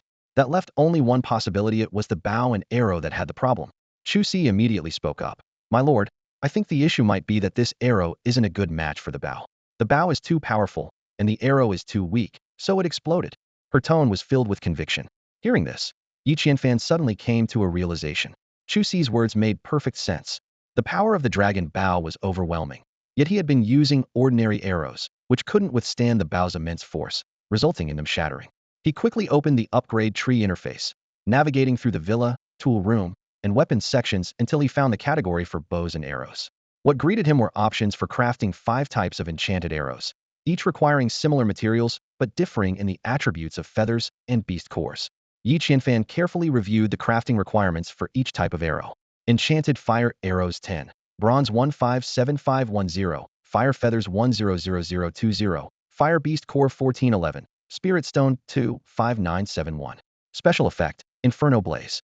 Enchanted wind arrows 10, bronze 157510, wind feathers 100020, wind beast core 401, spirit stone 25971. Special effect, tornado. The other 3 types of enchanted arrows had similar material requirements and unique special effects. Although the special effects of these enchanted arrows seemed incredibly powerful, the thought of consuming a beast core and a spirit stone for just 10 arrows made Yi Qianfan wince. After all, arrows were consumables.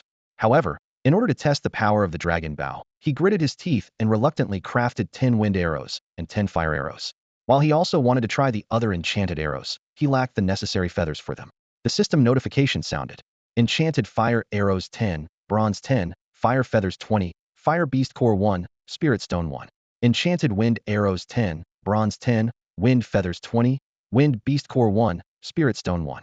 Soon, 20 arrows appeared in Yi Qianfan's inventory. He took out a fire arrow first, carefully examining the weapon that looked like a work of art. The fire arrow had a fiery red hue throughout, with only the arrowhead glinting with a cold metallic sheen. At the center of the arrowhead was embedded a fire beast core, emitting a faint glow. Taking a deep breath, Yi Qianfan knocked the fire arrow and drew the dragon bow to its full extent. The moment he released the bowstring, the dragon eye on the bow suddenly glowed with an eerie red light. Whoosh! The fire arrow streaked through the sky like a meteor, its trajectory vividly visible even in broad daylight. Its speed was astonishing, less than 0.1 seconds from release to hitting the target. Boom! A deafening explosion shattered the massive boulder, serving as the target into countless pieces. The fragments scattered like a meteor shower, and everything within a 10-meter radius erupted into raging flames. The fire spread so rapidly that it nearly engulfed the poisonous brambles Yi Qianfan had painstakingly cultivated. Damn, is this the Inferno Blaze effect? This is insane. Yi Qianfan was stunned by the scene before him, realizing only then how dangerous it had been to test the bow's power near the villa. Standing beside him, Chu Si finally snapped out of her daze and urgently shouted to the people around them. Put out the fire. Everyone, get water from the pool, hurry. If the fire keeps spreading, our lord's entire villa will be burned to the ground. Go, go, go. Grab buckets from the kitchen. However, the panicked villagers began offering ridiculous suggestions. One shouted, forget buckets, just pee on it. How much pee do you have, seriously? Another exclaimed in disbelief. Your faucet must be massive, someone else joked inappropriately. Seeing the crowd descend into chaos, with some even preparing to act on these absurd ideas, Yi Qianfan finally lost his temper. Stop it right now, he roared, his voice carrying a commanding authority. The shouts startled those who had already taken out their tools of action, prompting them to quickly put them away, fearing confiscation. Watching his flustered subordinates, Yi Qianfan silently thanked his quick intervention, otherwise the consequences could have been disastrous. Phew, Yi Qianfan finally let out a sigh of relief. However, even though he had called for a halt, the raging flames would not heed his command. The fire continued to spread, inching closer to the dormitory building. A sense of reluctance filled the hearts of the onlookers. After all, they had grown attached to this building through countless days and nights together. Chu Nyang, the cook, had tears welling up in her eyes as she choked out. Lord, are we just going to stand by and watch the fire devour our home? Yi Qianfan's lips curved into a faint smile as he let out a sharp whistle. In an instant, a massive fiery red bird soared into the sky from the rooftop and flew toward him. Wherever it passed, sparks scattered, and its flapping wings stirred waves of intense heat. The villagers gazed up in shock at the enormous creature, its shadow looming over them. Whispers filled the air. Some feared it was a monster, others speculated it was summoned by the Lord, and a few worried about being burned. Almost instinctively, everyone stepped back, a mixture of fear and curiosity gripping their hearts. Yi Qianfan, unperturbed, pointed at the raging fire and commanded the fiery bird, "Fire Kid, go. Absorb the flames for me." The bird, responding to his command, dove down toward the burning fence. It opened its massive beak and, much like the Fire Kid from the legend of the Calabash brothers, began to inhale the fire. In the blink of an eye, the flames, now deprived of their elemental source, were extinguished. The sight left everyone utterly dumbfounded. Then, a thunderous round of applause broke out, celebrating both the bird's miraculous ability and the Lord's extraordinary power. Voices of admiration rose from the crowd. Some marveled at Yi Qianfan's ability to tame such a formidable creature, while others were awestruck by the bird's talent for both spouting and absorbing fire. Yi Qianfan nodded in satisfaction, preparing to call the bird back. But just then, he noticed it wobbling unsteadily in the air, as if intoxicated. Suddenly, the bird's entire body burst into roaring flames, its fiery glow illuminating the night sky like a giant searchlight. And the light bulb swayed precariously, plummeting straight into the crowd. A wave of terrified screams erupted among the people. Run, everyone. The monster's gone mad. It's going to eat us, someone shouted in panic, their voice trembling with fear. If that fire touches us, forget about being burned to death, we'll at least end up as barbecue. Another voice called out with a hint of dark humor. My lord, what on earth is going on with that giant bird? Someone turned to Yi Qianfan for help, their voice laced with urgency and confusion. Yi Qianfan stared at the out-of-control white eagle in the sky, panic welling up inside him. Realizing the gravity of the situation, he shouted hastily, "What the heck is going on? White eagle, come back here." As if responding to Yi Qianfan's call, the flames on the white eagle's body dimmed slightly. However, that wasn't enough to stop its descent. Without the support of the flames, the white eagle plummeted like a powerless aircraft, falling straight toward the gathered townsfolk. Boom! A thunderous crash echoed as it hit the ground. Fortunately, the townsfolk reacted quickly, scattering in all directions.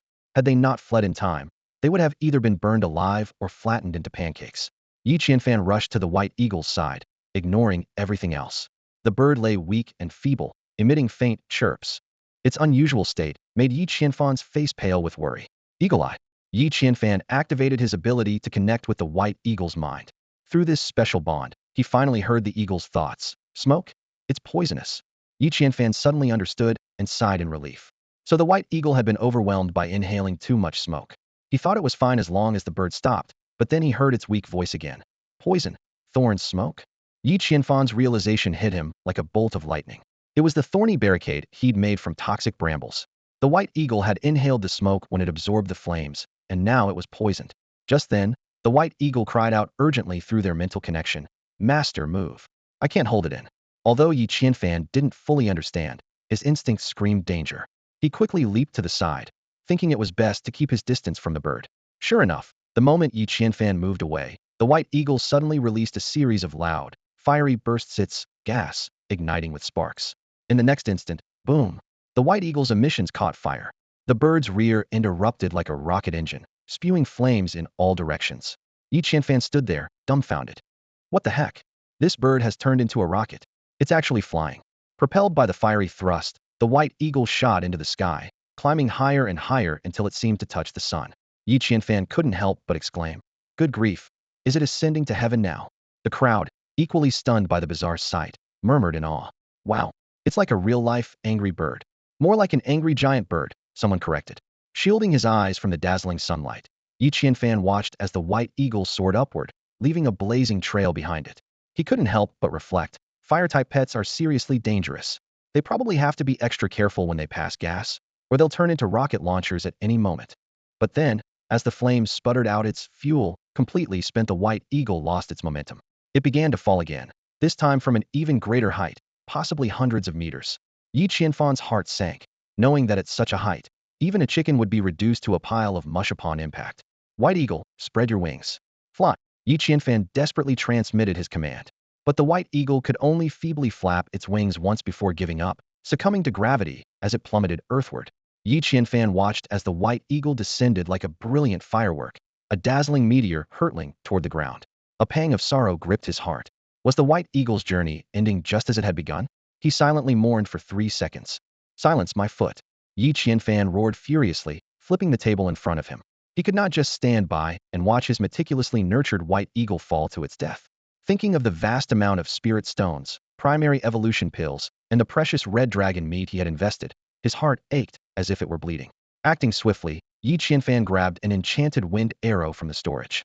The arrow was a vibrant green, with shimmering white feathers at the tail that seemed to ripple with light, and one could feel a faint breeze when holding it.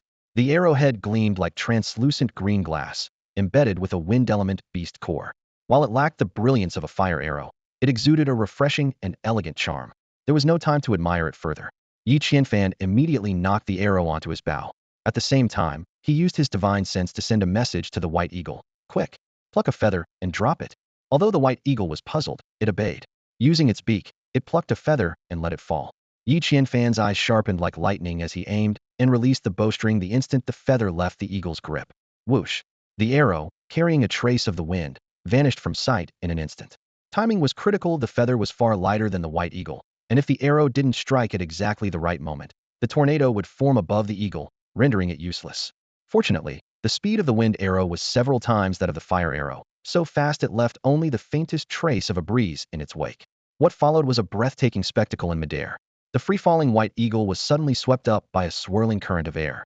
In the blink of an eye, a massive tornado formed, lifting the eagle high into the sky.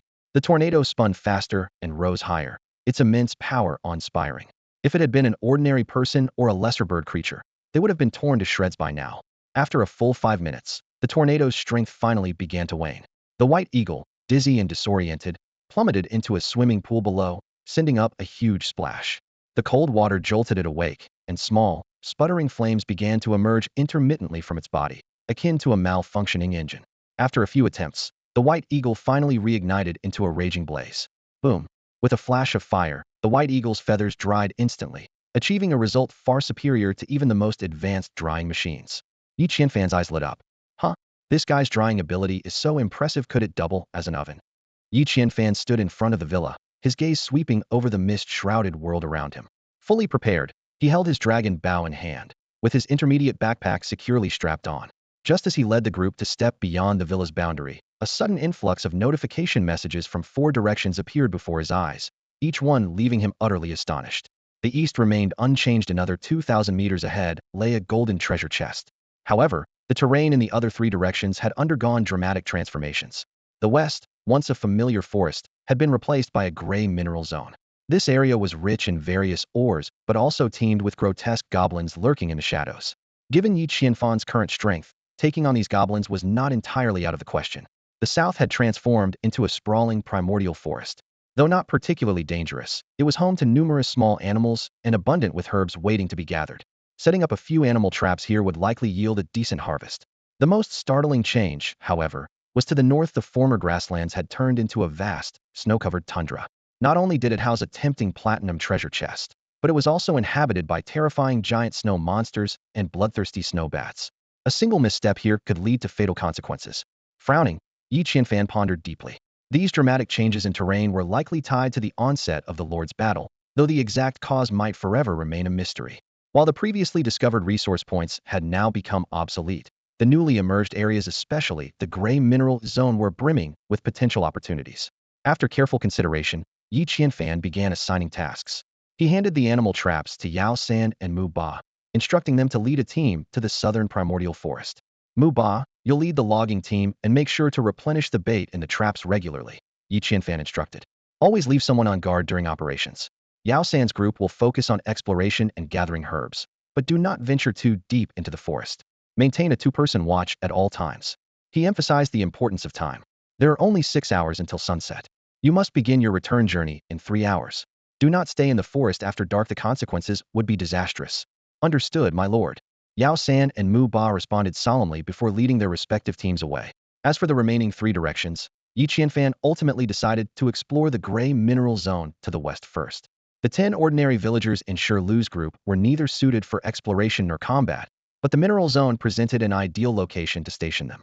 Though the origins of this mineral zone were enigmatic, extracting its resources could make it the perfect place to settle Shirlu's team. Let's go, everyone. Follow me to the gray mineral zone in the west. Yi Qianfan commanded, waving his hand as he led the combined team of Hunting Group 5 and Stone Group 6, totaling 15 people, westward. At this moment, the settlers were still basking in the joy of setting out, their faces lit up with the excitement of an outing. It was understandable, having been confined to the dormitories for so long. Even with their basic needs met, they couldn't help but yearn for the outside world. Such is human nature. When hungry, one dreams of being full. Once sheltered, one craves entertainment. And without entertainment, even a simple stroll outside feels like a treasure. Yi Qianfan cautiously led the way at the front, but an uneasy feeling loomed over him as his left eyelid twitched uncontrollably.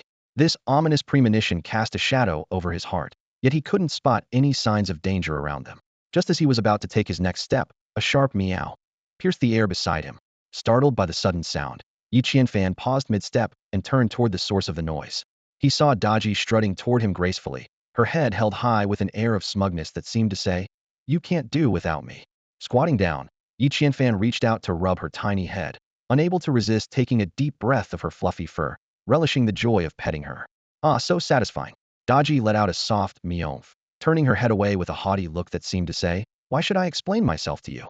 As a devoted cat owner, Yi Qianfan could only turn a blind eye to her nocturnal escapades. After all, cats needed their own meow life space too. Reluctantly giving Daji's little ears one last rub, Yi Qianfan finally stood up and issued an order to the team behind him. "Everyone, stay on guard. Let's keep moving." However, the first to disobey the command was none other than Daji herself. She extended her fluffy paw to block Yi Qianfan's path. "Daji, be good. Move aside." Meow. Daji firmly refused, nonchalantly licking her paw. It wasn't until Yi Qianfan's impatience began to show that she finally extended her soft, pink paw pad. Just as Yi Qianfan was momentarily distracted by the adorable sight of her paw, Daji suddenly unsheathed her razor-sharp claws, as deadly as the talons of a mythical beast. Swish! Daji thrust her paw forward, and in the next instant, her claws sharp enough to slice through metal were severed cleanly by an invisible force. The cut was so precisely smooth that it looked as if it had been made by a laser. Yi Qianfan's eyes widened in shock as he gasped. What? What is this thing ahead of us? An invisible cutting mechanism, completely imperceptible, untouchable, and even undetected by the system alerts. Seriously? Yi Qianfan's mouth fell open in shock, a surge of relief welling up in his heart. Thankfully, Daji had arrived just in time. Otherwise, his foot might have been severed. However, he quickly noticed something unusual. Why was there no system prompt this time? Could the prompt system have failed? He swiftly turned and scanned his surroundings. The prompts in the other 3 directions were still clearly visible, yet the one for the Greystone mining area had vanished entirely. This anomaly made Yi Qianfan pause and thought the system itself didn't seem to have failed, but rather appeared to be blocked by some unknown force. If there's no prompt, then he'll have to rely on the most basic method to probe it. Yi Qianfan retrieved an enchanted fire arrow from the warehouse, and signaled everyone to step back. Drawing his bowstring steadily, he aimed toward the Greystone mining area and released the arrow. Whoosh! The powerful fire arrow vanished mysteriously as it reached the area ahead, as if it had passed through some kind of space. At the moment it disappeared, Yi Qianfan caught a fleeting glimpse of a jelly-like barrier shimmering briefly before fading away. This deepened his confusion. Was the arrow absorbed, or had it passed through the barrier due to its high speed? Suddenly, an idea struck him. Fire might be extinguished, but wind was formless and intangible, impossible for either a cutting mechanism or a barrier to block. Without hesitation, he pulled out a wind arrow. This time, instead of aiming directly at the barrier, he shot it toward a spot half a meter in front of the barrier. As the wind arrow landed, a swirling tornado began to form, quickly expanding to a diameter of over half a meter. When the tornado touched the invisible barrier, a remarkable sight unfolded. The surface of the barrier began to ripple in wave-like distortions, accompanied by an odd duong-duong sound. Even more astonishing, half of the tornado seemed to vanish upon entering the barrier, while the other half continued to spin. This phenomenon made Yi Qianfan realize the truth. The part that disappeared hadn't truly vanished, but was instead obscured by some power that concealed it from view. Observing the barrier closely as it swayed under the force of the wind, he spotted a static blank area about 500 meters to the left. That spot, he deduced, was most likely the gateway through the barrier. Yi Qianfan immediately led the group toward the barrier gate. As they approached the entrance, the previously vanished system notifications suddenly reappeared before their eyes, clear and distinct. The spatial barrier, a mysterious force capable of cutting through everything yet embracing all. Beside it, a spatial rift stood open like a doorway, offering a safe passage to avoid the deadly risk of being sliced by the barrier. The prompt for the Greystone mining zone appeared: an area rich in various minerals, but also crawling with grotesque goblins. Yi Qianfan silently assessed the situation. With my current strength, I can take the risk. Turn a humble bike into a roaring motorcycle. Surveying his surroundings, Yi Qianfan had a sudden realization. So the notifications were being blocked by the spatial barrier. Ahead lay a gray, mist-shrouded land, its eerie fog obscuring the path forward. The key information had all been concealed by the barrier, as if designed specifically to lure people into a trap. Passing through the spatial gate, the scene inside wasn't much different from the outside. The only notable feature was the scattered red exclamation marks. System notifications promptly appeared. Ordinary iron ore, slightly superior black iron ore, and magnetic or suitable for crafting magnets. All the details of the minerals were displayed. Suddenly, a few unique items caught Yi Qianfan's attention. A helmet discarded by some goblin, offering a 100 defense boost. A finely crafted steel pickaxe forged by dwarves, doubling mining and blasting efficiency, far superior to standard bronze tools. And a pile of particularly fresh goblin excrement. The system notification revealed that this excrement could be processed into high-quality fertilizer. By mixing it with regular mud, it could produce advanced soil.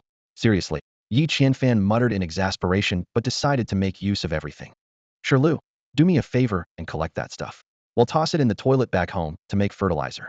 Shirlu froze in disbelief, utterly shocked that his first task from the Lord was, of all things, to shovel poop. But as a subordinate, he had no choice but to obey. Pinching his nose, he reluctantly stored the foul pile in his inventory. Thankfully, the backpack was a virtual space, so it wouldn't contaminate other items. Lord, the task is complete, Shirlu reported, returning to Yi Qianfan with a look of reluctant resignation. Seeing the pitiful expression on the grown man's face, Yi Qianfan couldn't help but feel sympathetic.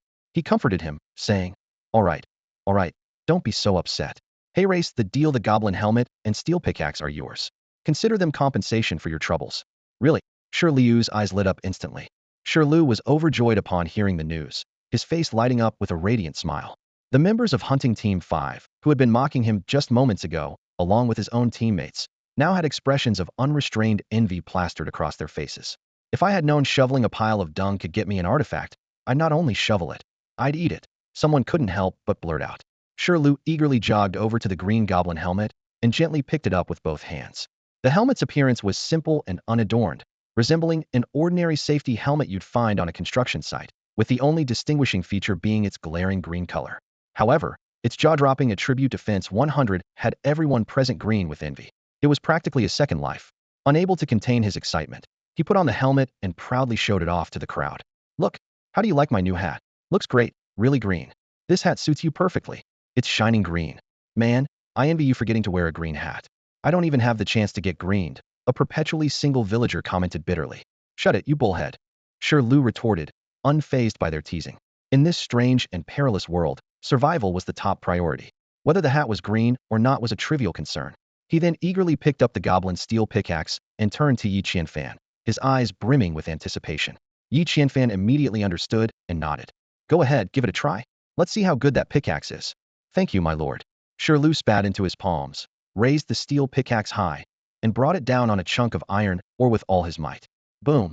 The deafening crash echoed like a mountain exploding. This wasn't mining, it was demolition. Though the steel pickaxe was hefty, Shirlu wielded it with the ease of a toy, swinging it effortlessly.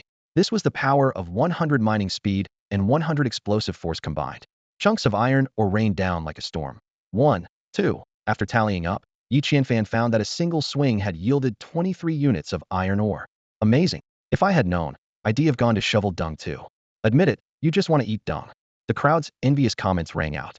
Shirlu dropped to one knee and sincerely declared, Thank you, my lord, for your generous gift. I'll mine diligently and never let you down. Just then, meow. Daji let out a sharp, alert cry.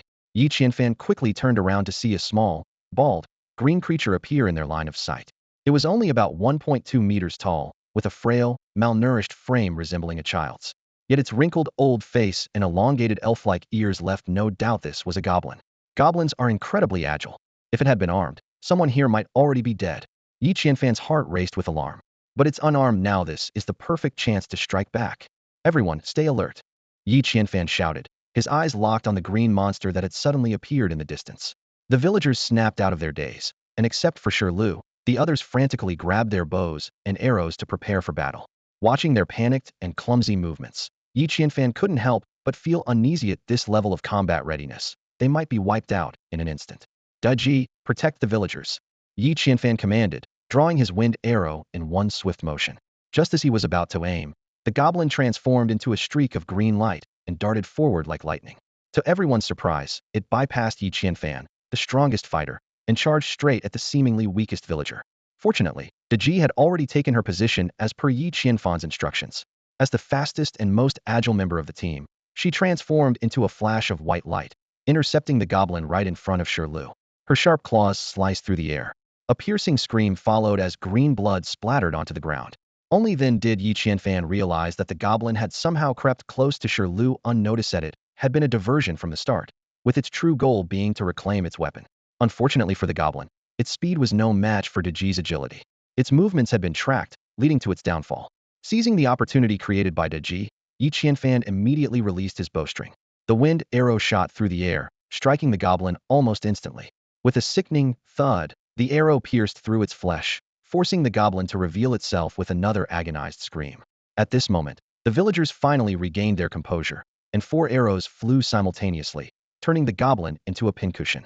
The special effect of the wind arrow activated, unleashing a tornado inside the goblin's body. In mere moments, its flesh was torn apart and scattered, as if it were a lobster being shredded in a blender. The ground was soon littered with glowing loot markers. Yi Qianfan hesitated, reluctant to collect the bloodied remains, but he couldn't leave the mess behind and pollute the environment. Gritting his teeth, he gathered everything into his bag. Goblin meat paste 100, earth-type beast core 2, goblin fangs 2. He curiously checked the attributes of the meat paste. Tough texture, flavor resembling old sow meat with a hint of sourness, but it contained agility-enhancing properties, making it suitable for villagers or pets to consume. Guess I'll leave it to Chuzi to make dumpling filling, he muttered to himself. After taking care of the goblin, Yi Qianfan carefully scanned the surroundings. The entire gray mineral area seemed devoid of further threats, but to ensure the miners' safety, Yi Qianfan ordered White Eagle to circle and patrol over the gray or mining area. At the same time, he activated his Eagle Eye ability, utilizing White Eagle's vision to quickly scout the expansive region. A thin layer of mist hung over the mining area, but it was not enough to obstruct White Eagle's view. Before long, White Eagle completed its patrol. After confirming the area was safe, Yi Qianfan assigned the mining task to Shirlu's team, giving specific instructions: focus on mining iron ore and black iron ore, and extract less magnetite. Understood, my lord. Shirlu responded promptly. With everything arranged, Yi Qianfan led Lai Wu's team away from the gray or mining area, heading east. He remembered there was a golden treasure chest located 2,000 meters to the east. Yesterday, he hadn't had the time to retrieve it. Today, however, the system's description of the chest had changed from yesterday's warning about the presence of tree spirits to today's suggestion that fire arrows could be an effective strategy.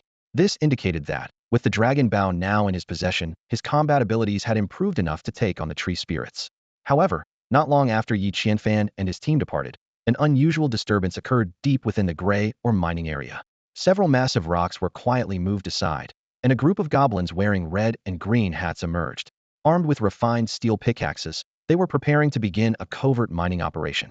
Meanwhile, Yi Qianfan and his team arrived at the tree spirit's territory. Illuminated by kerosene lamps, this unique area just 2,000 meters from the villa zone was clearly visible. It resembled an oasis, with the ground covered in a perfectly maintained carpet of green grass. In the center stood 6 or 7 towering trees, each with trunks over 3 meters in diameter. Their roots swayed gently in the breeze like willow branches, creating a serene and harmonious atmosphere.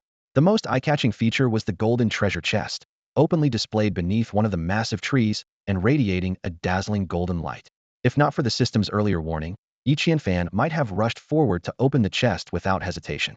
At most, he might have been wary of a potential mimic hiding inside, but he would never have guessed that the real threat came from the seemingly peaceful trees. "My lord, is that treasure chest what you're after?" Lai Wu, noticing Yi Qianfan's fixed gaze on the chest, eagerly volunteered.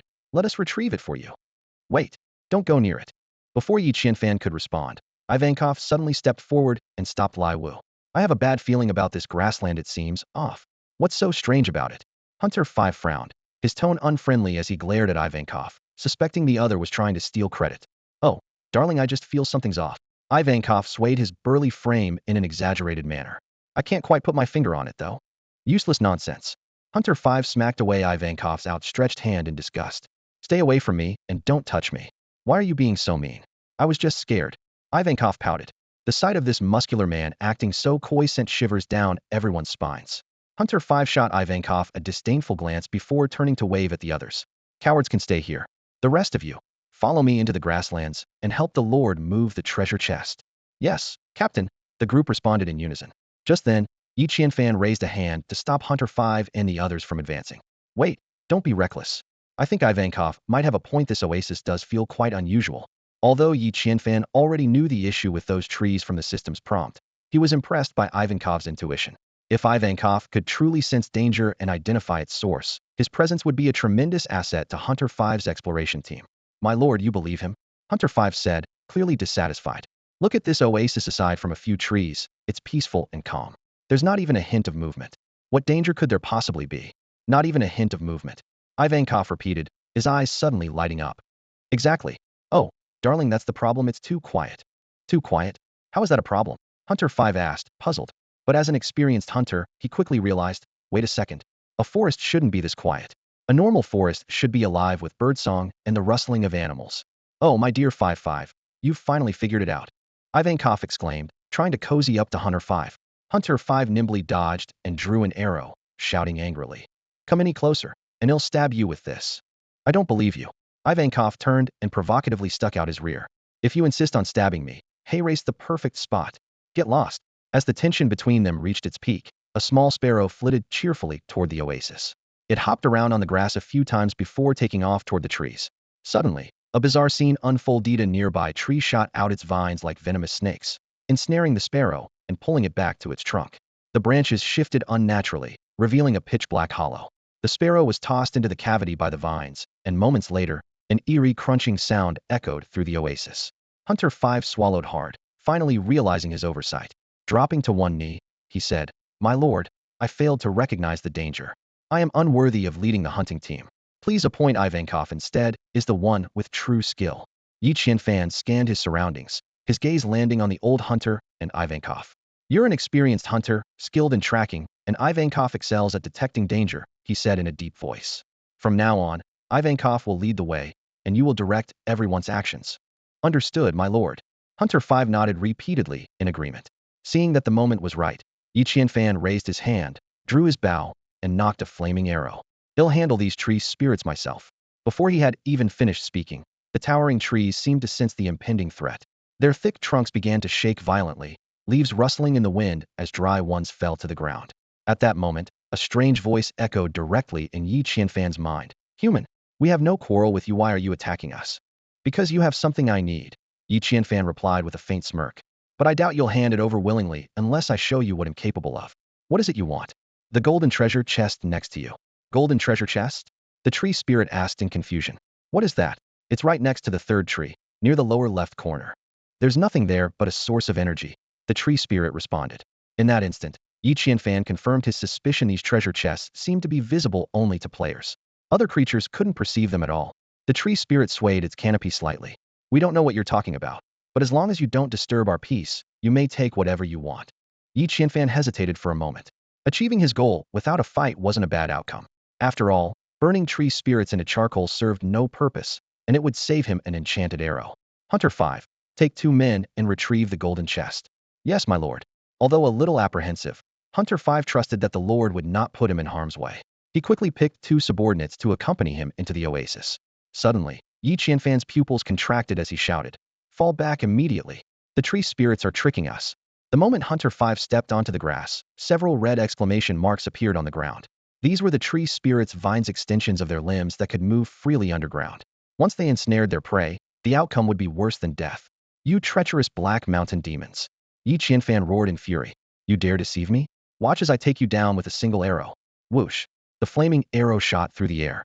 Sensing the danger, the tree spirit's vines burst from the ground, attempting to intercept the arrow mid-flight. But this arrow, formed purely from elemental fire, was not something mere vines could withstand. Boom! The first vine that touched the flaming arrow ignited instantly, writhing in agony and loosening its grip. The arrow continued its trajectory, speeding toward the tree trunk. In a desperate move, the tree spirits performed an unexpected act. They split open cavities in their trunks, spraying out torrents of water. This water turned out to be the life spring, rich in spiritual energy. Not only could it extend lifespans and enhance elemental affinity, but it was also a rare treasure capable of swiftly elevating a mortal into a mage. The tree spirit unleashed a torrent of its life spring, cascading down like a waterfall and instantly extinguishing the fire arrow. Yi Qianfan watched helplessly as the arrow fell powerlessly to the ground. Its once radiant red gemstone now dim and lifeless, clearly rendered useless. This attack had evidently enraged the group of Black Mountain demons. They abandoned all pretense, and countless thick vines lashed out like serpents, surging toward Yi Qianfan. The system promptly issued a warning. The range of ordinary tree vines is limited to a 50-meter radius from the tree spirit at its center. Retreat. Fall back quickly, Yi Qianfan shouted as he led the group in a swift retreat from the oasis. The group moved nimbly, withdrawing beyond the 50-meter range in no time. Seeing his followers about to retreat further, Yi Qianfan quickly stopped them. "That's far enough. These vines can't reach us anymore." Before his words had fully settled, Daji suddenly slashed through a vine that extended past the oasis's boundary with ease using her cat-like claws. Yi Qianfan's expression immediately darkened.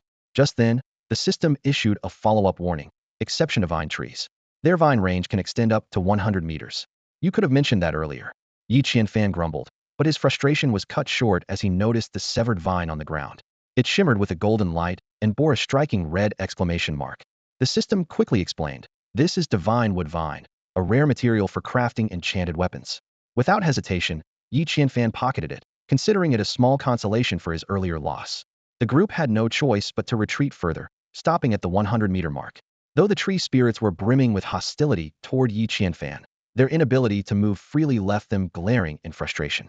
One particular tree spirit, seemingly realizing that Yi Qianfan was not to be trifled with, softened its tone and said, "Mortal, that was merely a test of your strength. Now we can have a proper discussion." "There's nothing to discuss," Yi Qianfan sneered. "You Black Mountain demons have no honor, ambushing with your 5-pronged attacks. What could we possibly talk about?" "Then what do you want?" The tree spirit's voice carried a noticeable edge of anger. Ignoring the question, Yi Qianfan focused on rummaging through his backpack for items to deal with the tree spirits. The earlier encounter had made one thing clear: fire arrows were their nemesis. Otherwise, they wouldn't have wasted their precious life spring to extinguish them. The challenge now was figuring out how to deliver the fire arrows into their midst unnoticed. Suddenly, Yi Qianfan's eyes lit up Nightmare Rat King's blood. He had obtained 1 liter of it after defeating the Nightmare Rat King and had only used it once before, during the battle against the Red Dragon, with astonishing results. The blood could imbue arrows with an auto-forget effect, making it the perfect tool against these Black Mountain demons. Without hesitation, he retrieved his last remaining fire arrow and carefully began infusing it with the Nightmare Rat King's blood. Nightmare Rat King's blood 100 milliliters, enchanted fire arrow 1 nightmare fire arrow. Yi Qianfan carefully examined the special arrow in his hand, a sly grin forming on his face. Getting hit by this arrow would truly be a nightmare, he thought. Its special effects not only incinerate the target on impact, but also erase their memory of the entire process. This ability was undeniably impressive. Just as he prepared to knock the arrow onto his bow, a strange sensation crept over him. The tree spirits, though lacking visible eyes, seemed to be watching his every move. That uncomfortable feeling of being observed was hard to ignore, much like the eerie awareness of a teacher secretly monitoring you from outside the classroom window. Yi Qianfan wasn't reckless. He wouldn't foolishly fire the arrow without a plan. Even though the arrow could turn invisible mid-flight, the cunning tree spirits would surely respond defensively. They might spray water or extend their vines to block it. If that happened, the precious nightmare fire arrow would be a loss he couldn't afford. Both the arrow and the nightmare rat king's blood used to craft it were exceedingly rare treasures. After a moment of deliberation, Yi Qianfan decided to sacrifice a regular enchanted fire arrow first. With a deft sleight of hand, he executed a seamless switch just as he appeared to knock the nightmare fire arrow onto his dragon bow. He swapped it with an ordinary enchanted fire arrow and swiftly let it fly. As expected, the tree spirits reacted immediately, spraying a torrent of life water to extinguish the arrow. Water splashed across the grassy field, and a peculiar rainbow appeared in midair even though there wasn't a trace of sunlight. Now's the time. Yi Qianfan's lips curled into a smirk. While the tree spirits were still reveling in their successful defense, he didn't hesitate to release the second arrow, the real nightmare fire arrow. This one had already activated its memory-erasing ability, silently streaking toward its target. Boom. The nightmare fire arrow struck the edge of the oasis, hitting a tree spirit deadened. Flames rapidly spread from its trunk, causing the tree spirit to tremble violently. Its leaves rustled as they rubbed against each other, and moments later, large clusters of leaves began to fall. What was once a lush, vibrant tree spirit quickly transformed into a balding middle-aged figure, shedding its foliage like a receding hairline. Finally, the roaring flames consumed the tree spirit entirely. Watching this unfold, Yi Qianfan couldn't help but reflect. The importance of hair, huh? The face didn't even change, but losing a few leaves made it look so much older. How tragic. Poof. The surrounding tree spirits panicked as they saw their companion suddenly engulfed in roaring flames. Forgetting to dodge the incoming arrows, they turned and began spraying their life essence water onto their burning comrade. However, extinguishing a blazing tree proved far more challenging than dousing a flaming arrow. Trees, being inherently flammable, allowed the fire to quickly spread, turning into a massive bonfire. Even a fire truck's high-pressure hose would struggle to quench the flames, let alone the feeble spit of the tree spirits. One after another, the sound of poof echoed as the two trees closest to the burning spirit soon exhausted their reserves of life essence water. Not only did they fail to save their companion, but they were also caught in the flames themselves. The fire spread rapidly across their bodies, causing them to tremble violently. Overwhelmed with fear, their leaves began falling in large quantities. Amid the rustling sound of falling foliage, these once lush and vibrant, energetic fellows were instantly transformed into bald uncles. The fire soon consumed them entirely, and what was once a green oasis turned into a sea of flames. The inferno raged on for about half an hour, gradually dying down only after all the trees had been reduced to ashes. Wisps of white smoke curled into the sky as the fire finally subsided. Yi Qianfan did not rush in recklessly. Instead, he instructed the white eagle to land first, allowing it to absorb the lingering fire elements and eliminate any chance of reignition. Only then did he step onto the now charred gray wasteland. He approached the golden treasure chest cautiously, carefully inspecting it from all angles to ensure there were no hidden red exclamation marks. Once satisfied, he gently lifted the lid. The contents of the chest appeared one by one. Spirit Stones 100. Blueprint for Supreme Dragon Bone Blade 1. Skill Book, Slide Attack 1. Instant Noodle Seasoning Pack 4. Temporary Agility Boost Scroll 1. Gold 10. The blueprint for the Supreme Dragon Bone Blade alone was enough to prove the value of this golden chest. However, Yi Qianfan was puzzled by the skill book, Slide Attack. He quickly opened it to examine the details. The description read, as long as you wield a blade, you can perform a perfect slide attack with 100 success rate. Whether facing lions or tigers, your strike will disembowel the target. Alright, if you say slide attack, then slide attack it is. Yi Qianfan muttered to himself. No matter how strange the skill, as long as it works, that's all that matters. Next, he examined the other two peculiar items. The temporary agility boost scroll could instantly double the user's agility for 30 minutes. Although it was a one-time use item, it could be life-saving in critical moments. As for the instant noodle seasoning packs, they left Yi Qianfan both amused and exasperated. The system even provided an explanation. Didn't you notice that the instant noodles you got last time didn't include seasoning packs? To make up for my mistake, I've decided to give you double the seasoning packs for in total. Enjoy your meal. What the hell is this? Yi Qianfan exclaimed in frustration. The instant noodles from the last treasure chest didn't even come with seasoning? Good thing I didn't eat them. This damn system, could it be any more ridiculous? Giving me instant noodles without the seasoning packets? What kind of twisted joke is this? No, wait. The system itself is inhuman. Yi Qianfan gritted his teeth in frustration. However, glancing at the 4 seasoning packets in his hand, he managed to suppress his irritation. Fine, since it gave me 4 packets, I'll let it slide this time. After dealing with the golden treasure chest, Yi Qianfan stood on the ash-covered land of the gray continent, his sharp gaze scanning the surroundings. Before long, a series of red exclamation marks caught his attention. The season of harvest had finally arrived. He quickly took stock of the items he had obtained. High-quality premium charcoal, which burned 10 times longer than regular charcoal, without smoke or residue. Rare wood element beast cores, which could grow up to 108 pieces over the tree spirit's life cycle. Crystals of the fountain of life, brimming with life essence, and even more potent than directly drinking the life water. The sacred wood guarded by tree spirits, a miraculous material resistant to water and fire, rich with earth energy, and essential for crafting magic tools of various levels. And finally, the core of the sacred wood, the multicolored beast core. Yi Qianfan's gaze settled on the red exclamation mark indicating the location of the sacred wood. Amidst the charred and lifeless forest, a small tree barely a meter tall stood out. Though its trunk was scorched black, its canopy remained lush and vibrant, with leaves untouched by the fire. This anomaly immediately put him on alert. Approaching the tree, he gently brushed his fingers against its trunk. As the ash flaked away, the true form of the sacred wood was revealed. Leaving him breathless, it was an entirely emerald green, translucent tree that looked as if it had been carved from the finest jade, yet radiated an unmistakable aura of life. The moment his fingers touched the sacred wood, a strange sensation surged through him. It felt as though his consciousness had merged with the entire world. The wriggling earthworms underground, the ants relocating their colony, the floating fire elements and drifting ash in the air, the faintly visible sun amidst the mist, and even the distant villa he had built, all these scenes appeared vividly in his mind. His spiritual awareness could now extend freely with his thoughts, sparking a bold idea. Could he explore the gray mineral zone, which was isolated by a spatial barrier? As soon as the thought arose, the sacred tree guided his consciousness across several miles to the desired location. Yet, all he saw was an abrupt spatial rift radiating a dazzling white light. The rest of the area was shrouded in a dense, gray mist, resembling an unexplored map, completely inaccessible to his perception. The sacred tree carried Yi Qianfan's consciousness through a spatial rift, instantly arriving at the gray mineral zone. Before him was the scene of Lu leading his team, fully engrossed in mining. However, deeper within, a group of green goblins wielding pickaxes was stealthily approaching their direction. How can there be goblins? Yi Qianfan was stunned.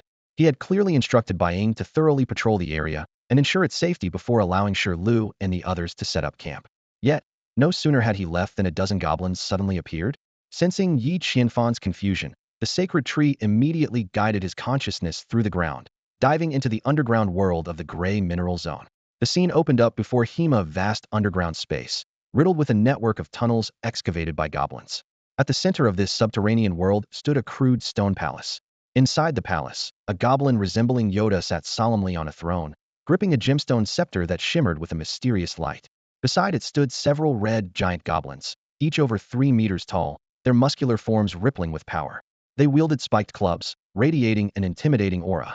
Suddenly, the Yoda-like goblin snapped its head around, staring directly at the direction of Yi Qianfan's probing. It seemed to have detected the presence of an intruder. In an instant, the scepter in its hand emitted a blinding green light. A sharp pain, like a heavy hammer strike, surged through Yi Qianfan's head.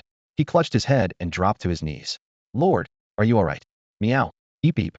Coming back to his senses, Yi Qianfan found himself surrounded by his people. Just as he was about to lean on the tree to stand, Daji swiftly slipped to his side, acting as a human crutch. My lord, you've been standing next to this tree for nearly half an hour. We tried calling you, but you wouldn't respond. Lai Wu said anxiously. Based on my years of hunting experience, it had to be at least 20 minutes. 20 minutes? Yi Qianfan was startled. His perception of time had become so dulled. If not for being jolted awake by the Yoda-like goblin's attack or the loyalty of his people, he might have remained trapped in that strange state, leading to unforeseen dangers. The thought sent a chill down Yi Qianfan's spine. Yes, it was just like that.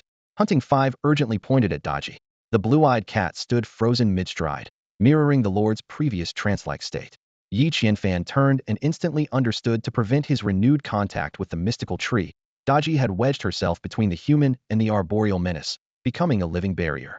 This noble sacrifice now ensnared the feline herself. Daji's azure eyes glowed unnaturally wide, pupils dilated as if witnessing invisible realms. Yi waved hands before her unblinking gaze, calling her name in vain. A wry smile twisted his lips. So this was my pathetic state earlier? No wonder everyone panicked. Lord, what sorcery is this? Hunting 5 retreated warily, finally connecting the dots to the sinister tree. Nothing but a stubborn pest refusing to die properly. He glared at the so-called sacred tree. This wretched thing traps minds in illusions. Escapes nearly impossible once caught. His renewed inspection revealed a crimson exclamation mark shimmering beneath the tree's emerald glow easily overlooked previously. He hissed through clenched teeth. More treacherous than attacking vines. Upgraded from physical assaults to psychic warfare. Without Master Yoda's mental shockwave, he trailed off, cold sweat beating. Dare attack my mind. Ye's laughter turned glacial. Then not even your corpse shall remain. System alert. Advanced charcoal 10,086. Wood type beast core 108. Life spring crystal 666. Sacred wood 99. Rainbow beast core 108 wood cores from a single tree? Ridiculous. Yi muttered. As the sacred tree dissolved, Daji blinked back to awareness, tilting her head in confusion. Yi gratefully ruffled her fur. This reckless guardian had saved him from relapse. Worse yet, abrupt awakening from soul projection risked greater harm than sleepwalk interruption. Sudden realization struck. If the system confirmed soul projection rather than hallucination, those goblins in gray matter mine weren't illusions. Lord, Hunting 5 frowned. What of Stone 6's team? Soul projection showed goblins infesting the mining area. Yi snapped into motion. Move. Rescue mission now. In the Greystone mining area, Shirlu and his companions were deeply engrossed in excavating ores, completely unaware of the impending danger. Similarly, the native inhabitants of this region, the goblins, had no idea that their territory had been silently infiltrated by humans. Both sides were immersed in their mining activities, oblivious to the clash that was about to unfold. Suddenly, a peculiar sound reached Shirlu's ears, gibber-gabber. Gabber-gibber. The strange tone made him immediately set down his pickaxe and listen intently. At the same time, a group of goblins not far away noticed a glimmer of green light flashing between the gray rocks of the mining area. Was the top of a green hat. The goblin leader, wearing a red hat, pointed in Shirlu's direction and communicated in their unique language. Without hesitation, it led the group toward the source of the light. The Greystone mining area, dotted with variously sized rocky protrusions, conveniently obscured Shirlu and his companions' bodies, leaving only their hat-covered heads visible. This created an illusion for the goblins, who mistook the humans for their own kind. Did you hear something just now? Shirlu asked his nearby companions in confusion. It sounded strange, like a bird call, but not quite. A bird? In a place like this? A teammate responded skeptically. Shirlu nodded in agreement, thinking he might have imagined it after breaking too many rocks. Just as he was about to pick up his tool again, the sound echoed once more, gibber-gabber. Listen. Shirlu urgently grabbed the arm of a teammate. There really is a weird noise. Hey, you're right. I hear it too, someone else replied. Is it a bird? No, it's goblins, another voice suddenly exclaimed in alarm. What? Goblins? Everyone was shocked. That's impossible. Didn't Lord Ling clear out all the goblins in this area? Shirlu turned to confront the alarmist who had made the claim, but he froze mid-motion. Yi Qianfan had appeared out of nowhere, swiftly drawing his bow and knocking an arrow. I made a mistake, Yi Qianfan said as he prepared a fiery arrow. I didn't realize there were still so many goblins hiding underground here. At that moment, the goblin group finally came into view. The instant their eyes met those of the humans, the scene froze in tension. The goblins' eyes widened, and they pointed at the humans, shrieking in their high-pitched voices, gibber-gibber, gabber, gabber. Before the goblins could react, Yi Qianfan's fiery arrow shot through the air. The blazing projectile streaked across the sky above the Greystone mining area like a meteor, heading straight for the goblin horde. The goblin leader, the red cap goblin, drew a massive cleaver from its waist and viciously slashed at the incoming fire arrow. At the same time, the other goblins quickly dispersed and launched a ferocious attack on the surrounding villagers. Yi Qianfan watched the scene unfold with mounting anxiety. With his current equipment, he could barely protect himself, but safeguarding these hard-earned villagers at the same time was nearly impossible. One man's fists couldn't fend off so many enemies, let alone the 40-plus goblins glaring at them with predatory intent. In this critical moment, a thought flashed through Yi Qianfan's mind. The agility scroll. Without hesitation, he pulled out the temporary enhancement scroll that could double his agility and used it immediately. In the next instant, he felt a surge of energy coursing through his body, and the world seemed to slow down in his eyes. The movements of the villagers appeared sluggish, and even Daji, known for her agility, along with the goblins, moved as if in slow-motion scenes from a movie. Yi Qianfan swiftly drew wind arrows, and, with a flick of his wrist, fired 3 consecutive shots. 2 arrows struck goblins attempting to attack the villagers with pickaxes, the force of the arrows sending them flying. The tornadoes generated by the arrows shredded them into fragments. The 3rd arrow landed along the goblins' charging path, and the whirlwind it unleashed swept the advancing goblins into the air. Only the red-capped goblin remained unfazed, standing firm and ignoring the tornado as if it were nothing. Yi Qianfan let out a cold laugh. Not afraid of wind. Let's see how you handle fire. He drew a fire arrow and fired it directly at the red-capped goblin. This red-capped goblin was indeed extraordinary. It managed to track the fire arrow's trajectory and attempted to evade. But Yi Qianfan's speed was unmatched. He immediately fired a second arrow, blocking its escape route. Enraged, the red-capped goblin stopped dodging altogether and charged straight at the arrow with the ferocity of a suicide squad. The fire arrow struck the red-capped goblin squarely in the chest, but its vitality far surpassed that of an ordinary goblin. The arrow burned fiercely within its body, emitting black smoke and the scent of scorched flesh, yet the creature remained as vigorous as ever. Yi Qianfan quickly glanced at its attribute description. It had double the health of a regular goblin and even possessed magical resistance. It was as if Cheng Yaojin had stolen Sun Wukong's agility.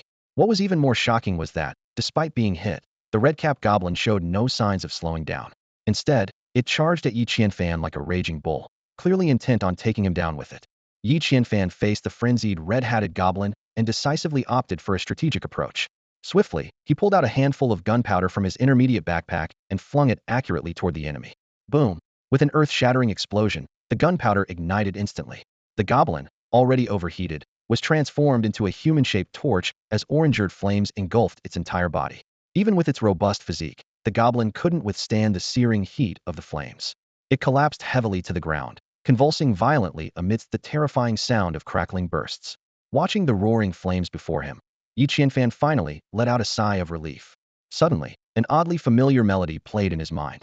My passion is like a fire, burning across the desert. Even the sun hides from me, afraid of this fire of love. The battle was far from over. Daji moved with agility, striking with precision and swiftly dispatching goblins that were thrown off balance by the swirling tornado. In the sky, the white eagle demonstrated its incredible hunting skills, diving down to snatch up the last two goblins attempting to flee. It dropped them from a great height, reducing them to mere splatters of blood and flesh on the ground. In the blink of an eye, the goblin squad of over 20 was completely annihilated. Long live the Lord. The Lord is invincible. The Lord is amazing. The crowd erupted into enthusiastic cheers. If it weren't for the Lord's timely arrival, their own strength wouldn't have stood a chance. They wouldn't have been able to defeat such agile goblins, even with 10 people against one. Shirlu, while flattering him, curiously asked, Lord, what was that thing you just threw? The power was incredible. It instantly turned the red-hatted goblin into ashes. Gunpowder, Yi Qianfan replied with a smile. I got some saltpeter and sulfur from someone earlier and mixed them with charcoal to make gunpowder. I originally planned to use it for mining, but it came in handy for this instead. Lord, you're truly ingenious. Shirlu praised sincerely. Though he was aware of gunpowder's uses and had even secretly used it for hunting before, few people could adapt so quickly and resourcefully in a critical moment. After the battle ended, Yi Qianfan noticed several red exclamation marks flashing on the ground, indicating the loot. Red-hatted goblin's helmet. Though ugly, it's not a green hat. Special effect. Defense 200, magic defense 20. Goblin's broadsword. A standard broadsword crafted by dwarves, originally used as a trade item for goblin mind ore. Average quality, but practical. Special effect. Agility 50. Red-hatted goblin's ashes. Can be used for crafting magic items, enhancing magic resistance. What the hell, ashes? Yi Qianfan couldn't help but complain as he looked at the last item. What kind of ridiculous game design is this? They won't even spare the ashes. Despite his exasperation, he collected all the loot one by one. Ding ding ding. The system notification sounds rang out incessantly as prompts for item dismantling continuously popped up in front of Yi Qianfan. Red Hat Goblin Helmet 1. Red Hat Goblin Ashes 10. Goblin Greatsword 1. Goblin Helmet 21. Goblin Steel Pickaxe 21. Goblin Minced Meat 2100.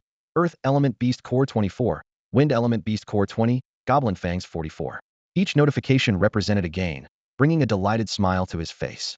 However, while sorting through the spoils, Yi Qianfan keenly noticed an interesting detail. Green Hat Goblins not only had inferior overall qualities compared to Red Hat Goblins, but they also didn't drop any ashes. He couldn't help but ponder, was it because Green Hat Goblins had never been burned, leaving only minced meat behind? Lastly, the remaining 22 goblin backpacks caught his attention. Carefully opening one, he found it contained items like Tree Spirit Breadfruit 23, Tree Spirit Fruit Wine 23, and Dwarven Handmade Blood Cow Cheese 2. Although these backpacks had far less capacity than the mid-tier 1,000-capacity backpacks he crafted, he decided, based on the principle of making the most of everything, to sell them on the trading channel once he returned. As for using them himself, Yi Qianfan glanced at the leather backpacks with distinct goblin characteristics and felt a wave of discomfort. What truly intrigued him, though, were the provisions from the tree spirits and dwarves. Through these items, Yi Qianfan began piecing together a startling picture. Goblins and dwarves engaged in or trading, with dwarves even crafting equipment for the goblins. And while the exact nature of the tree spirits' transactions with goblins was unclear, it was evident they interacted as well. What did this imply? That these creatures, once considered monsters, might actually have a fully functioning trade market among them. This discovery made Yi Qianfan take a sharp breath. A bold idea surfaced in his mind. Could it be that these so-called monsters were the true natives of this world, while humans like himself were the invaders, akin to the scenario in Avatar? The thought sent a chill down his spine. Forget it, don't overthink it. Yi Qianfan shook his head and chuckled at himself. When humans think, God laughs. It was as futile as pondering the meaning of life. Instead of being caught up in such philosophical musings, it was better to focus on surviving and thriving in this world. Even if he was like a virus transported here, survival and progress remained the most pressing priorities. Everything else could be left to God to worry about. The battle had drained a significant amount of energy, and Yi Qianfan felt his stomach growling with hunger. He retrieved a tree spirit breadfruit from his backpack and examined it closely. This fruit from the breadfruit tree resembled a cream bun in both appearance and taste. The only difference was that it would rot over time, unlike regular bread that could be stored long-term. The fruit wine from the tree spirit's home exuded a rich, multi-fruit aroma. It was a specially crafted delicacy, carefully brewed by the tree spirits themselves. Not only did its fragrance fill the air, but drinking it also granted a remarkable 10 strength boost for 30 minutes. However, overindulgence was certainly unwise. Paired with this was a unique dwarven specialty, blood bull cheese. This extraordinary dairy product came from a breed of cows known as rage bulls. The dwarves kept them confined and agitated them daily with sharp tools, causing their furious blood to infuse into the milk, eventually producing this cheese that could amplify strength by 20 for 30 minutes. Yi Qianfan's gaze shifted to another unique ingredient of fruit of the bread tree. For someone lacking staple food, this was a godsend. It could be eaten directly or dried and ground into flour, perfect for choosy to use in making goblin meat dumplings. He took out a bread tree fruit and poured himself a glass of the tree spirit's fruit wine, treating it as his lunch. As soon as the wine was opened, its intoxicating fragrance filled the air. The surrounding villagers couldn't help but swallow hard, their eyes fixed longingly on this ambrosial liquid. After all, for these men who had just endured battle and labor, who could resist the allure of fine wine? Noticing their eager expressions, Yi Qianfan smiled knowingly and said, "You all must be tired. Sit down, take a break, have some wine, and eat some rations." Hearing this, the villagers' eyes lit up with gratitude. "Thank you, my lord. You're truly the best lord in the world. Just the aroma of this wine is mouth-watering. To be granted even a taste is a gift beyond words," they exclaimed sincerely. Yi Qianfan handed 2 bottles of the fruit wine to Shirlu for distribution, keeping one for himself. As the lord, these supplies were rightfully his, and sharing them was already an act of generosity. Naturally, no one questioned his decision to enjoy a bit more. The villagers passed the wine among themselves while savoring the roasted red dragon meat prepared by Chizzy. Meanwhile, Yi Qianfan, feeling slightly tired of the wine, turned his attention to the bread tree fruit in his hand. The fruit resembled an oversized coffee bean, oval-shaped, like a ready-made loaf of bread. Its top was slightly golden brown, while the bottom was a lighter shade, as if it had been meticulously baked. Its texture felt like soft but firm bread, and it emitted a rich, buttery scent. This natural, baked bread struck Yi Qianfan as both fascinating and uncanny, clearly a fruit from a tree, yet indistinguishable from handmade bread in every way. Well, let's give it a try, Yi Qianfan thought to himself. Maybe it's only the appearance that's similar. Yi Qianfan picked up the instant noodles, and with the first bite, his eyes widened in surprise and delight. It didn't taste like instant noodles at all, but rather like the sweet, buttery flavor of cream bread. The bread-like texture was soft and fluffy, and the rich aroma of cream filled his mouth, carrying a sweetness that tugged at his heart. If I gave this as a reward to the female citizens? A knowing smile played on Yi Qianfan's lips. He took a sip of fruit wine, and the liquid blossomed on his tongue with a layered fragrance of passion fruit and green plum. The sweetness of countless fruits intertwined in his mouth, making him squint in satisfaction, a contented expression spreading across his face. Suddenly, a warm surge spread from his stomach to his limbs, and Yi Qianfan felt his strength increase by 10. He clenched his fists, sensing a restless energy coursing through his arms. Right, the blood ox cheese seems to boost strength too. He retrieved a piece of blood-streaked cheese from his backpack. Though it exuded a strong fermented smell, Yi Qianfan knew it was like stinky tofu. Its charm lay within the odor. Taking a bite, the rich cheese flavor immediately melted in his mouth, surpassing even his favorite McDonald's cheese slices. It reminded him of his unique way of eating burgers, savoring the bread, cheese, and patty separately. each offering its distinct taste. An idea suddenly struck him, and Yi Qianfan's eyes lit up with excitement.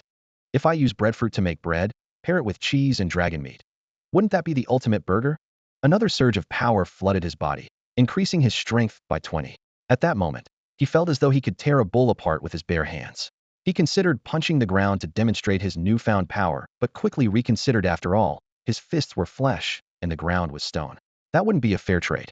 Instead, Yi Qianfan picked up the goblin steel pickaxe that Lu had left on the ground. With a mighty swing at the mine wall, there was a deafening boom as rubble scattered everywhere. The wall now bore a hole as big as a 49-inch TV. System notifications flashed rapidly, had gathered a total of 59 units of black iron ore. The Lord is incredible.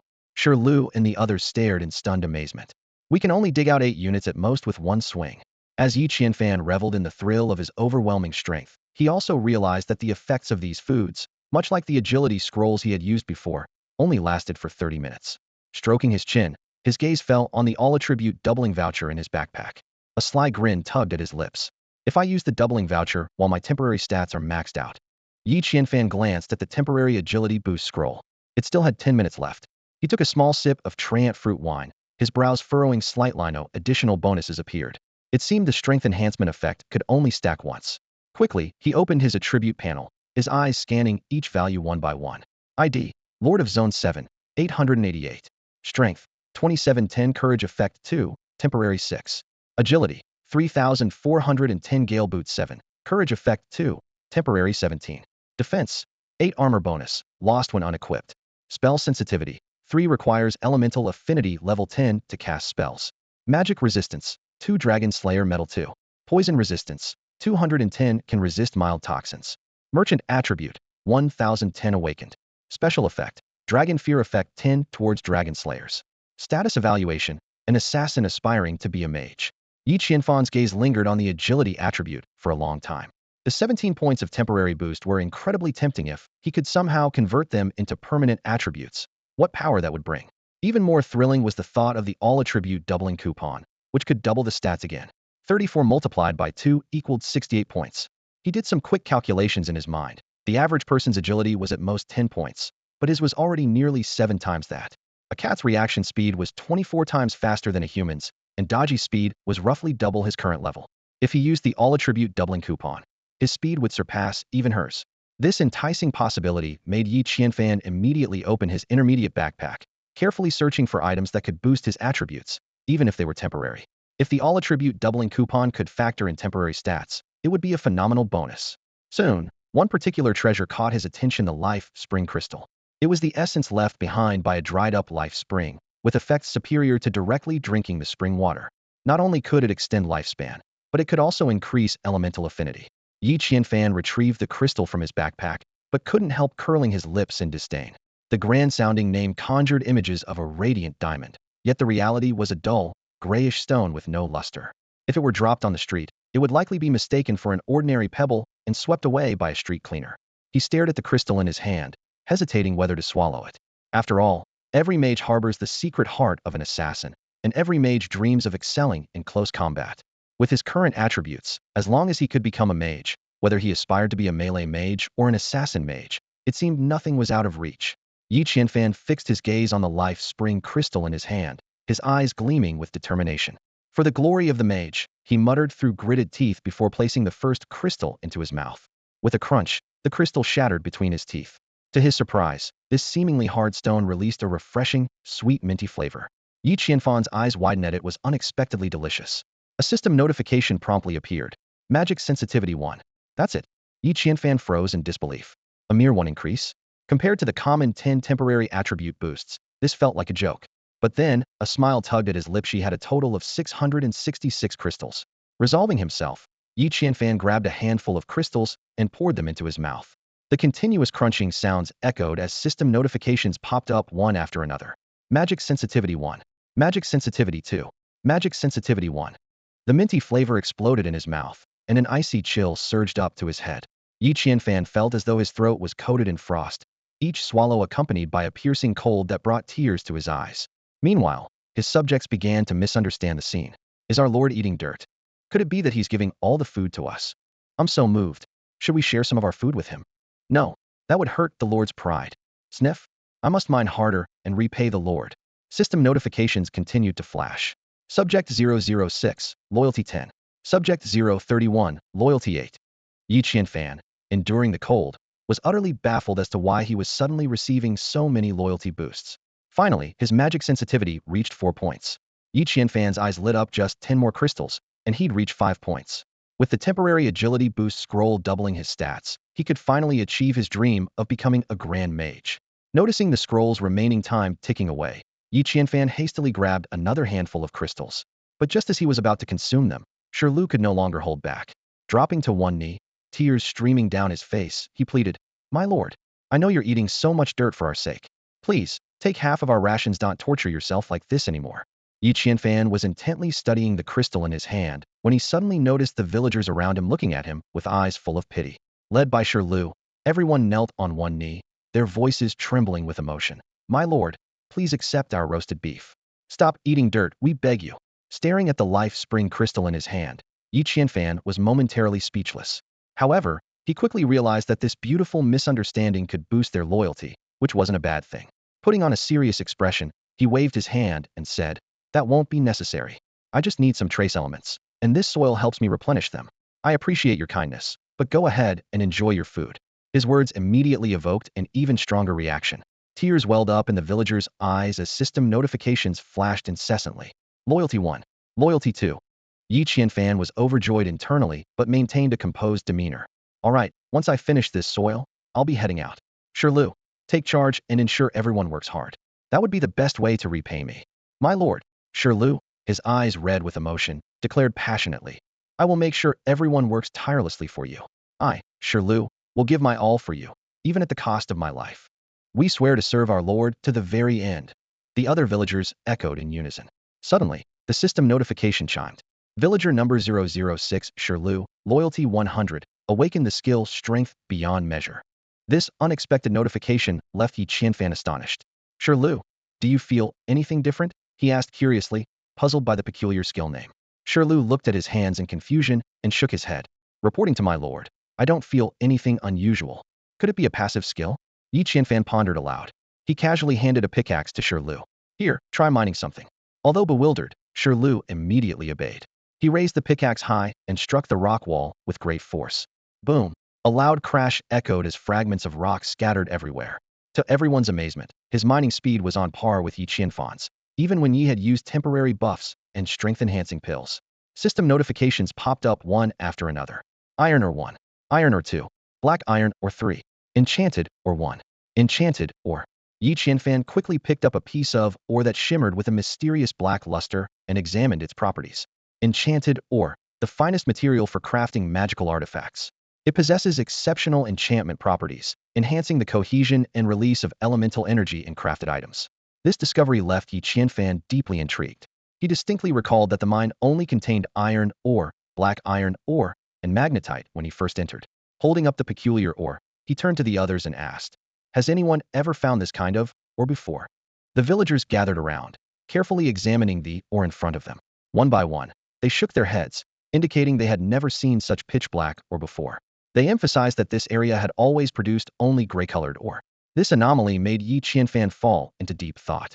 He meticulously inspected the area where Shirlu had been digging, but found no trace of any black enchanted ore. "Shirlu, try digging again," Yi Qianfan said in a serious tone. Shirlu nodded and spat into his hands before gripping the pickaxe tightly. With a strong swing, he struck the rock wall. A system notification immediately popped up. Black iron ore 1. Iron ore 3. Enchanted ore 1. Iron ore 2. Yi Qianfan's eyes lit up. This was clearly Shirlu's newly awakened skill. Strength brings miracles. Despite the fact that this area supposedly had no such ores, Shirlu had managed to extract them out of sheer force. "Keep digging," Yi Qianfan urged eagerly. Shirlu didn't dare question him and continued working with determination. The rhythmic sound of pickaxe strikes echoed through the area. After dozens of swings, the ground was soon piled high with various ores. Yi Qianfan quickly collected them, and system notifications popped up one after another. Iron ore 207. Black iron ore 108. Enchanted ore 12. Dragon bone fossil 1. Dragon coin 1. Dragon coin. Yi Qianfan's eyes gleamed with excitement. This was an important universal currency in the Federation, accepted in trade between the dwarves and elves. This discovery confirmed his earlier suspicions there was indeed trade occurring between goblins, dwarves, and treefolk. As he held the dragon coin in his hand, Yi Qianfan suddenly realized that his understanding of this misty world was still far from complete. Lord, is there something wrong with what I dug up? Lu asked nervously, noticing Yi Qianfan lost in thought. Yi Qianfan patted Lu on the shoulder and said, "Keep up the good work, Lu. The prosperity of our territory depends on you." Then, turning to the white eagle nearby, he added, "You'll be responsible for protecting Captain Lu. After I leave, patrol this area and stay on high alert. If you spot any goblins on the surface, notify them to retreat immediately." The white eagle nodded firmly in response, letting out a sharp cry. Lu and the others looked puzzled. "Lord, are you leaving? And from what you're saying, are there goblins underground?" Beneath the Greystone Mine lies a sprawling goblin kingdom. Through the vision of the sacred tree, Yi Qianfan could clearly see a labyrinth of countless underground caves, so numerous they were impossible to count. Given his current strength, venturing recklessly into such a place would be tantamount to seeking death. Yet, the allure of this resource-rich mining area made it difficult for him to walk away. Since the government had imposed restrictions, he decided to take a more cunning approach. Yi Qianfan quickly devised a plan. He would have White Eagle patrol the skies, ready to alert Lu and the others to retreat at the first sign of goblin activity. Based on today's observations, it seemed the goblins underground were still unaware of what was happening on the surface, giving him a prime opportunity to mine as much as possible while time allowed.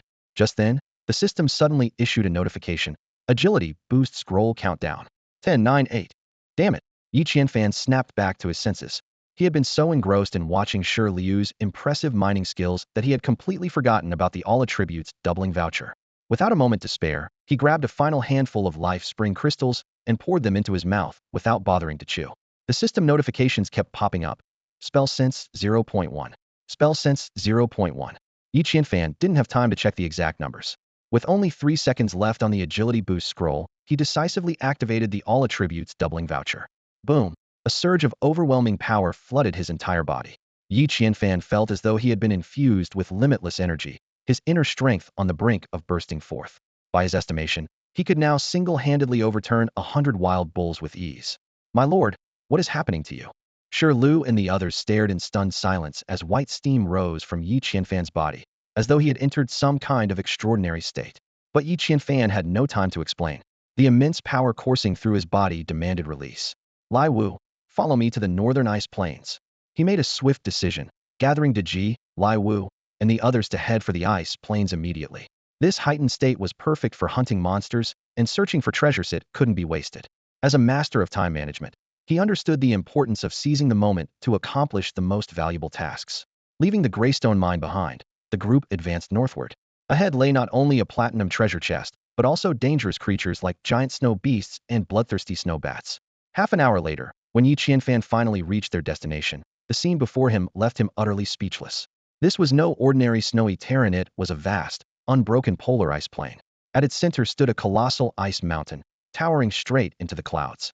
Yi Qianfan could almost be certain that such a landscape was not the result of mere snowfall, but rather a mysterious transformation of the entire terrain within the misty world. However, there was no time to dwell on such mysteries now. Yi Qianfan's gaze swept across the vast, icy expanse of the frozen tundra. His mission here was clear: locate the legendary platinum chest. As a top-tier level 4 chest, its value far surpassed that of ordinary golden chests. After all, even golden chests could yield treasures like crafting blueprints or skill books.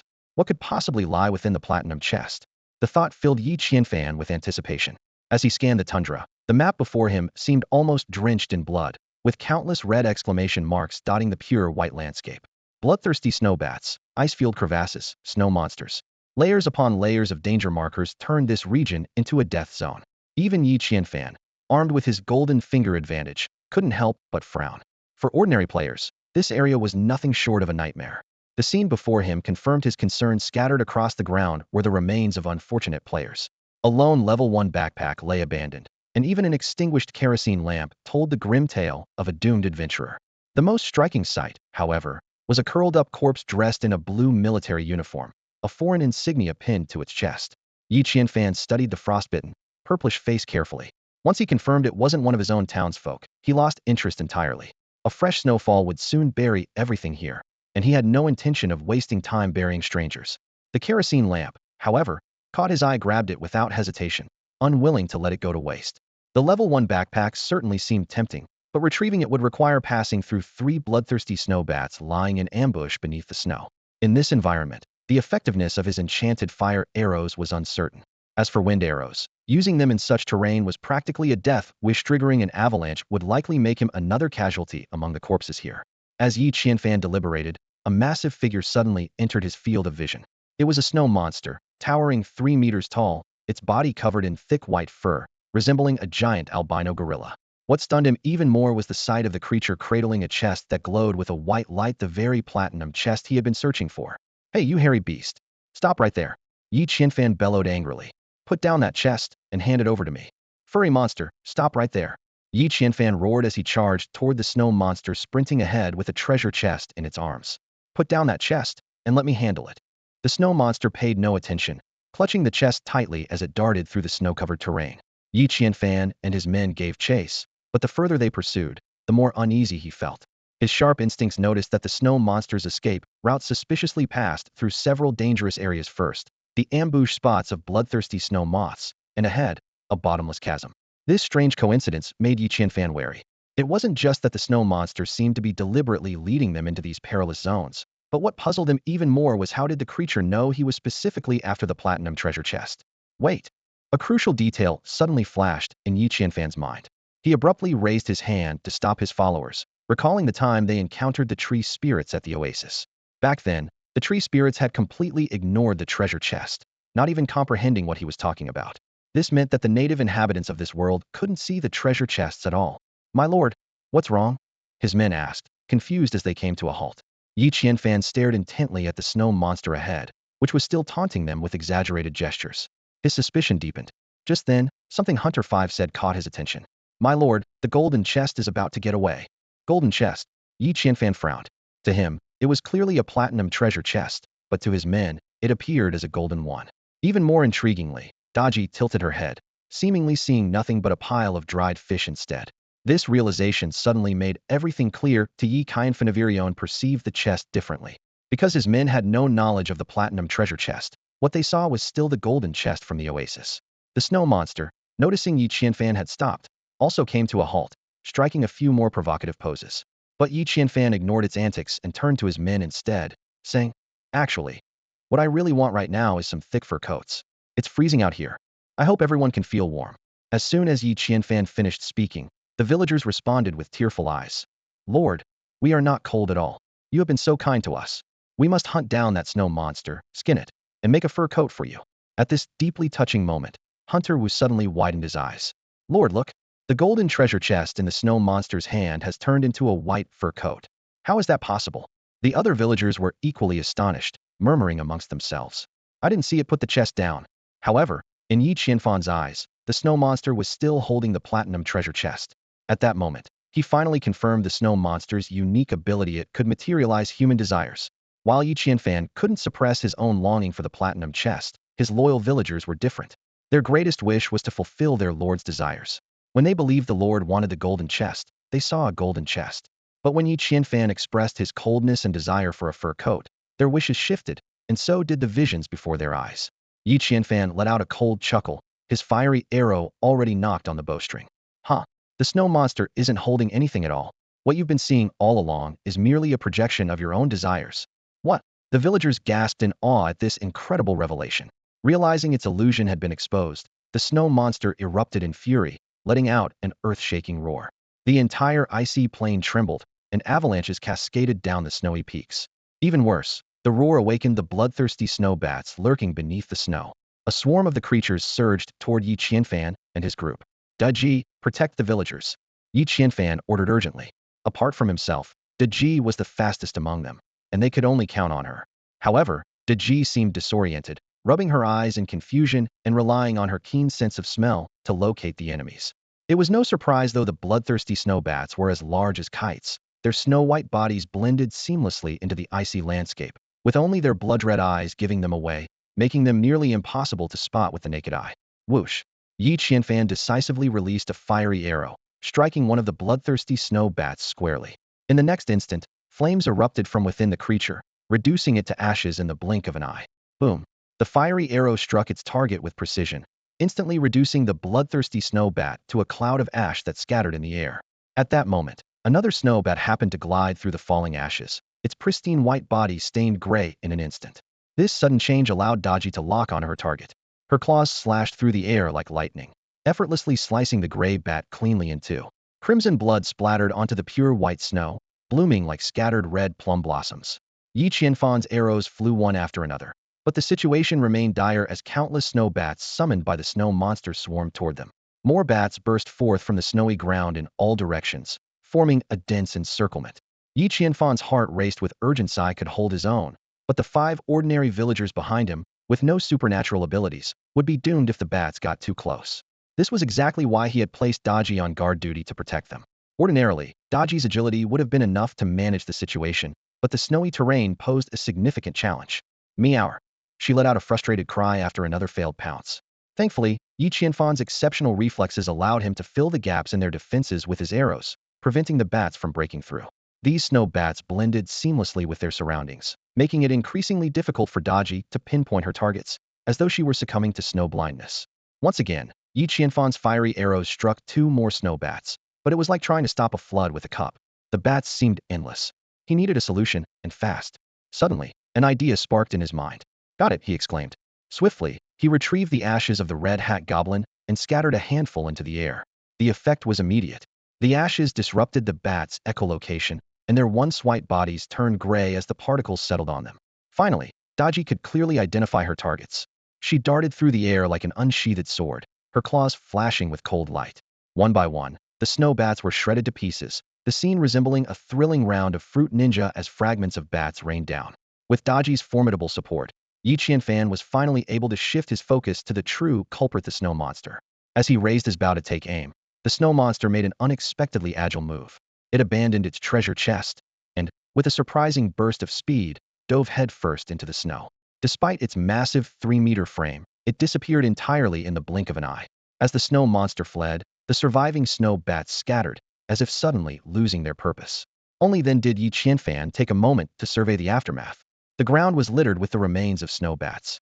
Some were neatly sliced in half, while others were reduced to uneven fragments, as though they had been through multiple cuts like a melon.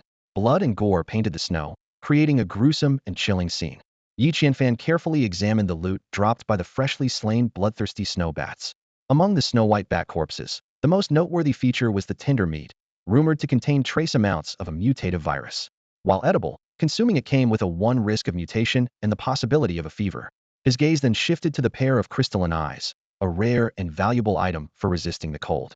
As for the sharp, venomous fangs, they were perfect for crafting deadly poison-tipped arrows. As he tallied his gains, Yi Qianfan's backpack quickly filled up. 27 water element beast cores, 12 earth element beast cores, 32 pieces of bloodthirsty snow bat meat, 64 crystalline eyes, and an equal number of venomous fangs. After securing these items, he pressed on without hesitation, heading in the direction where the snow monster had burrowed underground.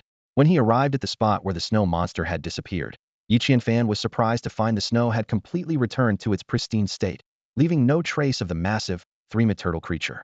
However, his attention was drawn to a striking red mark, a small exclamation point. Its vivid color made it stand out, or he might have missed it entirely. There, he discovered a peculiar flower, a illusory snow blossom. This extraordinary plant, found only in the eternally frozen snowfields, possessed powerful, transformative abilities. Yi Qianfan picked up the flower, which resembled a solid snowflake. Its translucent, ice-like petals were adorned with intricate patterns, breathtakingly beautiful. It turned out that the snow monster had used the flower's power to create an illusion, nearly leading them into danger. Carefully storing the illusory snow blossom, Yi Qianfan led his team forward. After circling around the snowy mountain, they finally spotted their true objective, the platinum treasure chest. To their surprise, the chest was sitting conspicuously atop the mountain, its location hidden from view earlier because they had approached from the opposite side. Dodgy, stay down here and guard them. He'll retrieve the chest, Yi Qianfan instructed. Meow, Dodgy responded, promptly using her paws and tail to draw a protective circle around the group, as if declaring, everything within this circle is under my watch. With his current agility stat of 68 over 6 times that of an average person, scaling the snowy mountain alone was a matter of mere minutes for Yi Qianfan. However, as soon as he set foot on the mountain, danger struck. A massive, reddish-brown tentacle suddenly burst from beneath the snow, lunging toward him. The tentacle's surface was covered in suction cups, emitting an overwhelming force. With a swift and nimble roll, Yi Qianfan narrowly evaded the unexpected attack. "What the heck is this thing?" he exclaimed. The answer soon became clear. It was a magma octopus, a creature hundreds of times larger than an ordinary octopus.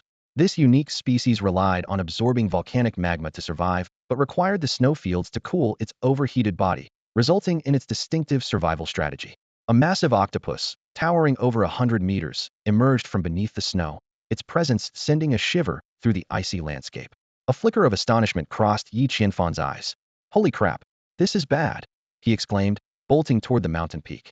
With his extraordinary speed, he managed to narrowly evade the octopus's relentless attacks each time. After a brief observation, Yi Qianfan discerned the creature's attack pattern. Whenever a tentacle was about to break through the surface, the snow above it would bulge slightly. By focusing on these subtle changes in the terrain and predicting the movements in advance, he could expertly dodge the octopus's strikes. Dodge, dodge, dodge. Yi Qianfan weaved through the pristine snow with remarkable agility, his movements resembling a devilish dance. "Slide, slide, it's the devil's stride," he hummed cheerfully as he evaded the attacks. Frustrated by his nimbleness, the octopus lashed out with 3 more tentacles, each over 10 meters long, thrashing wildly. Yet, even with its frenzied assault, it failed to land a single hit on Yi Qianfan.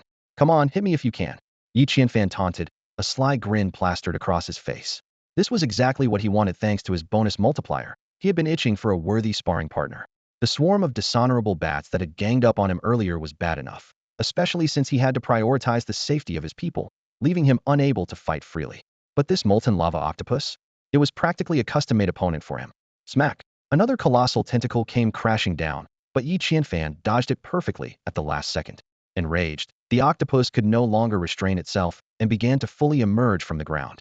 Yi Qianfan watched as the snow-covered terrain within a 100-meter radius shook violently, chunks of ice and snow tumbling everywhere.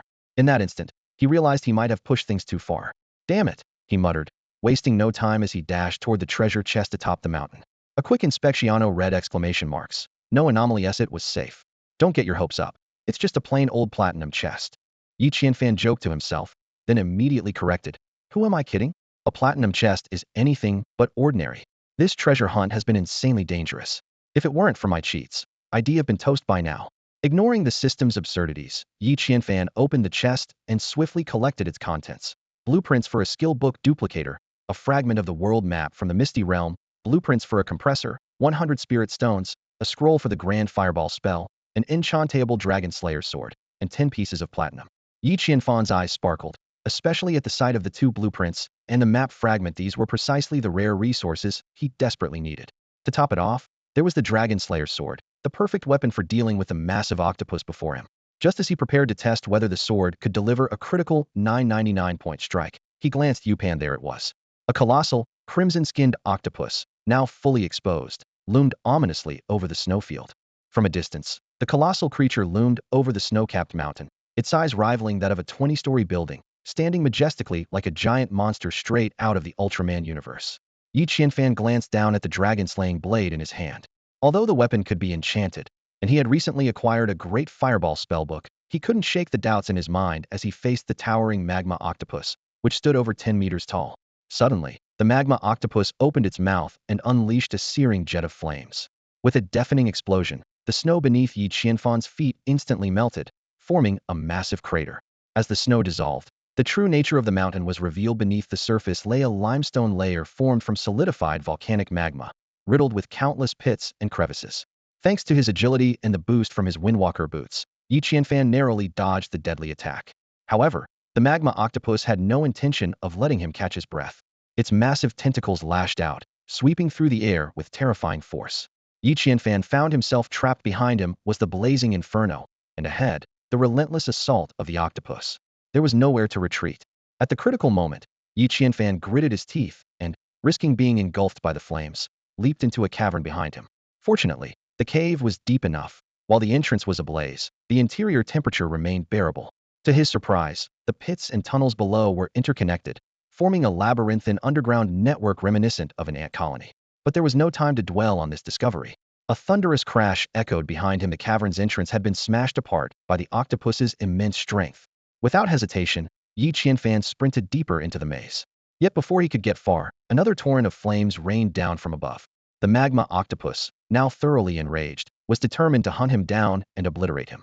In that moment, Yi Qianfan could deeply empathize with the despair of those red-haired goblins being pursued by fire arrows. Thankfully, after sprinting desperately through the maze, he finally spotted a branching path. With a sharp turn, he managed to evade the pursuing flames and earned a brief moment to catch his breath. Seizing the opportunity, Yi Qianfan began to take stock of the items he had previously obtained from the platinum treasure chest. Disregarding the items that were clearly useless, he focused on 3 potentially life-saving tools: blueprints for a compressor capable of shrinking 100 units of wood into capsule size, and the Great Fireball spellbook, an essential for any aspiring mage. Yi Qianfan's eyes lit up. Skill book replicator. This discovery filled him with excitement. Coincidentally, he had a skill book, sliding strike in hand, making this a once-in-a-lifetime opportunity. He carefully examined the replicator's crafting requirements: 2 out of 99 units of divine wood, 1 unit of 5-colored beast core, 1 out of 10 units of platinum, 10 out of 64 units of bloodthirsty snowbat eyeballs, and 10 out of 2,797 units of spirit stones. The most surprising part was that the consumable for replication was just an ordinary spirit stone. 1 spirit stone could replicate a skill book. The cost was even cheaper than photocopying test papers outside the school gate. Although the requirements are strict, especially the rare materials like the 5-colored beast core and divine wood, Yi Qianfan thought with relief, I wouldn't have been able to gather the materials if I hadn't just cleared out a grove of tree spirits. Without hesitation, he decided to craft it. The materials were instantly consumed. Divine wood 2, 5-colored beast core 1, platinum 1, bloodthirsty snowbat eyeballs 10, spirit stones 10. In the next moment, a heavy wooden book appeared in his backpack. Taking it out for a closer look, he found the book to be about 10 centimeters thick, roughly the size of an A4 sheet, with all 4 corners inlaid with gleaming platinum. The craftsmanship was exquisite. Opening the replicator, Yi Qianfan discovered a fascinating interiora B5-sized groove perfectly designed to hold a skill book. Above and below the groove were 5 blood-red eyeballs embedded in the surface, eerily swiveling as if alive. To make it even more unsettling, the moment he flipped open the book, all the eyeballs simultaneously fixed their gaze on him, as if observing his every move. Quite a scientific design, Yi Qianfan analyzed, suppressing his discomfort. These eyeballs seem like the lenses of a modern scanner, and the groove functions as the scanning platform. The entire mechanism is not unlike a photocopier. He quickly placed the sliding strike skill book into the groove. A prompt immediately appeared. Replicate _____ copies? Let's try 10 copies. Following his command, the replicator began its process. With each flash of a light resembling a photocopier's scanning beam, a brand new skill book appeared in Yi Qianfan's backpack. He retrieved one to inspect it. Apart from a replica mark on the cover and a note at the end stating non-copyable, the content was identical to the original. This was a powerful skill that guaranteed a perfect sliding strike when wielding a blade, capable of inflicting lethal damage on any opponent.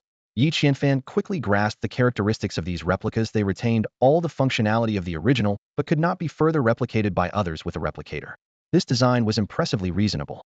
Yi Qianfan gazed at the skill book replicator in his hand, a smile unconsciously tugging at the corners of his mouth. Without consuming the original skill book, he could replicate skills infinitely at the cost of a single spirit stone.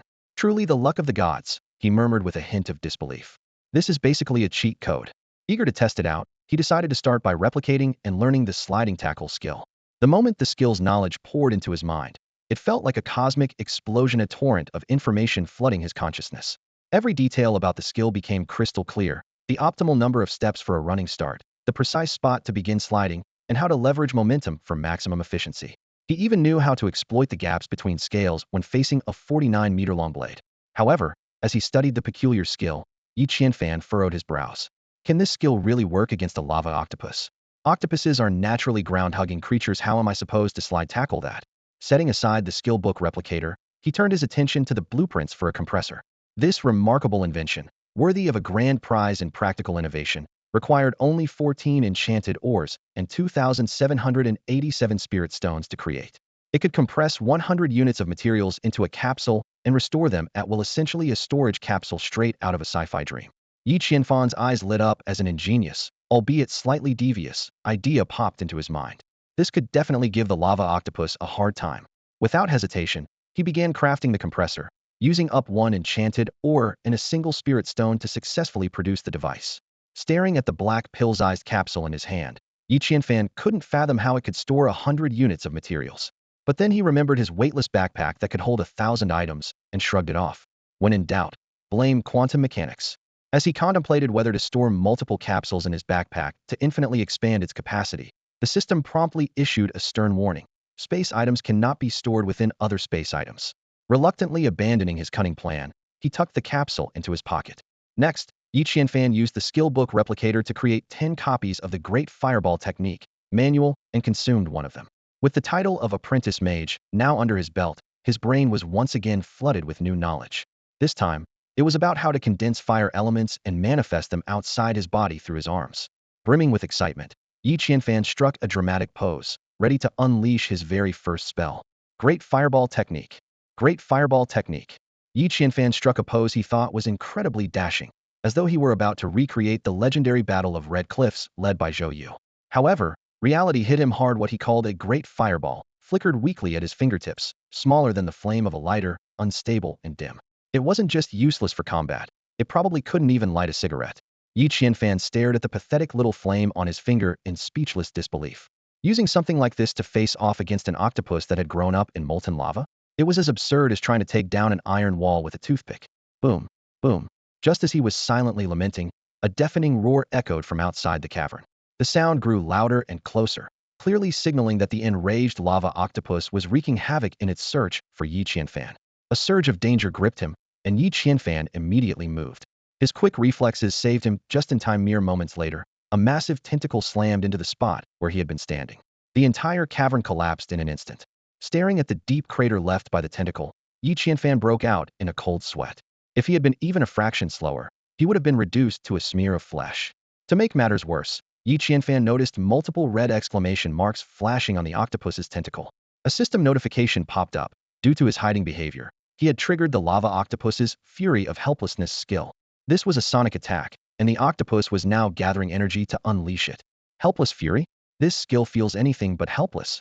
Yi Qianfan muttered to himself as he sprinted away with the help of his agility boosts. But the complex terrain of the cavern quickly became a problem. The maze-like, winding tunnels made it impossible to navigate, forcing him to dive into any opening he could find. After about 3 minutes of frantic, directionless fleeing, Yi Qianfan stumbled into a dry chamber lined with dead grass. It was unmistakably a beast's lair.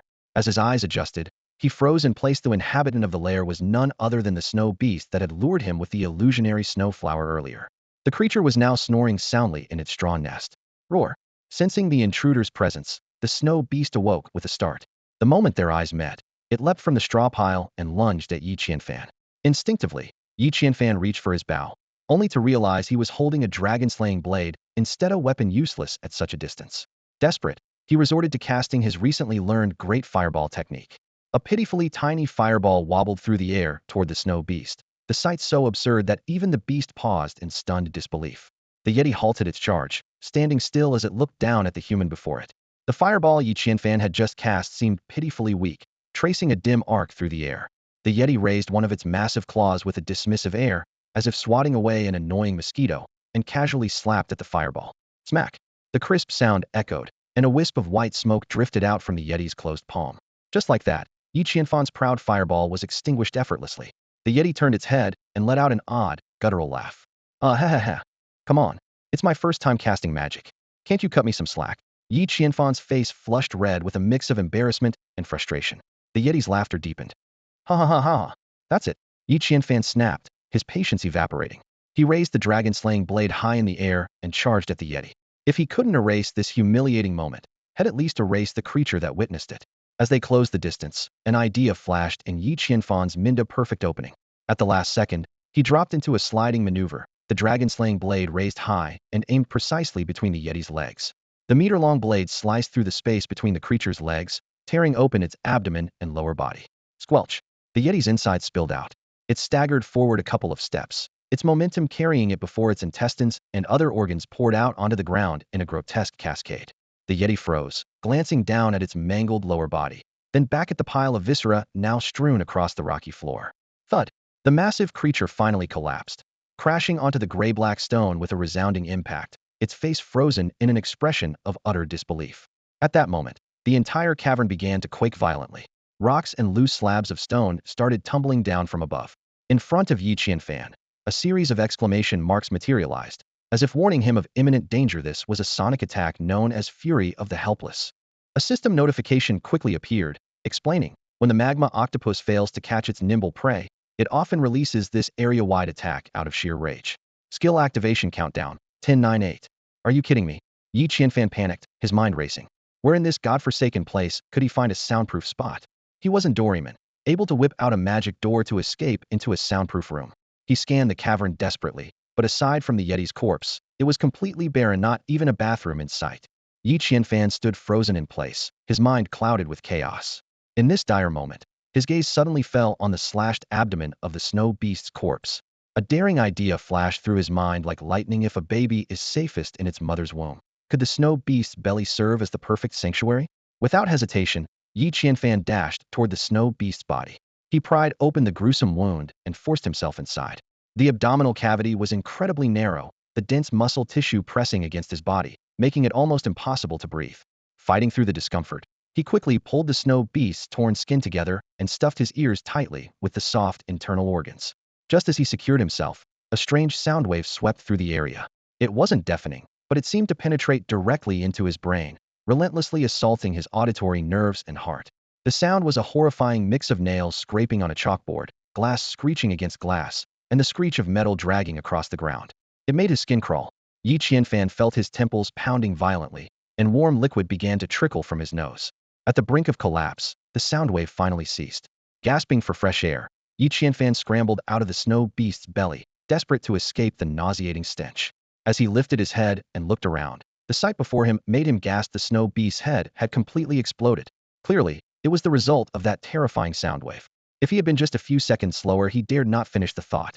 A system notification abruptly popped up. Advanced beast hide can be crafted into fur coats. 100 cold resistance x20. Snow beast meat tastes like beef, similar to bear meat. May increase strength x100. Snow beast bones material for enchanted tools. Can forge weapons with special attributes x365. Advanced beast tendons essential for crafting enchanted bows x1. Earth element beast cores x2. Yi Qianfan swiftly collected all the materials, and the snow beast's corpse vanished without a trace. He sat down to catch his breath, pondering his next move against the magma octopus outside.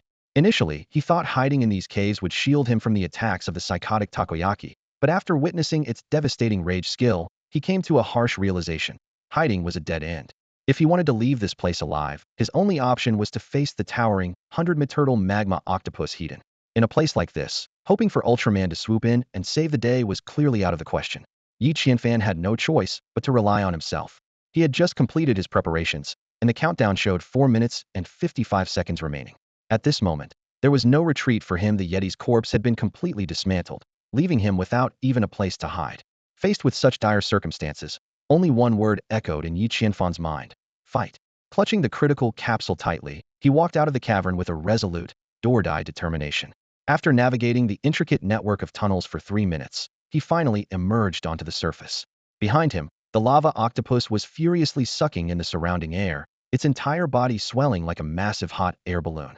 As it expanded, its tentacles seemed to grow shorter, much like how certain body parts of an overweight individual appear smaller, merely hidden beneath layers of fat.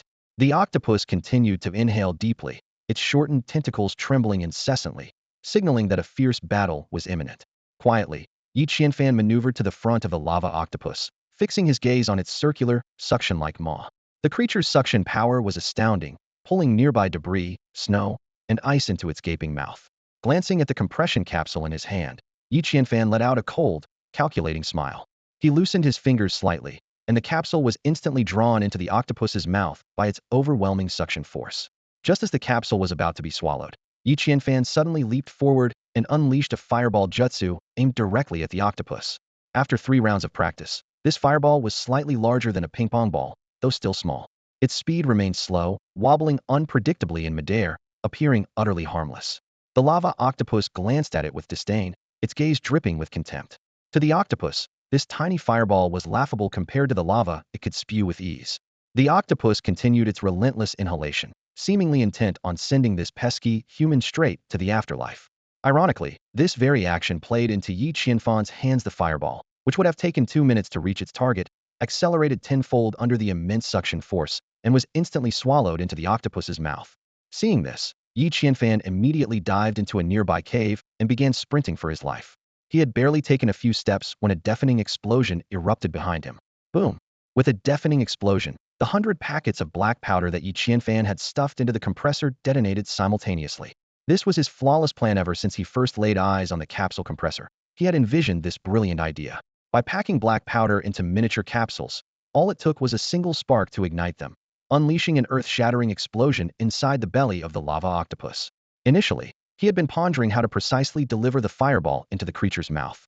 To his surprise, the massive beast, underestimating him, voluntarily inhaled the faint fireball into its stomach. It was as absurd as someone filling a car with gas to end their life, only to light a cigarette to calm their nerves. Dry wood meets fire, gunpowder ignites with a spark. With a thunderous boom, the explosion shook the earth and sky. The powerful shockwave propelled Yi Qianfan forward, and the entire cavern erupted in a cascade of falling rocks. Fortunately, he had used a doubling token in advance. Though he wasn't exactly invincible, his toughened body was enough to save his life. The falling debris that struck him felt like nothing more than a particularly rough massage, as long as he protected his vital areas.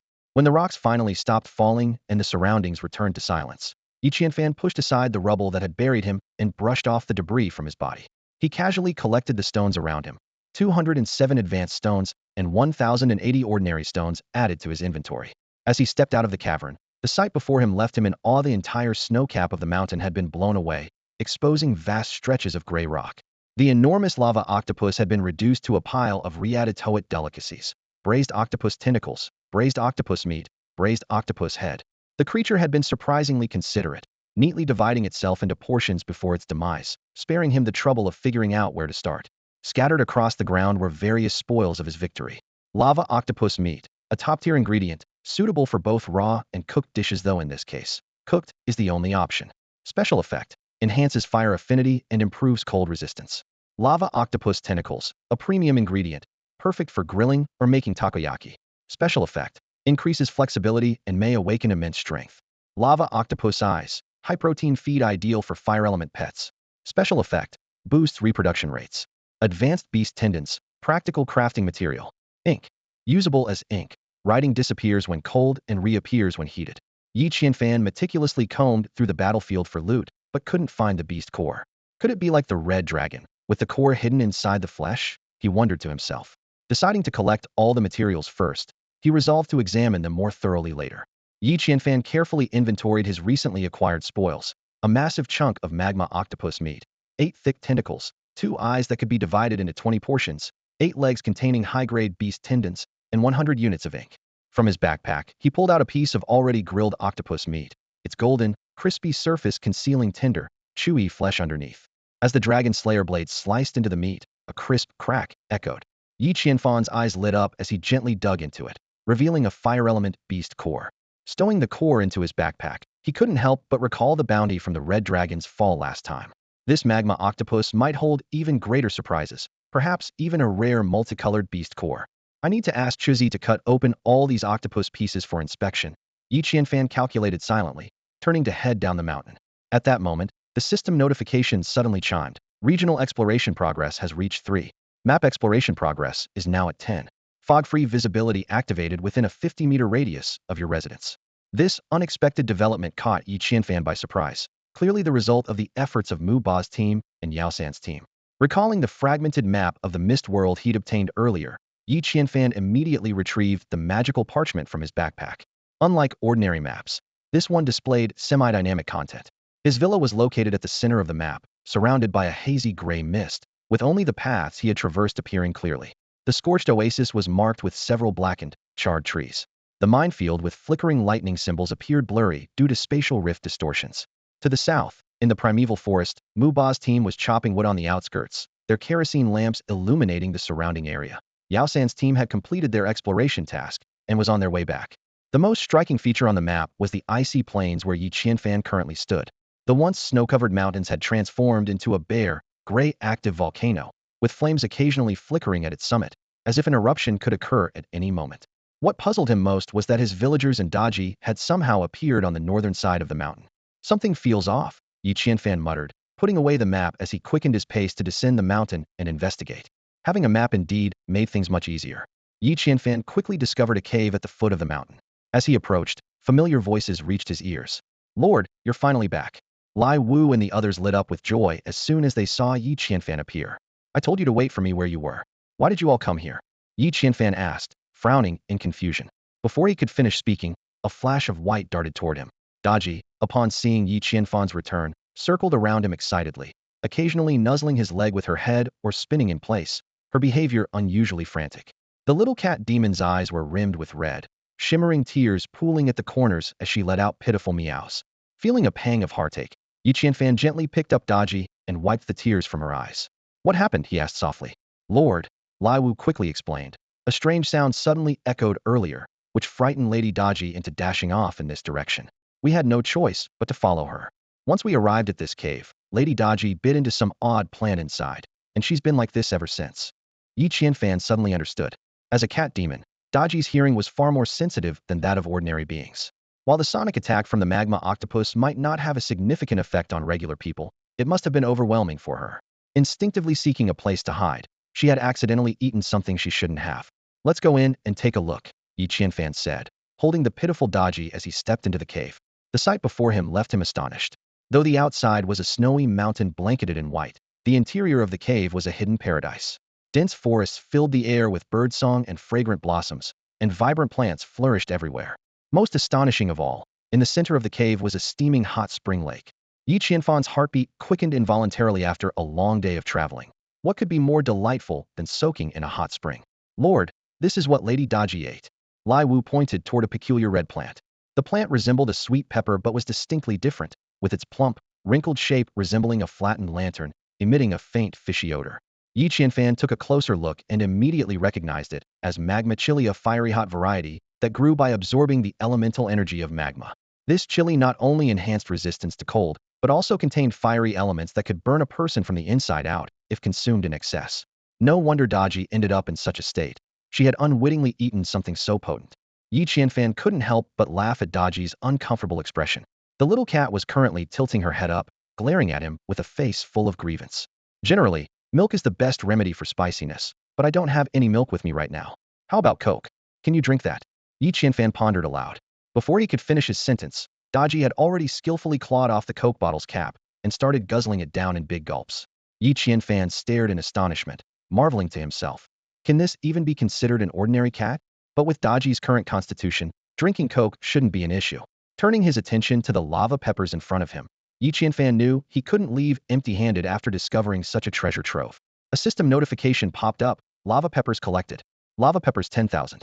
When his gaze fell on the unripe lava peppers, Yi Qianfan hesitated for a moment before ultimately deciding not to pick them. Fields of rare lava peppers like this were hard to come by, and it seemed wiser to leave some to grow slowly.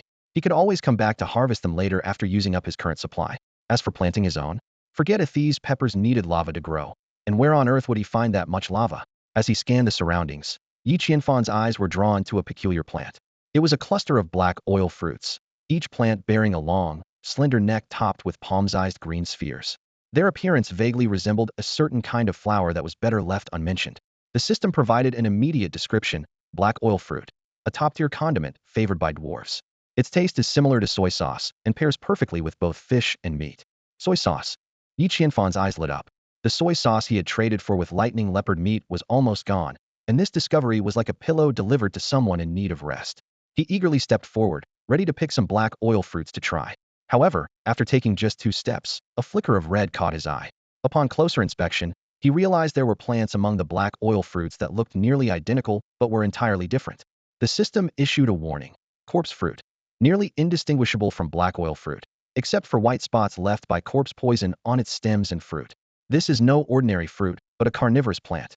Its thorns are highly toxic, capable of rendering a person unconscious and ultimately turning them into its nutrients. Damn! Yi Qianfan silently thanked his sharp eyes. He picked up a dry branch and poked at the plants, and sure enough, several corpse fruits immediately opened their gaping maws and lunged to bite. It was then that he noticed the fruit was actually a trap similar to a pitcher plant, with sharp spikes inside that could easily pierce through the dry wood. When the corpse fruits realized they had bitten into an inedible branch, they spat it out and recoiled. Yi Qianfan now saw that the entire patch of black oil fruits was riddled with these treacherous corpse fruits. Trying to outwit me? Not a chance. Yi Qianfan sneered coldly, utterly unfazed. Yi Qianfan pulled a piece of takoyaki from his backpack and gave it a gentle shake.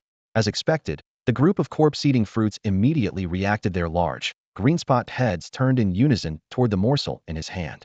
These bizarre plants resembled carnivorous flowers, with rootstocks growing from the back of their heads and a mouth-like organ protruding at the front. At this moment, they sensed the powerful energy contained within the meat in Yi Qianfan's hand, and one by one, they aimed their mouths in his direction. If Yi Qianfan hadn't been observing closely, this subtle change would have been almost imperceptible. Like this, don't you? Yi Qianfan said with a cheerful smile, gently shaking the takoyaki in his hand. The tender octopus meat quivered slightly in the air, and the corpse-eating fruits instinctively tilted their stems toward it. Though these mindless plants couldn't speak, their behavior at this moment was akin to nodding eagerly. If you like it, that's great. I'll share it with you right away, Yi Qianfan said, tossing the takoyaki high into the air. Channeling the spirit of a culinary master, he swiftly drew his dragon slayer blade and shouted toward the airborne meat. Shatter into pieces. The blade gleamed, moving as fast as a shooting star. In the blink of an eye, the takoyaki was reduced to countless fragments midair. Yi Qianfan promptly retrieved a wooden tray, expertly catching the meat rain he had just created. The shredded takoyaki now released an even richer aroma, drawing the surrounding corpse-eating fruits closer as they curiously craned their heads toward him. Hold on a moment, Yi Qianfan said, balancing the wooden tray in one hand while pulling out a few magma peppers with the other. With a sudden squeeze, the peppers burst open with a juicy pop. Unexpectedly succulent, the magma peppers released a mixture of seeds and fiery oil that spread evenly over the shredded meat. As a final touch, he sprinkled a pinch of salt, completing this culinary creation with a flourish. Spicy takoyaki, ready to serve, Yi Qianfan declared triumphantly, tossing the contents of the tray into the air. The tender octopus pieces, coated in vibrant oranger chili oil and glistening with crystal-like salt grains, sparkled enticingly under the sunlight. With a crackling sound, countless morsels rained down. The corpse-eating fruits eagerly opened their mouths, greedily devouring what seemed to be a delicious treat. However, these plants, devoid of taste buds or chewing abilities, had no idea that what they were swallowing was infused with copious amounts of magma pepper. By the time they realized something was wrong, it was already too late. The corpse-eating fruits greedily devoured the food before them, unaware that it would be their undoing. Impatient by nature, they never chewed slowly, only concerned with stuffing their prey into their stomachs. At this moment, the chunks of octopus meat coated in magma chili sauce had already slid directly into their bellies. Boom! The first corpse-eating fruit suddenly burst into flames. One after another, like a domino effect, the rest ignited as well. Their leaves turned from vibrant green to withered yellow at a speed visible to the naked eye, as if an invisible fire beneath the ground was consuming their roots. Finally, clusters of flame, resembling molten lava but unlike any ordinary fire, erupted from their mouths. One by one, the corpse-eating fruits crumbled to ash and fell to the ground. Strangely, the black oil fruit plants, which looked almost identical to the corpse-eating fruits, remained unharmed. As ordinary plants that didn't hunt prey, they naturally escaped this disaster unscathed. Yi Qianfan's weed-clearing plan had been executed flawlessly. The entire area's corpse-eating fruits had met their end due to their own gluttony, leaving behind only the harmless and delicious black oil fruits. Even more gratifying, the remains of the corpse-eating fruits had turned into nutrient-rich ash, perfect for making high-grade fertilizer. This was far better than the system's earlier suggestion of using manure to create fertilizer. Just the thought of growing vegetables with that kind of fertilizer and eventually eating them had kept Yi Qianfan from starting his farming efforts. Hunter 5, Yi Qianfan ordered. Bring some people to harvest these black oil fruits.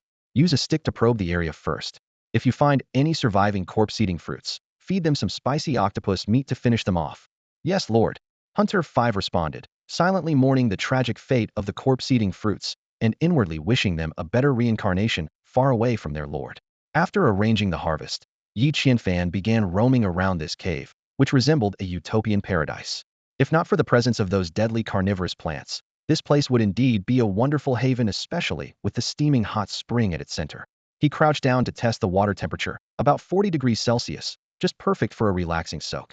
As he prepared to undress and enjoy the hot spring, he suddenly noticed a red exclamation mark in the rising mystic golden treasure chest.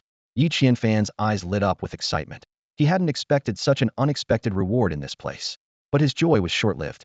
In the next moment, his expression froze. Several more red exclamation marks appeared around the treasure chest.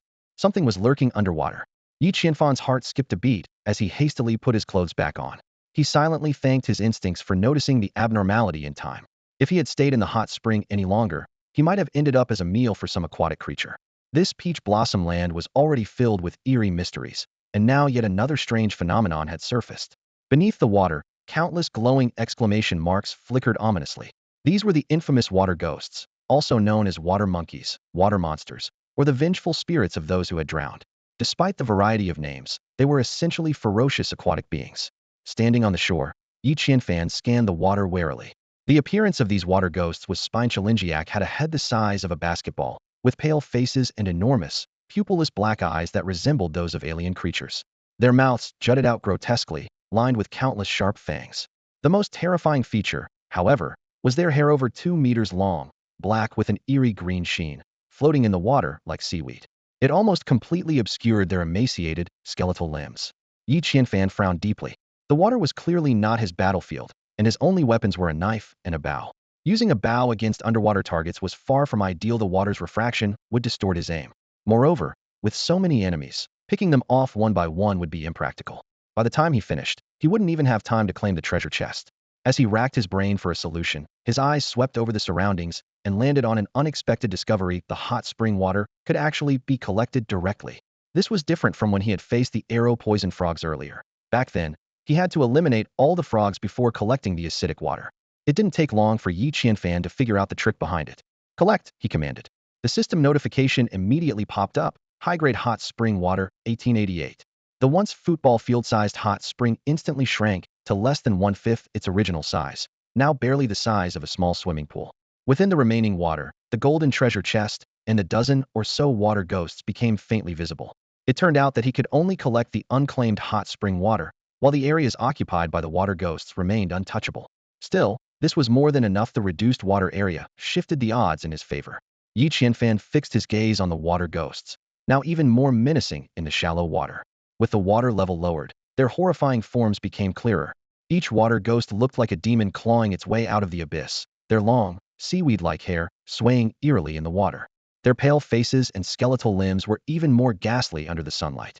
The sight of the water ghouls swimming in the lake was enough to send shivers down anyone's spine. Their emaciated, skeletal bodies were grotesquely crowned with disproportionately large, swollen bellies, resembling pregnant women in the most unnerving way.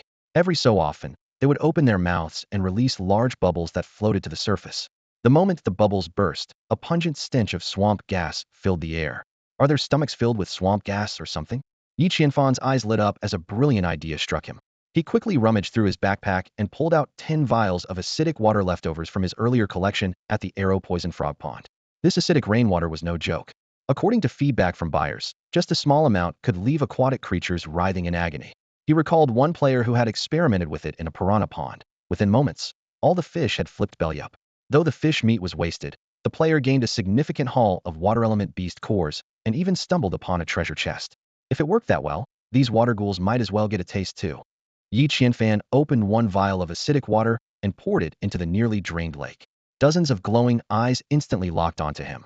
The water ghouls were clearly displeased with this sudden seasoning and began swimming aggressively toward the surface, their claws thrashing wildly. Yi Qianfan, unbothered, stood up leisurely and unsheathed his signature dragon-slaying broadsword, a smirk playing on his lips. "Come on, haven't you noticed my 49-meter-long blade has been itching for action?" The sight of the absurdly massive sword left the water ghouls dumbfounded. A 49-meter blade meant that even if they tried to flee, a 50-meter head start wouldn't save them. They exchanged wary glances before retreating in silence, vanishing back into the lake's murky depths. "Seriously? That's it?" Yi Qianfan muttered in disappointment. He had at least expected a few of them to put up a fight. TCH, there's nothing a bit of acidic water can't fix. And if they're a swell, just use more. Without hesitation, he poured 2 more vials into the lake. This time, the reaction was immediate. The entire lake began to churn violently, as though some chemical reaction was occurring beneath the surface. Bubbles erupted furiously, and the water ghouls, unable to withstand the corrosive effects of the acidic water, started thrashing frantically, spinning and rolling in agony before finally surfacing. Yi Qianfan scanned the lake, but his expression quickly shifted. What the? Where did all these come from? There were only about a dozen or two earlier, and now there are 30 or 40. He realized, to his dismay, that he might have stirred up a hornet's nest, flushing out the entire colony of water ghouls. All the homebodies had been forced out into the open. Staring at the overwhelming numbers, he swallowed hard. This was not going to be an easy fight for one person. Yi Qianfan stared intently at the surface of the lake, his expression heavy with concern. Facing this situation alone was undoubtedly beyond his capability. The true combat strength of these water spirits remained unknown, but if they all managed to reach the shore, Lai Wu and the others would surely fall into grave danger. "Careless," he muttered in frustration, quickly rummaging through his backpack. His hand soon landed on an unexpected stroke of luck, a bottle of kerosene originally prepared for a lamp. It had been packed as a precaution for the long journey ahead, but was now about to become a life-saving weapon. A sly smile tugged at the corners of Yi Qianfan's lips as he decisively poured the kerosene into the lake. The pale yellow liquid spread rapidly across the surface, forming uneven patches of oil that floated like a simmering water spirit feast waiting to be cooked. To ensure success, he emptied several more bottles of kerosene into the water. Capitalizing on the fact that kerosene is less dense than water, the oil floated perfectly on the surface. Yi Qianfan worked with sharp efficiency, his calculating gaze gleaming with determination. As expected, the water spirits soon began to react to the acidic water. One by one, they burst through the surface, their grotesque faces contorted in threatening expressions aimed at Yi Qianfan. Yet, he remained calm and made no immediate move. Instead, he lit a torch, waiting patiently for more of the creatures to emerge and fall into his trap. Soon, over a dozen water spirits had surfaced, with some even reaching out with their long, sinewy arms to grasp the rocks along the shore, attempting to climb onto land. Yi Qianfan's eyes sharpened. The time had come. With a swift motion, he flung the torch into the air. It arced gracefully before landing precisely on the kerosene-slicked lake. Boom! The tiny spark erupted into a raging inferno. Flames spread rapidly from the torch's landing point, engulfing the entire lake in moments. As Yi Qianfan had anticipated, the water spirits were overwhelmingly vulnerable to fire. Despite their soaked bodies, they were astonishingly flammable. The gases they exhaled ignited instantly, setting their mouths, noses, and seaweed-like hair ablaze. The water spirits let out harrowing screams. Some desperately dived underwater to escape the flames, while others continued rising to the surface, oblivious to the danger. Those trying to ascend passed by the singed and panicked ones attempting to descend, their paths crossing in chaotic confusion. The ascending spirits, driven by survival instincts, sought to flee the fiery lake, while the injured ones, burned and frantic, sought refuge beneath the surface. Yet, in their panic, they overlooked the lake's acidic waters. As they inhaled underwater, the delicate gills that sustained their breathing quickly succumbed to corrosion. Stripped of their ability to breathe underwater, they were forced to surface for air, only to be met with the relentless blaze above. Trapped between the acidic depths and the searing flames, the water spirits found themselves in an agonizing, inescapable predicament. The torment of indecision caused the water spirits in the lake to continuously rise and sink. Yi Qianfan sat leisurely by the lake, enjoying this eerie, ghostly performance. From his storage space, he retrieved an octopus tentacle, carefully skewered it onto a bamboo stick, and lightly roasted it over the lake. He sprinkled Himalayan salt, cumin, and black pepper on it, took a bite, and squinted his eyes in satisfaction. The scene in the lake was truly unique. The water spirits bobbed up and down, their seaweed-like hair drifting and dancing with the waves. This sight reminded Yi Qianfan of that internet hit song. Like a piece of seaweed, swaying with the waves, dancing in the surf. My lord.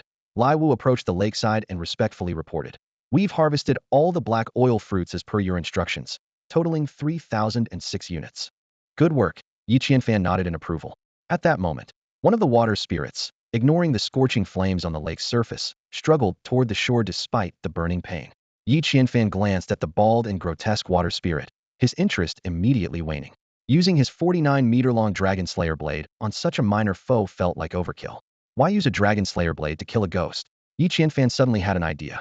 He turned to Lai Wu, pulled out a skill book from his storage space, and handed it to him. Lai Wu, give this a try. Learn it immediately, and he'll leave this water spirit to you. Lai Wu took the skill book, but kept his gaze fixed on the alien-like water spirit, a flicker of fear in his eyes. Don't panic, don't panic. Yi Qianfan patted his shoulder. At worst, I'll lend you the dragon slayer blade.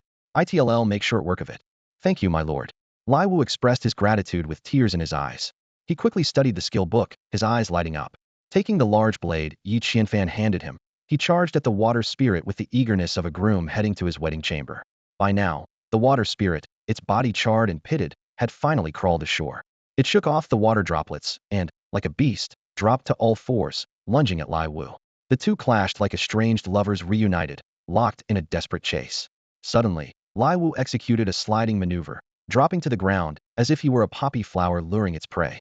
The water spirit, overjoyed at the apparent opportunity, leaped at him like a ravenous wolf.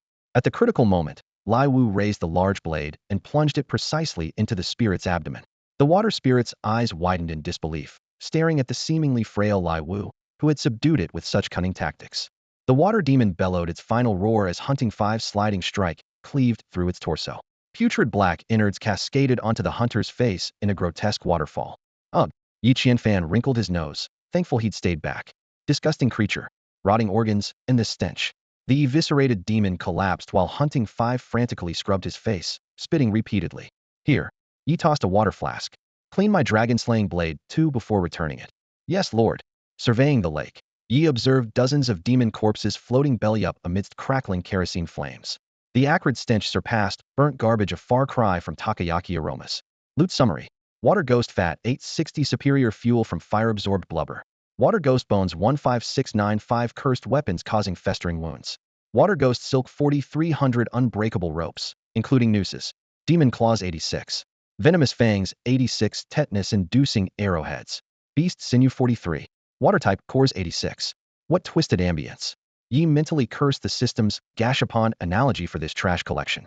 As the party prepared to leave Tao Weiyuan, Hunting 5 pointed nervously. Lord, the golden chest? Yi froze. The treasure. His triumphant battle had nearly made him forget the prize, now submerged in acidic, oils-licked filth. Facepalm moment. Automatic claw machine. Inspiration struck. Yi retrieved ghost claws and silken cords from his inventory. Time for improvised salvaging. Yi Qianfan stared at the two items in his hands, drawing in a sharp breath. The ghost claw resembled the hand of a withered old man, its bluish-purple skin mottled and eerie, with long, black nails that made it all the more horrifying. What was even stranger was that, as soon as he took it out, the ghost claw twitched slightly, as if trying to grasp something invisible. The water ghost's green strands, on the other hand, were bundles of hair that shimmered with a faint green glow, each bundle containing dozens or even hundreds of strands. When touched, they felt slick and slimy, like hair soaked in oil. Suppressing his disgust, Yi Qianfan wove the strands into a single bundle and wrapped them tightly around the ghost claw several times. What followed was a game reminiscent of a gold miner's challenge. Yi Qianfan swung the little claw in his hand, aiming for the golden treasure chest in the lake.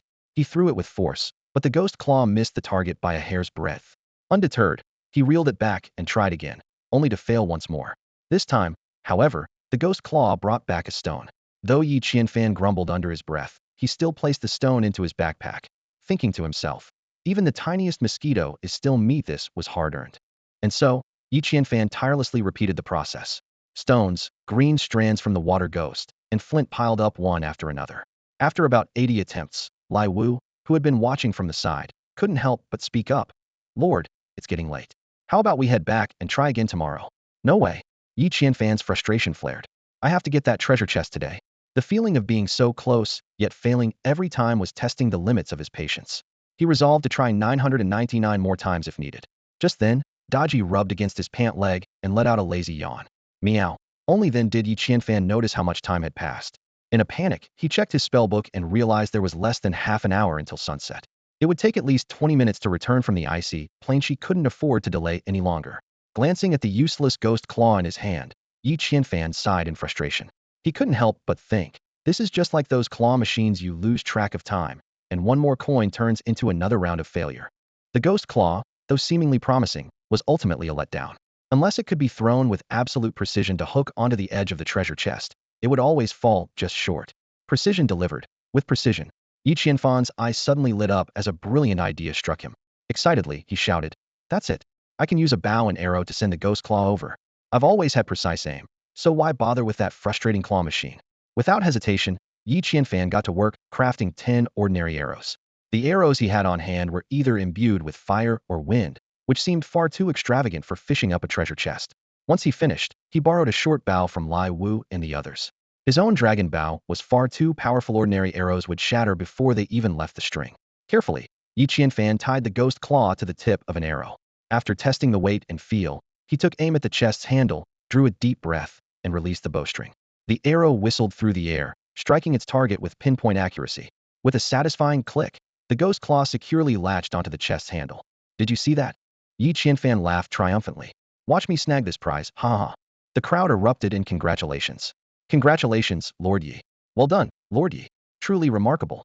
Though they spoke with enthusiasm, they couldn't help but think to themselves, if the Lord is this skilled, why did he waste so much time with that claw machine?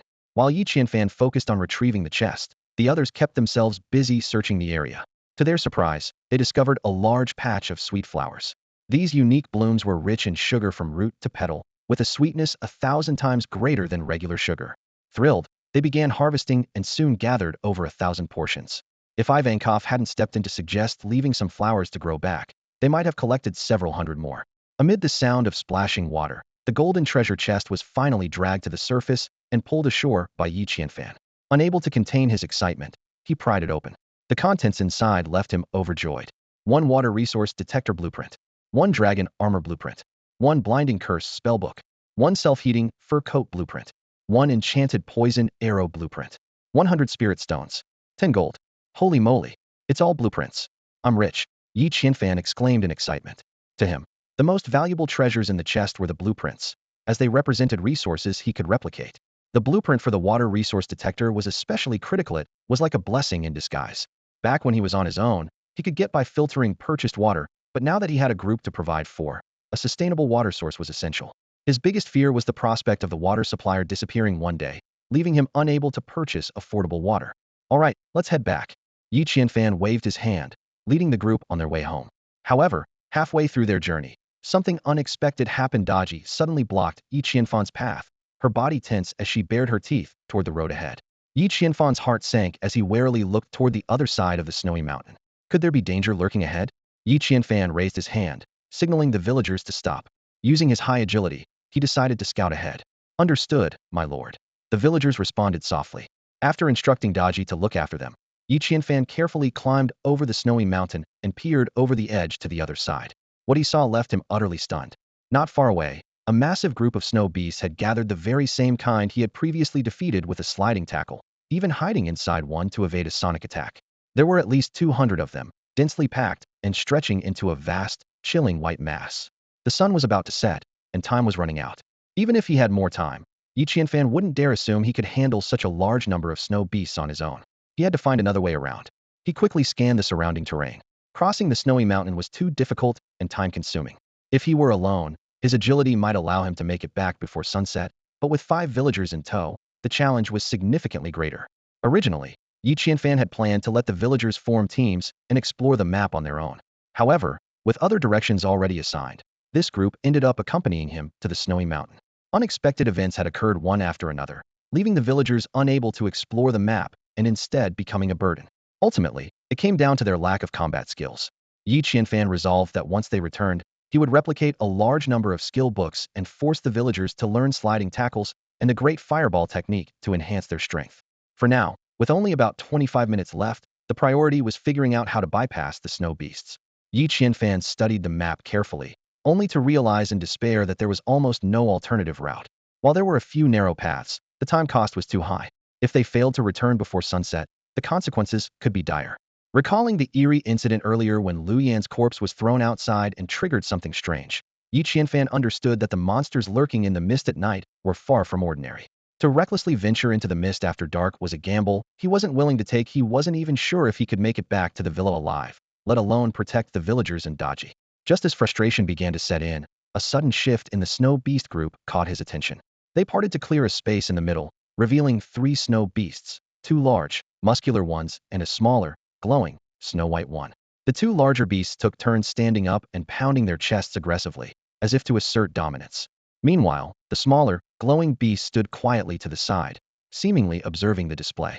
Narrowing his eyes, Yi Qianfan speculated, could this be some sort of mating ritual? The battle for the snow beast queen's consort was in full swing. The strongest male snow beasts were locked in fierce combat within the circle, vying for the right to mate with the queen and produce offspring. Standing at a distance, Yi Qianfan's gaze was fixed on a petite snow beast. There was no doubt she was the snow beast queen. A daring idea flashed through Yi Qianfan's mind. How thrilling would it be to steal the snow beast queen? A sly grin tugged at the corner of his lips as excitement coursed through him. Returning to where the villagers were gathered, Yi Qianfan briefly described the situation ahead. He turned to Lai Wu, Dodgy, and the others, his expression serious. In a moment, I'll distract the snow beasts. While they're focused on me, you all must seize the opportunity to escape back to the villa. Understood. Lai Wu and the others immediately looked alarmed. Lord Yi, what about you? Yi Qianfan gave a carefree laugh. Don't worry. I'm fast. Those big snow beasts may not even catch up to me. Hearing this, Lai Wu's eyes welled up with tears, and he dropped to one knee to bow deeply to Yi Qianfan. Your kindness, my lord, will never be forgotten. The other villagers followed suit, kneeling with overwhelming gratitude. Little did they know what Yi Qianfan was truly thinking. He had no intention of sacrificing himself for them. He simply didn't want to waste valuable manpower. As for risking his life to save the villagers, that was entirely out of the question. This was merely an experiment. If the snow beasts didn't chase him, he'd have no qualms about bidding the villagers farewell. Waving his hand dismissively, Yi Qianfan feigned humility. Don't make a big deal out of it. I'm just doing what needs to be done. The villagers were so moved they could barely speak, while inwardly, Yi Qianfan was secretly pleased. Notifications from the system kept popping up. Villager loyalty 10. Villager loyalty 5. In high spirits, Yi Qianfan quickly crafted a cloak from snow beast fur. Once draped over his shoulders, he looked remarkably like a smaller version of a snow beast. Quietly, he crept closer to the group of snow beasts, managing to avoid detection along the way. At last, Yi Qianfan reached the edge of the snow beast circle. Despite being surrounded by dozens, if not hundreds, of snow beasts, he couldn't help but feel a twinge of nervousness. Fortunately, the creatures were all engrossed in the ongoing battle for the queen's consort, seemingly oblivious to the presence of this imposter. Just then, a series of deafening roars erupted from the circle. Roar, hiss. The struggle for dominance had reached a fever pitch. The snow monsters were locked in a brutal battle. They rolled across the snow, tearing into each other with sharp teeth and claws. Blood quickly seeped through their fur, leaving crimson stains on the pristine white snow. In the midst of this chaotic melee, an arrow suddenly sliced through the air, its tip bound with a strange, bluish-purple ghostly claw. The arrow flew with precision, striking the Snow Queen's icy scepter. In the next moment, the ghostly claw latched onto her wrist. This unexpected turn of events left all the snow monsters stunned, including the two who had been fighting fiercely for the position of consort. They ceased their battle, staring wide-eyed at the eerie arrow and ghostly claw. Before they could react, the Snow Queen was yanked to the ground by a tremendous force. In an instant, she was being dragged across the snow like a sled by Yi Qianfan, the so-called husky. Together, the human and Snow Queen raced across the snowfield, leaving a long trail behind them. The snow monsters roared in fury as they finally realized their queen had been abducted. Yi Qianfan continued dragging the Snow Queen, unwittingly provoking the wrath of hundreds of snow monsters who charged after them. The bizarre scene unfolded on the icy plains. A lone human leading a stampede of wild beasts in a frenzied chase across the snow-covered expanse. Taking advantage of the chaos, the villagers quietly slipped away. After safely escorting them out of the icy wilderness, Daji turned back resolutely. Hunter 5 tried to stop her, pleading, "Lady Daji, please come with us. The Lord has already taken a great risk, let's not make things more difficult for him." But Daji merely flicked her tail in irritation, warning Hunter 5 with a swipe of her paw before bypassing him and continuing on her way. Watching her retreating figure, Hunter 5 and the others bowed their heads in silence, their hearts heavy with mixed emotions. Ivankov placed a reassuring hand on Hunter 5's shoulder and said, "Don't overthink it, little 5. The Lord has his plans. As his people, the best thing we can do is follow his instructions.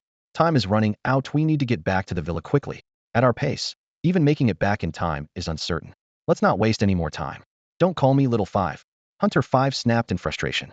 He looked up at the sky, where thick fog had begun to blanket the surroundings, shrinking the range of their kerosene lamps. It was a sign that the sun was about to set. "We need to move quickly," Hunter 5 acknowledged, realizing Ivankov was right. Without the Lord's agility, any hesitation would dishonor the risks he had taken to save them. Picking up their pace, the group hurried toward the villa, leaving behind only Daji, who disappeared into the vast snowy plains in pursuit of the Lord. Boom. Yi Qianfan sprinted ahead, a group of snow monsters relentlessly chasing after him. His agility was remarkable, his movements swift as the wind, leaving behind a trail of uneven footprints in the snow. The snow monsters followed closely, their massive bodies crunching the snow beneath them. The snow monster queen's white fur was disheveled and torn as she ran, her sharp, piercing screams spurring the male snow monsters into an even greater frenzy. They pounded their chests with enormous fists as they chased, letting out deafening roars of rage. Roar! The echoes of their roars reverberated across the icy plains, dislodging loose snow from the cliffs above. The already unstable snow mountain, weakened by the earlier explosion of the magma octopus, now teetered on the brink of collapse. The snow monster's thundering pursuit and furious roars became the final straw. Boom, boom, boom. The mountain began to tremble violently, emitting a thunderous roar like the wrath of a mountain god. The sound drowned out everything else as Yi Qianfan and the snow monsters abruptly halted, staring in horror at the mountain. An avalanche. Everyone froze in place. Yi Qianfan hadn't anticipated that his actions would trigger such a catastrophe. The snow monsters, too, hadn't expected their aggression to provoke the mountain god's fury. An overwhelming wave of snow and ice cascaded down the mountain with terrifying speed, forming a massive white tide. At that moment, no amount of agility, no divine power could save Yi Qianfan. In the blink of an eye, The relentless torrent of snow engulfed Yi Qianfan, the snow monster queen, and the entire group of snow monsters. In an instant, all traces of life vanished from the snowy landscape, leaving behind a vast, pristine expanse of blank white canvas, as if the earth had been wiped clean. Meanwhile, back at the distant villa, Chu Si and the others anxiously awaited their return. The sun was setting, and a dense fog began to spread, but the Lord and the hunting team 5 had yet to come back. The teams led by Shi Lu and Yao San had already returned safely, but there was still no sign of the Lord. The Lord. It's the Lord's group returning. Chu Si and the others stood at the villa's entrance, their eyes straining to pierce through the fog. In the distance, a faint yellow light appeared, the glow of an oil lamp, a beacon of hope guiding them back. But as the light drew nearer, someone with sharp eyes exclaimed, "Wait, there are only 5 people. And it looks like the one leading isn't the Lord, it's hunting team 5. Where's Lady Dodgy? Why isn't she with them?" Dodgy's distinctive appearance made her easy to spot within any group. Now, everyone began to notice that neither Dodgy nor the Lord seemed to have returned. When hunting team 5 finally emerged from the fog and reached the villa, the crowd immediately surrounded them. "Hunting team 5, where's the Lord? What happened? Why didn't the Lord return with you?" The members of hunting team 5 looked puzzled. They had assumed that with the Lord's speed, he would have arrived at the villa before them. Now, hearing from the others that the Lord had not returned, they realized the unsettling truth: the Lord was still missing. "Not back yet," Hunting Team 5's leader exclaimed, his face filled with worry and confusion. The unexpected news cast a heavy silence over the group, and an ominous sense of foreboding hung thick in the air. Shirlu looked at Lai Wu and his group with a confused expression and asked, "Didn't the Lord take you all to the icy plains? Why have you returned?" "But he hasn't. You didn't do something to the Lord, did you?" Hearing this, Lai Wu immediately dropped to one knee, his voice resolute. "How could we ever? Our loyalty to the Lord is as clear as the heavens and the earth. Even if the Lord commands us to die this moment, we would obey without hesitation." The others followed Lai Wu's lead, kneeling one after another. Even Ivanov, who had initially been indifferent to the Lord, was no exception. After the recent events, his admiration for the Lord surged like a never-ending river. "Hey Race, what happened?" Lai Wu began recounting everything that had transpired on the icy plains. When the others learned how much the Lord had sacrificed for the sake of ordinary citizens like them, they were all moved to tears. They gathered at the villa's entrance, ignoring the thickening fog, hand in hand, hearts united, anxiously awaiting the Lord's return. From the bright daylight to the deepening dusk, and finally to the pitch-black night, the Lord's figure did not appear. Many had already given up waiting. Chu Si, though reluctant, tearfully returned to the kitchen to prepare dinner for everyone. As the night grew darker, eerie sounds echoed through the fog, accompanied by the faint silhouettes of strange shadows shifting in the distance. Qin Wu broke protocol and brought out a few kerosene lamps, placing them by the villa's entrance. Though it was wasteful and might earn the Lord's reproach, she hoped the faint light could serve as a beacon, guiding the Lord home. However, from nightfall to when the lamps burned out, there was still no sign of the Lord. Disheartened, Qin Wu turned to Lai Wu and said, "Leader, you should all rest now. It's been 10 hours since sunset. The Lord might." "Shut up." Lai Wu swatted Qin Wu's hand away, roaring in anger. "The Lord will be fine. I warn you. If you dare speak such nonsense again, they'll cut you down on the spot." The others quickly stepped in to calm the furious Lai Wu. Chu Si approached with reheated dinner in hand, offering a gentle plea. "Captain Lai Wu, I also believe the Lord will return. But you all need to eat something first. Only with full stomachs can you have the strength to continue waiting and work for the Lord tomorrow." Chu Si's words soothed Lai Wu's anger slightly. Although he firmly believed the Lord wouldn't simply disappear, everyone understood the terror of the fog. Once lost within it, and failing to return before nightfall, it was likely that, damn it, Yi Qianfan was completely buried under a heap of snow. The force of the avalanche had tossed him around on the ground several times, leaving him utterly disoriented. Struggling to dig through the thick layers of snow, he found himself surrounded by soft snow, unable to distinguish up from down. Suddenly, Yi Qianfan recalled watching a foreign wilderness survival show. Bear Grylls' voice seemed to echo in his ears. "If you're lost in the snow, spit downward. The direction your saliva falls indicates the ground thanks to gravity." Yi Qianfan immediately followed the advice and spat. Sure enough, the saliva slid toward the lower left. It turned out he was lying at an angle, neither upright nor completely upside down. With the ground located, the next step became clear. He began digging in the opposite direction with determination, confident that as long as he moved in the right direction, he would eventually break through the snow. Before long, Yi Qianfan's hand struck something hard. Thinking it might be an ice layer, he pulled out his dragon-slaying knife and stabbed upward with force. However, when the blade pierced through the object above, he was horrified to discover. The knife went in white and came out red. This wasn't icy, it was a frozen corpse. Suddenly, a system notification sounded. "Snow beast corpse detected." Decompose? Yes or no? Yi Qianfan was stunned. He vividly remembered that the snow beast was the king of the snowfields. The one he had been chasing earlier could even burrow into the snow and escape into the mountain's rocky caves in an instant. A creature that lived in such extreme, icy conditions, how could it have frozen to death? It was as improbable as a polar bear freezing to death. The sight before him filled him with confusion. Not now, Yi Qianfan decided firmly. Carefully, he excavated the massive snow beast corpse above him, letting it fall into the snow pit he had dug. The compressed snow created a crude snow chamber. Under the faint light, Yi Qianfan finally got a clear look at the snow beast. It hadn't frozen to death, it had been drained of blood, reduced to a mummified corpse. What shocked him even more was that this desiccated corpse was none other than the snow beast queen he had been dragging along while fleeing earlier. Her petite frame and glowing white fur were still recognizable, but now she lay in a pitiful state.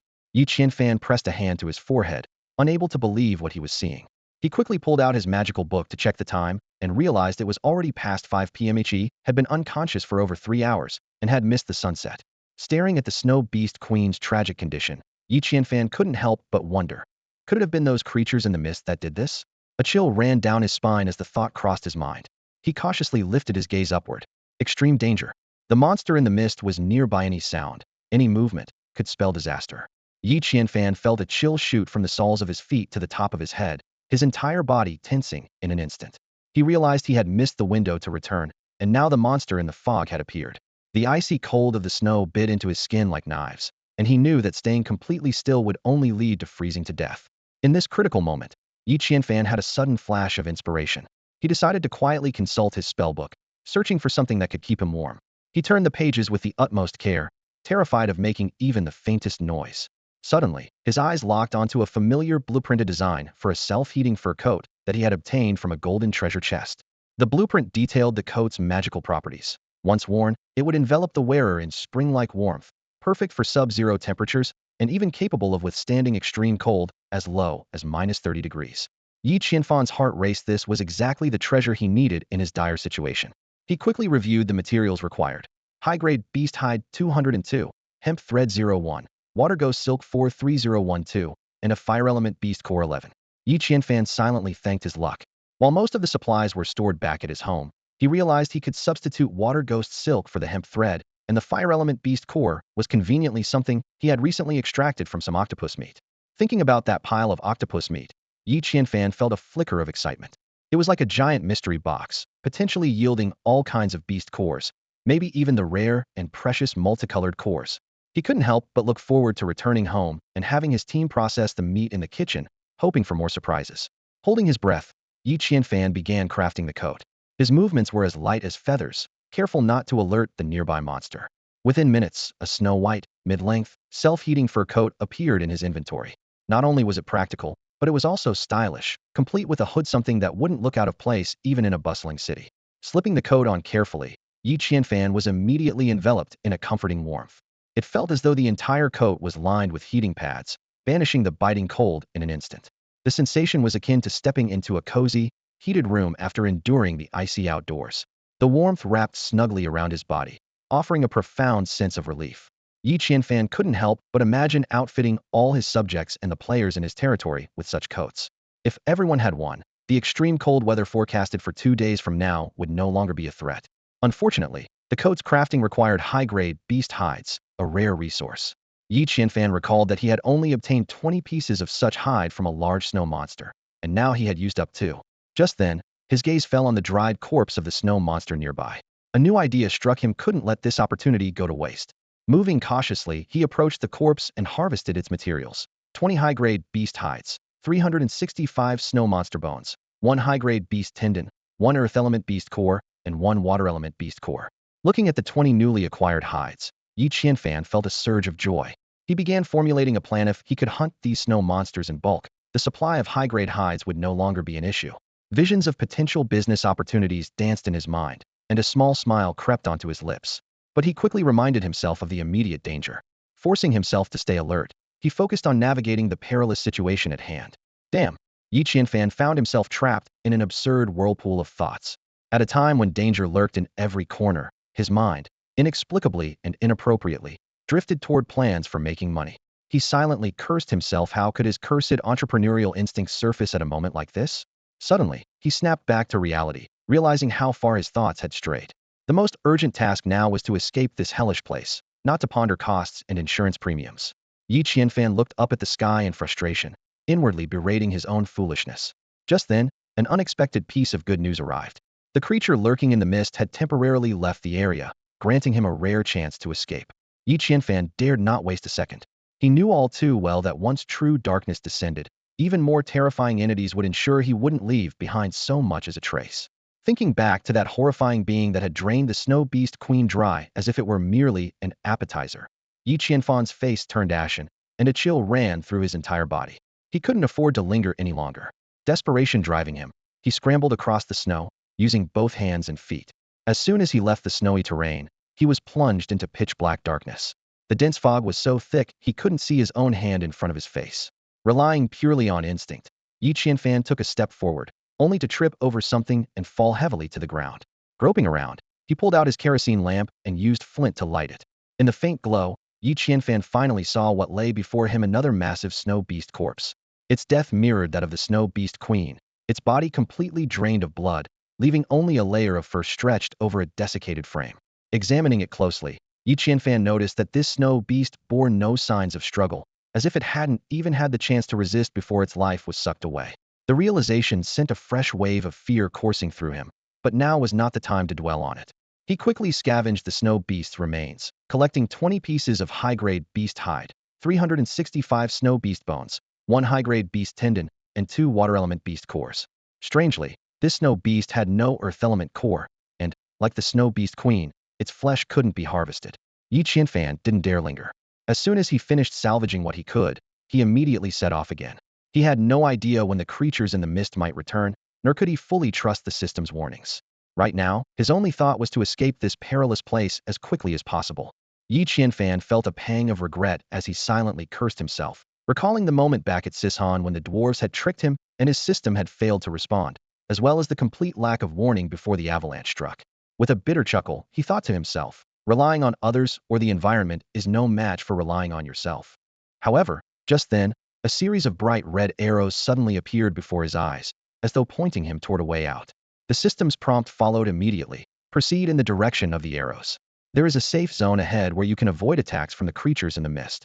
Initially, Yi Qianfan had planned to pull out his map and figure out the route back to the villa, but with the system providing guidance, he decided to give it a shot.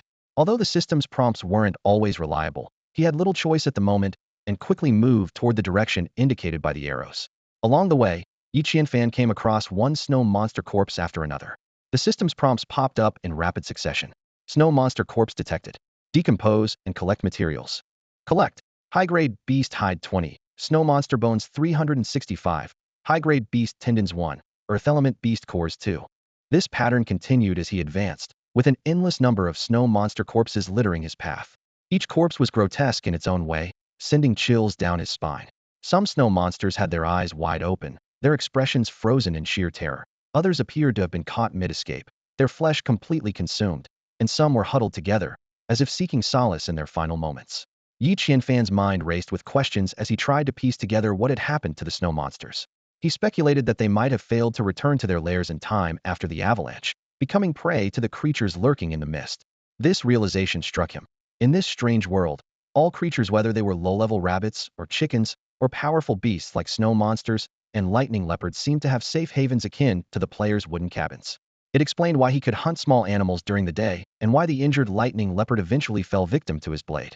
As these thoughts swirled in his mind, several glaring red exclamation marks suddenly flashed before his eyes. The system's urgent warning blared. Extreme danger ahead. Hide immediately. Mist creatures have returned.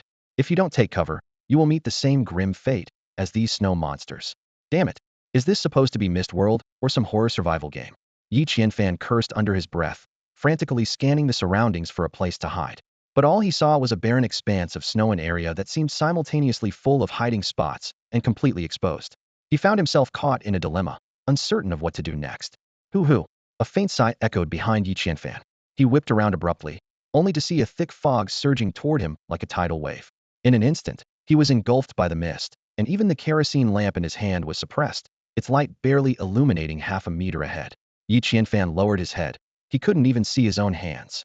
The dim glow of the lamp flickered weakly in the silken mist. All around him was nothing but fog. A bone-chilling cold seeped in from every direction. This wasn't an ordinary cold. It pierced deep into his marrow, as if trying to freeze him solid.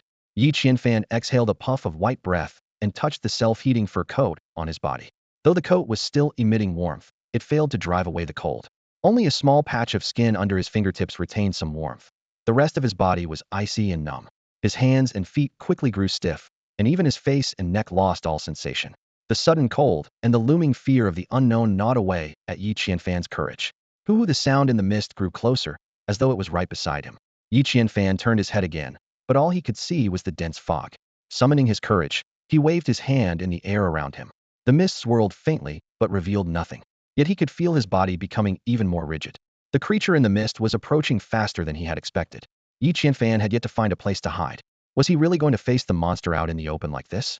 He glanced down at the snowy ground beneath him, recalling how he had once escaped by burying himself in the snow. But he quickly realized that this time was different. The system's prompt shattered his hope. Last time, had been buried deep enough, and the snow monster had helped shield him from detection. This time, there was no way to avoid the creature's search.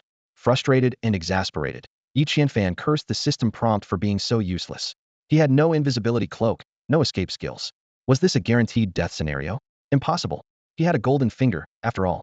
In stories, protagonists with golden fingers never died. Unless the author of this story was a cruel stepmother? A ridiculous thought crossed Yi Qianfan's mind, but he quickly dismissed it as he racked his brain, desperately trying to come up with a way out. Yi Qianfan stood in the snow, when suddenly, an eerie breathing sound reached his ears. Plop. The sound grew nearer, accompanied by faint footsteps, as if something was treading softly on the snow. The monster is coming. Alarm bells rang in Yi Qianfan's mind as he instinctively prepared to turn and flee. However, just as he was about to act, a mysterious force swept over his entire body in an instant.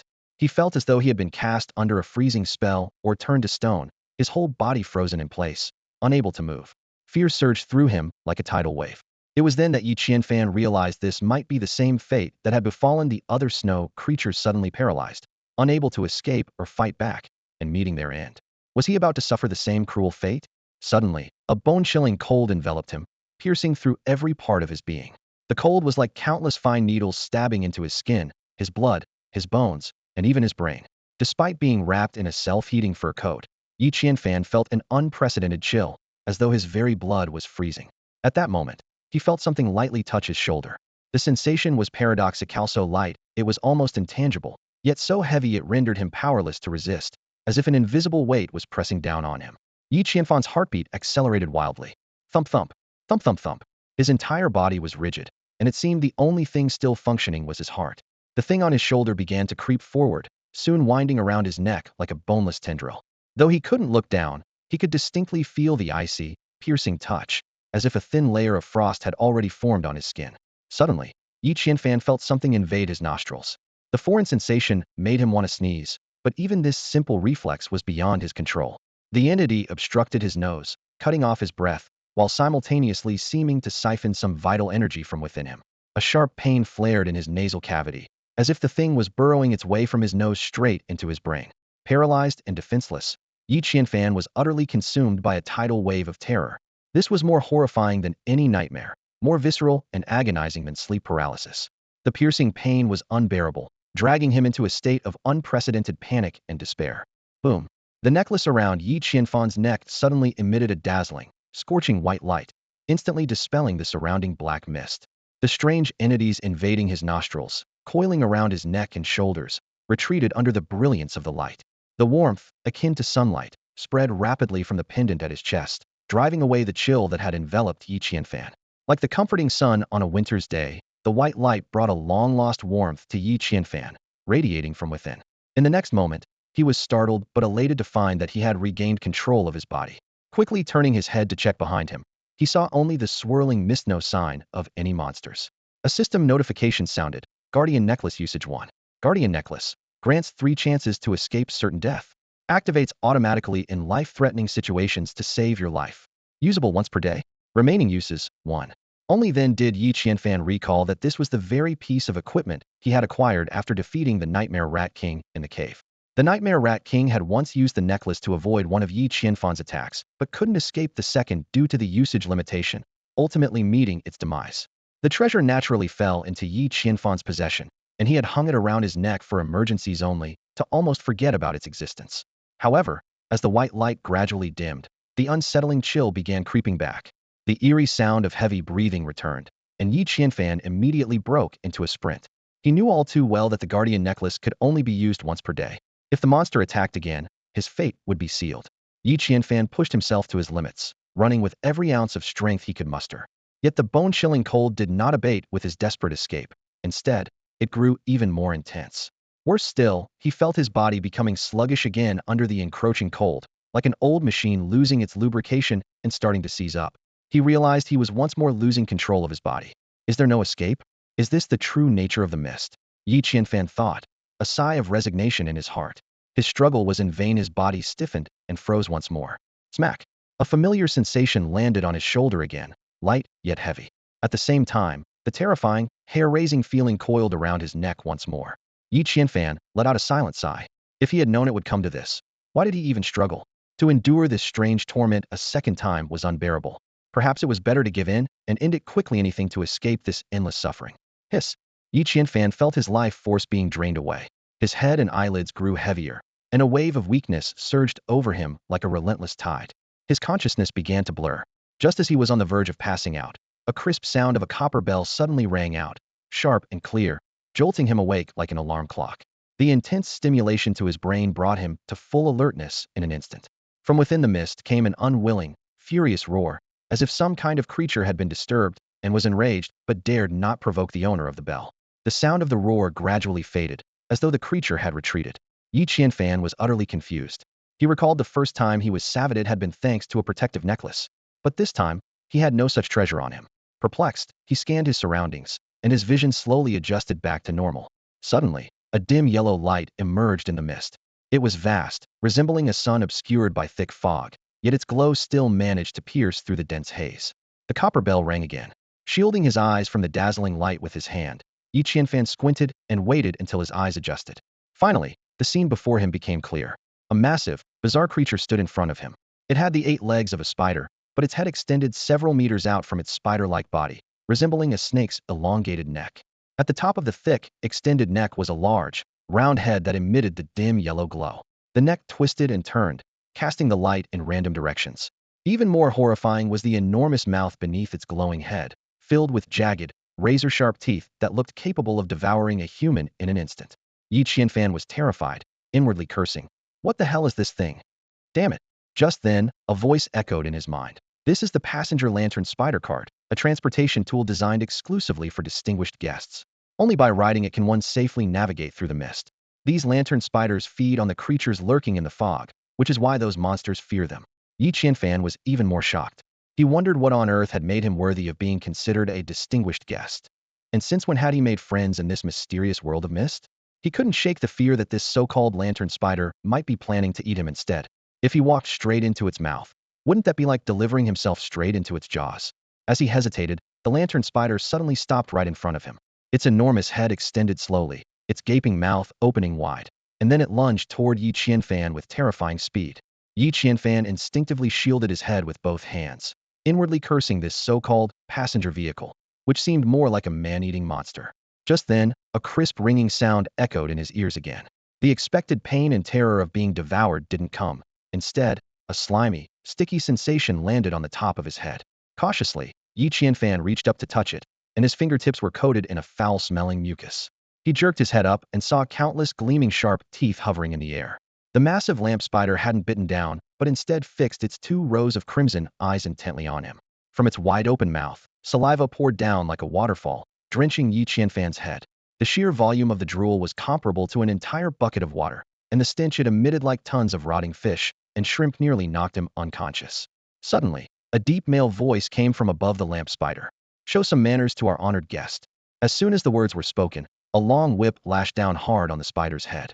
The lamp spider let out a sharp, pained screech, shook its thick neck, and obediently lowered its head to the ground, retracting its sharp teeth. Honored guest, it's getting late. Please board the carriage quickly. The resonant voice called out again. Yi Qianfan looked up and saw a man sitting atop the lamp spider. He wore a tall top hat, held a long whip in one hand, and carried a dim kerosene lantern in the other. Due to the distance and dim lighting, Yi Qianfan could only make out the man's bushy beard but couldn't discern his full features. Noticing Yi Qianfan's gaze, the man politely removed his hat, placed it over his chest, and gave a slight bow. Esteemed guest, please board the carriage quickly. Don't wait for those troublesome creatures to show up. Once they do, leaving will be much harder. Yi Qianfan stared at the dark, cavernous mouth of the lamp spider and its long, dark purple tongue that looked almost venomous. He swallowed nervously and tentatively asked, "I'll get in, but can I sit on top instead?" The coachman chuckled lightly and replied with a question of his own. "Heh, if you're not afraid of being taken by the things lurking in the mist, I wouldn't mind. Want to come up?" Recalling the freezing, deathly sensation Head felt earlier, Yi Qianfan quickly dismissed the idea. Never mind, he'll just get inside the carriage. He thought to himself, if I'm going to die either way, I might as well take a chance. Please, after you. The coachman gestured invitingly, and the lamp spider illuminated Yi Qianfan's path with the light atop its head. Taking a deep breath, Yi Qianfan muttered under his breath, terrifying just 2 words he'll only say at once. He mustered his courage, carefully extended one foot, and tentatively stepped toward the lamp spider's mouth. The interior of the lamp spider's mouth was unnervingly soft. A peculiar sensation spread from the soles of Yi Qianfan's feet, as if he were stepping on a thick layer of moss, soft, spongy, and oozing moisture with every step. The feeling immediately reminded him of the infamous stepping in poop metaphor often seen on Taobao, sending a wave of nausea through him. Goosebumps erupted all over his body. Surprisingly, the lamp spider showed no reaction to Yi Qianfan's actions, no movement, no resistance. Gritting his teeth, he forced himself to plant his other foot inside as well. The moment both feet were fully inside the spider's foul-smelling mouth, the ground beneath him suddenly shifted. A massive tongue shot up and coiled around him before he could react, and in an instant, he was propelled into the spider's stomach. The unexpected turn of events left Yi Qianfan dizzy and disoriented. When he finally regained his balance and took a look around, he was utterly shocked by what he saw. He had expected the spider's stomach to be filled with disgusting gastric fluids or slimy, grotesque organs. However, the sight before him was far from what he had imagined. The interior of the lamp spider's abdomen was surprisingly clean, resembling a small private room about 5 or 6 square meters in size. The floor was covered with a plush red carpet, and while the walls were dotted with fist-sized fleshy lumps, there were even benches installed along the sides. The benches were cushioned with thick, soft pads, giving them an unexpectedly comfortable appearance. Despite the seemingly inviting setup, Yi Qianfan dared not sit down. The purplish red lumps on the walls made his skin crawl, and he feared that even the slightest touch might cause them to burst. Just then, the lamp spider began to move. A sudden lurch accompanied by a hissing sound sent Yi Qianfan tumbling to the side. Instinctively, he reached out to steady himself against the wall, only to be met with a revolting sensation.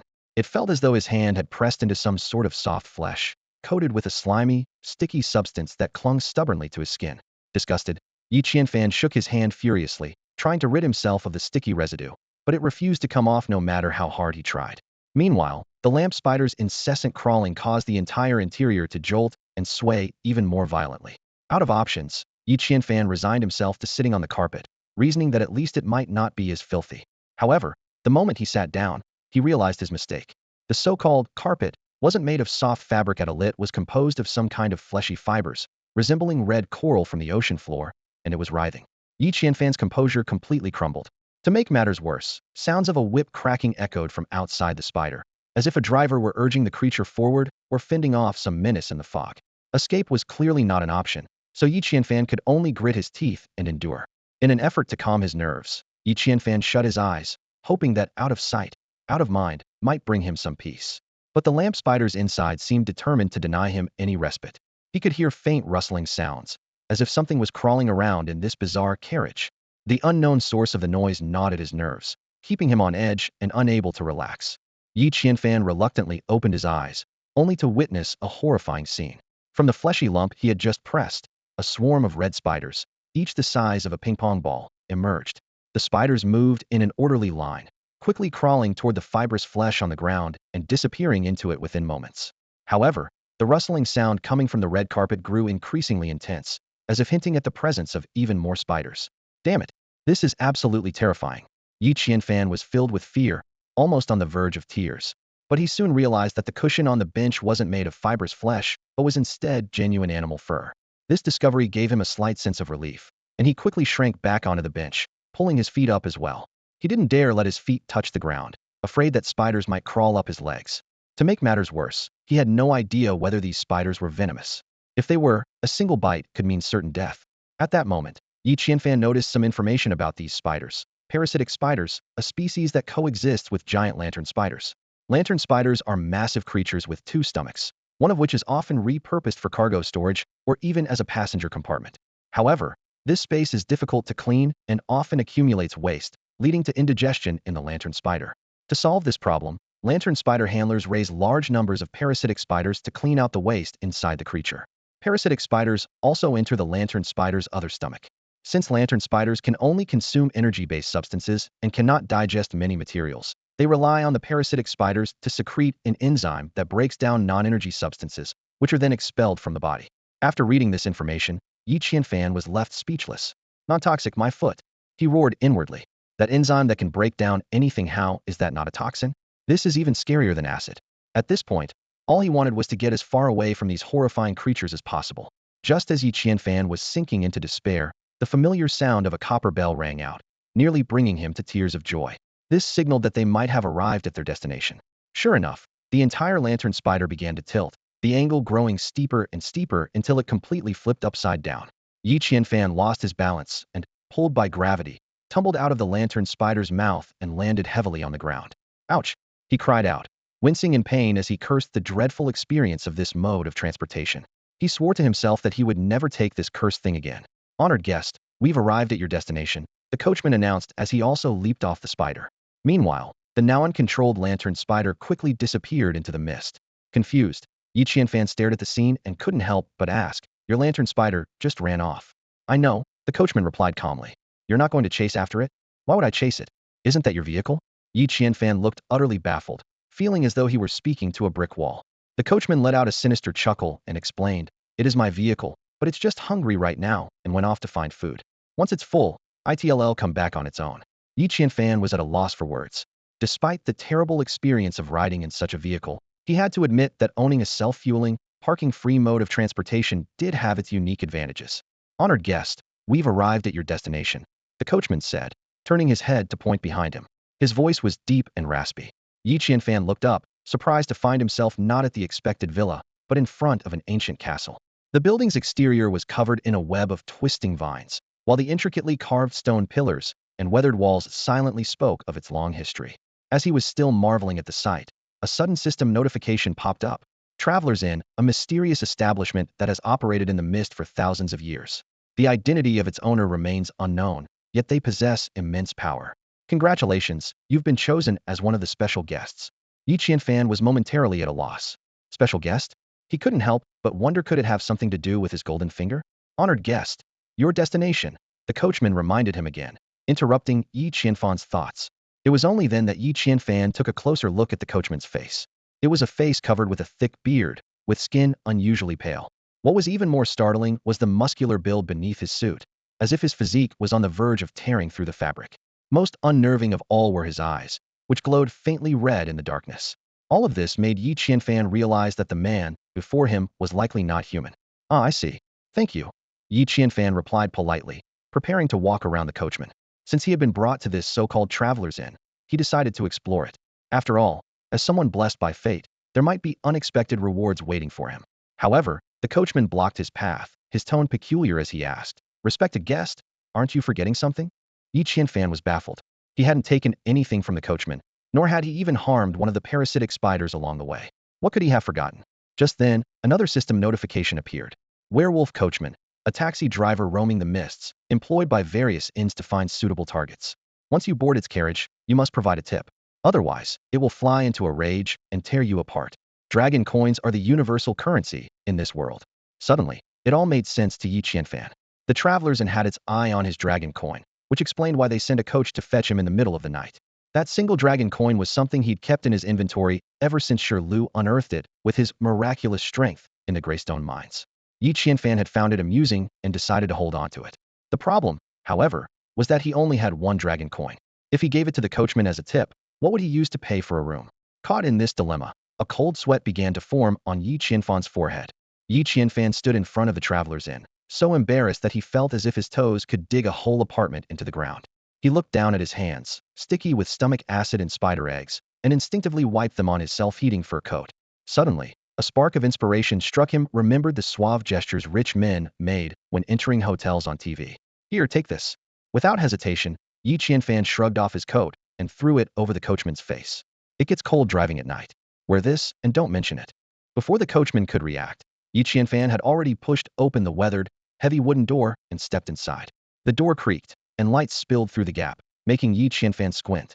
As his eyes adjusted to the brightness, the scene before him left him utterly speechless. Outside, the werewolf coachman stood stunned. When he finally snapped back to reality and realized he hadn't received a tip, fury surged through him. He strode toward the inn's entrance, but stopped abruptly when he saw the stone gargoyles atop the two pillars twist their necks and their eyes glow red. Though the werewolf wasn't afraid of these little bat-like creatures, he had no desire to provoke the infamous and eccentric innkeeper. He begrudgingly took a couple of steps back, watching as the gargoyles returned to their dormant, sentinel state. Arg! The werewolf let out an angry growl and was about to tear the coat in his hands to shreds, but the warmth radiating from the fabric caught his attention. Surprised, he lowered the coat and began to examine this remarkable garment. He tried it on. It was a bit tight, but the instant warmth it provided wrapped around his body, shielding him from the biting cold of the night. At that moment, Yi Qianfan's parting words echoed in his mind. It gets cold driving at night. Wear this and don't mention it. The werewolf coachman suddenly understood this guest wasn't refusing to tip because he couldn't afford it. Instead, he had expressed his kindness in an unconventional way. The coachman's anger melted away, replaced by a deep appreciation for the thoughtful gift of the warm coat. The werewolf coachman pulled his slightly small coat tighter around himself, tears of gratitude glimmering in his eyes. He silently resolved to wait at the inn's entrance early the next morning to send off this warm-hearted guest. Carrying this sense of warmth, the werewolf coachman reluctantly took his leave, glancing back at the slowly closing-in door with every few steps. Meanwhile, Yi Qianfan stood just inside the entrance of the traveler's inn, entirely unaware of the werewolf coachman's thoughts. His mind was preoccupied with scheming how to gain benefits from the werewolf without spending a single coin. If he had known the werewolf's intentions, he might have even pondered how to extract even more advantages from him. However, the scene before him abruptly interrupted all of Yi Qianfan's thoughts. He had expected the inn to look like a typical lodging, perhaps a clean and tidy chain hotel with a polite receptionist inquiring about room types. Or maybe a luxurious, opulent hotel with a doorman respectfully guiding guests. Or even a simple guest house with a laid-back landlady casually asking, staying overnight or just a few hours. But the traveler's inn before him completely shattered all his expectations. It was as if he had stepped into a bustling exotic street, lined on both sides with various shops. The shop windows were plastered with advertisements written in incomprehensible scripts. The text, composed of letters, vaguely resembled English but wasn't quite the same. Yi Qianfan scanned them briefly. Though he couldn't understand the specifics, he guessed they were typical promotions about discounts or new arrivals. The street was also dotted with numerous vendors. Some had simply laid out carpets on the ground to display their goods, while others had set up makeshift tents with hanging advertisement boards. Most strikingly, the majority of these vendors were dwarfs, the very same short-statured individuals who had previously toyed with Yi Qianfan at Sisan. Their appearances were distinctive. Short bodies paired with aged faces, long pointed noses, large ears, and sharp chins that gave them the look of mean-spirited monkeys. Besides the dwarfs, there were also mysterious figures cloaked in black robes and a group of bald goblins. These goblins had smooth, shiny heads with only a few sparse strands of hair, and their green skin was dotted with spots, making them look incredibly bizarre. Yi Qianfan stood at the entrance of this peculiar inn, staring wide-eyed at the otherworldly scene before him. His mind buzzed, leaving him momentarily incapable of any response. The street was bustling with people, all hurrying about their business. Their outfits were so diverse and peculiar that it was hard to take everything in at once. Some were dressed in European medieval-style clothing. Others donned full suits of armor, while a few sported futuristic, sci-fi-inspired attire. There were even those in simple t-shirts and shorts. This bizarre scene made Yi Qianfan momentarily feel like he had stumbled into an anime convention, but he quickly realized this was the Misty World. Yi Qianfan's gaze was drawn to a particularly intriguing spot: the Wanderers in Free Market. This was a lawless zone where anyone could set up a stall or shop, and even black market goods were openly sold. Shocked, Yi Qianfan wondered how this place could still be called an inn. However, he soon adjusted his mindset, deciding to make the most of the situation. Since he was already here, he might as well explore and perhaps pick up some souvenirs to take back. Relaxing a bit, Yi Qianfan began to wander around the free market. He was immediately captivated by the first stall, where the vendor turned out to be an astonishing tree-like creature. This being had a slender, brown body, seemingly woven from old vines, with a few leaf-like hairs sprouting from its head. Its limbs were vine-like and thin, with only 3 fingers on each hand, yet they moved with remarkable dexterity, easily picking up the round green cakes on display. Yi Qianfan learned that the Treants were symbiotic beings that lived off tree spirits, drawing nutrients from them. In return, they aided the stationary tree spirits by performing various tasks, such as setting up stalls at the Wanderers and to sell grass cakes made by the tree spirits. The earnings, in the form of dragon coins, were used to purchase nutrients for the tree spirits. Just then, a pig-like creature approached the stall, pulling out a dragon coin to buy 10 grass cakes. The Treant took the coin and tossed it into a vine-woven jar on the stall, producing a crisp, clinking sound. Observing the cakes more closely, Yi Qianfan noticed they seemed to be made from a mix of grass and some kind of flour or powder, flattened and baked. Surprisingly, the grass wasn't even ground up when the pig creature bit into a cake. A few long blades of grass poked out from the broken edge, swaying slightly in the breeze. Though Yi Qianfan found the idea of this food rather unappetizing, the Treant's business was unexpectedly booming. Beyond the pig-like creature, cloaked humans, goblins, and dwarves also came to purchase the cakes. One dwarf even spent 10 dragon coins to buy 100 grass cakes, demonstrating an impressive purchasing power. Later, Yi Qianfan learned that the grass cakes were made from a type of plant called meat-scented grass, collected by the tree spirits and mixed with cassava powder before being baked. While the cakes were far from tasty, they were apparently very filling. Beyond their ability to stave off hunger, however, they offered little in terms of flavor or culinary appeal. Yi Qianfan shook his head speechlessly. Even if these strange foods were given to him for free by the Treant, he wouldn't dare to touch them. Treant, are you daydreaming? He muttered to himself, then continued walking forward. The market was a bustling scene with countless stalls offering an array of bizarre and fascinating goods. Yi Qianfan's attention was drawn to a stall displaying colorful powders. At first, he thought they were spices or pigments, but then he noticed the description on the sign nearby. Dried poisonous lizard powder, essential ingredient for antidotes and curse potions. Illusion pollen, a small inhalation can cause severe hallucinations, key to illusion magic. Blue blood human blood, extracted from living specimens, a costly material for rapid recovery elixirs. Mummy bone powder, contains traces of dried flesh, a core ingredient for time magic. Weeping bird tongue powder, said to cure children's tendency to cry, a rare remedy. Screaming mushroom. A chill ran down Yi Qianfan's spine. These eerie powders were all components of dark potions. He quickly left the unsettling stall.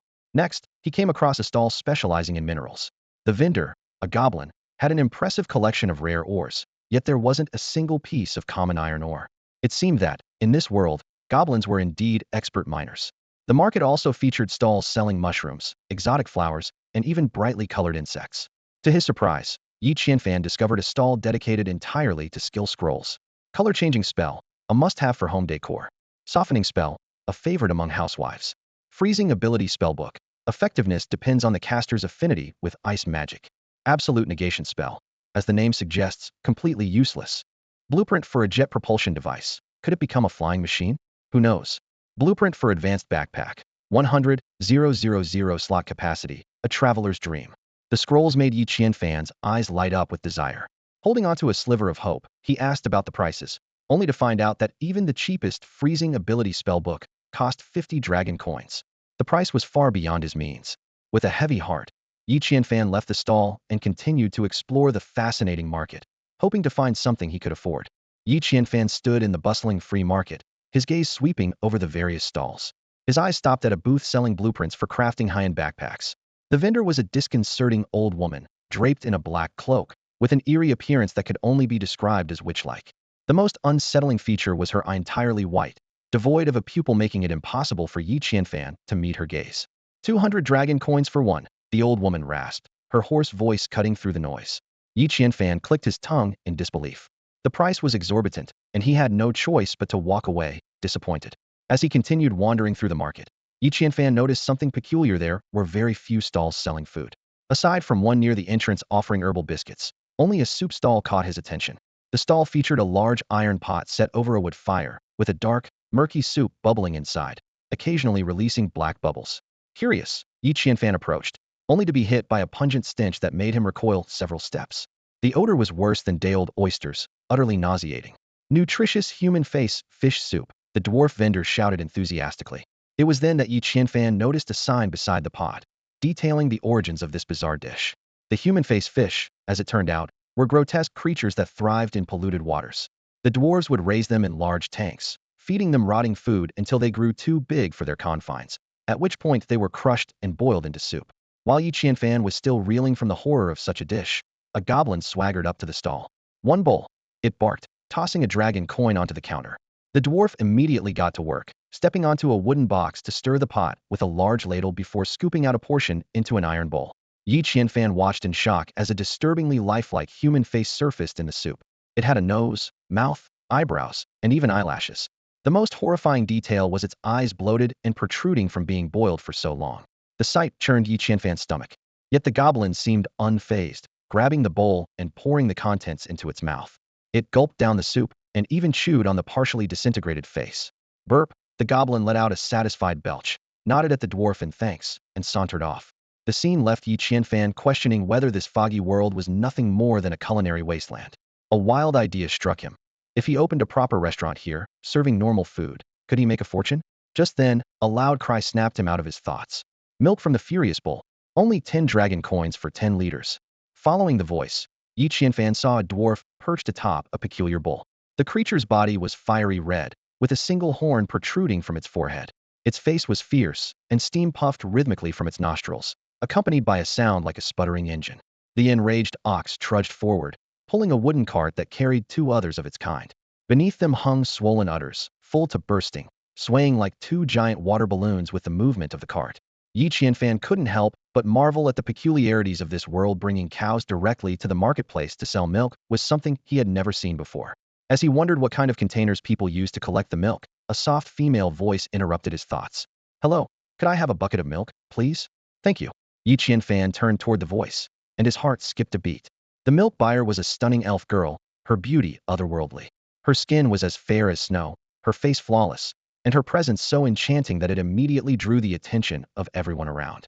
A timely reminder from the system echoed in his mind. She's an elf. I advise you not to get involved with them. Elves are notoriously disdainful of humans. They believe that if an elf falls from grace, they become human and lose the favor of the true gods forever. Yi Qianfan snapped back to his senses, instinctively wary of the dangerous allure of the elf girl. He carefully observed the scene before him. The elf girl held a weathered wooden bucket, which she handed to a dwarf merchant. The dwarf took the bucket and approached the enraged ox, preparing to milk it. As soon as the dwarf touched the ox's udder, the animal grew agitated, stomping its hind legs and snorting angrily, as if ready to lash out at any moment. Just as the situation became tense, the elf girl gently stroked the ox's head. Amazingly, the ox instantly calmed down. It even nuzzled affectionately against the elf girl's hand. However, Yi Qianfan's sharp eyes caught something unusual. The moment the girl touched the ox's head, a faint, almost imperceptible wisp of smoke emanated from her hand. The ox's gaze turned dazed, as though its emotions were being controlled by some unseen force. The system explained in a timely manner. That's peaceflower pollen, a substance that can pacify both humans and animals. Elves are a peaceful race that detests conflict. They often plant peace flowers around their homes. Anyone human or beast who enters the range of these flowers becomes calm and serene almost immediately. Yi Qianfan silently committed this information to memory, realizing that this world was far more intricate and mysterious than he had initially imagined. Yi Qianfan stood at the edge of the bustling free market, his gaze sweeping over the lively crowd. He noticed an elven girl purchasing milk from a grumpy dwarf. The scene made him silently grateful for not getting involved with the elf, as he mused to himself. If someone were to fall for an elf, wouldn't that be akin to practicing the sunflower manual? Always stuck in a sage-like state, what's the difference between that and being a useless layabout? The dwarf rudely handed over half a bucket of freshly milked cow's milk to the elf girl, grumbling as he warned her. "Don't you dare drug my angry cow. If it stops being angry, the milk won't taste as good, and you'll ruin my business." The elven girl apologized repeatedly in a soft, gentle voice. "I'm sorry, I just wanted it to look a little less upset. I really didn't mean any harm." The dwarf waved her off impatiently. "Just take it and leave already. Don't block my business. With you standing here, I can't tell if the travelers are looking at my milk or at you." Hurriedly, the elven girl carried the heavy half-bucket of milk and disappeared into the crowd. However, as she left, the travelers who had been watching also dispersed. For most of them, there wasn't a suitable container to hold 10 liters of milk, and spending a dragon coin on a small jar of milk seemed far too extravagant. Yi Qianfan keenly observed all of this, and a spark of inspiration lit up in his mind. He realized he might have just found a way to earn money, potentially allowing him to acquire those precious scrolls and blueprints. At that moment, a tray vendor packing up his stall caught Yi Qianfan's attention. He quickly approached and asked, "Are you leaving? Could you let me use your stall?" The tray scratched his leafy head with his vine-like fingers, looking puzzled. "Let you use it? I rented this stall for a dragon coin. It's mine for the whole evening. Why would I let you use it?" Yi Qianfan immediately realized that the concept of transferring ownership didn't seem to exist in this world. Thinking quickly, he changed his approach. How about this? I noticed you haven't sold much of your herbs tonight. If I buy your herbs for a dragon coin, would you lend me your stall? That way, you wouldn't lose out. The Treant's eyes lit up. You're willing to buy my herbs? Seizing the opportunity, Yi Qianfan launched into persuasion mode. Of course, if I don't buy them, wouldn't your dragon coin spent on the stall rental go to waste? But if I buy your herbs, you won't lose money. That way, we both benefit, don't we? The Treant thought for a moment, seemingly convinced by the logic. That makes sense. Shuren scratched his head, his eyes darting around as his fingers traced invisible calculations in the air. His expression gradually brightened, as if he had figured something out. I got it, Shuren exclaimed excitedly. I spent 1 dragon coin to rent the stall for the evening. If I lend you the stall, would you buy my herbs for 1 dragon coin? That way, I can break even and won't have wasted any money. Yi Qianfan nodded with a smile. Exactly, you're very clever. That's precisely what I meant. Hearing the compliment, Shuren's branches and leaves quivered slightly with delight. No wonder everyone says tree folk are the wisest. We really are the smartest beings in the universe. Yi Qianfan seized the moment to ask, Oh wise tree folk, would you be willing to sell me these herbs? Shuren readily agreed, completely unaware that he had overlooked the cost of his time and goods. He was so focused on recovering the stall rental fee that he failed to realize he was already losing out on both time and resources. Do you want this fragrant fruit? Shuren held up a bag of round fruits. They taste great, but 1 bag isn't worth a whole dragon coin. I'll throw in something else for you. Yi Qianfan chuckled and picked up a melon-sized round fruit. In that case, can you add a few of these creamy melons as well? Of course. Shuren agreed enthusiastically, quickly setting aside the items for Yi Qianfan before packing up the rest of his goods and leaving. After obtaining the herbs, Yi Qianfan didn't rush to sell them. He calculated in his mind still needed 2 more ingredients and about a dozen dragon coins to craft the dish he had in mind. So he decided to sell a specialty snack from the human world, giving the inhabitants of the Misty World a taste of true culinary delight: grilled takoyaki. Shuren's stall happened to be a simple setup, an iron plate resting on 2 stones. Yi Qianfan quickly lit a campfire beneath the iron plate. From his backpack, he retrieved meat from a magma octopus and used his dragon-slaying knife to slice it into thin pieces. He skewered the pieces onto bamboo sticks and began grilling them on the iron plate. Nearby, a dwarf vendor noticed Yi Qianfan's actions and scoffed. What's so special about that? You're not seriously planning to make money off this, are you?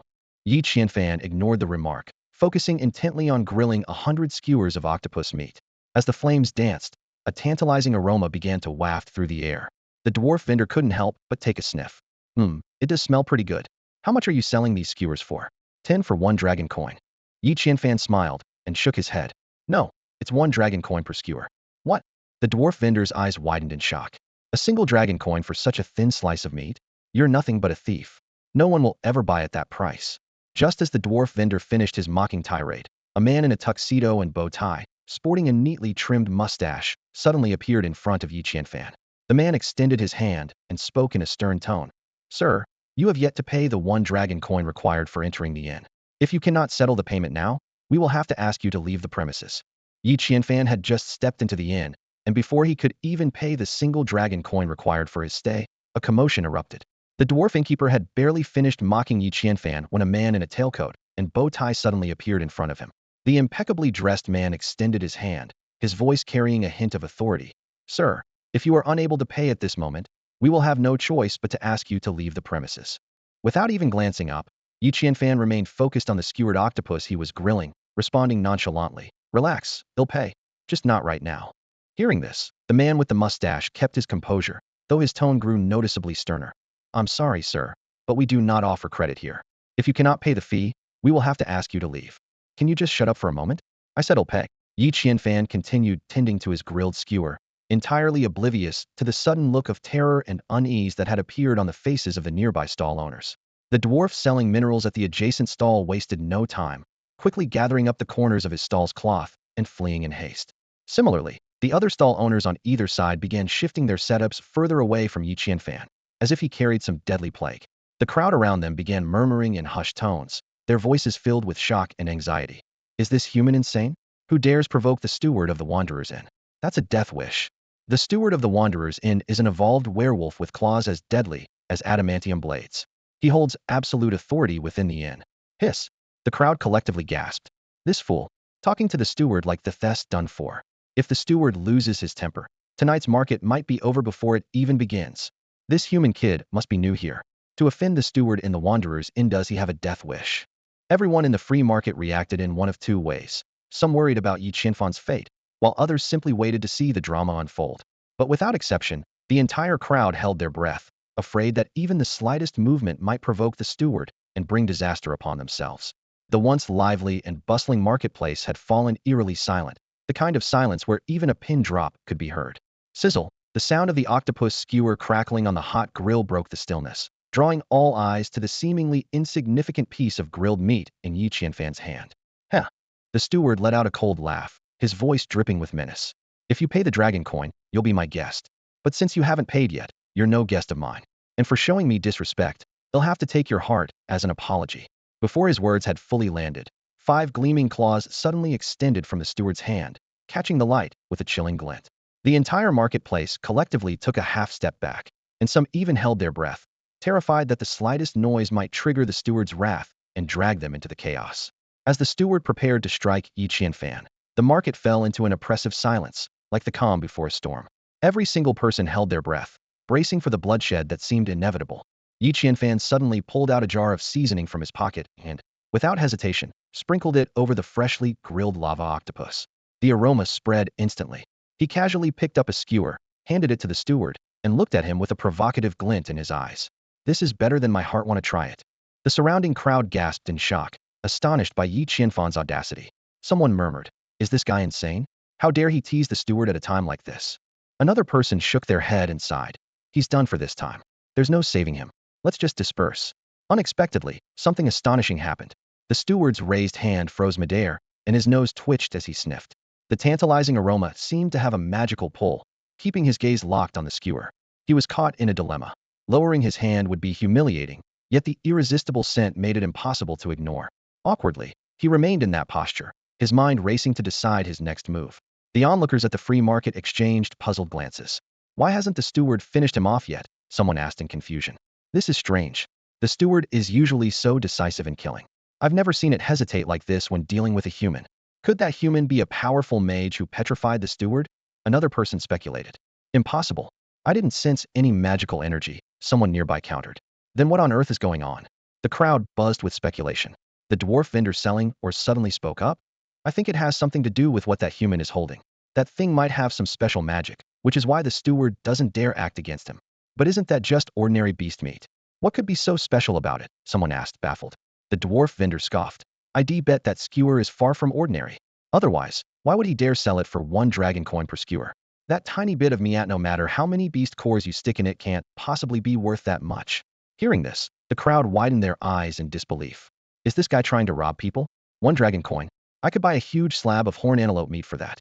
So much meat for the price, why would anyone pay for a measly skewer of beast meat? He must be crazy. Just then, the enticing aroma began to waft through the market. The cumin and pepper Yi Qianfan had added, combined with the heat, released a mouth-watering scent that quickly filled the entire free market. Wait, do you smell that? It smells amazing, someone exclaimed, gulping. The sizzling fragrance of grilled octopus awakened everyone's appetite. Even the bystanders couldn't help but sniff the air repeatedly.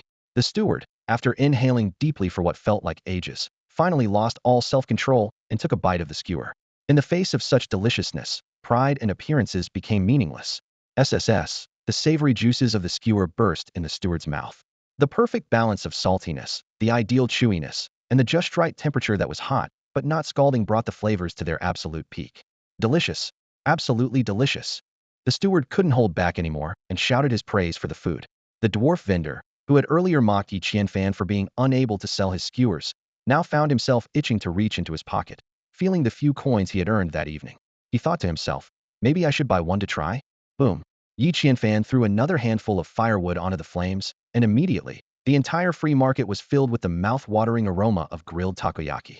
Every creature in the market, even the vegetarian elves, couldn't help but twitch their noses, greedily inhaling the tantalizing scent. The dwarves and goblins made no effort to hide their craving, drool glistening at the corners of their mouths as their eyes fixated on the skewered octopus in Yi Qianfan's hands. Nearby, a pigman even forgot about the grass cake in its hand, letting it fall to the ground as its full attention was captured by the fragrant skewers. 1 dragon coin? That's way too expensive, a dwarf vendor thought to himself. I don't believe it can be that good. But it really does smell amazing. Maybe we should pool our money and buy 1 to give it a try. This shrewd dwarf was already scheming keen to taste the skewers without shouldering all the cost himself. He smugly calculated. As long as I get to try it, I'll figure out what tricks this human is using. Then I can replicate it, surpass him, and take over his business. Oh, I'm brilliant. There's no dwarf in the world smarter than me. Under the dwarf's persuasion, his companion reluctantly dug a dragon coin out of his pocket. The two dwarves approached Yi Qianfan, holding up the coin and shouting, "One skewer, please." Coming right up. Yi Qianfan replied cheerfully, thinking to himself that once they tried it, they'd never be able to resist coming back for more. The two dwarves took the skewer, their mouths watering even before taking a bite. As they bickered over who should take the first taste, a female elf gracefully approached them.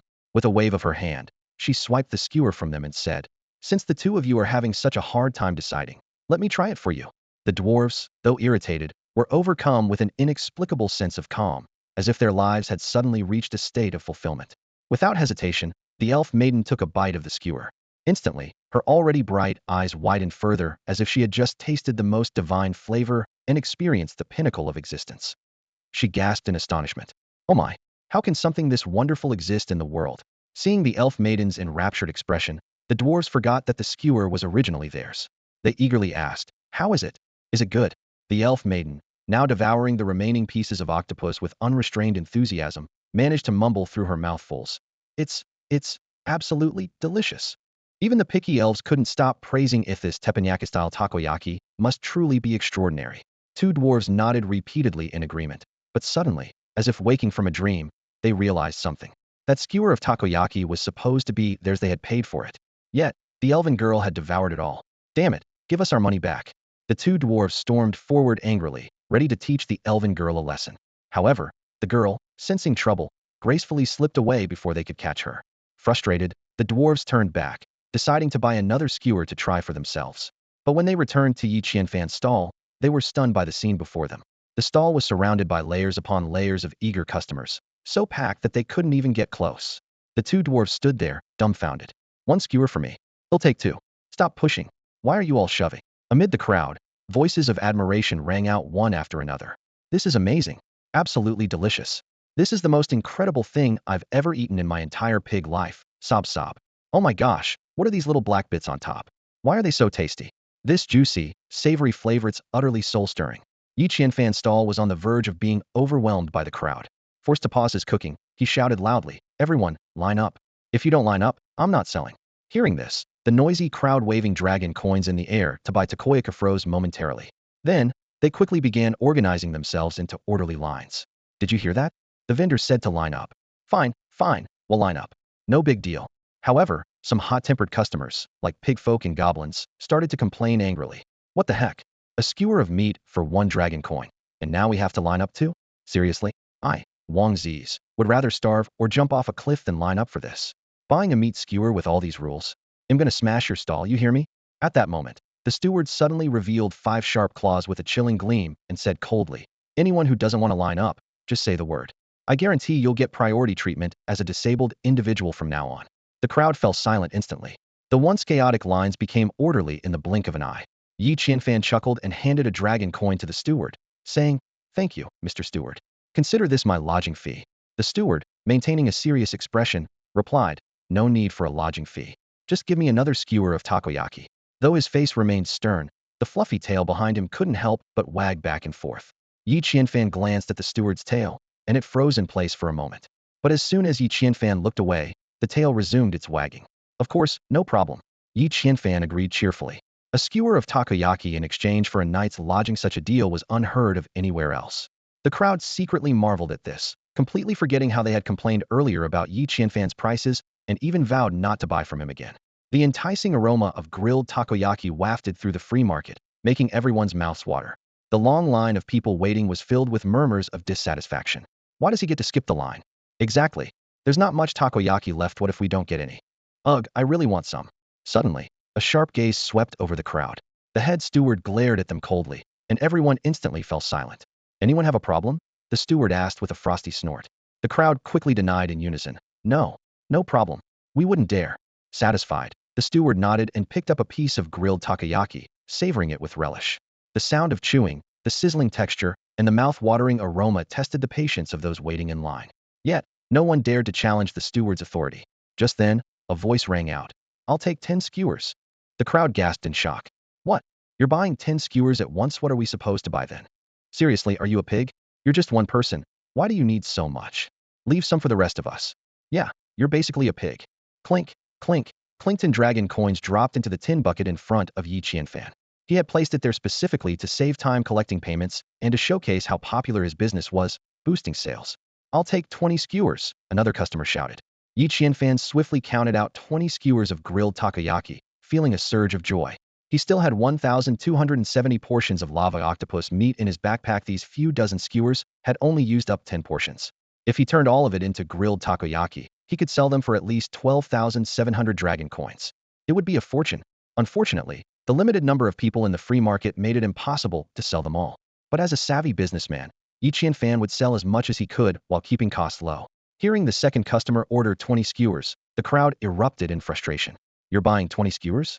Even pigs don't eat that much. You're going too far. Step outside the inn, and I'll cut you down. Damned goblin. Put those skewers down right now. The goblin accepted the 20 skewers from Yi Qianfan and sneered. Him at the front of the line, so ill by 20 skewers. My brothers need to eat. It's none of your business. The crowd fumed, but there was nothing they could do. The goblins were indeed the largest race in this misty world, known for their prolific reproduction. There was a saying that summed it up well. When goblins aren't busy reproducing, they're on their way to reproduce. Just then, a voice called out from the crowd, offering to stand in line and buy takoyaki for you. No matter how many you want, just pay me 1 extra dragon coin per order. 5 dragon coins, another voice shouted, and the bidding war began. Only 5 dragon coins for this prime spot, and it's yours. A voice rang out from the crowd, drawing everyone's attention. In front of Yi Qianfan's grilled octopus skewer stall, a long, winding line of customers eagerly waited. The air was filled with the irresistible aroma of grilled seafood, making everyone's mouths water as they anxiously anticipated their turn to savor the delicacy. Buy as much as you want, Yi Qianfan declared loudly. No need to worry about it running out or missing your chance. As the fame of the octopus skewers spread far and wide, customers' concerns shifted from the price to whether they could even get their hands on one. Among the crowd, many shrewd merchants eyed the situation keenly, especially the sharp-witted dwarves. Then, something unexpected happened. What? An outraged shout erupted from the crowd. The fourth person in line, who was just moments away from his turn, watched in disbelief as the person ahead of him bought out the entire remaining stock. Say that again. If you dare buy them all, I'll fight you for it, he yelled furiously. Yeah, what gives you the right to buy them all? Others chimed in indignantly. If you take everything, what are we supposed to do? Those at the back of the line began pleading desperately. Boss, please don't sell it all to him. We're begging you. Just save 1 skewer for me. But the pleas fell on deaf ears. A dwarf with a gleaming gold tooth stepped forward, unfazed, and poured a heavy pouch of dragon coins into Yi Qianfan's money bucket. The clinking sound of coins rang out for several moments before finally stopping. With a sly grin, the gold-toothed dwarf said, Thank you for selling me all the remaining skewers. So there are 67 left, right? To show my appreciation for your generosity, I've given you 70 dragon coins, 3 extra, for your trouble. Yi Qianfan beamed with delight. Those 3 extra coins meant he could afford 0.3 more scrolls. Thank you so much, he said sincerely. You're welcome, the dwarf replied with a knowing smile, a glint of cunning in his eyes. He was already scheming. By monopolizing all the skewers, he could become the sole supplier of grilled octopus skewers. Then, he would control the prices entirely. He calculated to himself. With something this delicious, 1 dragon coin per skewer is far too cheap. Why not? 3 dragon coins per skewer. That way, the 67 skewers would instantly turn into 200 dragon coins. This is my chance to strike it rich overnight. The surrounding crowd, witnessing this scene, erupted in despair. No, boss, please don't sell them all. I just wanted to taste one. Unbelievable. Does having money mean you can do whatever you want? Please, just 1 skewer. I'm begging you. The air was filled with voices of disappointment and frustration, but the gold-toothed dwarf ignored them all. He was too busy calculating the massive profit he was about to make. Having money means you can do whatever you want. Not happy about it. Big Gold Tooth said smugly as he took a bite of the takoyaki that Yi Qianfan had handed him. His oily face glistened with pleasure as he chewed the delicious treat, speaking through a full mouth. If you're not happy, you can just come buy from me. 3 dragon coins per skewer. The crowd around him erupted in an uproar. Dwarves, elves, and humans alike glared at him with fury. Some even clenched their fists. This was outrageous, selling it at a markup of 2 dragon coins per skewer right after buying it. It was nothing short of daylight robbery. But as much as they hated it, they couldn't bear to miss out on such a once-in-a-lifetime delicacy. The tantalizing aroma of fresh takoyaki wafted through the air, teasing everyone's taste buds. A burly mining tycoon suddenly burst into tears, his voice choked with regret. I can't believe it. That skewer of grilled takoyaki was just 0.01 centimeters away from my mouth. But before I could finish half a sentence, the elf snatched it and ate it. Beside him, a dwarf was so enraged that his beard bristled with anger. I should have killed that elf girl right then and there. You should have done it, and I'd have helped you. The mining tycoon continued to sob uncontrollably. There was once a perfect skewer of grilled takoyaki right in front of me, and I didn't cherish it. It wasn't until I lost it that I regretted it so deeply. The greatest pain in life is this. If that takoyaki were still before me now, I wouldn't hesitate. I'd devour it in one bite. Another dwarf nodded heavily, tears of remorse glistening in his eyes. If heaven could give me another chance, I'd say 3 words to that seller. I want all. Hearing their lamentations, Big Gold Tooth became even more smug. He raised the skewer in his hand high above his head, waving it around as if flaunting his prized possession. At that moment, Yi Qianfan chuckled and pulled out 10 more portions of magma octopus meat from his backpack. Skillfully, he began threading new skewers. With a cheerful voice, he announced, "No need to worry, everyone. I've got more. Please line up in order, no pushing, no panicking. The deliciousness will be yours soon." Big Gold Tooth froze in shock upon hearing this. He turned around, eyes wide, and demanded, "You have more? Why didn't you tell me you had more?" Yi Qianfan shrugged innocently. "You didn't ask, so I didn't say." Big Gold Tooth trembled with anger, but he couldn't find a retort. Taking a deep breath to suppress his fury, he gritted his teeth and asked, "So, how much more do you have?" Without looking up, Yi Qianfan casually flipped the sizzling takoyaki on the iron plate and replied, "Not much, just a little left. So do you want more?" Big Gold Tooth knew that unless he bought out all of Yi Qianfan's remaining takoyaki, he'd never be able to monopolize the business. Gritting his teeth so hard that his words seemed to squeeze through them, he said, "They'll take all 100 skewers." "Got it." Yi Qianfan immediately sped up, expertly preparing the new batch of takoyaki.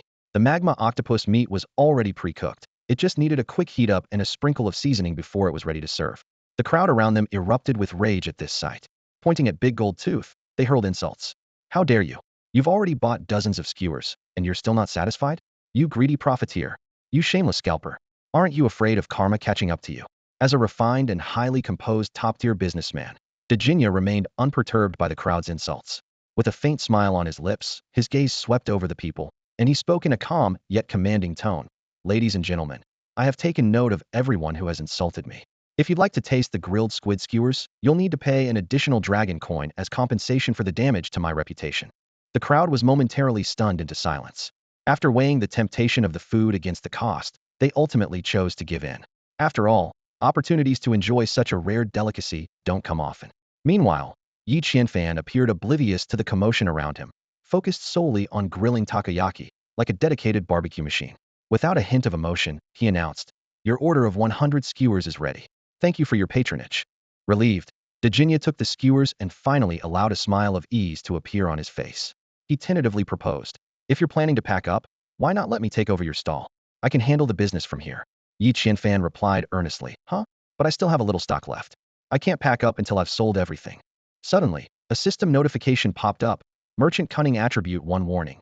Merchant Cunning Attribute exceeding limits. Dejinya, incredulous, asked, "You still have stock?" His lips quivered slightly in disbelief. Yi Qianfan nodded solemnly and produced another batch of 99 skewers. "Yes, just a little more. Not much." Dejinya was nearly driven mad, but having already purchased over 100 skewers, he knew he couldn't possibly finish them all alone. Besides, the odd number of 99 skewers made him suspect this might truly be the last batch. Taking a deep breath, Dejinya forced himself to remain calm. "Fine, I'll trust you this one last time. I'll take all 99 skewers for 100 dragon coins." With that, he pulled out a golden pouch from his pocket and poured its contents into Yi Qianfan's money bucket with a clinking sound. Yi Qianfan cheerfully grilled the 99 skewers and handed them to Dejinya. However, just as Dejinya thought it was finally over, Yi Qianfan suddenly asked, "Oh, by the way, I just found a little more stock in the corner of my backpack. Would you like to buy it?" "You still have more?" Dejinya was so shocked he nearly spat blood. He was on the verge of collapse. He had already poured all his resources into this. Yet Yi Qianfan's supply of takoyaki seemed endless, appearing out of nowhere again and again. Yi Qianfan hesitated for a moment before adding shyly, "Just a tiny bit more, not much." The customers waiting in line could no longer hold back their laughter, erupting into a chorus of chuckles. Dejinya, who had hoped to monopolize the business with his wealth, found himself ensnared in an endless takoyaki trap. Someone snickered. "This must be what they call digging your own grave. How much more takoyaki can this guy possibly conjure up?" Suddenly, a sharp-eyed customer gasped, "Wait a minute, isn't this made from magma octopus?" that species of octopus is. Those familiar with magma octopuses exchanged knowing glances and looked at Dejinja with pity, as if they could already foresee the predicament he was about to face. Dejinja felt uneasy under the intense gazes of the crowd. He quickly turned to Yi Qianfan, his voice trembling slightly. So, so just how much stock do you really have? Yi Qianfan's lips curled into a faint smile, and a sly glint flashed in his eyes. Not much, only about 500 portions of octopus meat. He chuckled inwardly, pleased with how his persuasive skills were working their magic once again. Hearing this, Dejinja felt a pang of bitterness. But since he was already involved, he had no choice but to grit his teeth and press on. All right, I'll take it. He calculated quickly in his head. 500 skewers, priced at 2 dragon coins for every 2 skewers, could yield a small but steady profit. After deducting costs, he estimated he could make at least 400 dragon coins. Not a bad deal, he thought. Unfortunately, Dejinja's mind, muddled by Yi Qianfan's smooth talk, failed to catch the subtle detail. Yi Qianfan had said 500 portions of octopus meat, not 500 skewers. With Yi Qianfan's shrewd business methods, this meant a whopping 5,000 skewers. Realizing he didn't have enough dragon coins with him, Dejinja pulled a black bone whistle out of his bag. I just acquired a bone horse. It's worth 500 dragon coins. How about trading it for the grilled octopus? Yi Qianfan glanced at the bone whistle, unimpressed. What is this? If it's not dragon coins, I'm not interested. Without another word, Dejinja brought the whistle to his lips and blew hard. A low, resonant sound echoed, and soon the rhythmic clatter of hooves could be heard, growing louder as it approached the marketplace. Moments later, a sharp neigh sounded at the entrance of the Wanderer's Inn. With a mere wave of his arm, the butler swung open the heavy doors with ease. A horse, stripped entirely to its bones, trotted in energetically, its skeletal frame producing a sharp clack-clack as the bones rubbed together. Yi Qianfan's eyes were drawn to the faint blue glow pulsating in the heart of the bone horse. Thin, thread-like rays of light stretched across its body like veins, suggesting that this mysterious glow, rather than blood or nerves, powered its movements. A bone horsey an exceptional mount, Dejinja explained. It's unafraid of the monsters in the Misty Forest and can enter and exit freely. It's a gentle, undead creature. Yi Qianfan made a quick mental calculation. 10 spirit stones? Manageable, barely. He nodded decisively. All right, deal. The two swiftly completed their trade. Yi Qianfan handed over 500 skewers of grilled octopus, while Dejinja passed him the bone whistle. As Yi Qianfan took the whistle, an icy chill seeped into his hand, but he carefully tucked it into his pocket nonetheless. Yi Qianfan glanced at his mount, thinking he should work on building a better bond with it. Just then, Big Gold Tooth grabbed 500 skewers of grilled octopus balls, his face lighting up with smug satisfaction. Special promotion. 3 dragon coins for 2 skewers. Get them while they last. Big Gold Tooth announced loudly, his tone dripping with pride. The crowd erupted immediately. Damn it. Having money really makes you special. Someone grumbled in frustration. The once delicious and affordable grilled octopus balls had now been monopolized by this sly profiteer. If only I had that much money, a young man fantasized. I'd demonopolize the whole thing too.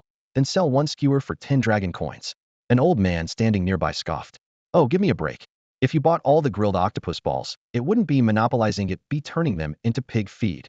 Despite their resentment, the crowd begrudgingly pulled out their dragon coins, ready to buy the now overpriced skewers.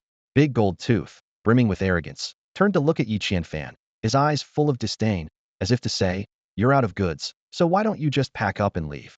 However, Yi Qianfan's face remained calm and kind. With a gentle smile, he asked softly, by the way, can I ask how many bone horses you still have? Big Gold Tooth's expression darkened instantly. What do you mean by that? A sense of foreboding crept into his voice. Yi Qianfan smiled faintly. He reached into his pocket and pulled out a large chunk of magma octopus meat, speaking slowly. What I meant earlier was that I still have 500 portions of this meat. Each portion of magma octopus meat can make 10 skewers. So, I actually have a total of 4,500 skewers of grilled octopus balls left. Puffed, puffed, puffed. Big Gold Tooth staggered and fell flat on the ground, his eyes wide with disbelief. As a notorious profiteer, he never imagined he'd be outsmarted so thoroughly. The crowd erupted in cheers. Yes, that's what you get for being a greedy merchant. Someone shouted excitedly. Ha! Now he's got no money, no horse, so wait, I mean no bone horses. Another burst out laughing, nearly doubling over. Serves him right for trying to play dirty and losing everything instead. Sweet revenge. This is amazing. The crowd roared with excitement. Boss, I'm so thrilled, he'll take 20 skewers. He'll take 30 skewers. 50 skewers for me. One by one, people handed over their dragon coins, eagerly lining up to buy. As for the fallen Big Gold Tooth, lying on the ground, no one paid him any attention. Some even deliberately stepped on him as they passed. That night, The only things Big Gold Tooth gained were a face full of shoe prints and a belly full of anger. Those hundreds of skewers of grilled octopus balls. He couldn't possibly finish them all on his own.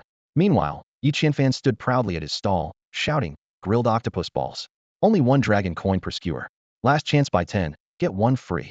Only 10 skewers left." After a busy evening, Yi Qianfan managed to sell over 200 portions of magma octopus meat, earning a total of 2,570 dragon coins and even a bone horse. As he tallied his earnings, he muttered to himself, "Sigh, the purchasing power of this marketplace is just disappointing. Look at Big Gold Toothy alone consumed a third of my stock." Although sales of grilled octopus balls had slowed down, Yi Qianfan wasn't about to let this batch of fresh crops off the hook. He knew all too well that crops like these could be harvested over and over again. If he didn't empty the pockets of everyone in the free guild today, he wouldn't deserve the title of Yi Super Merchant Qianfan. With that thought, Yi Qianfan grabbed a skewer of grilled octopus balls and crouched down in front of a scroll merchant. Flashing a bright smile, he said, "Miss, this skewer of grilled octopus balls is on me. By the way, could you give me a discount on that practically useless frost spellbook you've got there? You want this frozen spellbook?" The woman under the cloak looked up, her lips curling into a faint smile when she heard Yi Qianfan call her pretty lady. However, instead of making her seem friendly, that smile only accentuated her resemblance to a Disney villainess. Her single remaining front tooth glinted eerily in the dim light, and her pale, pupilless eyes darted around, fixing unblinkingly on Yi Qianfan, sending chills down his spine. Suppressing his discomfort, Yi Qianfan forced a smile. "It's fine if there's no discount. I can give you 10 dragon coins." At this moment, all he wanted was to get away from the unsettling gaze of this witch. Being stared at by her felt like being ensnared by a venomous snake, leaving him thoroughly uneasy. "Ha ha ha." The witch let out a sinister chuckle. "Giving you a discount doesn't matter to me. After all, this spellbook has been sitting here for ages without a buyer. If it can finally find an owner, that's a good thing. All right, thank you then." Yi Qianfan sighed in relief, hastily placed 50 dragon coins on the stall, and grabbed the spellbook, ready to leave without further negotiation. Just as he turned to go, the witch suddenly reached out and grabbed his arm with a vice-like grip. "Hold on, young man. Don't leave just yet." Sigma. Yi Qianfan was scared out of his wits. The witch's hand was icy cold, as if it weren't made of flesh and blood but carved from a glacier. Instinctively, he tried to pull away, but her strength was astonishing. No matter how hard he struggled, he couldn't free himself from her freezing grasp. "Let's talk this through," Yi Qianfan stammered, trying to suppress his rising fear. The witch let out a chilling laugh. "Oh my, you've got a protective artifact on you. Seems like you're from a prominent family. Don't worry, I won't harm you." Yi Qianfan's heart skipped a beat. He had assumed the witch just wanted more money, but now it was clear she had noticed the protective charm he was wearing. This meant she might have intended to harm him earlier, but the Nightmare Rat King's protective necklace he wore had led her to believe he had a powerful background. Then let go of me." Yi Qianfan tried to sound calm, but internally, he was panicking. He realized that if the witch discovered his background was fake, the consequences would be disastrous. Wild scenarios flashed through his mind. Would she turn him into a pig or a frog?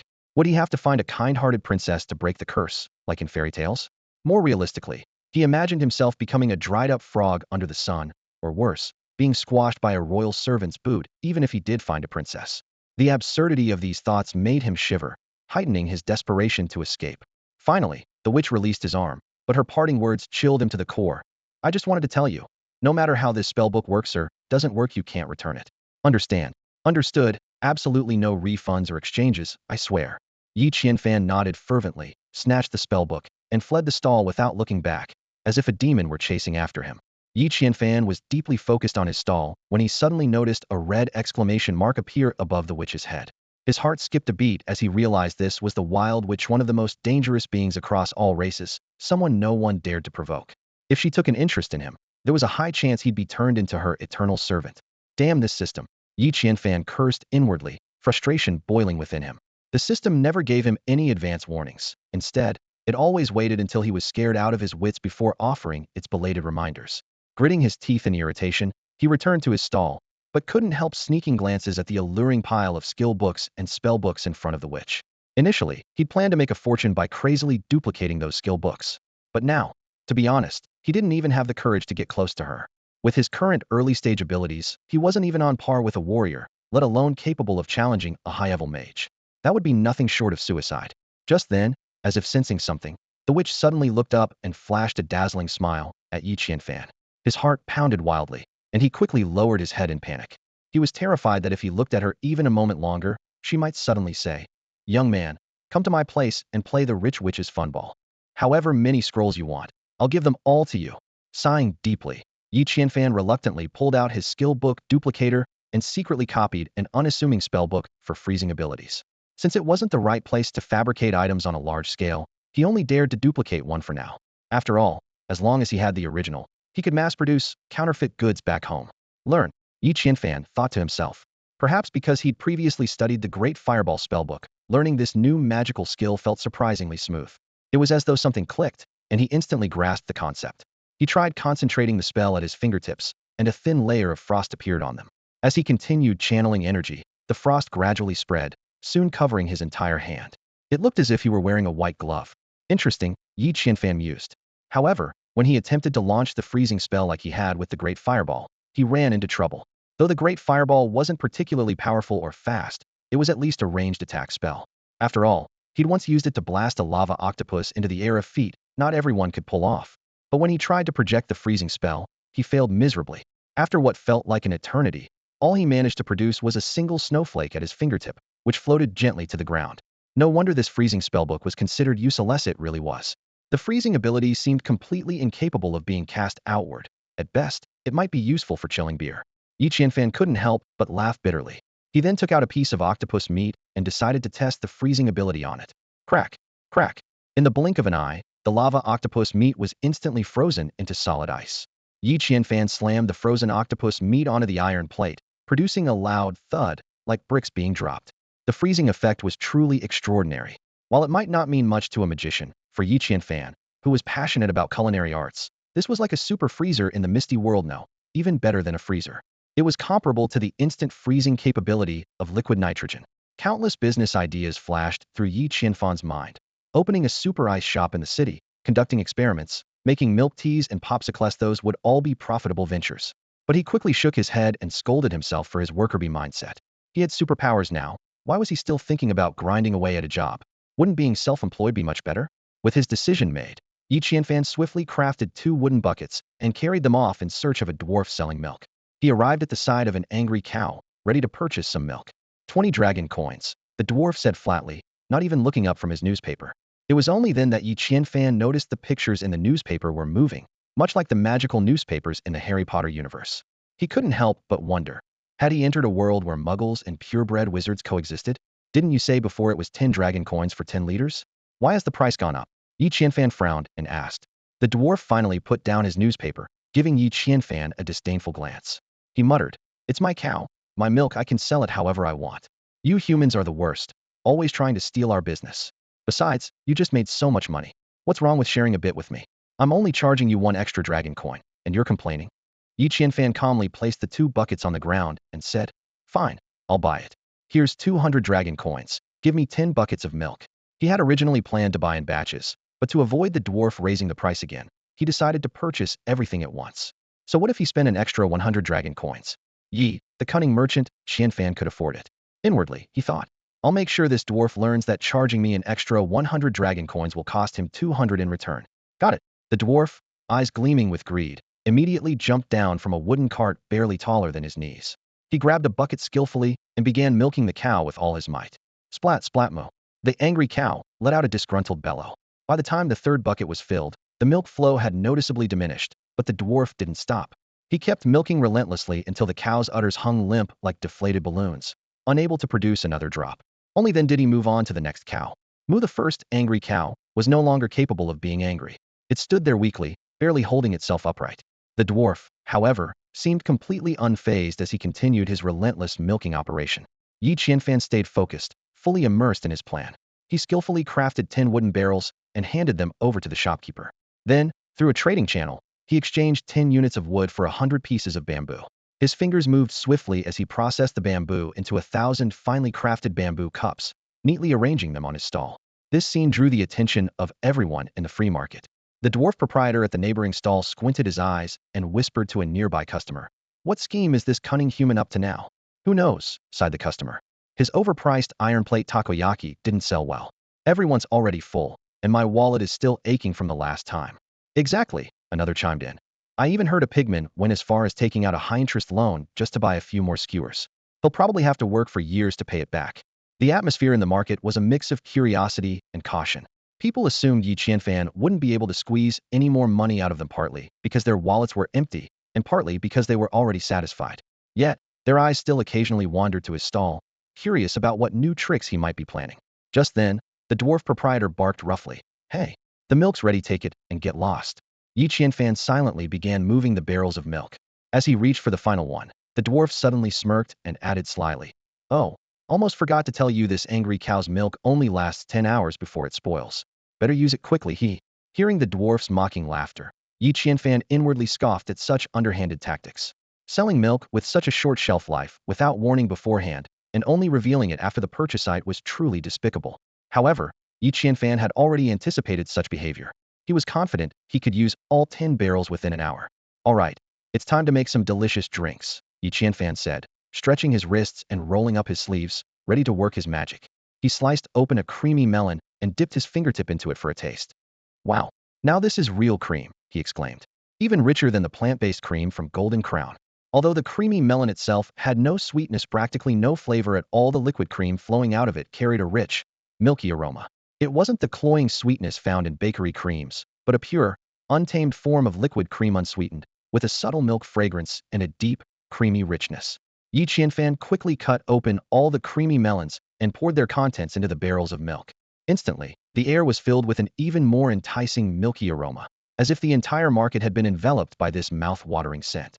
Yi Qianfan skillfully sliced open a vanilla fruit, and a rich aroma instantly filled the air.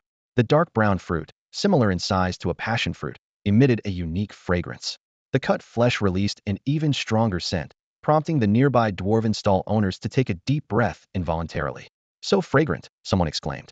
"Too bad it doesn't taste like much. I heard the orcs in the city use it to make perfume, and the elves brew it into tea," another voice chimed in. "Eating it directly is pretty pointless." The chatter around the market grew louder. "That swindler is definitely going to fail this time. Look at what he bought: angry bull milk, cream melons, and those vanilla fruits. All stuff that smells great but tastes terrible. And he wants to mix them together? Ugh, just thinking about it is nauseating, let alone buying it. I don't even want to try it."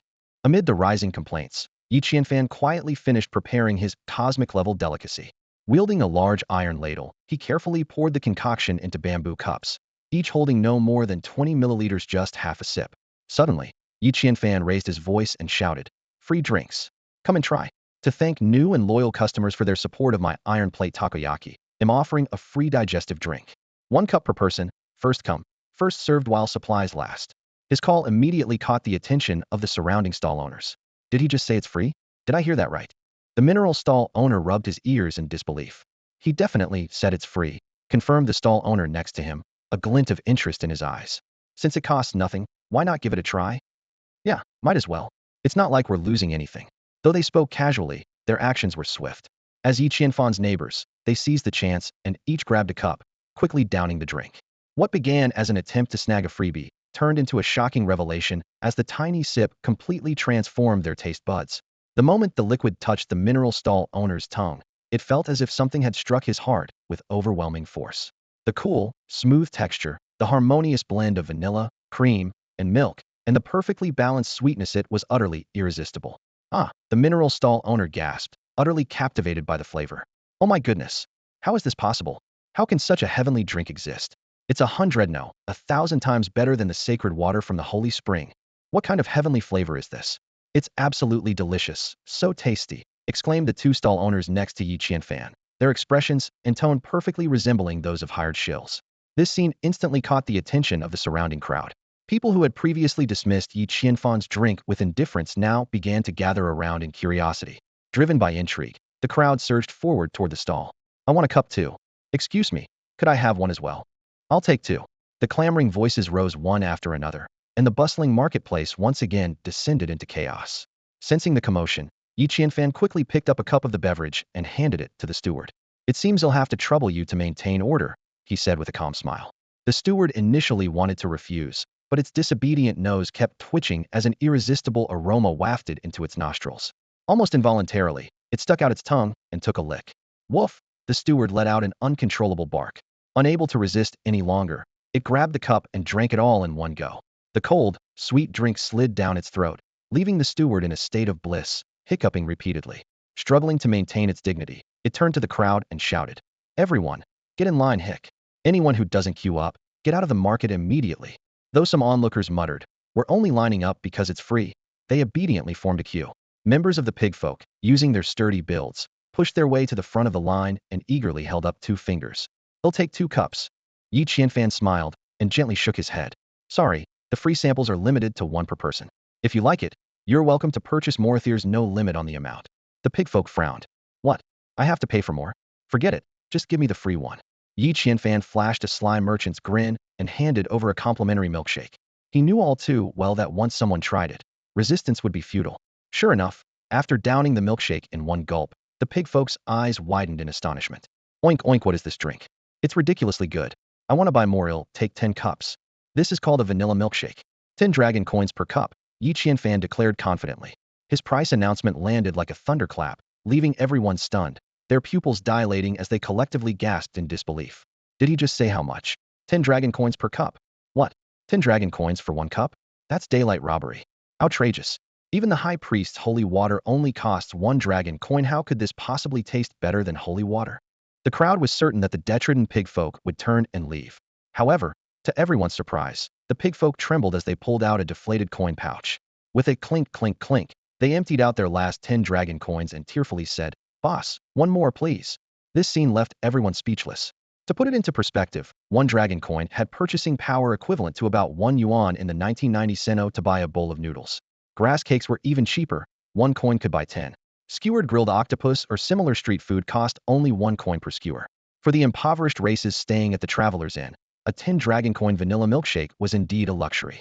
However, in the city, 10 dragon coins for a food item wasn't particularly expensive. After all, even a basic scroll cost 50 dragon coins, and higher quality ones started at 200. In the broader context of the market's pricing, this wasn't an unreasonable amount. This world is not devoid of good food, but it is said that all the delicacies are hidden within those city walls, far out of reach for those on the outskirts. In front of Yi Qianfan's stall, a pigman stared wide-eyed at a drink he had never seen before. Cool and refreshing to the taste, it was smooth and carried a sweet, almost nostalgic hint of first love. The pigman's mind was screaming, "No matter how much it costs, I must buy one." Its hoof had already unconsciously reached for its money pouch. Yi Qianfan skillfully handled the large ladle, pouring the chilled vanilla milkshake into a bamboo cup. "It's my grand opening today. Buy 1, get 1 free. 2 cups for you," he said with a grin. "Buy 1, get 1 free?" The pigman's eyes lit up instantly, as if he had just stumbled upon a fortune falling from the sky. Though it had spent a full 10 dragon coins, it somehow felt like it had snagged a great deal. "Thank you, boss. Thank you so much," the pigman exclaimed, tears of gratitude welling up as it carefully took the 2 milkshakes. Yi Qianfan watched the pigman's retreating figure, a faint smile tugging at his lips. This was a trick he had learned from health product sales experts: give people a little taste of sweetness, create a sense of getting a bargain, and then strike while the iron is hot. Once the crowd builds up, you throw in more discounts, making customers feel like they'd be losing out if they didn't buy today. A timid elf girl hesitantly approached. "Please, may I have a free milkshake?" Yi Qianfan practically jumped back as if struck by lightning, using his ladle to slide the free milkshake toward her as though she were carrying a deadly poison. The elf girl pouted in disappointment, but Yi Qianfan, determined to avoid any entanglement with the Eastern Bureau, ignored her expression entirely. "Next," he called out loudly. Annoyed, the elf girl stomped her foot, grabbed the free milkshake, and moved aside. Immediately after, a dwarf stepped forward.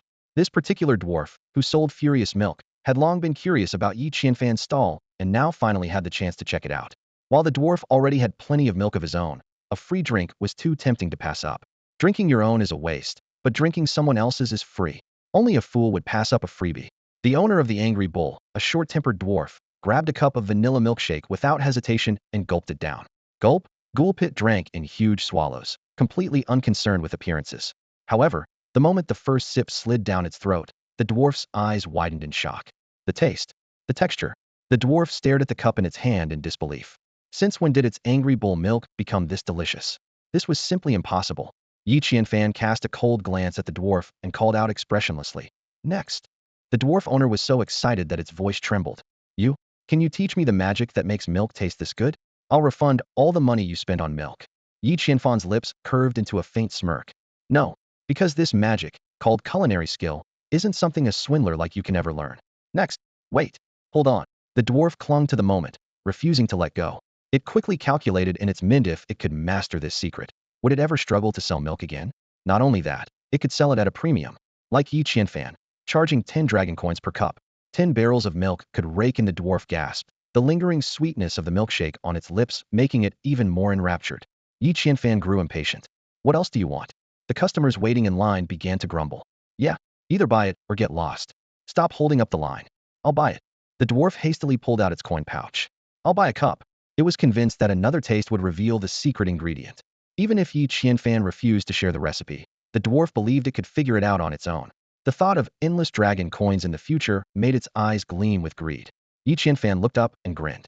1 cup, 100 dragon coins. Oh, 100. The dwarf's hand shook, and its bamboo cup clattered to the ground. It flew into a rage. Why is everyone else paying 10 dragon coins per cup, but I have to pay 100? Yi Qianfan retorted without missing a beat. It's my milk, my shake, and I'll sell it however I want. Besides, you've already made so much money from me selling milk. What's wrong with giving a little back? I'm only charging you an extra 100 dragon coins, and you're complaining? The dwarf was left speechless, fuming but unable to argue. It considered leaving and having someone else buy the milkshake for it. However, Yi Qianfan had already seen through its scheme and sneered. Don't even think about having someone else buy it for you. I'll have the steward keep an eye out. Anyone caught reselling will be kicked out of the Wanderer's Inn, especially if they sell it to you. The dwarf was so furious it nearly exploded on the spot, but it had no way to counter Yi Qianfan. Its bad temper had already alienated the steward and most of the Wanderers and residents, so finding someone willing to help was unlikely. Weighing the prospect of discovering the milkshake's secret and striking it rich, the dwarf finally gritted its teeth and slammed 100 dragon coins onto the counter. Fine, 100 dragon coins it is. Give me a cup. Yi Qianfan remained unfazed, calmly preparing a cup of vanilla milkshake and sliding it across the counter. The dwarf stared at the single cup on the table, then at Yi Qianfan, frowning. What's the meaning of this? Didn't you say it's buy one, get one free? Why is there only 1 cup? Yi Qianfan shrugged. I said it's free, didn't I? If I don't feel like giving, can't I just not give? The dwarf gritted its teeth, vowing silently, for the grand cause of making delicious milk, I'll endure this. Just you wait. I refuse to believe I can't crack your secret, the dwarf shouted angrily, clutching his cup. His face turned beet red, and his beard bristled with fury. I just saw everything you did. You used some cream melon, some vanilla fruit, and milk. What's so special about that? I don't believe I can't make it too. Once I do, no one will buy from you anymore. Yi Qianfan listened to the dwarf's rant, but a perfect smile appeared on his face. He replied softly, All right, I'll wait until you succeed. Meanwhile, he thought to himself, the best way to deal with a fool is to encourage them to keep being a fool. Although the dwarf had observed Yi Qianfan's entire milkshake making process, he would never be able to replicate the same vanilla milkshake. Yi Qianfan had not only his secret weapon frost magic, but also one crucial ingredient, sugar. And the sweet flour was the ultimate secret to Yi Qianfan's vanilla milkshake. Under everyone's watchful eyes, Yi Qianfan indeed added the other 3 ingredients, but the sweet flour was something he secretly included. This flour was incredibly sweet. Just a small drop of its juice could make an entire milkshake irresistibly delicious. The best part was, the sweet flour left no trace in the milkshake. Unless someone had a special detection spell, no one could uncover this secret. At that moment, a bear beast man shouted loudly, Delicious! It's absolutely delicious. I've never had anything this good before. As he spoke, he slammed 10 dragon coins onto Yi Qianfan's stall with great enthusiasm. Then he sheepishly asked, Excuse me, boss, does this come with a Bionegit 1 free deal? Yes, it does. Yi Qianfan replied with a smile, handing 2 cups of vanilla milkshake to the bear beast man. The bear left elated, while the dwarf glared at him with a resentful look as he walked away with the 2 milkshakes. Fuming, the dwarf picked up the milkshake he'd bought for 100 dragon coins and chugged it down in one go. After finishing it, the dwarf immediately rushed around the marketplace, gathering the 3 ingredients Yi Qianfan had used. He spared no expense, even torturing 3 exhausted and milked-out furious cows for every last drop of milk. The poor cows groaned in agony, nearly collapsing from exhaustion. The heartless dwarf didn't stop until not a single drop of milk could be extracted. After finally managing to collect half a bucket of furious cow milk, the dwarf eagerly mixed the ingredients together. To ensure perfection, he even hired a wizard at a high cost to use magic to chill the milk. As the dwarf stirred his self-made milkshake, he daydreamed gleefully. He would price his at 9.9 dragon coins cheaper than Yi Qianfan's. Soon, all of Yi Qianfan's customers would flock to him. He, the dwarf, would become the king of the dairy industry, ascend to the position of CEO, marry a rich and beautiful wife, and reach the pinnacle of life. Stirring and stirring, the dwarf was lost in his fantasy, imagining countless dragon coins pouring into his pockets like a waterfall. However, little did he know, without the mysterious sweet flour, he would never be able to replicate Yi Qianfan's vanilla milkshake. Soon, The dwarf had stirred up a large half bucket of milk. Eagerly, it scooped a bit with a spoon and tasted it. Suddenly, a look of confusion and disappointment spread across its face. The homemade vanilla milkshake was utterly flavorless. Aside from being overly creamy, it had no other distinctive qualities. The dwarf was baffled. It had used the exact same ingredients, so why was its milkshake worlds apart from Yi Qianfan's? Hastily, it grabbed the milkshake it had purchased for 100 dragon coins and took a big gulp. Sure enough, Yi Qianfan's milkshake was as delicious as ever. Unwilling to give up, the dwarf tried another sip of its own creation, only to spit it out again in disgust. Quickly, it picked up Yi Qianfan's milkshake to rinse its mouth, savoring the delightful taste. Gulp, gulp, gulp. Within a few seconds, the dwarf had drained every last drop of the delicious drink. Even so, the mystery of the milkshake's secret remained unsolved. Reluctantly, the dwarf grabbed the empty cup and returned to Yi Qianfan's stall. "I'll have another one," the dwarf said awkwardly. Yi Qianfan smiled warmly at the dwarf and asked, "Didn't you make your own milkshake?" "So what if I did?" the dwarf retorted indignantly. "I make my milkshake, you sell yours, and I buy from you. What's the problem with that?" "None at all," Yi Qianfan replied with a grin, sliding a freshly made milkshake across the counter. "That'll be 100 dragon coins." Though pained by the expense, the dwarf consoled itself, thinking that the money originally belonged to Yi Qianfan anyway. It wasn't a total loss. Besides, once the milkshake secret was uncovered, the money would eventually come back. With that thought in mind, it reluctantly handed over its last 100 dragon coins. Yi Qianfan cheerfully pocketed the payment, his heart brimming with joy. In less than an hour, his money box was already filled to the brim with gleaming dragon coins. Out of 10 buckets of vanilla milkshake, only one remained unsold. However, the crowds in the bustling free market seemed both full and low on funds. As the last bucket of milkshake threatened to go to waste, Yi Qianfan had a stroke of inspiration. He raised his voice and shouted across the market. "Massive clearance sale. A heartfelt clearance sale. Milkshakes originally 10 dragon coins a cup are now just 5 dragon coins. Buy 2 cups and get a free skewer of grilled squid. Don't miss out. Opportunities like this come once in a lifetime. Last bucket, once it's gone, it's gone. Come and get it before it's too late." Yi Qianfan's booming voice echoed through the market.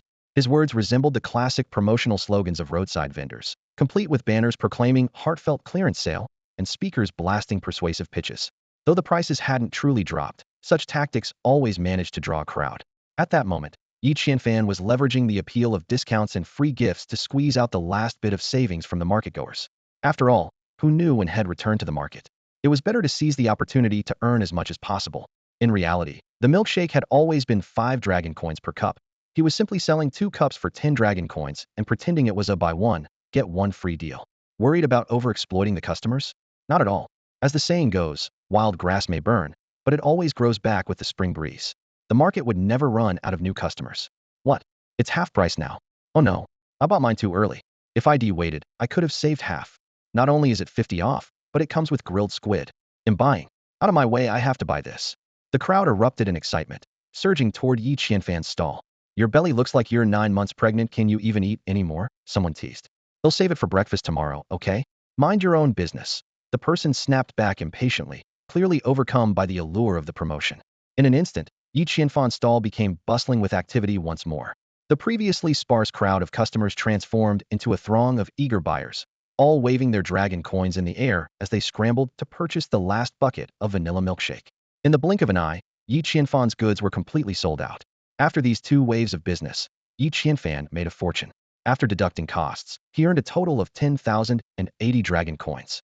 It was truly a lucrative venture. However, as he gazed at the mountain of dragon coins piling up in his backpack and then glanced at the witch's stall filled with an array of skill vouchers, spell books, and blueprints, he hesitated to make any rash purchases. This internal conflict of wanting to buy but holding back left Yi Qianfan feeling rather frustrated. Nonetheless, reason quickly prevailed. Instead of rushing to develop his abilities, he reminded himself that surviving until the end was the ultimate key to victory. Yi Qianfan consoled himself with the thought that skill books and similar items could also be obtained later from treasure chests. As for the so-called Happy Planet, he had no interest in it whatsoever and had no intention of trying it out. Just then, a crisp bell rang out across the entire Wanderers Inn. With the sound of the bell, everyone in the inn began packing up their stalls and personal belongings. Standing at the staircase on the 2nd floor, the head steward waved his hand lightly, and the inn's large wooden doors swung open. Outside, the fog that had once shrouded the inn had dissipated, revealing glimpses of the distant Misty Forest. "Time's up. You may leave now." The head steward's stern voice echoed through the space. Everyone hoisted their belongings and began filing out in an orderly manner. Yi Qianfan also gathered his things and prepared to leave. As he turned to glance back at the head steward standing on the second floor, he was surprised to notice 2 cups of milkshake and a skewer of squid still sitting on the table behind him. When had the head steward made his purchase? The head steward caught Yi Qianfan's curious gaze. His furry ears twitched involuntarily, and even the tail behind him gave a slight wag. But he quickly cleared his throat to mask his inner turmoil. Following the crowd, Yi Qianfan exited the inn. In the distance, a dogno, a werewolf, was already seated atop a lamp spider, enthusiastically waving and wagging its tail at Yi Qianfan, shouting, "Honored guest, over here. You're waiting for me?" Yi Qianfan pointed at himself in surprise. After all, he had skipped out on the fair last night. Could this werewolf driver be here to collect the debt? However, Yi Qianfan was no longer the same person who was now a wealthy man with tens of thousands of dragon coins. A mere 1-coin fare was hardly worth worrying about. Of course, I came specifically to thank you and to give you a ride back. The werewolf tugged at his noticeably too small outfit, stubbornly trying to fasten buttons that clearly wouldn't close. Yi Qianfan noticed the stains he had left on the werewolf's clothes the previous night. The situation was undeniably awkward. Yi Qianfan had only been trying to escape back then and hadn't expected the werewolf driver to take it so seriously, let alone come to express gratitude. What made Yi Qianfan hesitate even more was the sight of the lamp spider's enormous mouth. The thought of climbing back into that revolting stomach made him shudder. No need. Yi Qianfan waved his hands repeatedly. I already have a bone horse. I can ride it home myself. As he spoke, he pulled out a bone whistle and gave it a blow. Soon, the skeletal horse galloped out from the backyard of the Wanderer's Inn, exuding a chilling aura. Yi Qianfan reached out to gently stroke the icy cold creature, then turned to the werewolf coachman with a grateful smile. Thank you for your kindness. As for last night's fare, Yi Qianfan said, flicking a gleaming golden dragon coin with precision into the werewolf coachman's pocket. The coachman's eyes lit up, and he quickly expressed his gratitude. Honored guest, you already warmed my heart with your coat last night. There's really no need to pay. But since you insist, I'll reluctantly accept it. Yi Qianfan waved it off nonchalantly. Consider it a token of thanks for saving my life last night. With that, he prepared to mount his horse and leave, but the werewolf coachman suddenly stepped in front of him. Please wait, the coachman said urgently. It's been so long since anyone has shown kindness to us werewolves. To express my gratitude, I've decided to give you something. Yi Qianfan froze in surprise, not expecting his gesture to move the coachman so deeply. Curious, he waited to see what the coachman had in store. To his surprise, the werewolf climbed onto the lantern spider and forcefully removed a massive saddle that had been strapped to its back. I don't have much to give, the coachman said with a hearty laugh, slapping the oversized saddle onto the skeletal horse's back. Take this saddle as a gift, and thank you again for your generosity. Amazingly, the saddle, which had seemed enormous on the lantern spider, fit the skeletal horse perfectly, as if it had been custom made for it. Yi Qianfan accepted the gift with a smile. His skeletal horse could certainly use a saddle. Riding on bare bones wasn't exactly comfortable. Thank you, Yi Qianfan said sincerely. Farewell, my esteemed guest. May good fortune follow you. The werewolf coachman removed his hat and offered a deep bow. Yi Qianfan nodded in return, mounted his horse, and rode away from the Wanderer's Inn. As he traveled, Yi Qianfan pulled out his spell book to check the time. It was only 6:30 in the morning. The sun wouldn't fully rise for another hour and a half, though the sky was already beginning to brighten and the surrounding mist was gradually lifting. Still, the eerie cries echoing from the forest kept him on edge. He quickly consulted his map and saw that the ice plains were not far. At his current pace, he estimated he could reach them in about half an hour. Once there, he would finally be able to find his way home. Just then, a familiar voice suddenly called out behind him. Ha ha ha. Before Yi Qianfan could react, a trail of grayish-black smoke whooshed past him, carving a graceful arc through the air before blocking his path. As the smoke cleared, Yi Qianfan saw the figure that had overtaken him. It was a flying broomstick. Standing in his way was none other than the wild witch he had encountered at the market, the one who had been selling joy orbs, or rather, scrolls. That's all for today. Thank you so much for watching. I hope you guys enjoyed. If you wish to have another part of this recap, please give us at least 1,000 likes. Please don't forget to comment and subscribe to our channel for more content like this. Until next time.